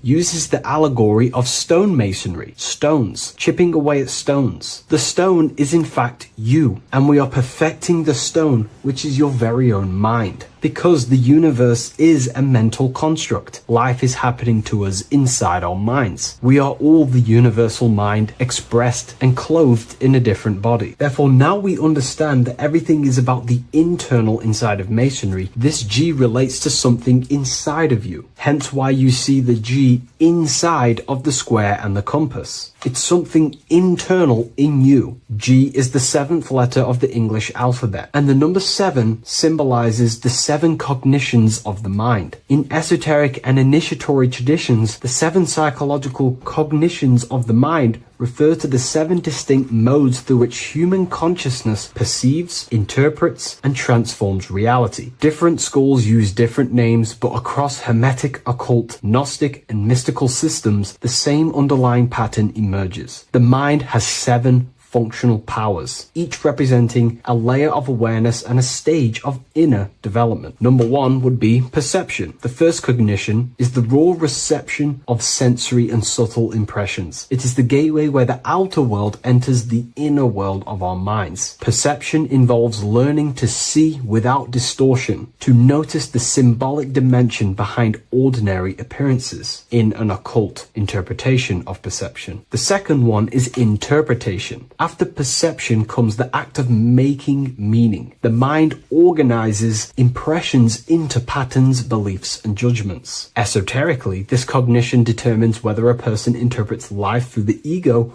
or through the higher insight of their higher consciousness. The goal is to purify interpretations so that the intuition can speak through it, to clear our minds of the clutter, master it, and let our higher consciousness shine through it. Number 3 is the imagination. This is the creative faculty that produces images, symbols, and visions in the mind's eye. This is associated with the astral plane. We live in a mental universe of thought. Thought wraps itself inside of imagination. The thought alone has no true form, but then the thought wraps itself in a vehicle of consciousness, what we call imagination, and we give form to the thought. Imagination becomes active. Imagination becomes active imagination, the foundation for rituals, alchemy, meditation, and visionary insights inside of occult traditions. Working on your imagination is a key part on developing your consciousness, as it is literally the sight into the astral plane, your internal vision of the mind. The fourth cognition of the mind is emotion.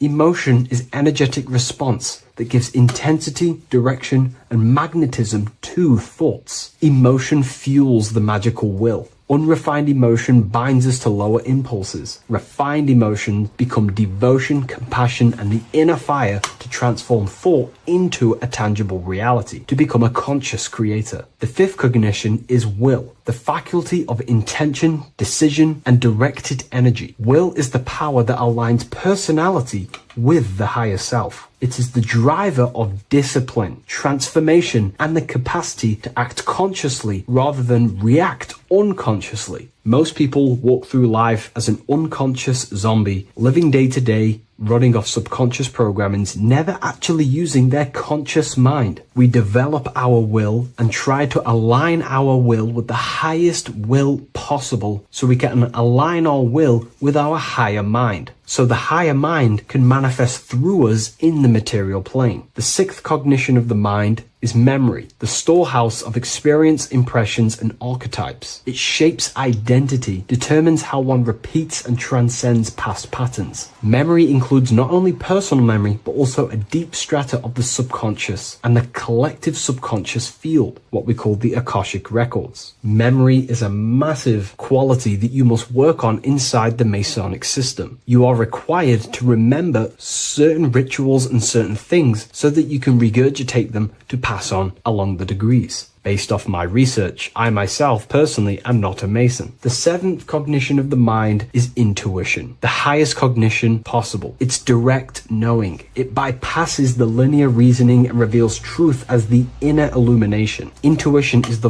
voice of the soul. It is the guiding force, guiding our physical vehicle of consciousness through this physical experience, providing revelations, insights, and even sometimes gnosis and higher understandings. They are the 7 principles and cognitions of the mind that we should work on. Sometimes they're symbolized as 7 luminary planets, because lumen is light. The planets are light. Light is consciousness. Consciousness is light. Now moving on to the true understanding of the G, the higher understanding of the G, as I mentioned previously. This is what we call the generative principle, the care principle, the human heart principle, the female aspect of consciousness within yourself. All creation is built upon a care. All action is built upon a care. You only act on what you care about. You care about paying the bills and staying inside your house and looking after your family, for example. Therefore, you take the action to generate the reality and generate money to pay the bills. Them actions are driven by the force of care. If you care about a plant, you take the action to water the plant and it grows. If you care about your partner or relationship,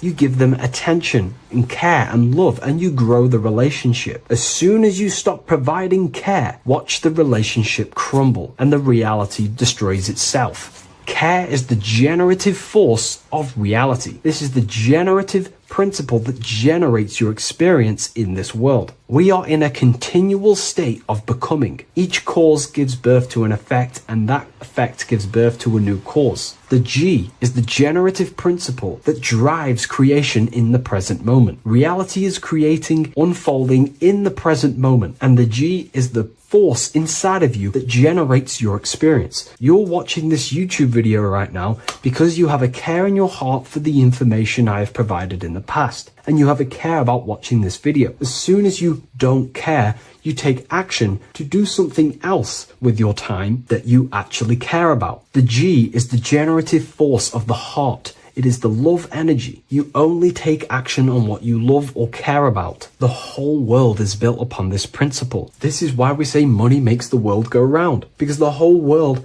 has a G or a care for money, and it's making everyone wake up in the morning, take actions, and make the world go round. It is the G, the care for that principle or money object to generate that reality. It is the force that drives you, hence why the G is sometimes surrounding with light rays, because it represents a force, emanation, something that is invisible but driving the physical body. The G is the internal force that focuses thought into an action. We can think many thoughts, but the thoughts you don't care about, you don't take action on. But the thought you care about, that you have a G for, intensifies that thought, focuses and directs it into an action to generate that experience and reality. The whole world is built upon this principle. The sun is a perfect example of the generative principle. The sun gives all of its life, light, never asking for anything back, making everything grow and generate on the earth. Everything in your life is built upon this principle, and gaining control over your care gives you control over your actions and your reality and what you generate. Once you see this, it is truly beautiful that the world is actually built upon love. This is why they say love is the force of God. It is. Truly. This is the reason why God begins with a G. It's about Genesis. Genesis means creation. G, generation. Anything that generates and creates is all to do with a care or a love energy. But don't get me wrong, people can love sick and twisted things, and they act upon them sick and twisted things. This is why purification of ourself is important by understanding this principle, as it is a very powerful principle to understand. This is the reason why the word gift begins with a G. You're giving something. I care, I'm going to give you something, a gift. Or guidance. This is what guides you into becoming something, what you love. This is why also gnosis begins with a G. Gnosis is not actually knowledge. Gnosis is knowledge attained by direct experience or through direct experience. For example, you're not believing you're watching this video right now. You know you're watching this. Know, gnosis, same phonetic sound. It's about knowing. Gnosis is about gaining knowledge of the self. Self-knowledge through direct experience.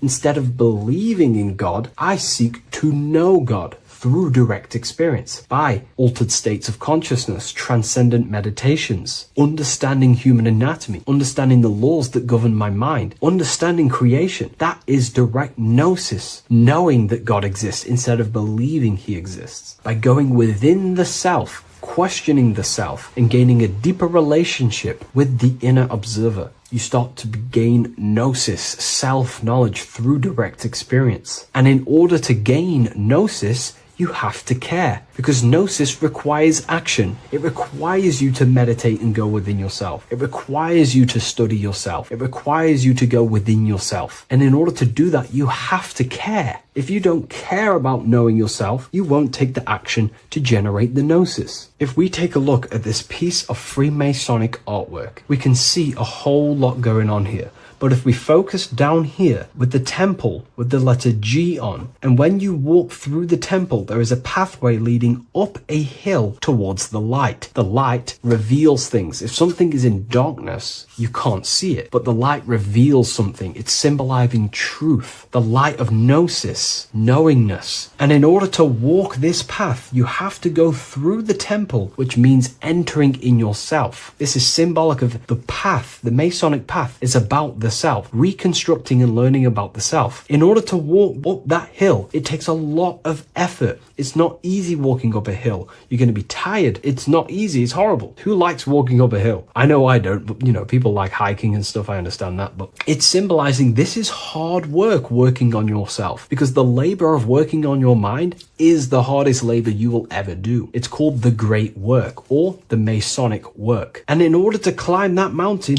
you go through the G. You have to have the care. If you do not have the care, you will not walk up that mountain. You will not generate the gnosis. You will not get close to the light. You have to have the G to walk that path of self-mastery and working on your mind. This is very, very important. If you want to gain the light, you have to have the G inside of you. You have to have the care to generate a higher consciousness. If you want to earn more money, you have to have the care, or else you will not take the action necessary to generate that reality. This is why we have to master ourselves and write down everything you love. It could be even the bad things. It could be lust. It could be anything you're wasting your care energy on. Try and remove them one by one. Master them and become disciplined. And then you'll have more G energy, care energy to direct towards something else in your life to generate and grow that experience or reality. Again, the word grow, G. It is a growing force. What you place your love and care into grows and expands. What you have a G for is what you spend your time and attention on, your two spiritual currencies. So this is the Masonic G, and I hope you gain a deeper understanding of this. So that is pretty much everything about the Masonic G that you need to know, and hopefully this has helped you. If you wish to learn more and gain guidance through your life and understand yourself on a deeper level, the book I've used today is called The Book of Symbolism. I'll leave a link in the description.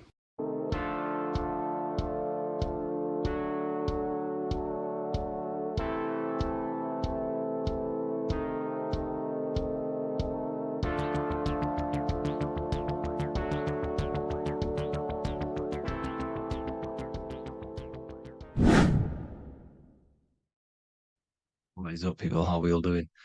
Today, we're talking about the flat earth cosmology. So let's jump straight into this. Please drop a follow, and leave a like to help the algorithm. So we live in a torus field. Everything's made out of torus fields. And every torus field has motion. It's what it is. It's the motion of energy. And every torus field has a center, which is the black hole. It's a womb of creation. It's counter space.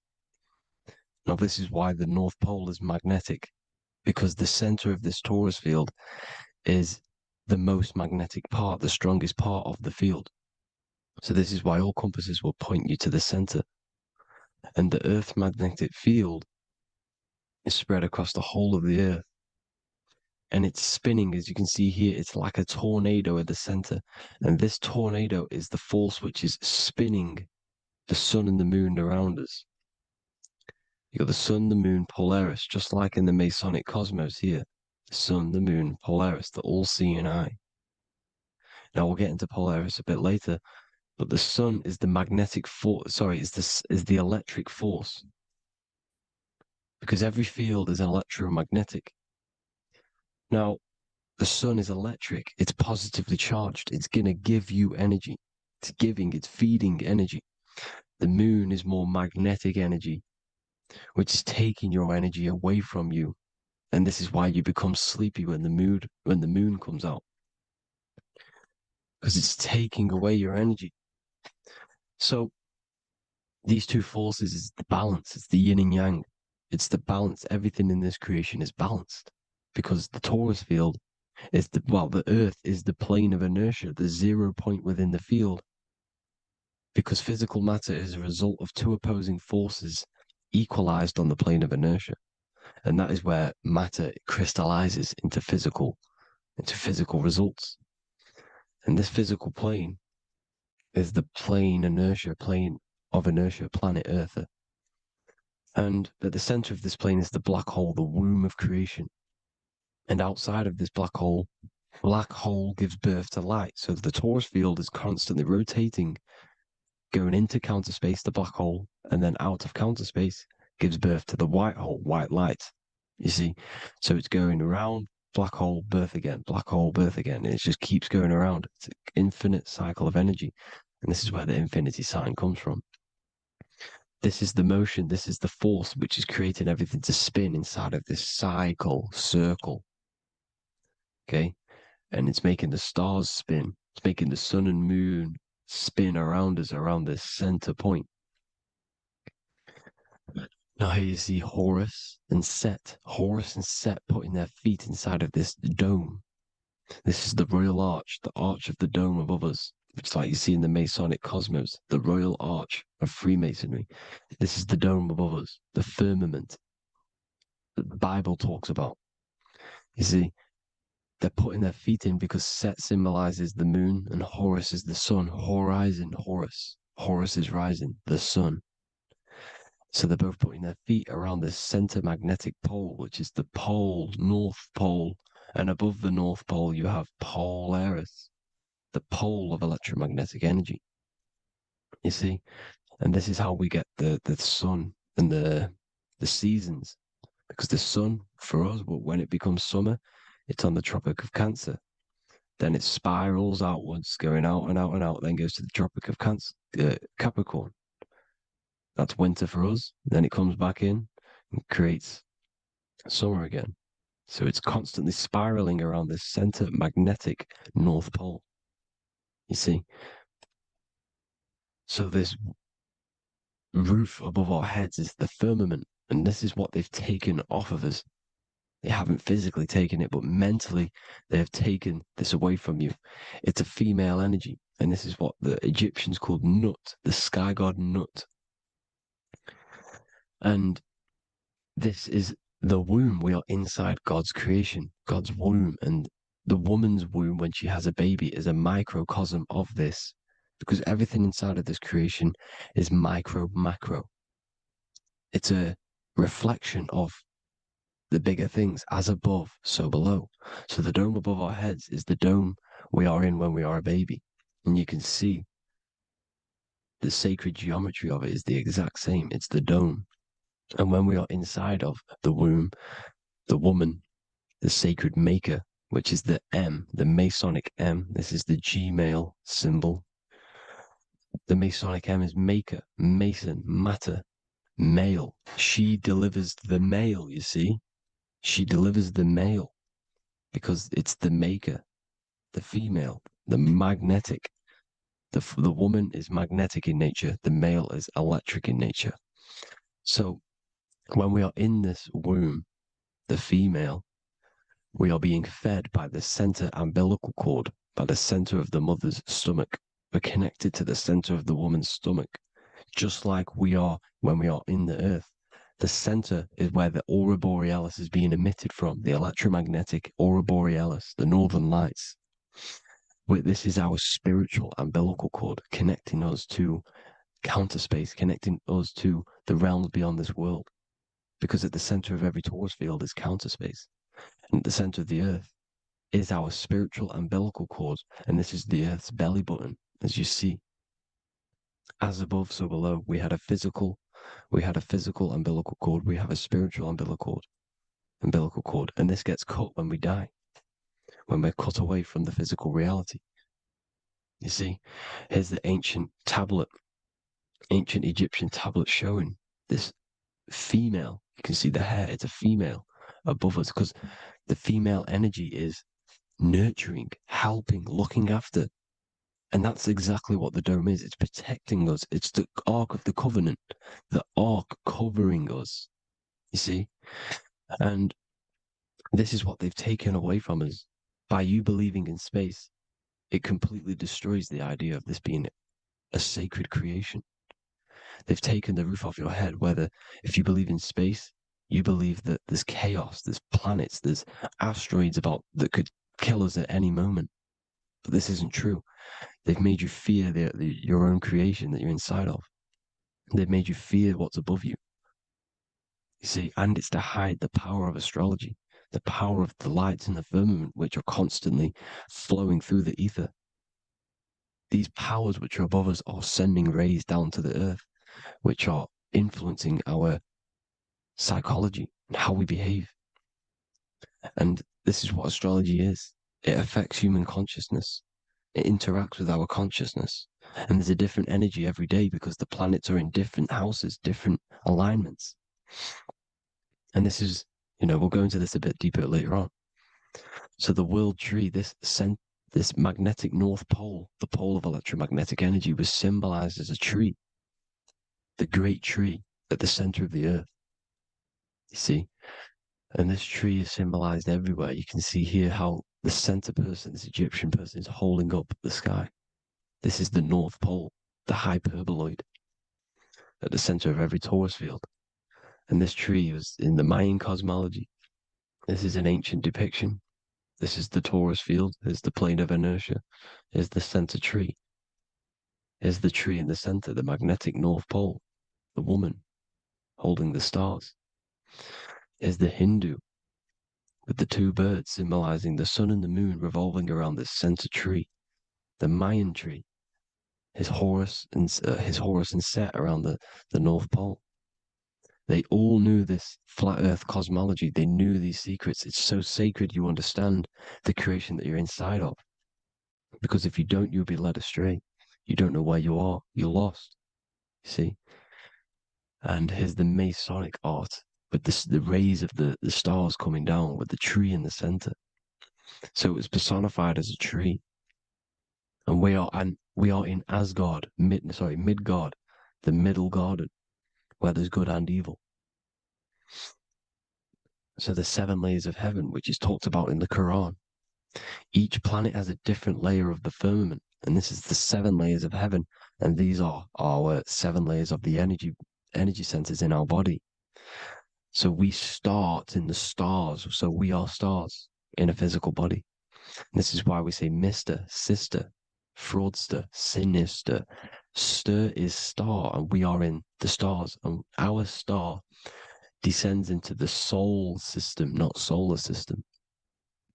And as we descend into the soul system, we enter Satan's kingdom, Satan's world. As it says in the Bible, Satan is the god of this world. Well, if you've been into my research for a while, you know Satan is Saturn. Saturn's world, because Saturn's the outermost ring. He's the Lord of the Rings. And you enter his kingdom, the kingdom of time, and this is why Saturn's the time god. As soon as you go past the rings of Saturn, you're now in the solar system. You're now in time. You're now bound by space and time. And you're bound to the earth plane, the heart. Earth is heart. It's a rearrangement, it's an anagram for heart. And the heart of the electromagnetic color spectrum is green, and that's why the earth is green. And above green is blue, and this is why the sky is blue. In order to go to heaven on the macro scale, you have to go through the blue sky, through the 7 layers of heaven. In order to reach heaven in your body, whilst you're here, you have to go through the blue chakra to your head, which is heaven. It's micro, macro. Everything is micro, macro inside of this creation. It's an ancient, I think this is a French image, piece of art from the ancient French, with obviously the 7 layers of heaven, which they all depict. And notice how it's like a dome. We'll go into this dome symbolization, the Royal Arch of Masonry, which is next. But these 7 layers of heaven give us the 7 metals, the 7 days of the week, the 7 diatonic tones, the 7 chakras, the 7 everything. It's God's favorite number. And this is why the Masons use the G inside of the compass, because the G is the 7th letter, and God starts with G. You see? So it's 7. God is 7. Here's another depiction of the heart, the soul system, the 7 layers of heaven. La fermente. You see, la firmament, with the stars on the outermost layer. Here are the 7 planets: Jupiter, Mars, la Sophie, the sun, la luna, the moon. So Saturn. So we are in the heart of this soul system. In order to ascend, we need to ascend up our chakra system, reach 144,000 hertz, God consciousness, the God man. You have to unfold God man, master of the mind, mastery of the mind. So what are the stars? The stars make everything unique. The stars are constantly rotating around the center, magnetic North Pole, the tornado at the center, which is stirring everything. It's stirring the ether. The center is the ether, and the 4 elements are born out of this ether. There's 5 elements: ether, spirit, water, air, and earth. The ether gives birth to the 4 other physical elements, which the whole of creation are made out of. About them 4 elements. 4 is the number of stability. You know, a chair, a table has 4 legs. It stables things. It's a foundation, and these 4 elements are the foundation of this creation. You see, and this magnetic North Pole is stirring this, and the 4 vibrational states of the ether are the 4 elements. Now let me get back to the stars. I just wanted to give you that. The stars are being stirred around this center point. Center. It's stirring everything. And they're always in different alignments. Every millisecond they're moving in different placements of the stars. And the planets are called the 7 wanderers because they're not fixed. The stars are fixed.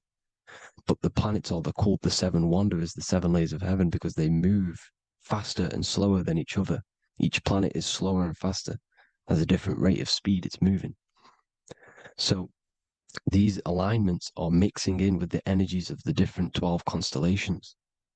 And this is why you have a unique characteristic. You have a unique look, a unique energy, a unique personality. This is because when you were born and you took your first breath, that energy which was in the ether, because the ether is all around you, and energy travels through the ether.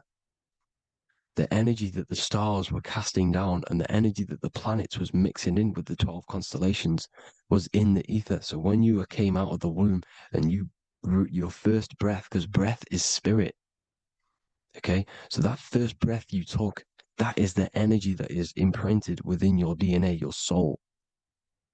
And you reflect that energy, you emit that energy. That's the energy that is with you forever until you die. Till this physical body dies off. And that's what the stars are. The stars are giving a unique energy, characteristic, personality to every living thing. Every dog, every cat, every animal has a unique personality because it was born at a different time and place in the sky. Okay, the stars are your destiny. Now, the stars are constantly changing as well.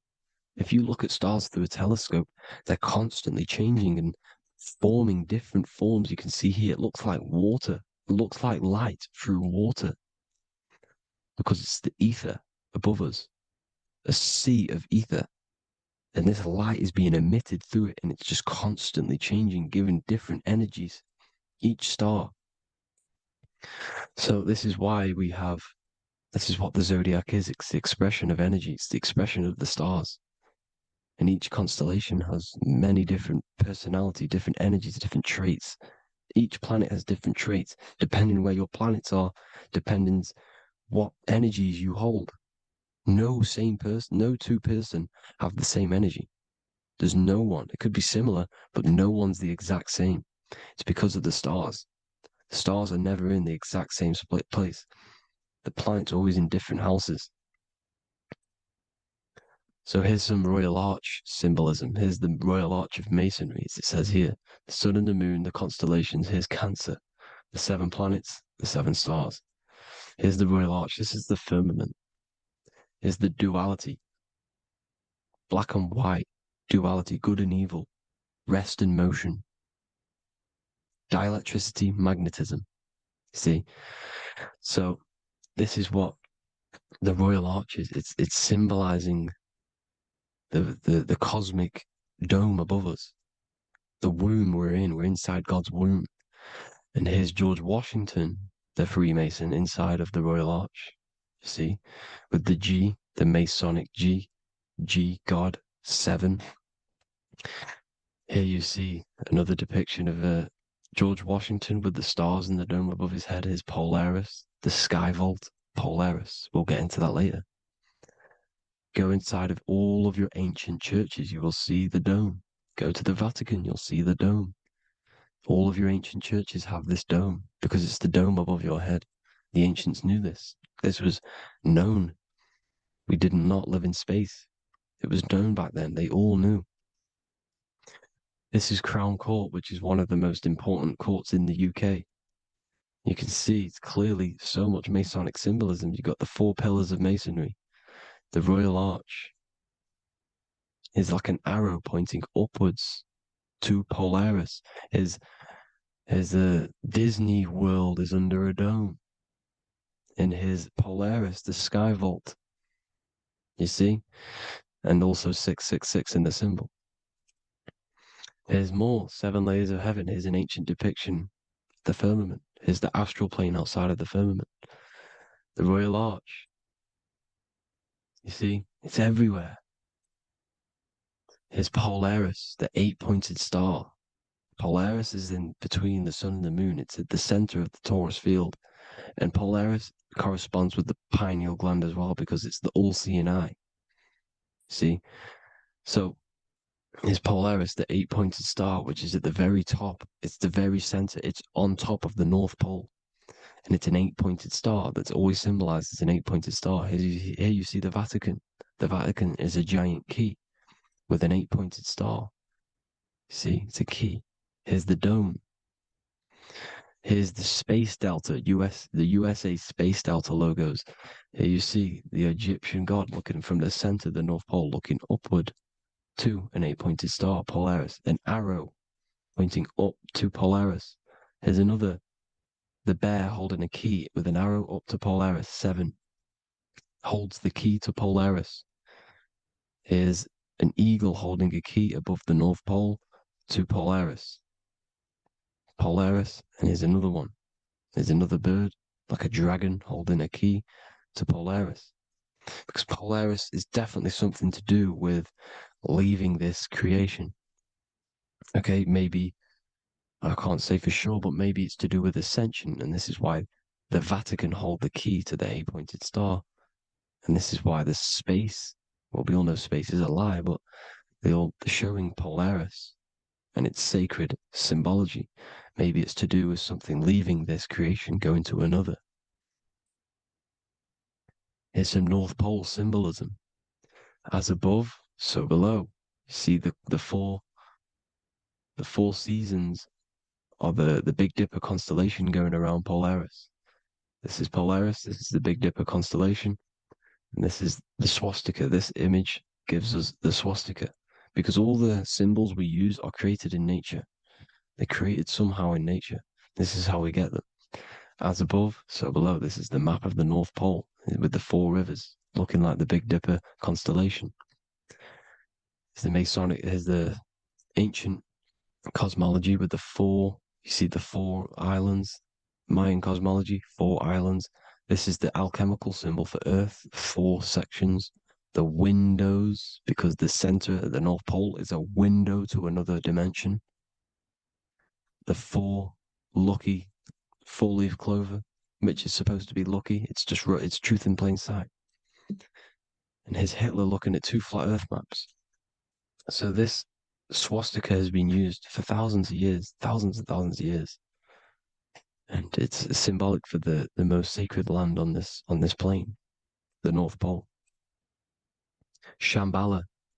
Do some research on Shambhala, people. It's a it's a Hindu mythology about the sacred lands at the center of the earth. And it's known to be full of enlightened beings. And it's all symbolized at the center. You can see their paintings of Shambhala. It's all at the center, the North Pole.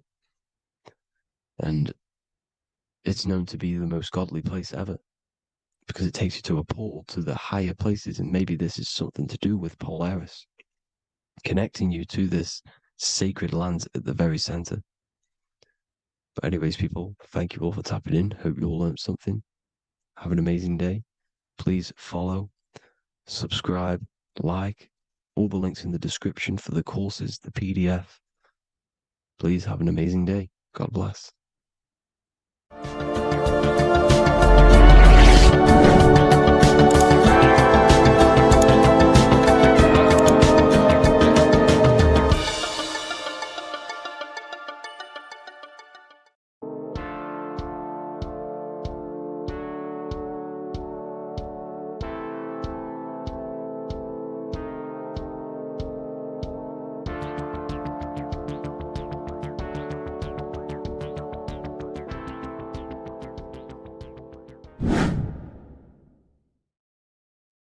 How are we all doing today, people? It's Revival of Wisdom, and today we're going to get real deep.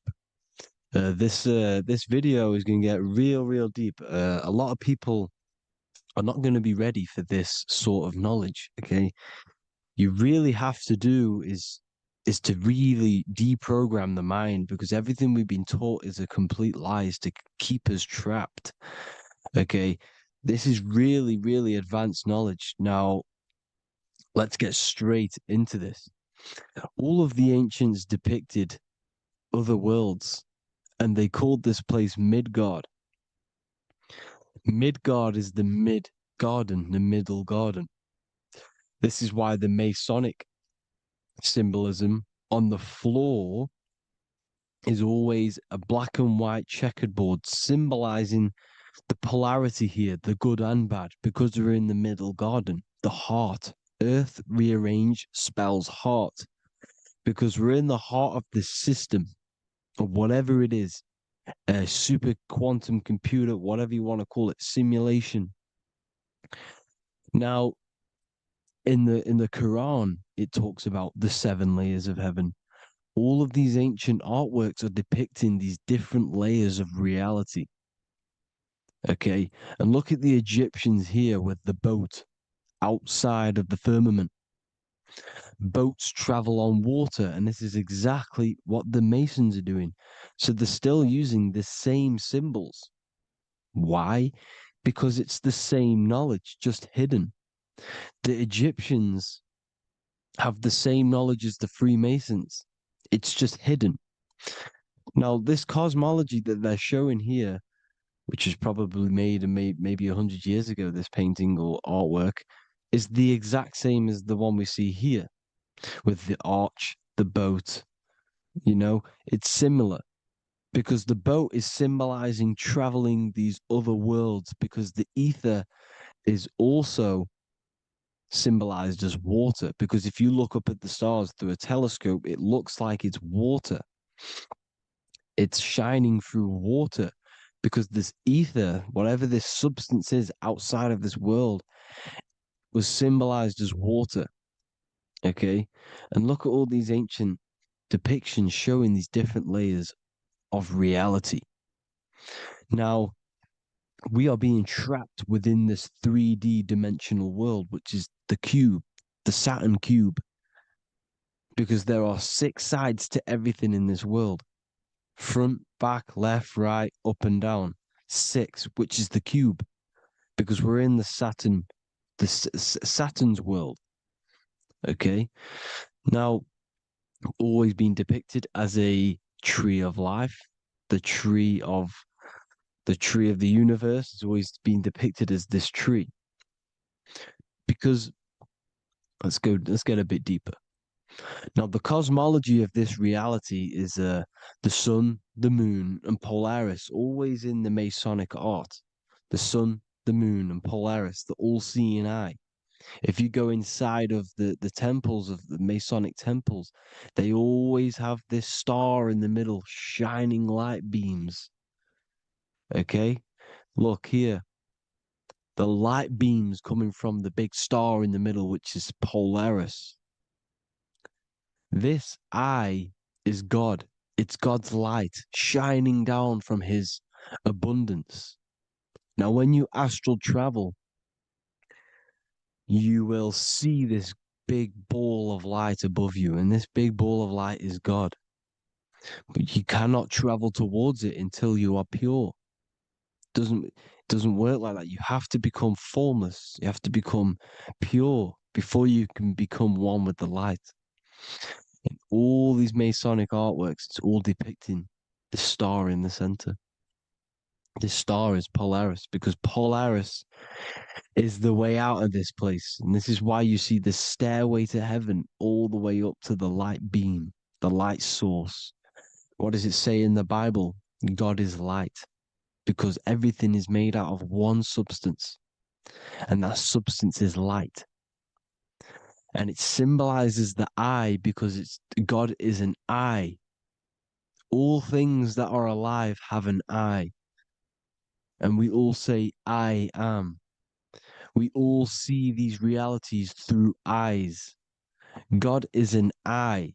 He's the all-seeing eye. He sees all things at all times. And he is projecting this light. And this light comes down to create all the different levels of the worlds. And this is what the 2 pillars symbolize the number 11. 11, the number 1, is just a vertical line. It's the 1. It's a 1 point. 11 symbolizes the mirror nature of reality. Everything's mirrored. As above, so below. Now, the 11 also symbolizes openings, doorways. And as you can see here, an opening to the all-seeing eye. And you see here again, an opening to the stairway all the way up to the light. This light is the light of God in the astral worlds, beyond this world. Now, Polaris has also been symbolized as the UFO. They put the truth in plain sight. So, you know, in the films, how the UFOs suck people up. That's what Polaris is doing. If you ascend beyond this world, if you do not ascend beyond this world, you will be reincarnated in this world. The whole thing is to outgrow this consciousness to the plane above. And I'm not just making this up. I'm going to be bringing in scriptures after this. But you can see with the Christmas tree, we always put a high, big star at the center, at the top, which is the star of Polaris, which is exactly what the Masons are doing here. The star at the top. and it's on top of our Christmas trees. And all of these symbolize the other stars, because Polaris is the most high star, and all the other stars are wrapped around the firmament lower than Polaris. And that's exactly what the Christmas tree is. And it's a triangle. It's a triangle, just like light beams travel from one point in the triangle, just like the all-seeing eye. It's a triangle. The light is coming from one point and sending its rays downward. You see, it's kind of like you see here with the water. And the lower you go, the darker it gets, the more evil it becomes. And this is what the ancients would call hell. Now, this all-seeing eye is Polaris. And below Polaris is Mount Meru, the North Pole, the magnetic North Pole. The Tower of Babel, which is in the Bible. The etymology of the word Babel, Ba meaning spirit, which gives the ability to move the soul through the worlds, which is that's the ancient Egyptian description of the word Ba, meaning of the word Ba. You have the Ka, the Ba, the Ak, but the Ba is the one that gives the ability for the soul to move through the worlds. Your soul can't speak into a world without incarnating into it.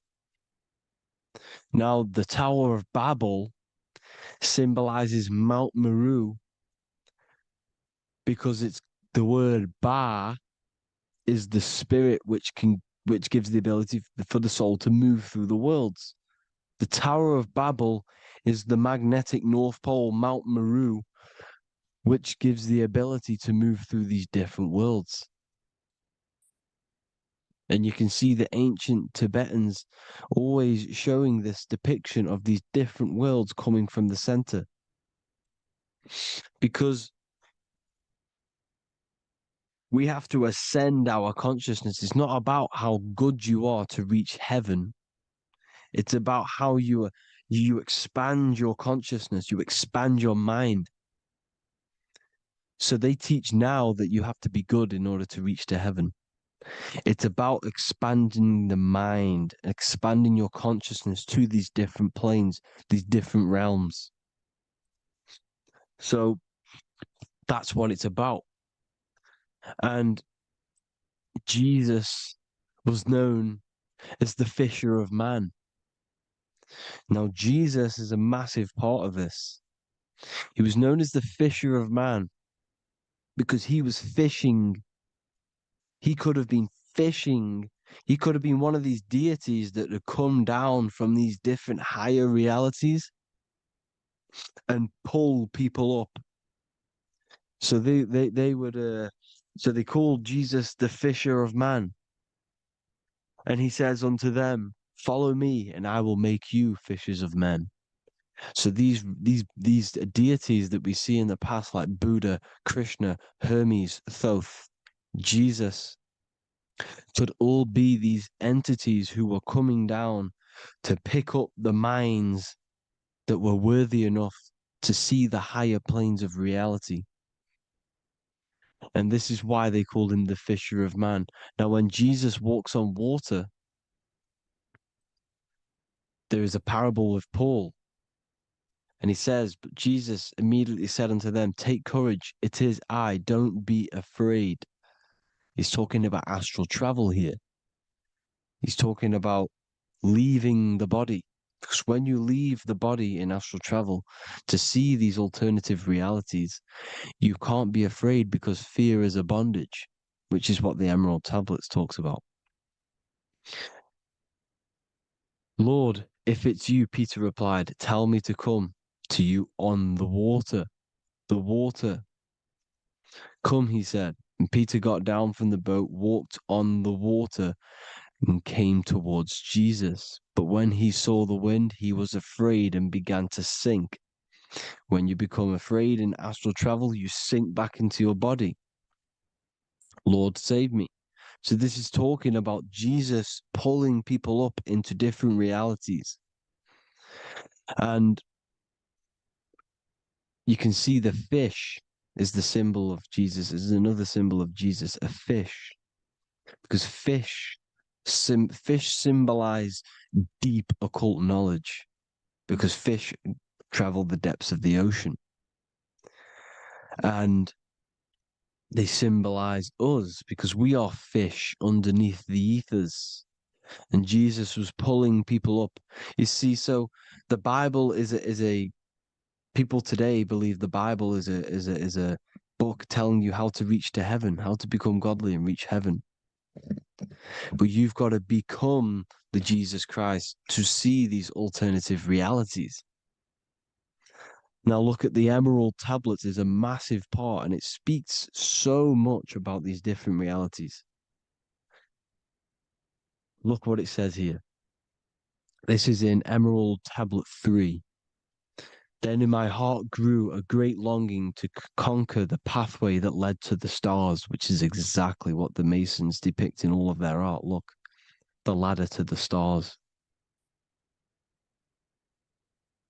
And then he goes on to say, years after years, I sought after wisdom, seeking new knowledge, following the way, until at last my soul, in great travail, broke from its bondage and bounded away, broke from the bondage of the body. Free was I from the bondage of earth men. Free from the body, I flashed through the night. The stars. The stars are a massive part in the astral world. Each star is a different reality. And the true astrology is the star that you came from. You came through a star to reach this, to reach here. There is a reason why you are here. There's a reason why you have the personality traits, because your soul came from a specific star. This is why we call them stargates, because they are gates in and out of this reality. And Polaris is the way out to the higher worlds. Now look, far into space, my soul traveled freely into the infinite circles of light. Beyond knowledge were some planets and great gigantic beyond dreams of men. Then he goes to say, lift up your flame from out of the darkness, fly from the night and ye shall be free. Lift up your flame. Your flame is your soul, because it has to be lifted up out of the darkness. This is the darkness, this world, this body is the darkness. Because it's a bondage. You need to break free. You need to learn how to astral travel, people. You have to learn this. If you want to get out of this world, you have to learn how to astral travel and see the other realities. Traveled I through space-time, knowing my soul at last was set free, knowing that now I must pursue wisdom until at last I pass to a plane hidden from knowledge, known not to wisdom, extension beyond all that we know. So he's talking about he went to a place where we cannot even comprehend here, a place that is not even known to earthmen. He's telling you he's ascended out of this world to the planes that are beyond. And it says here in the Emerald Tablets, man is in process of changing to forms that are not of this world. Grows he in time to the formless, a plane on the cycle above. Know ye must be one, ye must become formless before ye are one with the light. The light, the same light that I was talking about, the Masonic light, with the triangle, God, the one source. Ye must become formless before ye are with the light. Formless, you have to leave the body. You have to leave the body. You have to gain the ability to leave this body and travel to these other worlds. Now, it says here, not as man am I, for free have I become of dimensions and planes. In each I take on a new body. In each I change my form. Know I now that the formless is all there is of form. You see, all things created come from the things all things that you see come from the things that you cannot see. All of us have the same spark of consciousness, the same I am. Every dog, every animal, every human has this same I, this same thing which sees through the eye. It's formless. It takes this formless entity is the same entity of us. We are all the same entity in different bodies. And this entity it was represented as the flame, the cosmic flame, which is inside of all of us. And this is why the Masons depicted your spine as a candle or the Holy Grail. You would either see this or a candle with a flame on the top, because the Holy Grail is your consciousness, which is on top of your spine, which is the candle. Now, Jesus, Thoth, Buddha were all these deities which were coming down to lift people up because they were fishermen of men. And he would lift you up to the higher worlds, out of this world, to the ones above. Now, Thoth, you can see him here, he's leading the way. He's holding someone and he's leading the way with knowledge and power. He was leading the way to other worlds, out of this world. There's no point trying to change this world. This world will stay the same. It will stay the same. You have to get out of this world. And that's what they're telling you. That's what they're keeping you from. They're keeping you stuck within this thin layer of reality. So what the Masons are doing, they have the ability to astral travel. They're living not stuck and bound to one reality, but living within the different layers of reality. And this is what Morpheus was doing in the Matrix. Morpheus was going into the Matrix to go and get Neo, which is exactly what Jesus was doing, pulling up people out of this world to the ones higher. And that's exactly what Morpheus is doing in the Matrix. If you haven't watched the Matrix, go and watch it. It will blow your mind. Everything I'm saying in this video, you will see it. Except that you don't need to use a machine to enter the Matrix. You just use your body. Well, you use your consciousness to leave this body. You see, Neo was also uploading himself into the simulation to pull people out of the simulation. And this is exactly what all of these gods were doing. The fisher of man. Look, he was pulling people up out of this reality with the knowledge. Now, Jesus was always depicted with the mushrooms. Look at all this mushroom art. Mushrooms were literally the origin of Christianity. You can see it everywhere. There's mushrooms in all of the ancient art. Every single one of these paintings you see here, there's mushrooms on them. Mushrooms have the ability to see alternative states of consciousness.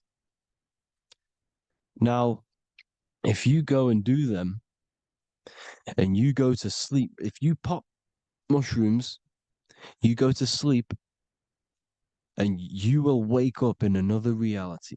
You will wake up in another reality. Don't try it if you don't want to do it. But if you've got the heart to do it, do it. Eat them and go to sleep. You'll wake up in another reality. And Jesus was handing out mushrooms to the bright minds, to the minds that he wanted to fish out and pull up to the higher realities. He was giving them mushrooms to see themselves in an alternative state, in an alternative reality. This is why there was so much mushroom art. And it's not just ancient Christians, it's Sumerians, it's the Mayans, the Celtics, the Egyptians, all used mushrooms. All of them. Look at all this art.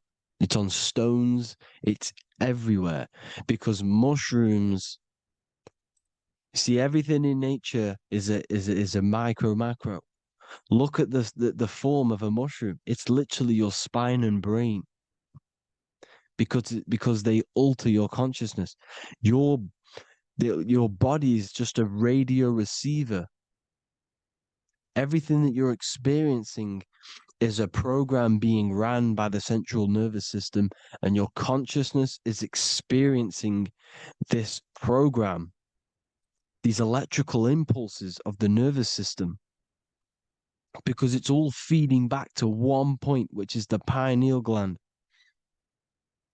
And this is the candle with the light on it. Type in Masonic candle and you'll see it. It's your spine with your spark of consciousness on top of the spine. And it's a mushroom because this sends you to alternative states of consciousness, alternative realities. Now, they were all doing this, the Egyptians, the Mayans. Now, there's more symbolism which goes into this. Look at the Christmas trees we use. The Christmas tree with the presents underneath them. Magic mushrooms grow under trees. And these are the presents under the trees that we symbolize today with Christmas. Santa's red and yellow for the red and yellow mushrooms. The same mushrooms Mario has to collect. And when he gets enough mushrooms, he levels up. And then what does he do when he go past the world? When you win that world in Mario, you go to another reality. You go inside of another world. It's truth in plain sight. And it's using mushrooms. It's using mushrooms. Everything, all of the characters in Mario, well, a lot of them are mushrooms. Look at this one. The presents, black, yellow, and red and white. Red and white mushrooms. And the bow on the top is the mushroom head. That's a bit of a reach, but you know, the symbolism never lies, is what you need to understand. And it's as above, so below. Now look at the Sumerians. The Sumerians were also multi-dimensional beings. Okay, look at how they have the double faces. They had 1 foot in this reality and 1 foot in another reality. And look at this one, a double-headed god inside of like a portal. You see? Because and look at these with the wings, the astral travel. Birds, ancient birds symbolize the soul. Because the soul is a bird, it flies to different worlds. It flies around the cosmos. And mushrooms gave you the ability to see these alternative states of consciousness, these alternate realities, because you exist in infinite realities. You exist in infinite realities. Now look at the 33rd degree Ordo Ab Chao badge. You get this badge when you become a 33rd degree Freemason, and it's a double-headed eagle. A double-headed eagle. And you can see this in Sumeria first. Sumeria have the same symbol, a double-headed, bird. You can see it here as well. And the Masons are still using this symbol today. And when you become a 33rd degree, 33 vertebrae on the back of your spine, above the vertebrae is your consciousness, and it's a double-headed eagle. One reality in one, you become a multi-dimensional being in the 33rd degree. And I've heard many interviews of Masons say it becomes Luciferian. You see, they speak in code. These Masons can't tell you about what they learn about, but they will speak in code. They said it becomes Luciferian. The word Luciferian is lucid. The root word of Luciferian is lucid, and lucid is lucid dreaming, alternative realities, dream worlds. You become a god. Luciferian means you're becoming your own god, pretty much. because you are becoming a multi-dimensional being living in between the different layers of reality at the 33rd degree of Freemasonry. And look at the double-headed eagle, because the birds symbolize the soul. And they reach high, they fly high, just like the soul wants to fly high to the light, to become one with the light, like the Emerald Tablet says. Now look at Janus. Janus was another god, and he's known as the god of doorways. Janus always depicted with a double head. Janus is why we say janitor or January. And January is entering a new year. Janus is known as the god of doorways with keys, always got a key, because keys open doors. That's why the janitor holds all the keys. And Janus always has double heads, because he had one foot in this reality, one foot in another. He was a multi-dimensional being, a Luciferian, living between the different layers of reality, except from instead of being stuck in one like we are. Well, a lot of people. And that's the whole point. You see, all of this stuff is about like changing the world and stuff like that. This world will probably never ever change. It's probably been like this forever. Well, forever, for a long time. But it's about moving out of this reality to the higher states. And the Masons always depict the ladder to the luminaries, the stars, with a key, the same key of Janus. The Vatican is a key, and it's in charge of all the religions. Why is it a key? Because they're holding back the key. They're keeping you stuck within this reality, keeping you stuck as identifying yourself with the body, identifying yourself with this world. You are not in the world is within you. This is a program being ran by your central nervous system, and your consciousness is experiencing this reality. Now, this is going to be a mind-blowing video for some people. You have to have an open mind. You have to let go of all the programs. I'm repeating what the ancients are talking about and the ancient symbolism. Look at Janus with the double-headed god. He was just another god coming down, giving keys to people who had the worthy mind to be pulled up out of this reality, to be pulled up to heaven, just like Jesus was teaching how to reach heaven. But really, it's an encoded scripture. But anyways, hope you all gained some insight on this video. Have an amazing day. Please like, share, comment. All the links are in the bio for the PDF, for the Manifestation Mastery course, and all the other amazing stuff. And if you want to support the channel, I'd greatly appreciate it if you became a Patreon member. Hope you'll have an amazing day, people. God bless.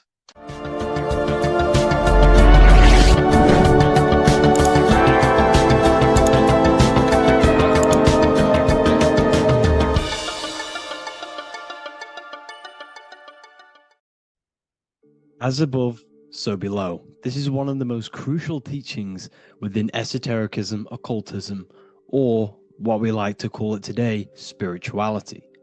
I don't like calling it spirituality because it's not spirituality.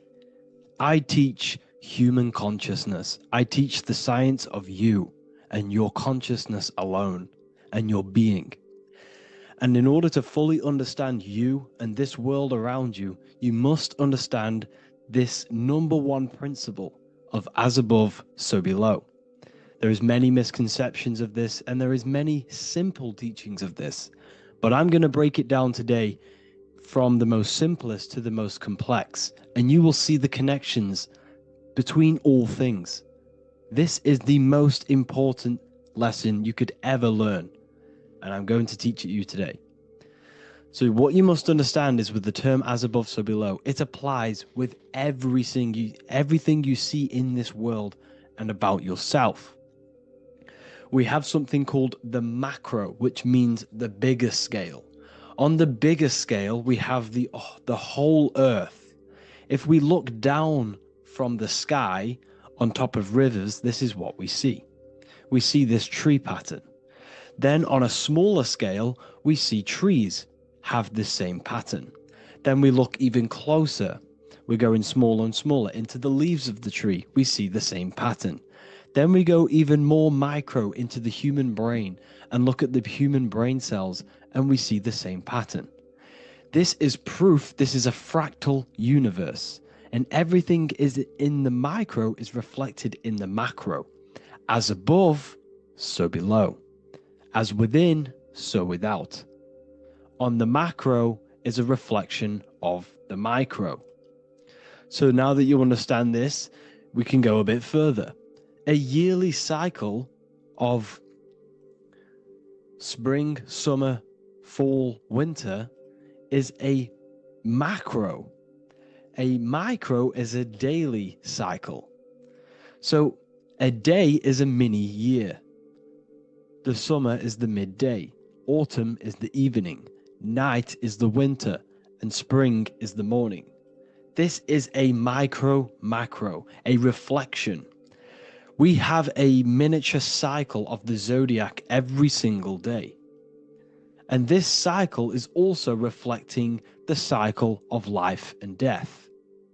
We live, we are born, which is the spring. We live, which is the summer. We then age, which is the autumn. And then we die, which is the winter. And then we are reborn again. This is the cycle of life and death. And you do this every single day. You see, death is a macrocosm of sleep. This is why we say sleep is the cousin of death. Because you die every single night. You do this process of life and death every single day. As above, so below. What's in the micro is in the macro. So when you go to sleep, you are essentially dying. And then in the morning when you wake up, you are then born again. This is a fractal cycle that we live in. Everything in this whole world is fractal. Everything applies to as above, so below. We have the sun, we have the moon, we have the day, we have the night. We have the life, we have the death. We have the conscious, we have sleep. As above, so below. We have the conscious mind, because now we're diving into as within, so without. As above, so below more refers to the external world.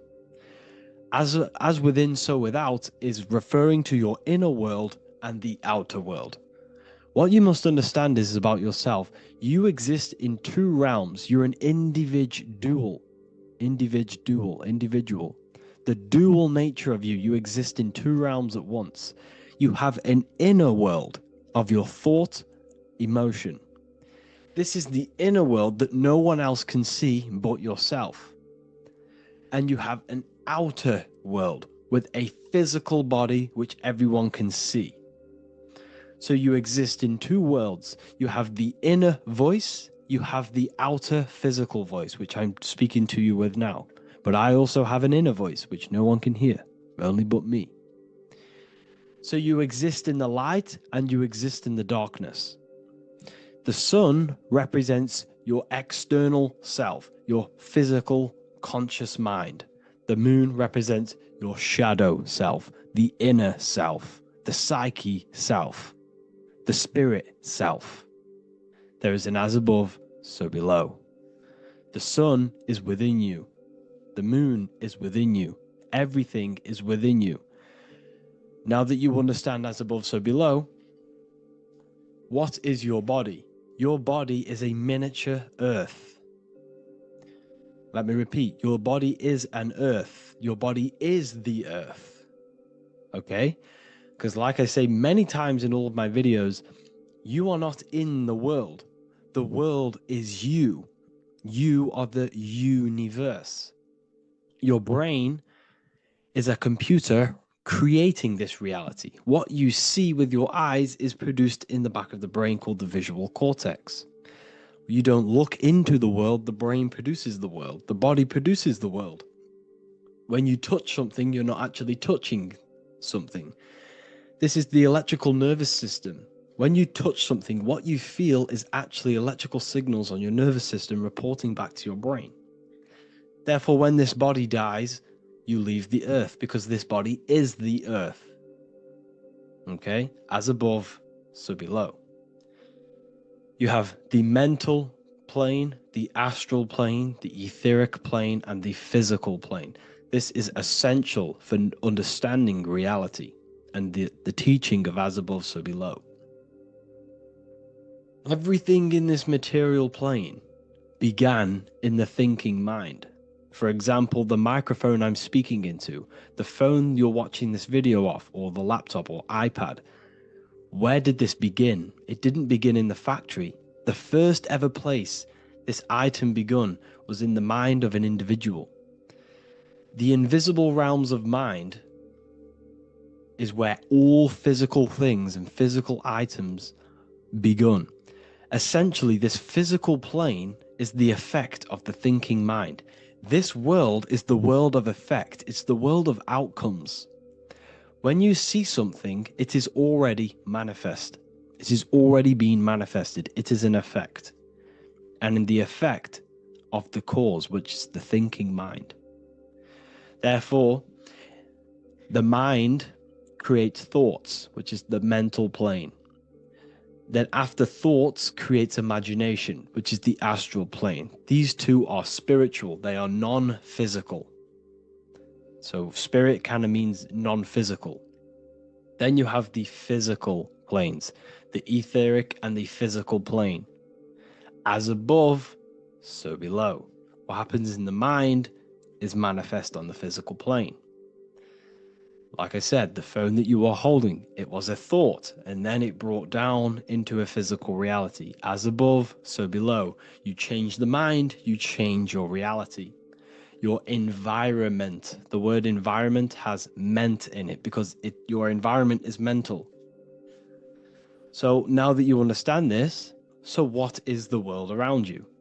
The world around you was created by the mind of God. It was manifested through God's thought. So you are living in the mind of God. You are a thought in the mind of God. God thought you into existence. But like I said, we are all fractals. Everything is fractal. If God exists, this means that you are God, as above, so below. God created you through the thinking mind, and he gave you a thinking mind. So God created the macrocosm. God created the macro, the whole world. He designed the whole world, the sun, the stars, the moving. He designed this. But then he gave you the thinking mind to design your own life and create your own life in his world. You are a microcosm of God's macrocosm.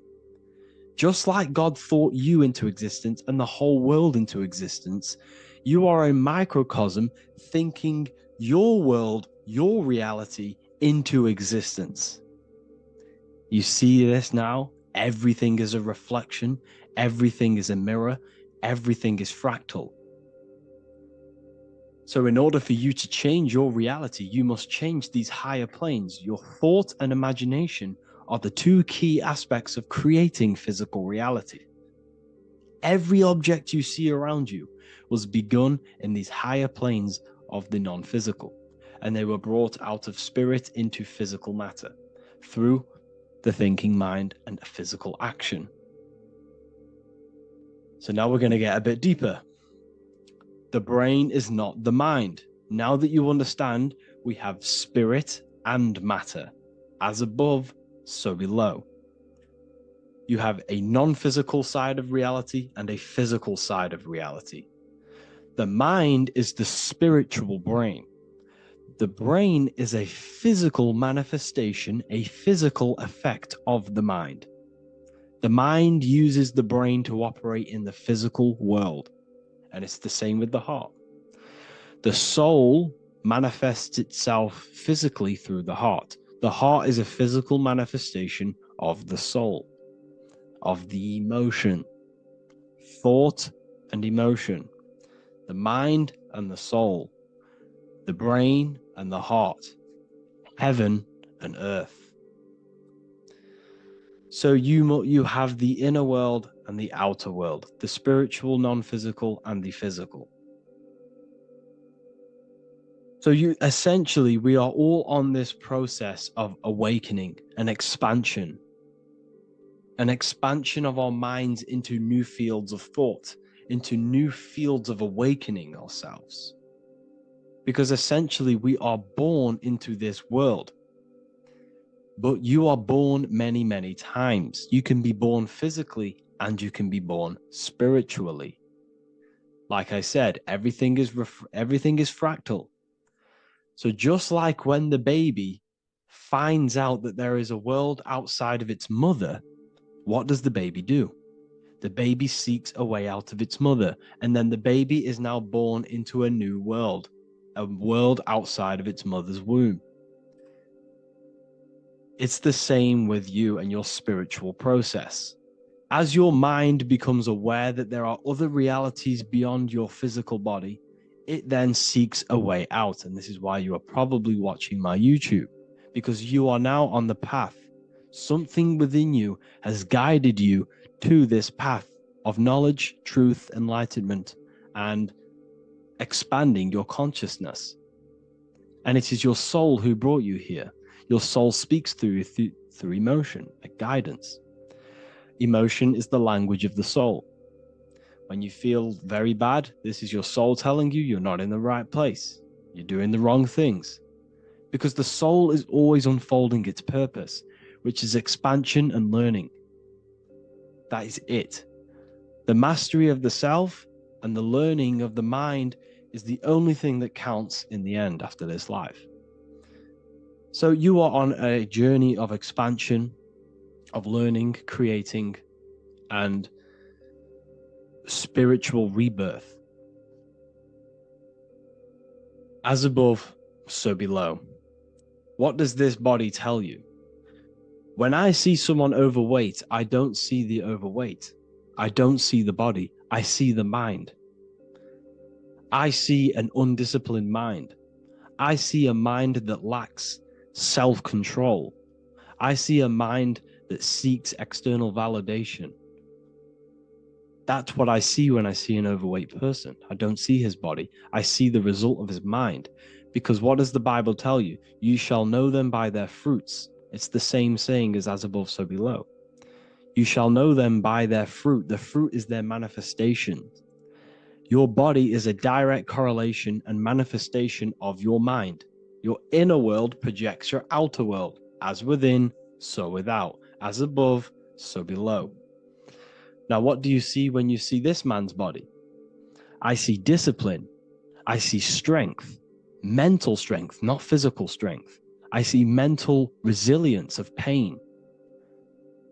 Because all of this man's mental energy has been manifested physically within his muscle. This body is a direct manifestation of this man's mind's pain and suffering, and it shows discipline. This is why people instantly respect you if you are in shape. You walk into a room and you are in shape, people will instantly give you respect because they know that you are mentally disciplined. The body is a reflection of your inner world, and it's the same with your friends, your family, your connections with people. If you think about yourself very negatively all the time, and you don't have a good connection with yourself, you don't have a connection with your true self, this will manifest into every single relationship you have in your life. If you don't have a good relationship with your inner self, you don't have a good relationship with the people and the friends around you. Because as within, so without. If you think negative about yourself, you will only pick up the negative in other people. If I think very highly of myself and I think very happy and good things about myself, I will then see the good things in other people. Because it's as above, so below. As the inner world is, so is the outer world. It's the same with your life circumstances. Your life is a direct correlation of every thought you thought in the past. If you possess millions of pounds, millions of dollars, this is because you have thought this into physical reality. You live the life you are deserved. You live the life that you manifest through your thought. If you live a very poor life, this is a reflection of your mind. This is a reflection of what you have thought into physical existence. Because like I said, everything begins in the mind. As above, so below. And this is even present within the body. So where is the head? The head is at the very top of the body. And where does all manifestation begin? In the mind. That's where the mind is, in the head. And then the thoughts we think travel down the body into the heart, which is the emotion. Every thought we think is in the emotion. Every thought we think creates an emotion. This emotion then drives the action. Where does the action come from? The feet, because the feet move our body. We move with our feet to take action. Our hands. You see, so the body is even a reflection. I can't even say it. Reflection of the order of manifestation. This blew my mind when I figured this out. You see, the head, the thoughts begin here. This is the beginning of all manifestation. Then it comes down to the heart. This is the emotion. Then you take the action. The thought and emotion then sparks the action, which is taken with the hands and the feet. And where's the lowest point on the body? The feet, and that's touching the physical earth. So the head is where the thought is, the non-physical, and the lowest point on the body, which is touching the physical earth. So the head represents spirit, the feet represent matter, spirit and matter. Your room, if I walk into your room and I see a messy room, I don't see the room, I see a messy mind. The room is a reflection of the mind. If you have a messy room, this is your mind. It's an externalization of your unsorted mind, undisciplined mind. So like I said, we are all God, and we must find the God self within us. And I teach all of this inside the Book of Wisdom, Volume 2. This is not just a book, this is a revolution. This is the beginning of a new age with this book. If you have read it, I congratulate you. You should feel very proud of yourself if you have an open mind. You should feel proud of yourself for watching these videos, because not many people have an open mind. Remember this, people. You are special if you're watching these videos. You have the mind. You have the ability to see through the illusion. And I take my hat off to you. You want to take this to the next step? Read the book. Or if you want to take it to the serious levels, join the university. The university, you gain access to every piece of my material that I've ever done, all of my books, all of my lectures that are hidden from YouTube, that are hidden from everywhere else, the lectures that give you real power. And if you feel alone on this journey, we have a conscious community where you can connect with like-minded individuals, because I've been there. I've been there when you feel lonely, because you feel like no one else is thinking the way you are feeling. You can't talk to people about these things because people just think you're crazy. That's why I put together this, so we can connect, so we can unite, so you can connect with people, so you don't feel crazy about thinking about this stuff, learning about this stuff. And if you truly want to level up your life, people, and take your studies serious, this is for you. We do live calls, we do lectures. There's a whole library filled with books you can read. It's the perfect place for the truth seeker. I thank you all for joining. Please leave a like, a comment, a subscribe. Let me know any future videos you want me to make in the comments. Thank you all. Have an amazing day. Today's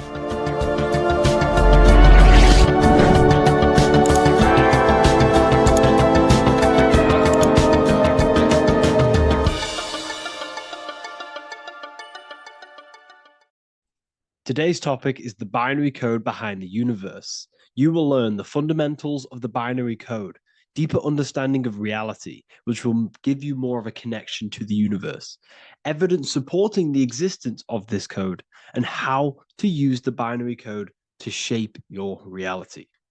Now, this is an important one. We have 0 and 1. This is the binary code of the universe. It underlies everything. It is the source of all creation.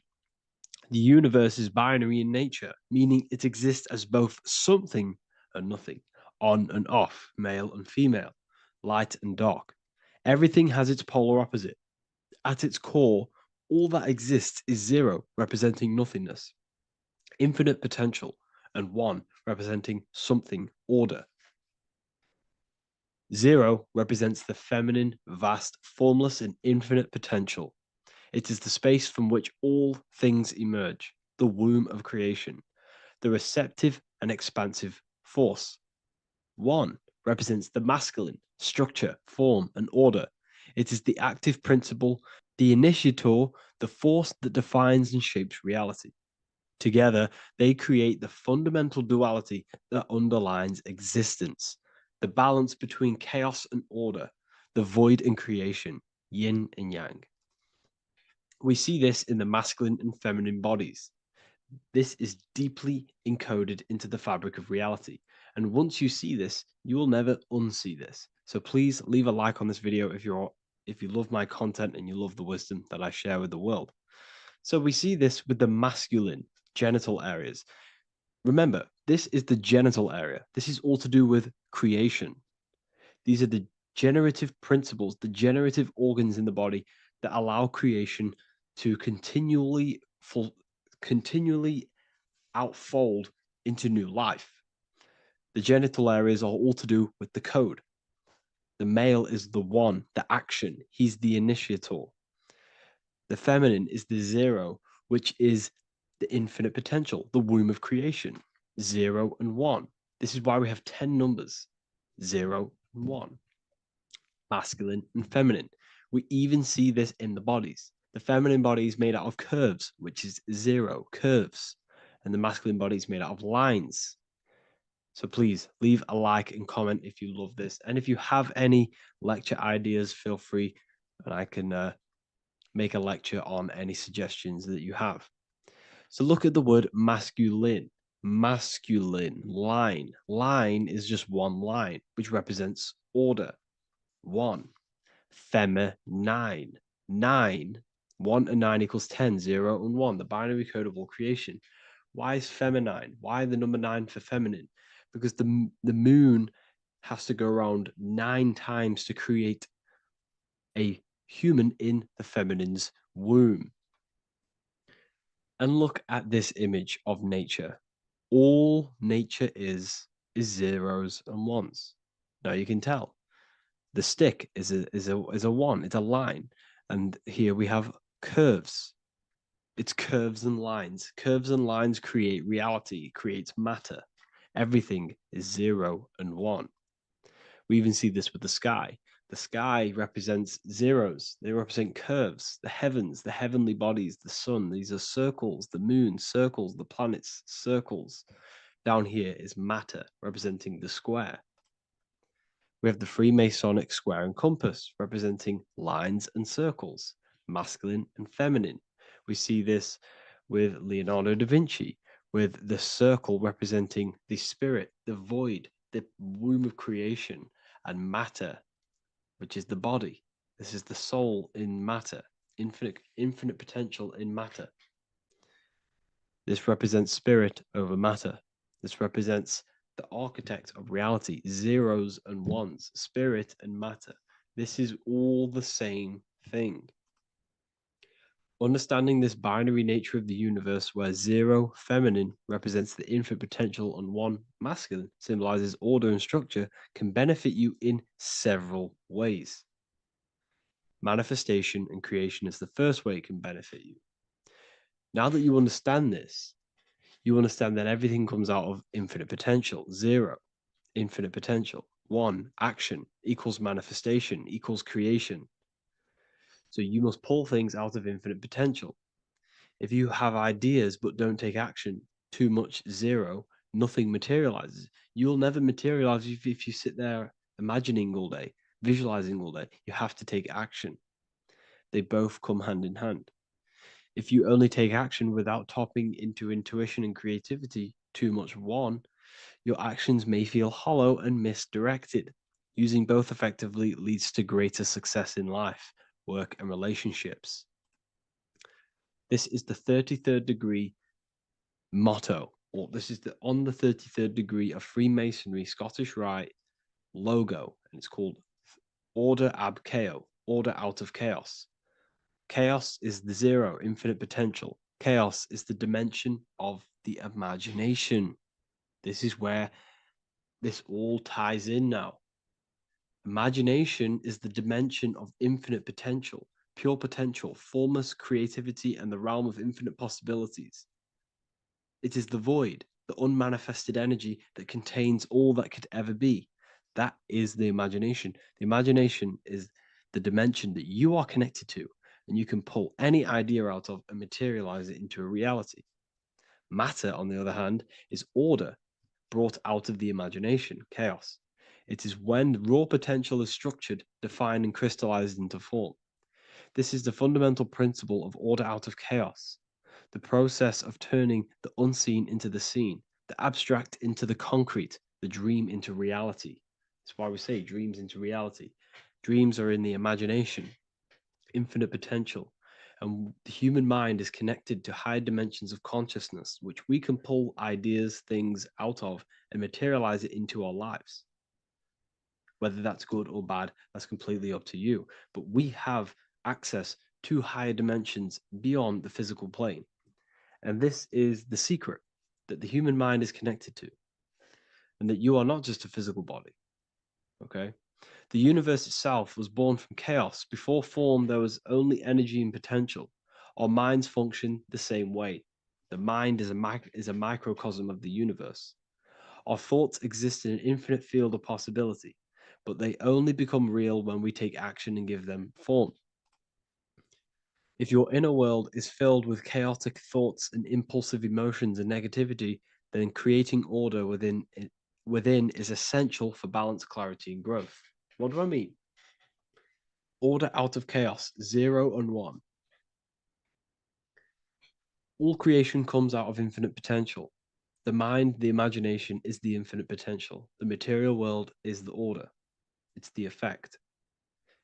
Therefore, if your material world has chaos, if your room is messy, if your body is out of shape, if you do not look after yourself, everything in the physical world is just a reflection of what's going on inside of you, what's going on inside of you. So if you have a messy room in a messy house, this reflects as a messy mind, a chaotic mind, and we must create order in our mind. So this applies to all realms of your life. This applies with your mind, it applies with your emotions, it applies with your manifestation, it applies with the physical world, with the masculine and feminine. 0 and 1 is heaven and earth. It's everything. It's duality. It's on and off. It's everything. So it applies to all realms of your life. Okay. So in order for this to benefit our lives, we must, 1, have awareness and observe the chaos. Step back and observe your thoughts and emotions without reacting to them. Recognize that you are not your thoughts. You are the observer of them. You are the soul. You are in between them. You are the midpoint between the left and the right, the 0 and the 1. You are the soul. Journaling or meditation can help you identify patterns and negativity and impulsivity. So it's important that we recognize these patterns. We recognize the chaos within us and we transmute it. 2, implement structure, mental discipline, mindful practices, meditation, breath work, and slowing down your reactions Cognitive reframing. Replace destructive thoughts with constructive ones. This is so, so important. For every negative thought that you place attention to, place your attention onto 5 more positive. Never think about something that you don't want to manifest, because whatever you're placing attention on inside that mental field of consciousness, you're giving attention to it, which then can manifest into your action, and that will materialize into your world. Routine and ritual. Create daily habits that anchor you. Morning routines, exercise, or creative outlets bring stability. We must master the inner world of thought and emotion. We must bring chaos into order. In order to create anything in your life, you're turning chaos into order. Order out of chaos. You're turning 0 into 1. This is the binary code. All things underlie it. 0 and 1. So it's so important that we master our minds, we master our emotions, we master our inner world so we can produce effect in the outer world. We cannot create consciously and effectively if we have chaotic thoughts and impulsive emotions. So I hope this has made more clarity to you so you can implement this into your life. I know I haven't given you much strategic things to implement into your life, but now that you have a better understanding of how this world is pulled out of infinite potential, you can use that. Everything in your life is pulled out of your imagination. Every text you send, everything you think of, oh, I'm going to do this later, that is your imagination thinking about the future. So you just have to do this on a mass scale to create something big in your reality. So I hope this gives you a better understanding of how the universe works and has benefited your life. If you have any comments or any suggestions or how this video made you feel, let me know in the comment section. I would really appreciate it. And I'll see you all inside of the Symbolism Masterclass on March the 8th. So this is known as the Bag of the Gods. This symbolism is widely known, but no one knows what it truly symbolizes. We see this in ancient Sumerian artwork. We see this in the Mayans' artwork. We always see this bag with the gods. What does this actually represent? Okay, so the bag itself represents carrying. Carrying what? It represents information. It represents knowledge. Your mind is the carrier of the information. So this is why in his left hand, he carries the bag. And the right hand has the pine cone. This represents carrying of information. Why is it a bag? A bag can be passed on to someone else. The information can be taught to someone else. This is the information of activation of the pineal gland or higher consciousness of humans. Because as humans, we all possess an animal nature, the nature that tells us to eat, to steal, to gain material wealth, to survive, to hate. This is our animal self. This is our animal behavior. But we also have a divine nature of consciousness, which we have access to, the higher planes of consciousness, the planes that manipulate this material world and create all things in this material world. The human mind has access to. The animal does not. The animal has no idea he exists. The animal has no inner dialogue, but humans have the inner dialogue. Humans can create infinitely. We can expand our minds infinitely into new realms of thought. So we have this higher divine nature and a lower nature. This bag of the gods is basically just representing the knowledge they possess of higher consciousness, of the higher aspect of life, okay? Which is the activation of the pineal. The pine cone. The pine cone is in his right hand. The right represents wisdom. The left represents intellect, knowledge. Knowledge and wisdom are two separate things. Wisdom is applied knowledge. It's a feminine aspect. Knowledge is just gained information that you know, which is masculine. So in his right hand, he holds the pine cone. The pine cone can be opened and shut. The shut pine cone represents the asleep human being, the human being that exists in his lower nature, that just basically survives, lives on eating, consumption, material lust, living in chaos with his emotions, living in a place of hell. This is the animal nature. Then we have the awakened human, the one who has consciousness of himself, the one who looks within himself, the one who knows there is more to him when he looks in the mirror. He is far more than just the physical body. He is a divine spiritual being, a divine being who has limitless potential of creation into the material plane. So this represents the awakened. This represents the asleep. This is why he carries the pine cone in his right hand. It represents applied knowledge. This is the information. This is the intellect he possesses. And this is the applied knowledge of the awakening, of activation of the pineal gland. Because remember, the pineal gland is not your consciousness. The pine, pin, pineals, the same root word. Pine cones were always symbolizing the state of consciousness one was living in, whether he was asleep or awake. We see this at the Vatican. We see the pine cone over the two pillars. This is the two pillars of Freemasonry, and the dome. This is the Royal Arch of Freemasonry. This represents your head. This is the two pillars, the two hemispheres, and the pine cone in the middle, which is the pineal gland. What is the pineal gland? The pineal gland is not your consciousness. It is not the third eye, and it is not the mind. It's not the mind's eye. The pineal gland is a radio receiver. This is your body. Your body is an antenna. Most people think they are this body. This body is nothing but a receiver and a downloader of consciousness.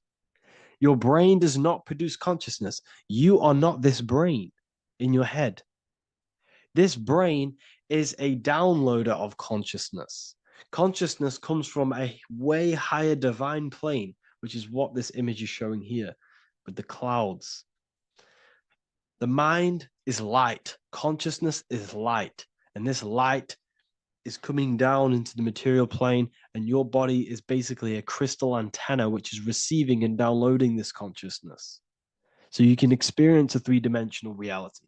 So God can experience himself in a divided, separate state. This is what this represents. Now, the pineal gland can be activated, okay, and stimulated, because the pineal gland has phytoluminescent crystalline jagged-shaped cells on it. And obviously, these are crystals. Crystals are on your pineal gland. And what do crystals do? Radios use crystals. Your phone uses crystals. They tell you that crystals are woo-woo and pseudoscience because they don't want you to know the power of crystals. Your body is basically a giant crystal. Your pineal gland is a radio receiver for your consciousness. So if they can ruin your pineal gland and damage it, this will damage your connection to the divine, to your true self, to consciousness, to God, whatever you want to call it, the source. There is all one source consciousness, and we're all collectively connected to it. And this is our connection. This is our antenna. So what a radio does, a radio has an antenna, and the frequencies are all around us because all the radios are playing in your ear right now. But what the antenna of a radio does is tune into a specific frequency to pick up that frequency and play that frequency. It's the same with your consciousness. You're all a fraction of God's consciousness. So that is essentially what we are looking at here. We're seeing knowledge, intellect in the left hand, and applied knowledge, activation of waking up to higher consciousness, to the higher human form.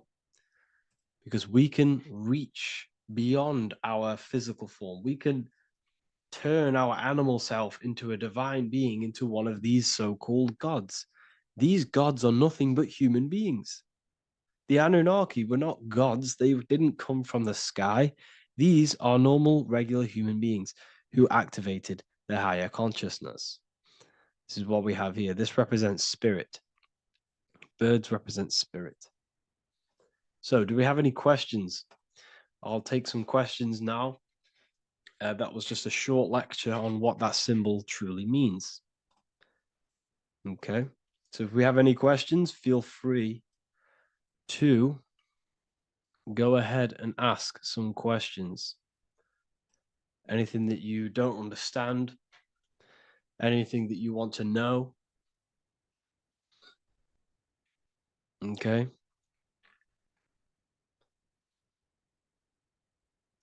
So base reality would be where source resides. Yes, the base reality is your consciousness. Are these lectures available in the university? There's a whole section, basically inside the university, there's a whole section with like over 30 long form lectures like this. So the base reality is where the source resides. Yes, the base reality is your inner world, your consciousness. That is the only thing that exists. Your outer world is just an effect of your consciousness. Your consciousness, everything that has gone on within the mind and emotion is pushed outwards into your reality. You have thought and felt your way into your external circumstances. Your life is a direct correlation of every thought you thought in the past. Therefore, your inner world of consciousness is creating and molding your outer world.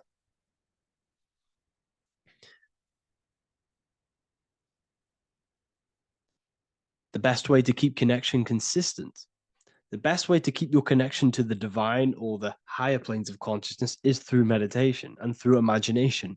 Imagination is the fourth dimension. It is the astral plane. That screen that you have in your mind is not a physical screen. That is the divine plane of the astral. And this is essentially where all objects of this material world comes from. The phone that you are holding, the laptop you're watching this on, whatever you're doing, every single object you see in your room that you are in right now began inside of the plane of imagination. This is not a physical plane. This is a metaphysical plane that you have access to. And you have the ability to bring down this plane into physical form. That's what we call manifestation. That's what the ancients called magic. This is what we now call in science metaphysics. It's all the same thing. So yes, you all have access to the divine planes. Unlike animals, this is why humans are so advanced.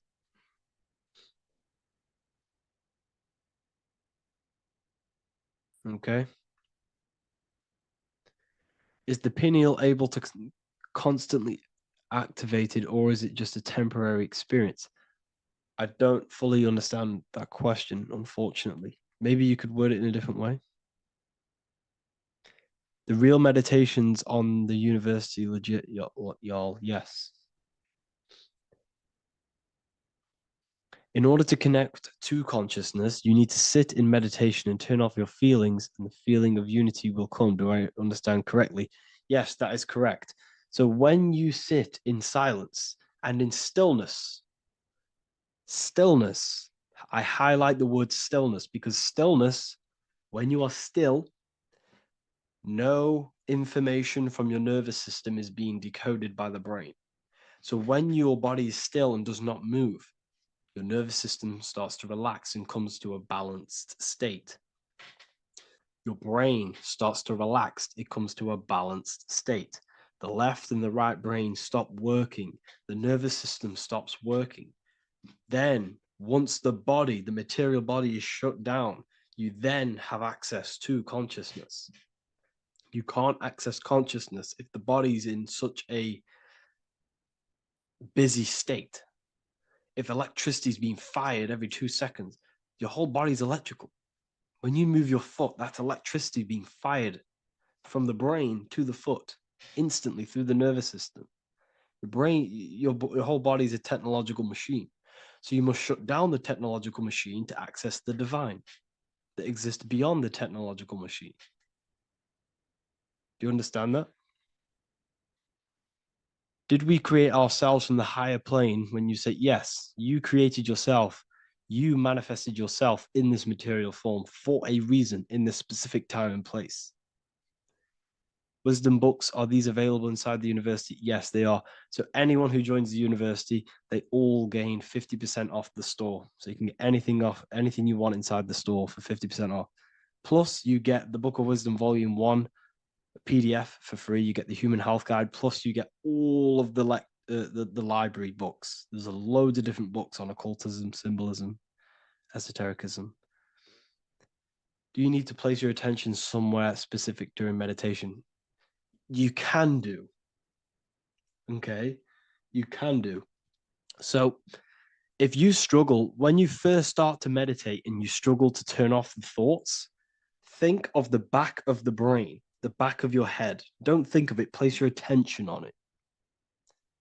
Okay, so when you place your attention on the back of the brain, this now shuts off thought because the back of the brain doesn't have any activation to do with thought.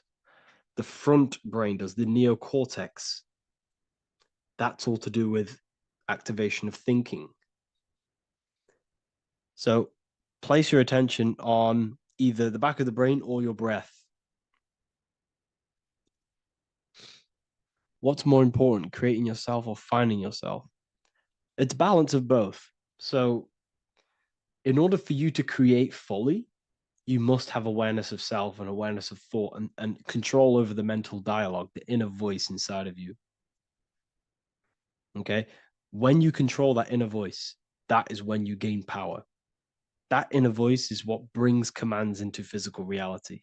Before you kick a football, there is a change in consciousness. There's a decision made in consciousness before the body takes the action.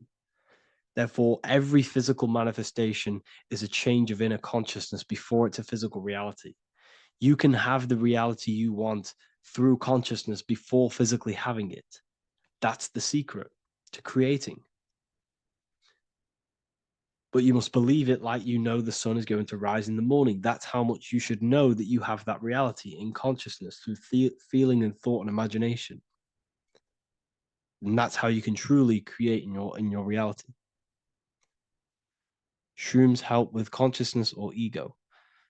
I can't really talk about that because I'm maybe uploading this to YouTube, unfortunately. But we need to clean our pineal gland first from calcification. Yes, definitely. You should go on a detox the body. Because you can't really connect with consciousness if your body is in such a dirty state. Because the brain is, your nervous system is in a state of fight or flight, trying to fight off all these toxins. So when you meditate, you're probably going to be having thoughts all the time because your brain's firing, your nervous system's being attacked through toxins. So you must detox to have a true connection with the divine. Your diet plays a big role in your spirituality and mentality. What is the most optimal food for pure consciousness? Fruits and vegetables. They possess consciousness. So when you place them inside of you, they're syncing with your consciousness. How to check the cleanliness of your body, your skin, your teeth, your tongue, your mouth. If your skin has spots, different colors on it, you're not clean because your skin is a reflection of your inner organs. Coffee's not the best for you. Coffee gives you fake energy. Okay. So what coffee does, that buzz you get off coffee is actually the toxic effect of the chemicals reacting with your body. If I'm inside the university and wanted to buy your book, you said it would be 50% off because we are your student. Is that automatic or we need to have a code? You will have a code. Yes, I'm going to releasing a code for all the students after this. Caffeine equals neurotoxin. Yes, it fries your your brain, it fries your nervous system, it fries your dopamine receptors. Will the Q&A last week about money symbolism be posted? Oh, I didn't post that. That's my bad. I totally forgot. I will post that after this. Thank you for reminding me. How to detox the body. The best way to detox the body is going through a week cleanse of fruit. So only consume fruit, sea moss, and cayenne pepper, and lots of freshly pressed juice. Do that for a week or 2 weeks, depending on how you feel, and then start to fast. You will lose weight, but you're not losing weight. You're losing impurities. It's good to do this every couple months, to just go on a raw fruit diet, cleanse the body, push everything out, and then start to fast while consuming sea moss and having lots of freshly squeezed juices. What is an alternative for coffee? Something with high energy levels. Okay. We're not taught the most simplest thing about the human body. It is an electromagnetic machine. It's electrical. It runs off electricity. The only energy you need is electricity, and that is found in fruits, vegetables. If you want energy, drink pure, fresh, pressed juice. That will give you more energy, more electricity than coffee. Can we cleanse ourselves through oil pulling? Do you recommend it? I do oil pulling every day with coconut oil in my mouth. Celery juice is a good one, very good one. Yeah, celery juice.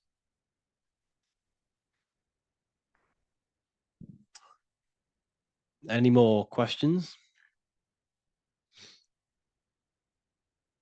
What kind of music do you listen to when lifting? For me, rap, hip hop push me work harder, but I know it's terrible for my subconscious. Yes, very.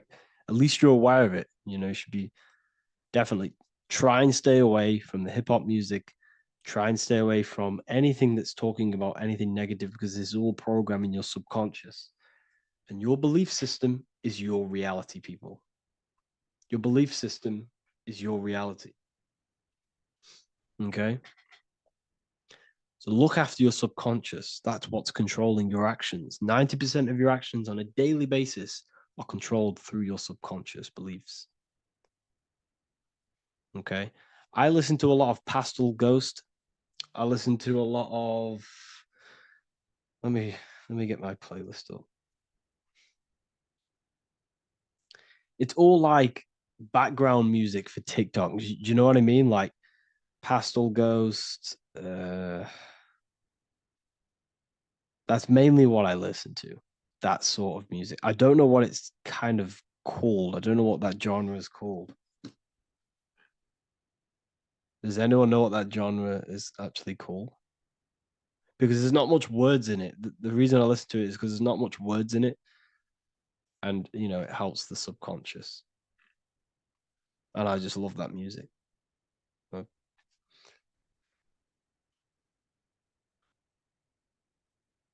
Like lo-fi, yeah, a bit of lo-fi.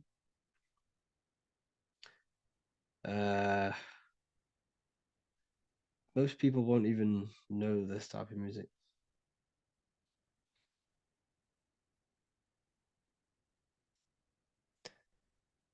Can you tell us how you use cayenne pepper? So I mix it with freshly squeezed orange juice every morning. So the first thing I have, empty stomach, I have a teaspoon of cayenne pepper, mix it in and just down it every morning. And sometimes at night. The feeling you get in your stomach after putting cayenne pepper on an empty stomach is absolutely amazing. It tingles in your stomach. It kills parasites. It kills all horrible organisms.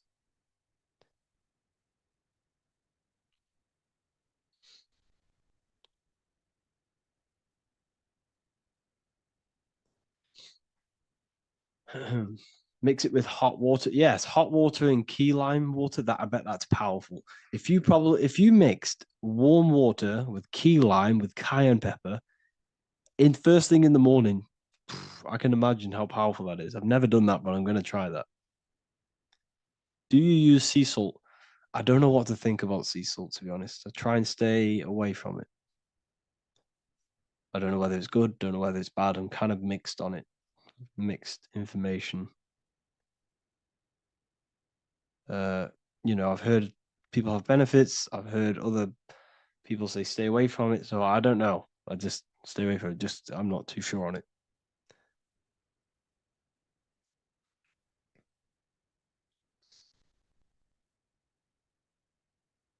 I drink fresh pressed celery juice every morning. Yeah, definitely.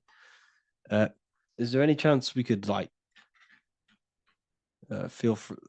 move to esoteric occult questions? The only reason I say that is because I might be posting this to YouTube, so it's like I don't want them. I don't want them thinking I'm giving health advice, because I'm not. This is what I do. I'm not giving anyone medical advice. This is what I would do to myself. Because I can probably get in trouble for that.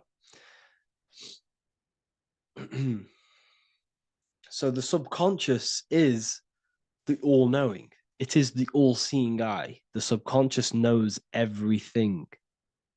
Your conscious mind does not. Your subconscious knows every single cell in your body.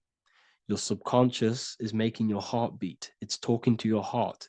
It's talking to every organ, every cell in your body is being connected and spoken to by your subconscious mind. It is the all-knowing. The subconscious has access to the astral plane, imagination, the fourth dimension. It has access to the mental plane, thoughts. It has access to the ethereal plane, energy. And has access to your physical body. It's the door. It's the portal. The subconscious is the portal to the divine. You must go through the subconscious in order to access the divine. Any coupon codes for book 2? Yes, inside the university, there will be a 50% off coupon code. Speaking of ancient civilizations, why did they use symbols to give us true knowledge? This is a very, very good question. Very good question indeed. The reason they use symbols is because symbols are their keys. They hide meanings. They hide things. For example, if it was written down, if all of this sacred knowledge that I'm speaking now was written down, it can be easily taken. It can be easily misused. Someone can take it, read it, and steal it and misuse it and abuse the world and create horrible things. The reason they use symbols is because they're hidden. They hide the teachings. Only the ones who possess the key, that possess the knowledge, can read the symbol. So the symbols act as a guard towards this higher wisdom, this higher knowledge, which gives you power. All of the knowledge I teach you gives you power. And you can misuse it. You can misuse your imagination. You have no clue, unless you've put this into action, how powerful your inner consciousness is. You can become a Okay, listen. If you hate your job, it's not the job that you hate. Think about it. It's not the job that you hate. The hate is coming from your inner consciousness. It's the state of consciousness that you hate. So what does that tell you? You can change that inner consciousness to another reality, the feeling of another reality. You can become that consciousness within before you actually externally have it. And by becoming and knowing that reality, that's what produces effect on shaping your outer world. When you really, truly know that reality inside of you, of being free, of being wealthy, of having abundance, your outer world has no other choice but to rearrange itself to your new inner state of consciousness. That's what magic is. It's manipulating your inner state of consciousness. It's convincing yourself that you already have it. Not believing it, knowing it. Okay? Knowing is different than believing. Believing is a lie. You should know thyself. Okay? So we can say that human overpopulation is intentional. There is no human overpopulation. We're all cramped in these cities. We're all cramped into one little place. We're not supposed to live like that. We're not supposed to live so cramped. This is why there's so many weirdos out in public. So many weird people doing weird things. This is when things start to go weird, and we shouldn't be living in this state, in this condensed state. We should be spread out. Okay. There is no overpopulation. It's just an illusion because we all lived in such. Have you ever been on a plane? Have you seen how much land there is? It's crazy. There's no overpopulation. And how many people do they say there's in the world? There's not that many people in the world that they say. I think it's like 8 billion. I think they say there's 8 billion people. There's not 8 billion people. There's probably more like 2 billion. And the reason I say that is because I have a friend who only has like 300K followers. That's a lot of followers, okay? And he gets recognized everywhere he goes. And he's into all this stuff. And he says, listen, the population is definitely not 8 billion or whatever they say. I think it's like a couple billion. It's probably more like a billion. How to properly manifest intentions. Thought, emotion, and imagination are the key. You must know that you have that reality. Don't believe it. Become that reality within your consciousness. All day long, as much as possible. Feel it. Imagine it. Say it. And have zero doubt. How to have zero doubt. You can't, well, okay, so the doubt, that little voice that will seep into your mind saying, you can't do that. You can't do this. That's your old voice of your subconscious program. Listen, the reason why most people fail in life is because they have trained their subconscious that they will fail. They have told and believed that they will fail. The reason I will succeed for the rest of my life is because I have trained my subconscious to say, I will win, I will succeed, I will solve any problem. That's my belief system. And if my belief system is that, then my external reality, my conscious mind will seek a way to fulfill that belief. It will seek to control and create that belief in my external world. It will seek to solve any problem. I've trained my subconscious mind to know that I already have the reality, to know that I'm abundant, to know that I have everything that I already need. Therefore, if any problem comes, I can sort it straight away. But most people have a different belief. It's not your fault. We've been kind of manipulated and told this, that they will fail, that they can't do anything, that it's too hard. And that basically casts a spell on the conscious mind, where your conscious mind is just like, no, I can't do that, because of this subconscious belief that you hold. So you must reprogram your subconscious that you can do it, that you will solve any problem, and that you are abundant. That's the reason why successful people succeed. It's because they have a complete different mind state, a complete different belief system in their subconscious.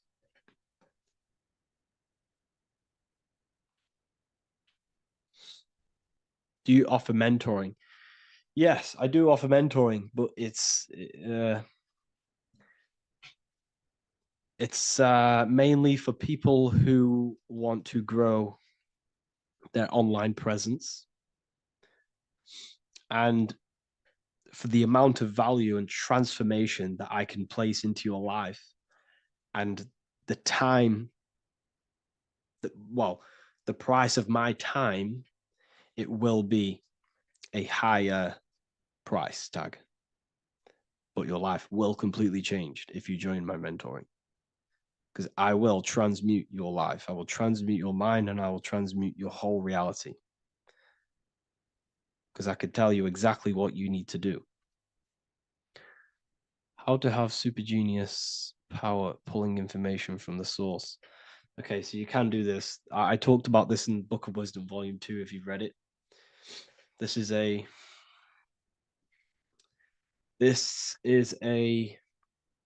technique that Albert Einstein used. This is a technique that Thomas Edison used.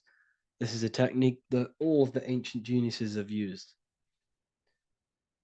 So you get on a chair, you place metal below you or plates, and you hold a metal ball in your hand, and you fall asleep.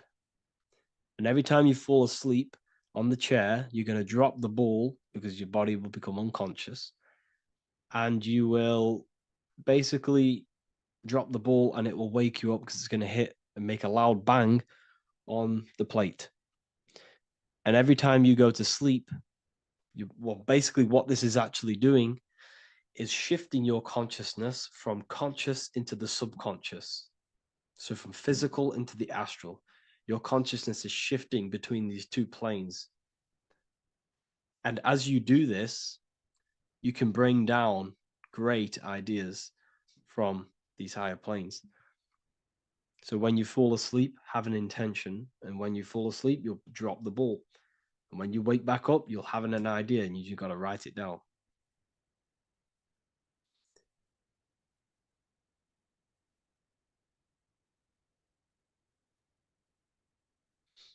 How to balance chakras. Don't focus on balancing your chakras.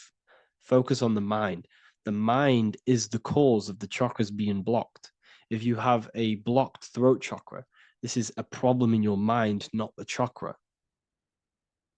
You see, the chakras are a result of the mind. You transmute the mind, you can transmute the chakras and cleanse them.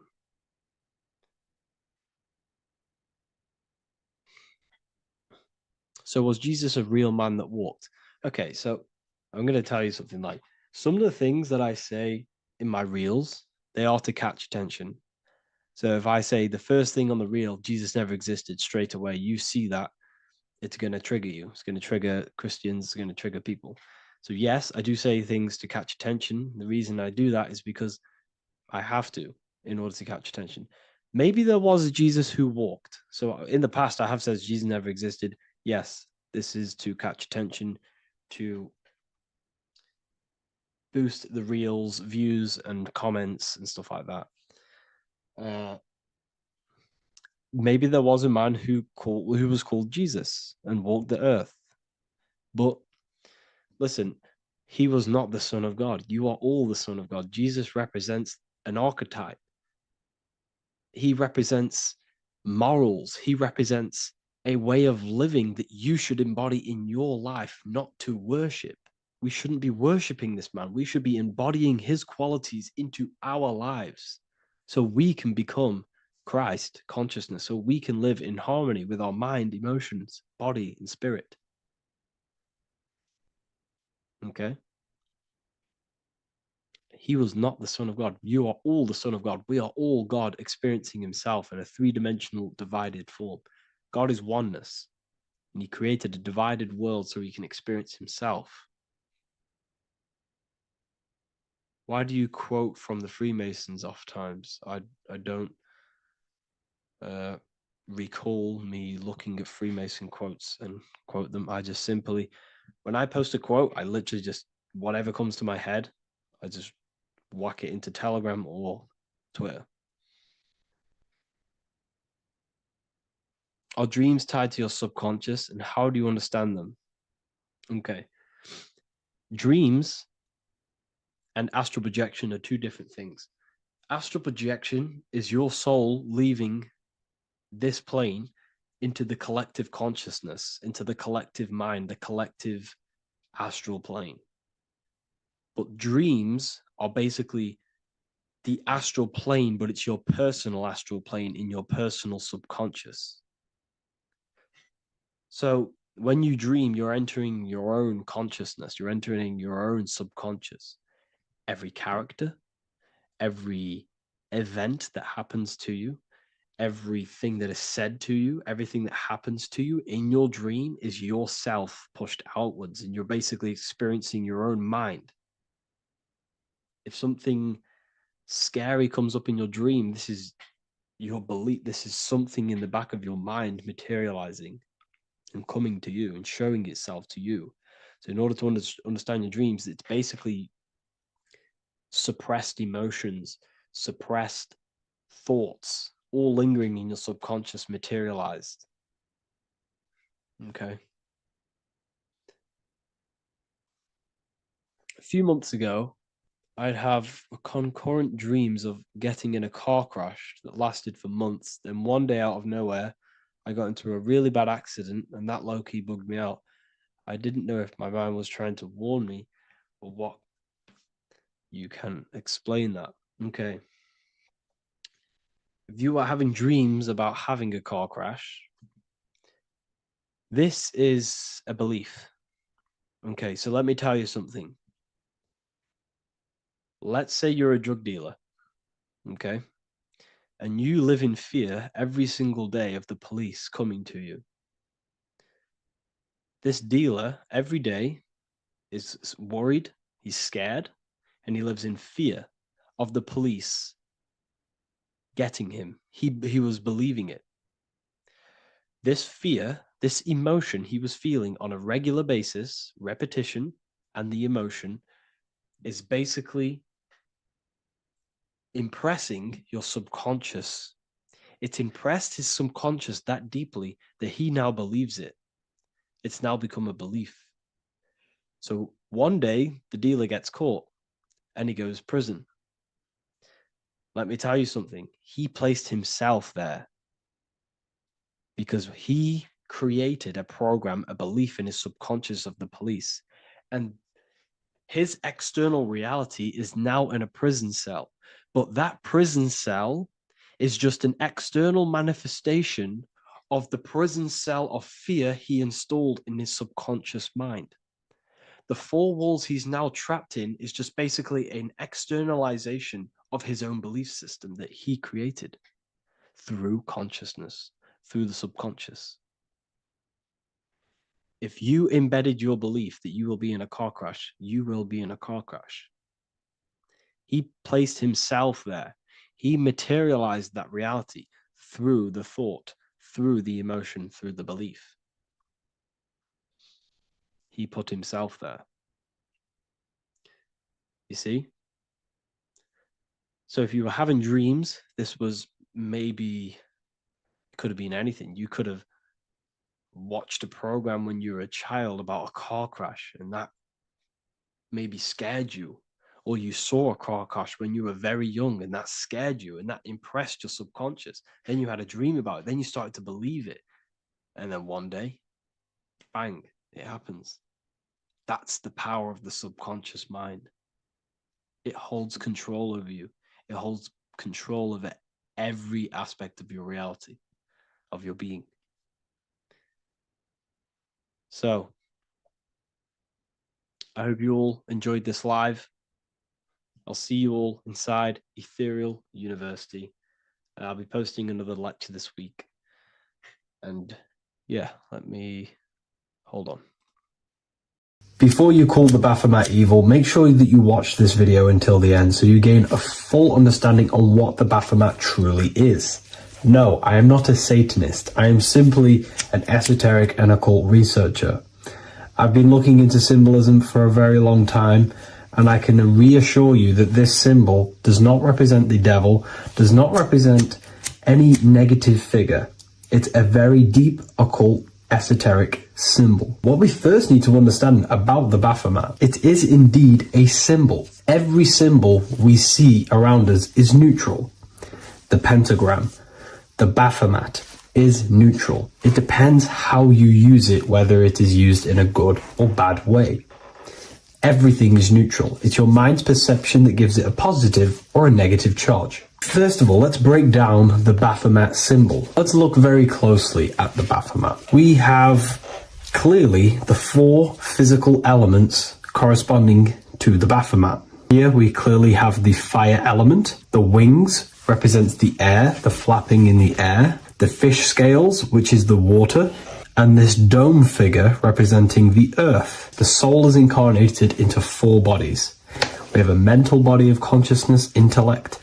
We have an emotional body of consciousness, which is all to do with intuition and energy. We have a spiritual body of consciousness, our astral body, and a physical body of consciousness for the physical earth. Earth corresponds with your body, air corresponds with your mind, fire corresponds with your spirit, water corresponds with your emotions. So the Baphomet is showing you the 4 elements of the soul, the 4 bodies of the soul that we are incarnated in. Now, let's look at this moon figure. We have the moon. The moon represents the internal world. It represents what we cannot see. The sun represents our conscious mind, what we can see, what we're aware of, the physical world. The moon represents what we are not aware of. It represents our internal world.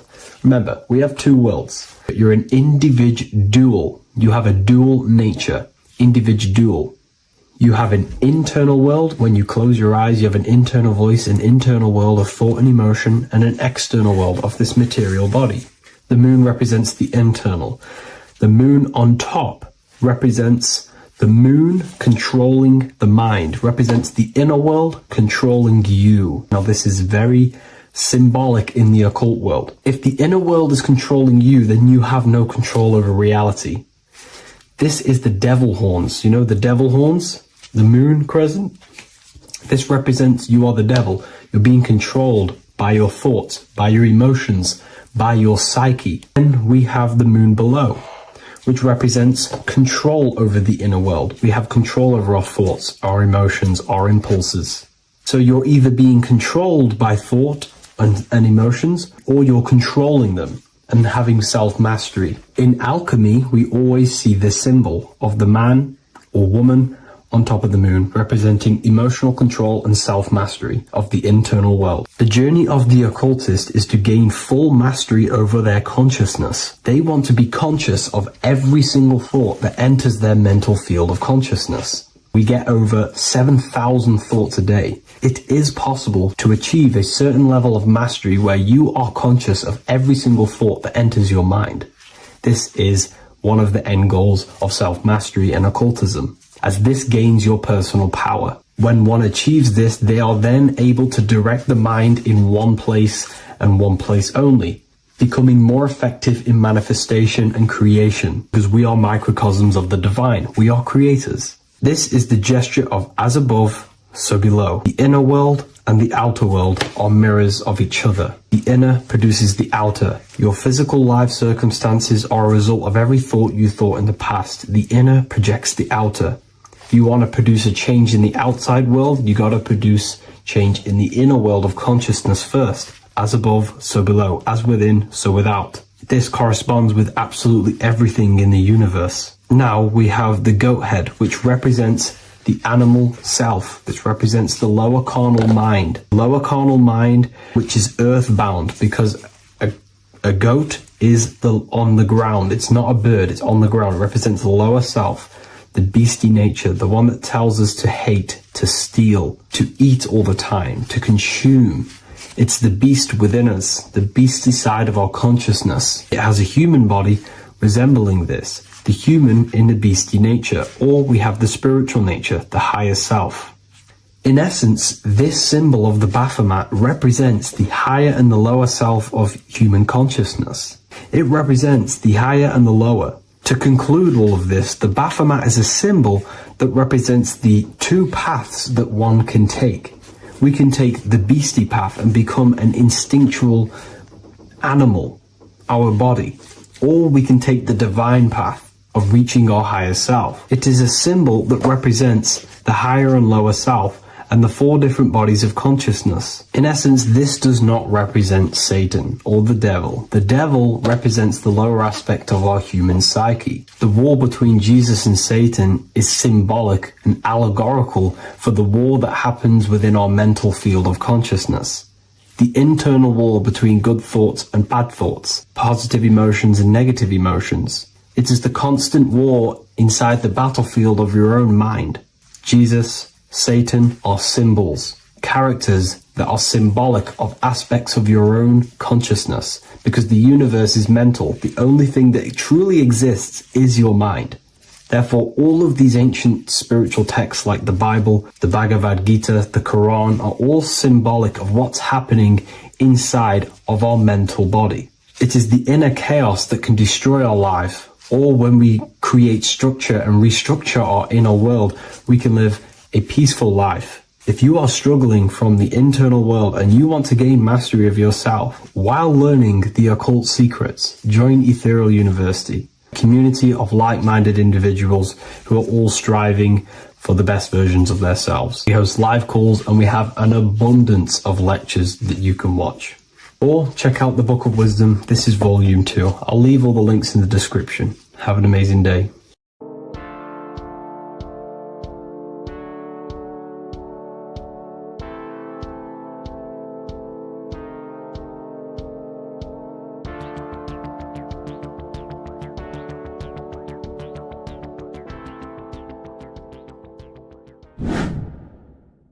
Welcome back, people, to another occult lecture by Revival of Wisdom.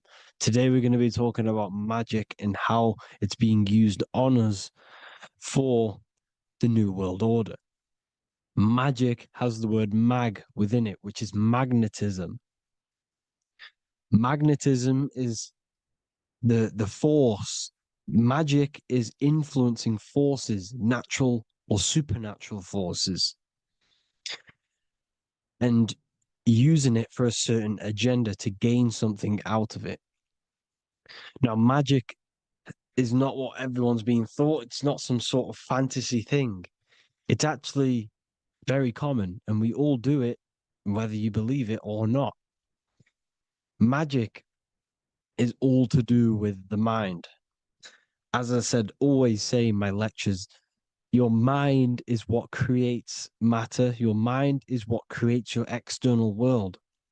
So it's all about manipulating and planting seeds within the mind, because your mind is a garden, and thoughts and words are seeds which are being planted in that garden. Your life, your physical life, the people you have in your life, your friends, your car you own, the job you have, is all a reflection of the thoughts that you've been thinking in the past. You are where you are in life because of the thoughts that you've been thinking. Therefore, your life is a direct reflection and manifestation of your mind. The Garden of Eden. Okay? The mind is what they are targeting.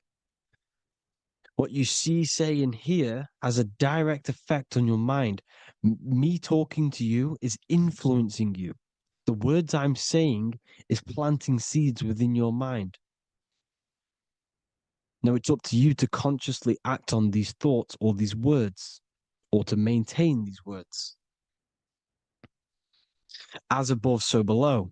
As within, so without. What's inside of me is outside of me. What comes into the storehouse comes out of the storehouse. You have the left, you have the right, you have the up and you have the down. As above, so below. Whatever is in your mind will be expressed in some sort of way, consciously or subconsciously, spiritually or physically. The mind is what manifests everything. And this is what we need to understand. We need to understand is that the mind is not physical. All things spiritual manifest physical. All things seen come from the unseen. The words you're thinking, that everything you have is coming from the unseen. The actions that you do come from the unseen mind. Another expression for as above, so below is you are the universe itself. You are a universe, a mini universe. But just because you are many does not mean you are the whole thing. If I take a little piece of infinite, let's say there's an infinite light source. Let's say I take a little chunk of that infinite light source. That little chunk I took is still infinite because it's been taken from infinite. You are the universe. Your awareness, your mind is the universe. It's information.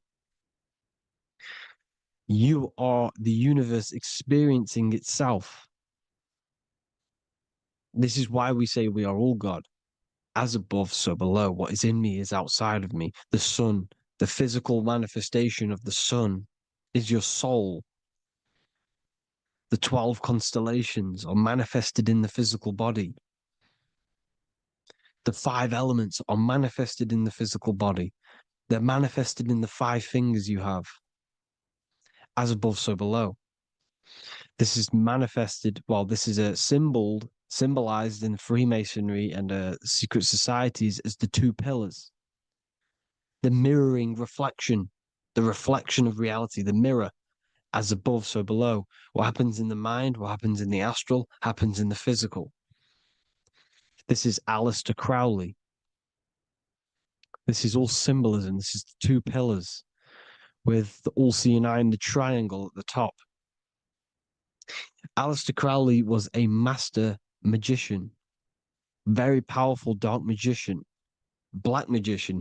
There's 2 types of magic. You have white and black, just like the checkered board, the Masonic checkerboard. You have white and black. You have good and evil.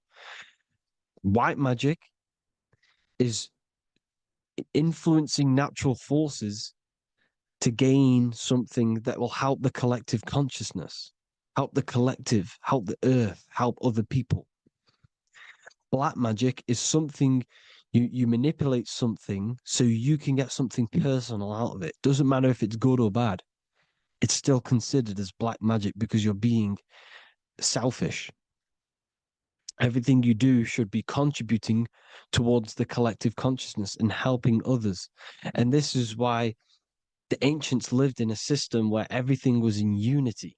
We understood that I am you and you are me. What I do to you happens to me because I am you and you are me. We are the same mind substance on the inside.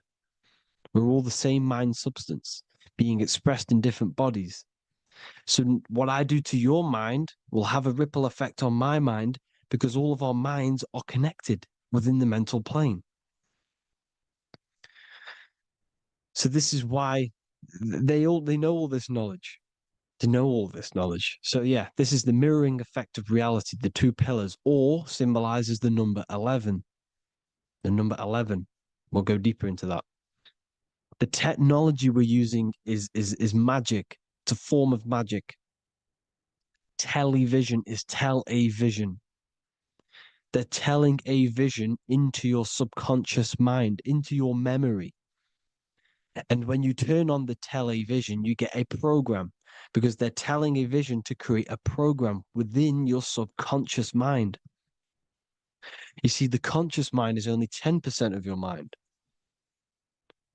which is to do with your, what you're aware of, your 5 senses. What are you consciously aware of? Well, I'm aware I'm here, I'm talking. I'm aware of what I'm wearing, the 5 senses, what I can hear, taste, smell, hear. What I'm wearing, I'm aware of what I think of. But the subconscious mind is the 90% of your mind. It's the hidden part of the mind, which is telling your heart to beat, telling your body to breathe. It's storing all of your emotions. It's storing everything you see, storing all the belief systems that you have. It has everything. It stores all of the habits you have, the values. It stores everyone's name that you know. All the words that I'm speaking right now is all coming out of the subconscious. Everything is subconscious. And it literally manipulates 90% of your daily basis behavior. Most people don't know this. What you did yesterday is what you will do today because of these beliefs and mental programs within the subconscious, stored within the subconscious. So the subconscious is what they're aiming at. They're trying to create programs within the subconscious, because the subconscious manifests 90% of your thought patterns, 90% of your actions and words. They know all this stuff. So the subconscious mind is the most powerful part of the mind. Another way the subconscious manifests and influences your life is, let's say you were in a car crash years and years ago, 10 years ago. Let's say you're in this car crash, right? And you really hurt yourself. The emotion you felt in that time when you were injured in that car crash had a great impression on your subconscious mind. You see, the stronger you feel something emotionally, the stronger impact it has on the subconscious. You can remember and recall that moment, and very vividly, because of the impact it had on the subconscious.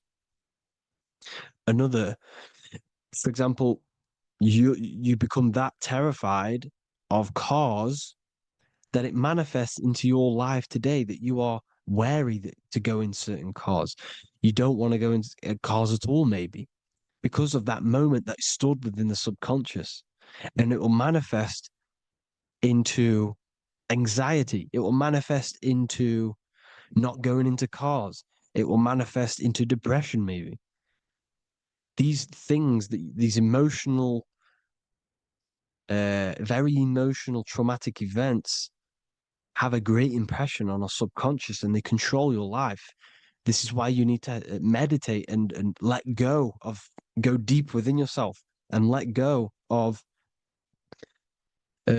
these internal, deep emotions that you may have repressed and keep pressing down and ignoring. But you need to address it and let go of these subconscious impressions you have, which are controlling your life, like anxiety, depression. All of these things are stemming from things that are stored within your subconscious years and years ago, more than likely. Broadcasting. They're casting spells to a broad audience, to news, north, east, west, and south. They're casting spells. No, if you watch the news, everything's red. Breaking news in red writing or the red background, everything's red. Why? Because red's the root chakra, which is all to do with survival. They want to stimulate this root chakra because they want you down there in survival mode. They want you in survival mode because you're easier to control. They control out of fear. And not only they're casting these spells as if, because most of the things they cast in the news hasn't already happened. They're constantly bombarding you with, there might be a war breaking out, war this, war that, kill here, kill there, murders. It's impressing, it's casting spells on your subconscious mind. So when the event does turn up in real reality, in physical reality, you're less emotional, you're less surprised. You're not as surprised because you've already heard it before. Your subconscious has already heard it all before. If you never heard of a war and then a war broke out, you'd be going crazy. So they subtly program your subconscious mind through the words, because the words they say is impressing your mind. It has an effect on your mind, which will have an effect on your behavior, your words, your conversations you have with people. They're casting spells to north, east, west, and south on the They're telling a vision by broadcasting, by saying spells. This is why we call it spelling. Even the word, listen, the words we say cast spells. Bless.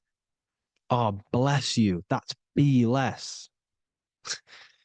The subconscious mind only picks up literal things. You see, when I say bless you, your conscious mind picks that up as, oh, thank you, you're blessing me. But your subconscious picks up as be less. You see? Because the subconscious it has no filter. It's just, it is what it is. Everything is factual in the subconscious. Therefore, if I call you an idiot, your subconscious, my subconscious will think I'm talking to myself and calling myself an idiot, and it will take that as true. That is truth. Everything is truth within the subconscious. And the subconscious manifests your behavior. The devices this is the biggest one. Black scrying mirrors, device, the devil's vice, the device. Okay? Black scrying mirrors, black screen is scrying. Black scrying mirrors were used to communicate with spirits within the astral plane in the medieval times. They're still being used now by black obsidian mirrors. And look at your phone, it's a black mirror. And there's some sort of, I'm not saying this is facts, but personally, I believe these are portals for spirits and ethereal entities to come into your life, to come into your surroundings. So this is the next big thing: the TVs, your iPhone, your iPod, all black mirrors. And mirrors are very, very powerful. Even just a normal mirror. Mirrors have an effect. Whatever you say into a mirror, what you say is energy.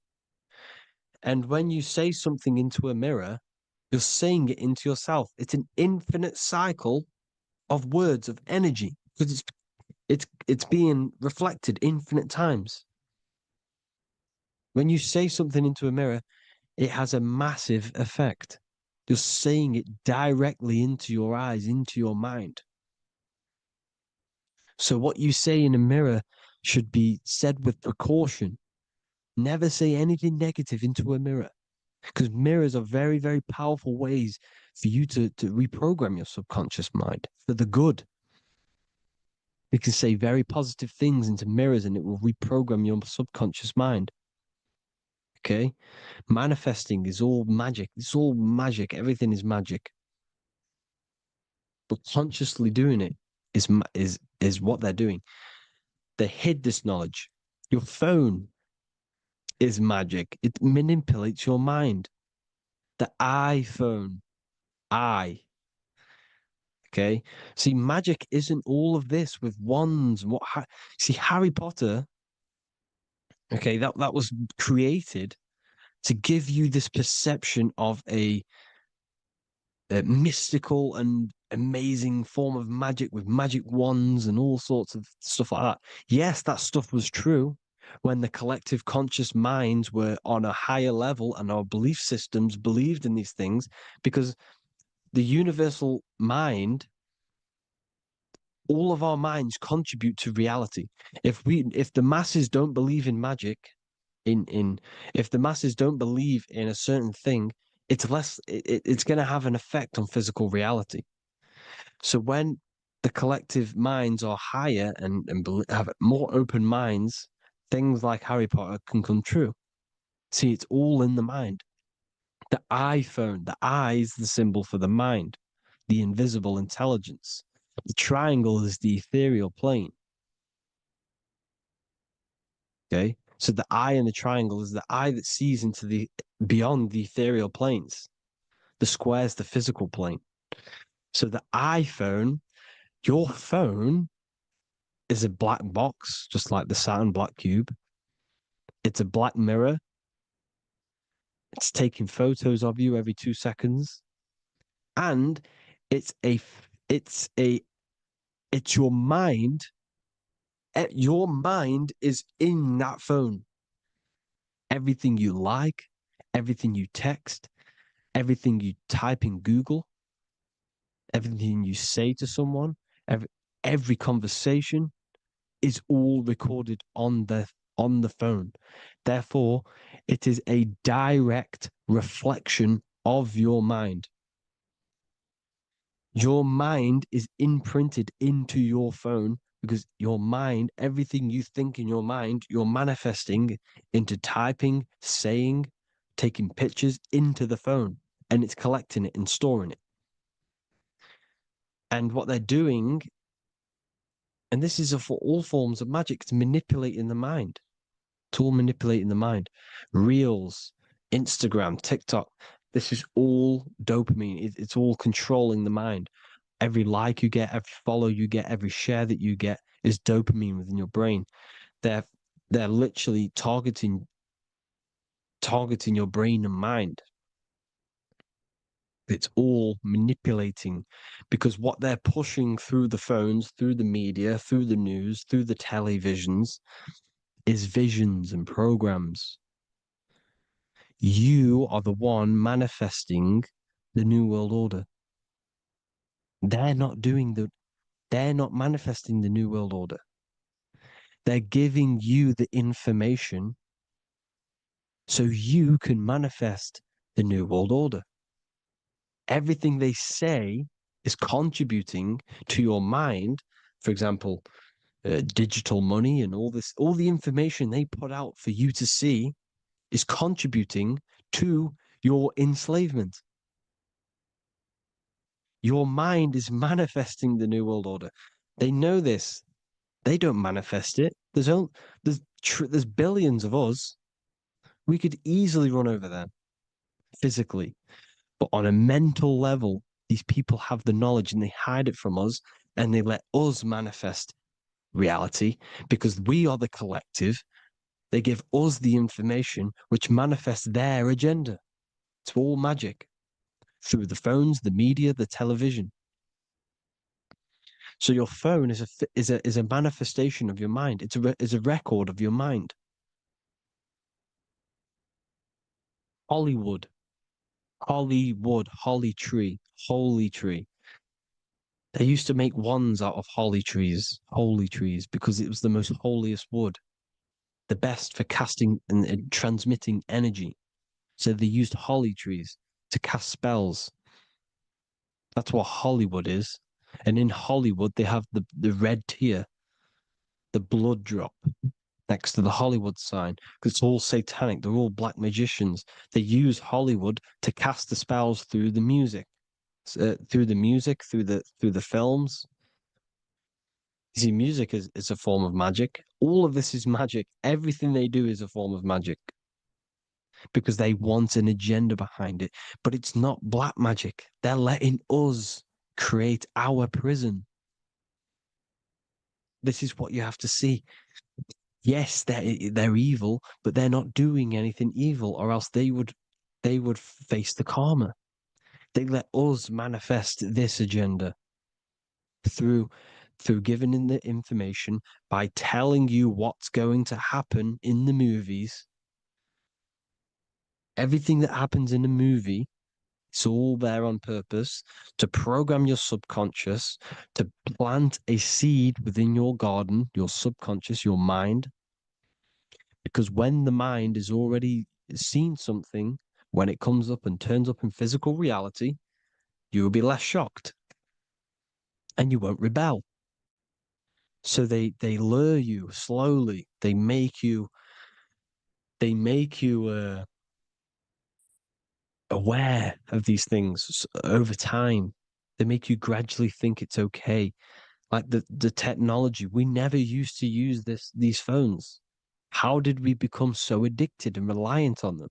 Well, because first they gave you a little flick phone. Well, no, sorry, they gave you a phone in your house. And then once you got used to that, they say, oh, here's the newest version of a little flick phone. You started texting your friends. Everyone was loving it in high school. They could now meet up without saying, let's meet on the weekend at this point at this time, like your parents probably did.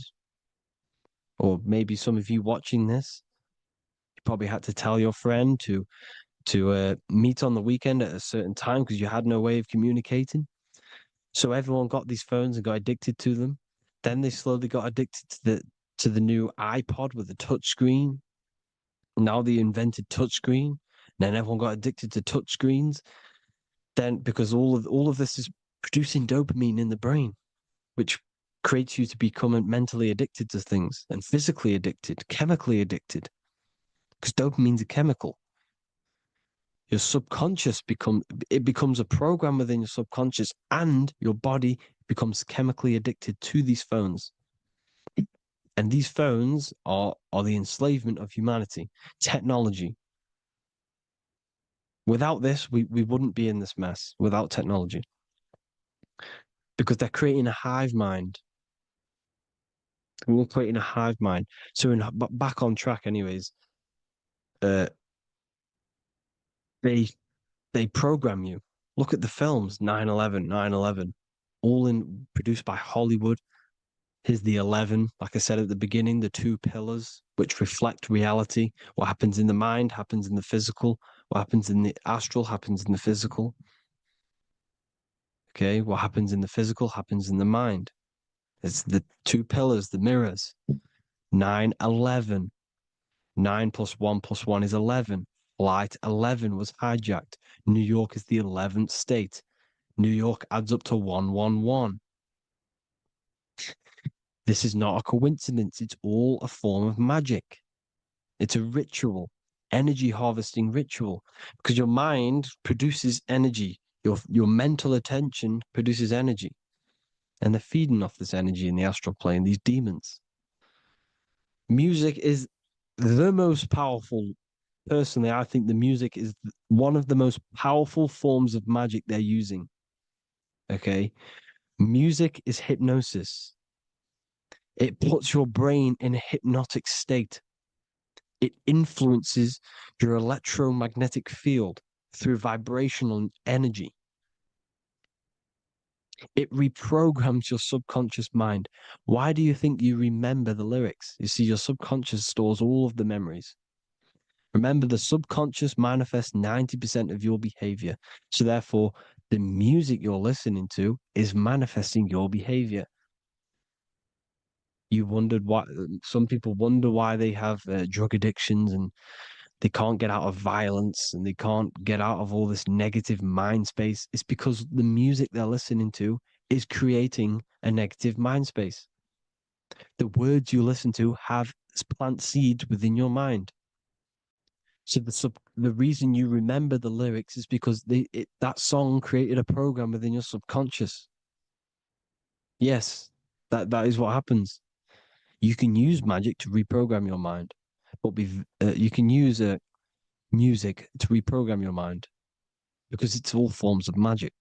It's using natural mental energy forces to manipulate the physical reality. You manipulate your mind, you manipulate reality, physical reality. Okay?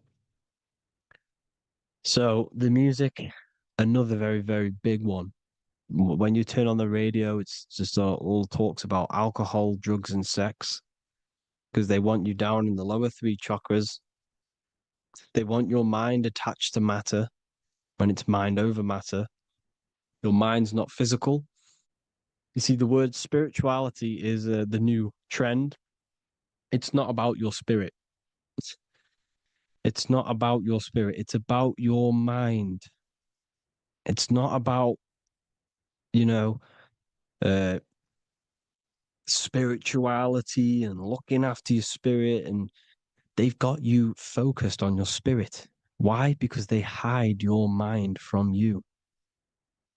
You see, a lot of people think their mind is their brain, but the mind is everything. There is no physical reality without mind. You can have a brain. Imagine if you had no mind but a brain. It wouldn't work. The mind is everything. The mind controls your avatar. It begins in the mind before it happens in the brain. Then the brain manifests through the body. The brain's just an electrical computer. So that they've got people scared, or do I have a soul or not, and all this stuff. Listen, if you have a mind, you have a soul, because you are not the mind. This is why everything is sort of an illusion, because beyond the mind is your soul. But what is the soul without a mind? You can't have a soul without the mind. But if the mind didn't exist, the soul doesn't exist. You are the person listening to your mind. I shouldn't say person because you're not the body. You're the entity behind the mind. But if you didn't have that mind, you couldn't understand what you even were. You would just be an observer who couldn't think. So yes, we all have a soul. If you have a mind, you have a soul. Everything is mind. Everything has mind. Mind creates everything. God is mind. And then manipulating your mind through TV, your phone, every little thing, the school, it's all about the mind, people. Control your mind, you control your reality. Just the last thing, here you go. Aleister Crowley, the dark magician, Kanye West doing the exact same thing because they're implementing magic in the music. Here's the Beatles with Aleister Crowley in the background. Bet you never noticed that. Aleister Crowley was influencing music and placing magic within the music to influence the subconscious. This is what Baal worship was. This is why they kill children. They sacrifice these children. Why? Well, because in order to ascend, in order to raise your consciousness internally, godly, by being good, God, or being in order to be good and raise your consciousness and to get something in the physical world, you have to sacrifice yourself. And what do I mean by that? In order to raise your consciousness and ascend, you have to sacrifice the lower nature of yourself. You know, you got to abstain from having sex to retain your sexual energy, to transmute it, or staying away from negative, some poisonous foods like meat. So, staying away from blood. We shouldn't be consuming other animals' blood. We should be keeping our blood pure. We are humans. We shouldn't consume chicken blood, chicken germs. We are the most divine creatures on this creation. We are the most intellectual creatures in this creation. Therefore, we should keep our temples pure. We are not animals. If you want to associate yourself with an animal and go out in the wild, go and find a wild boar and go and try rip its guts out with your bare teeth, because you can't do it. You're not a cat. You're not a carnivore. Okay? So in order to ascend, you have to kill and sacrifice your lower part of yourself to ascend up to your spirit self, your mind self, the highest version. And the elites don't want to do this. So they sacrifice other things like babies to kill them, to exchange their life over to the astral plane, so these demigods in the astral plane can give them something in return in physical. They don't want to sacrifice their lower self, so they sacrifice other things for exchange, for physical pleasure. But the godly person sacrifices their lower self for their higher self to do good and ascend. So this is what all the Baal worship is, people, and this is why they're doing it. Hope you all had an amazing lecture. If you haven't already, go and get the Book of Wisdom for more information. You know, I don't go into dark stuff in this book because all I do is enlighten people in this book. You can get it in Spanish, English, German, Italian, and French. Worldwide shipping, you can get the PDF or paperback. Or there is also a new one called the Human Health Guide 2.0. It gives you a list of all the foods, grains, oils, nuts, you know, everything that's alkaline and positive for the body and not man-made and hybrid. It tells you all the products to stay away from, how to fast, how to improve vision, how to improve everything, literally. So the Human Health Guide has been released. If you want that, I'll pull all the links in the bottom of the description. Hope you all enjoyed the lecture, people. God bless you all.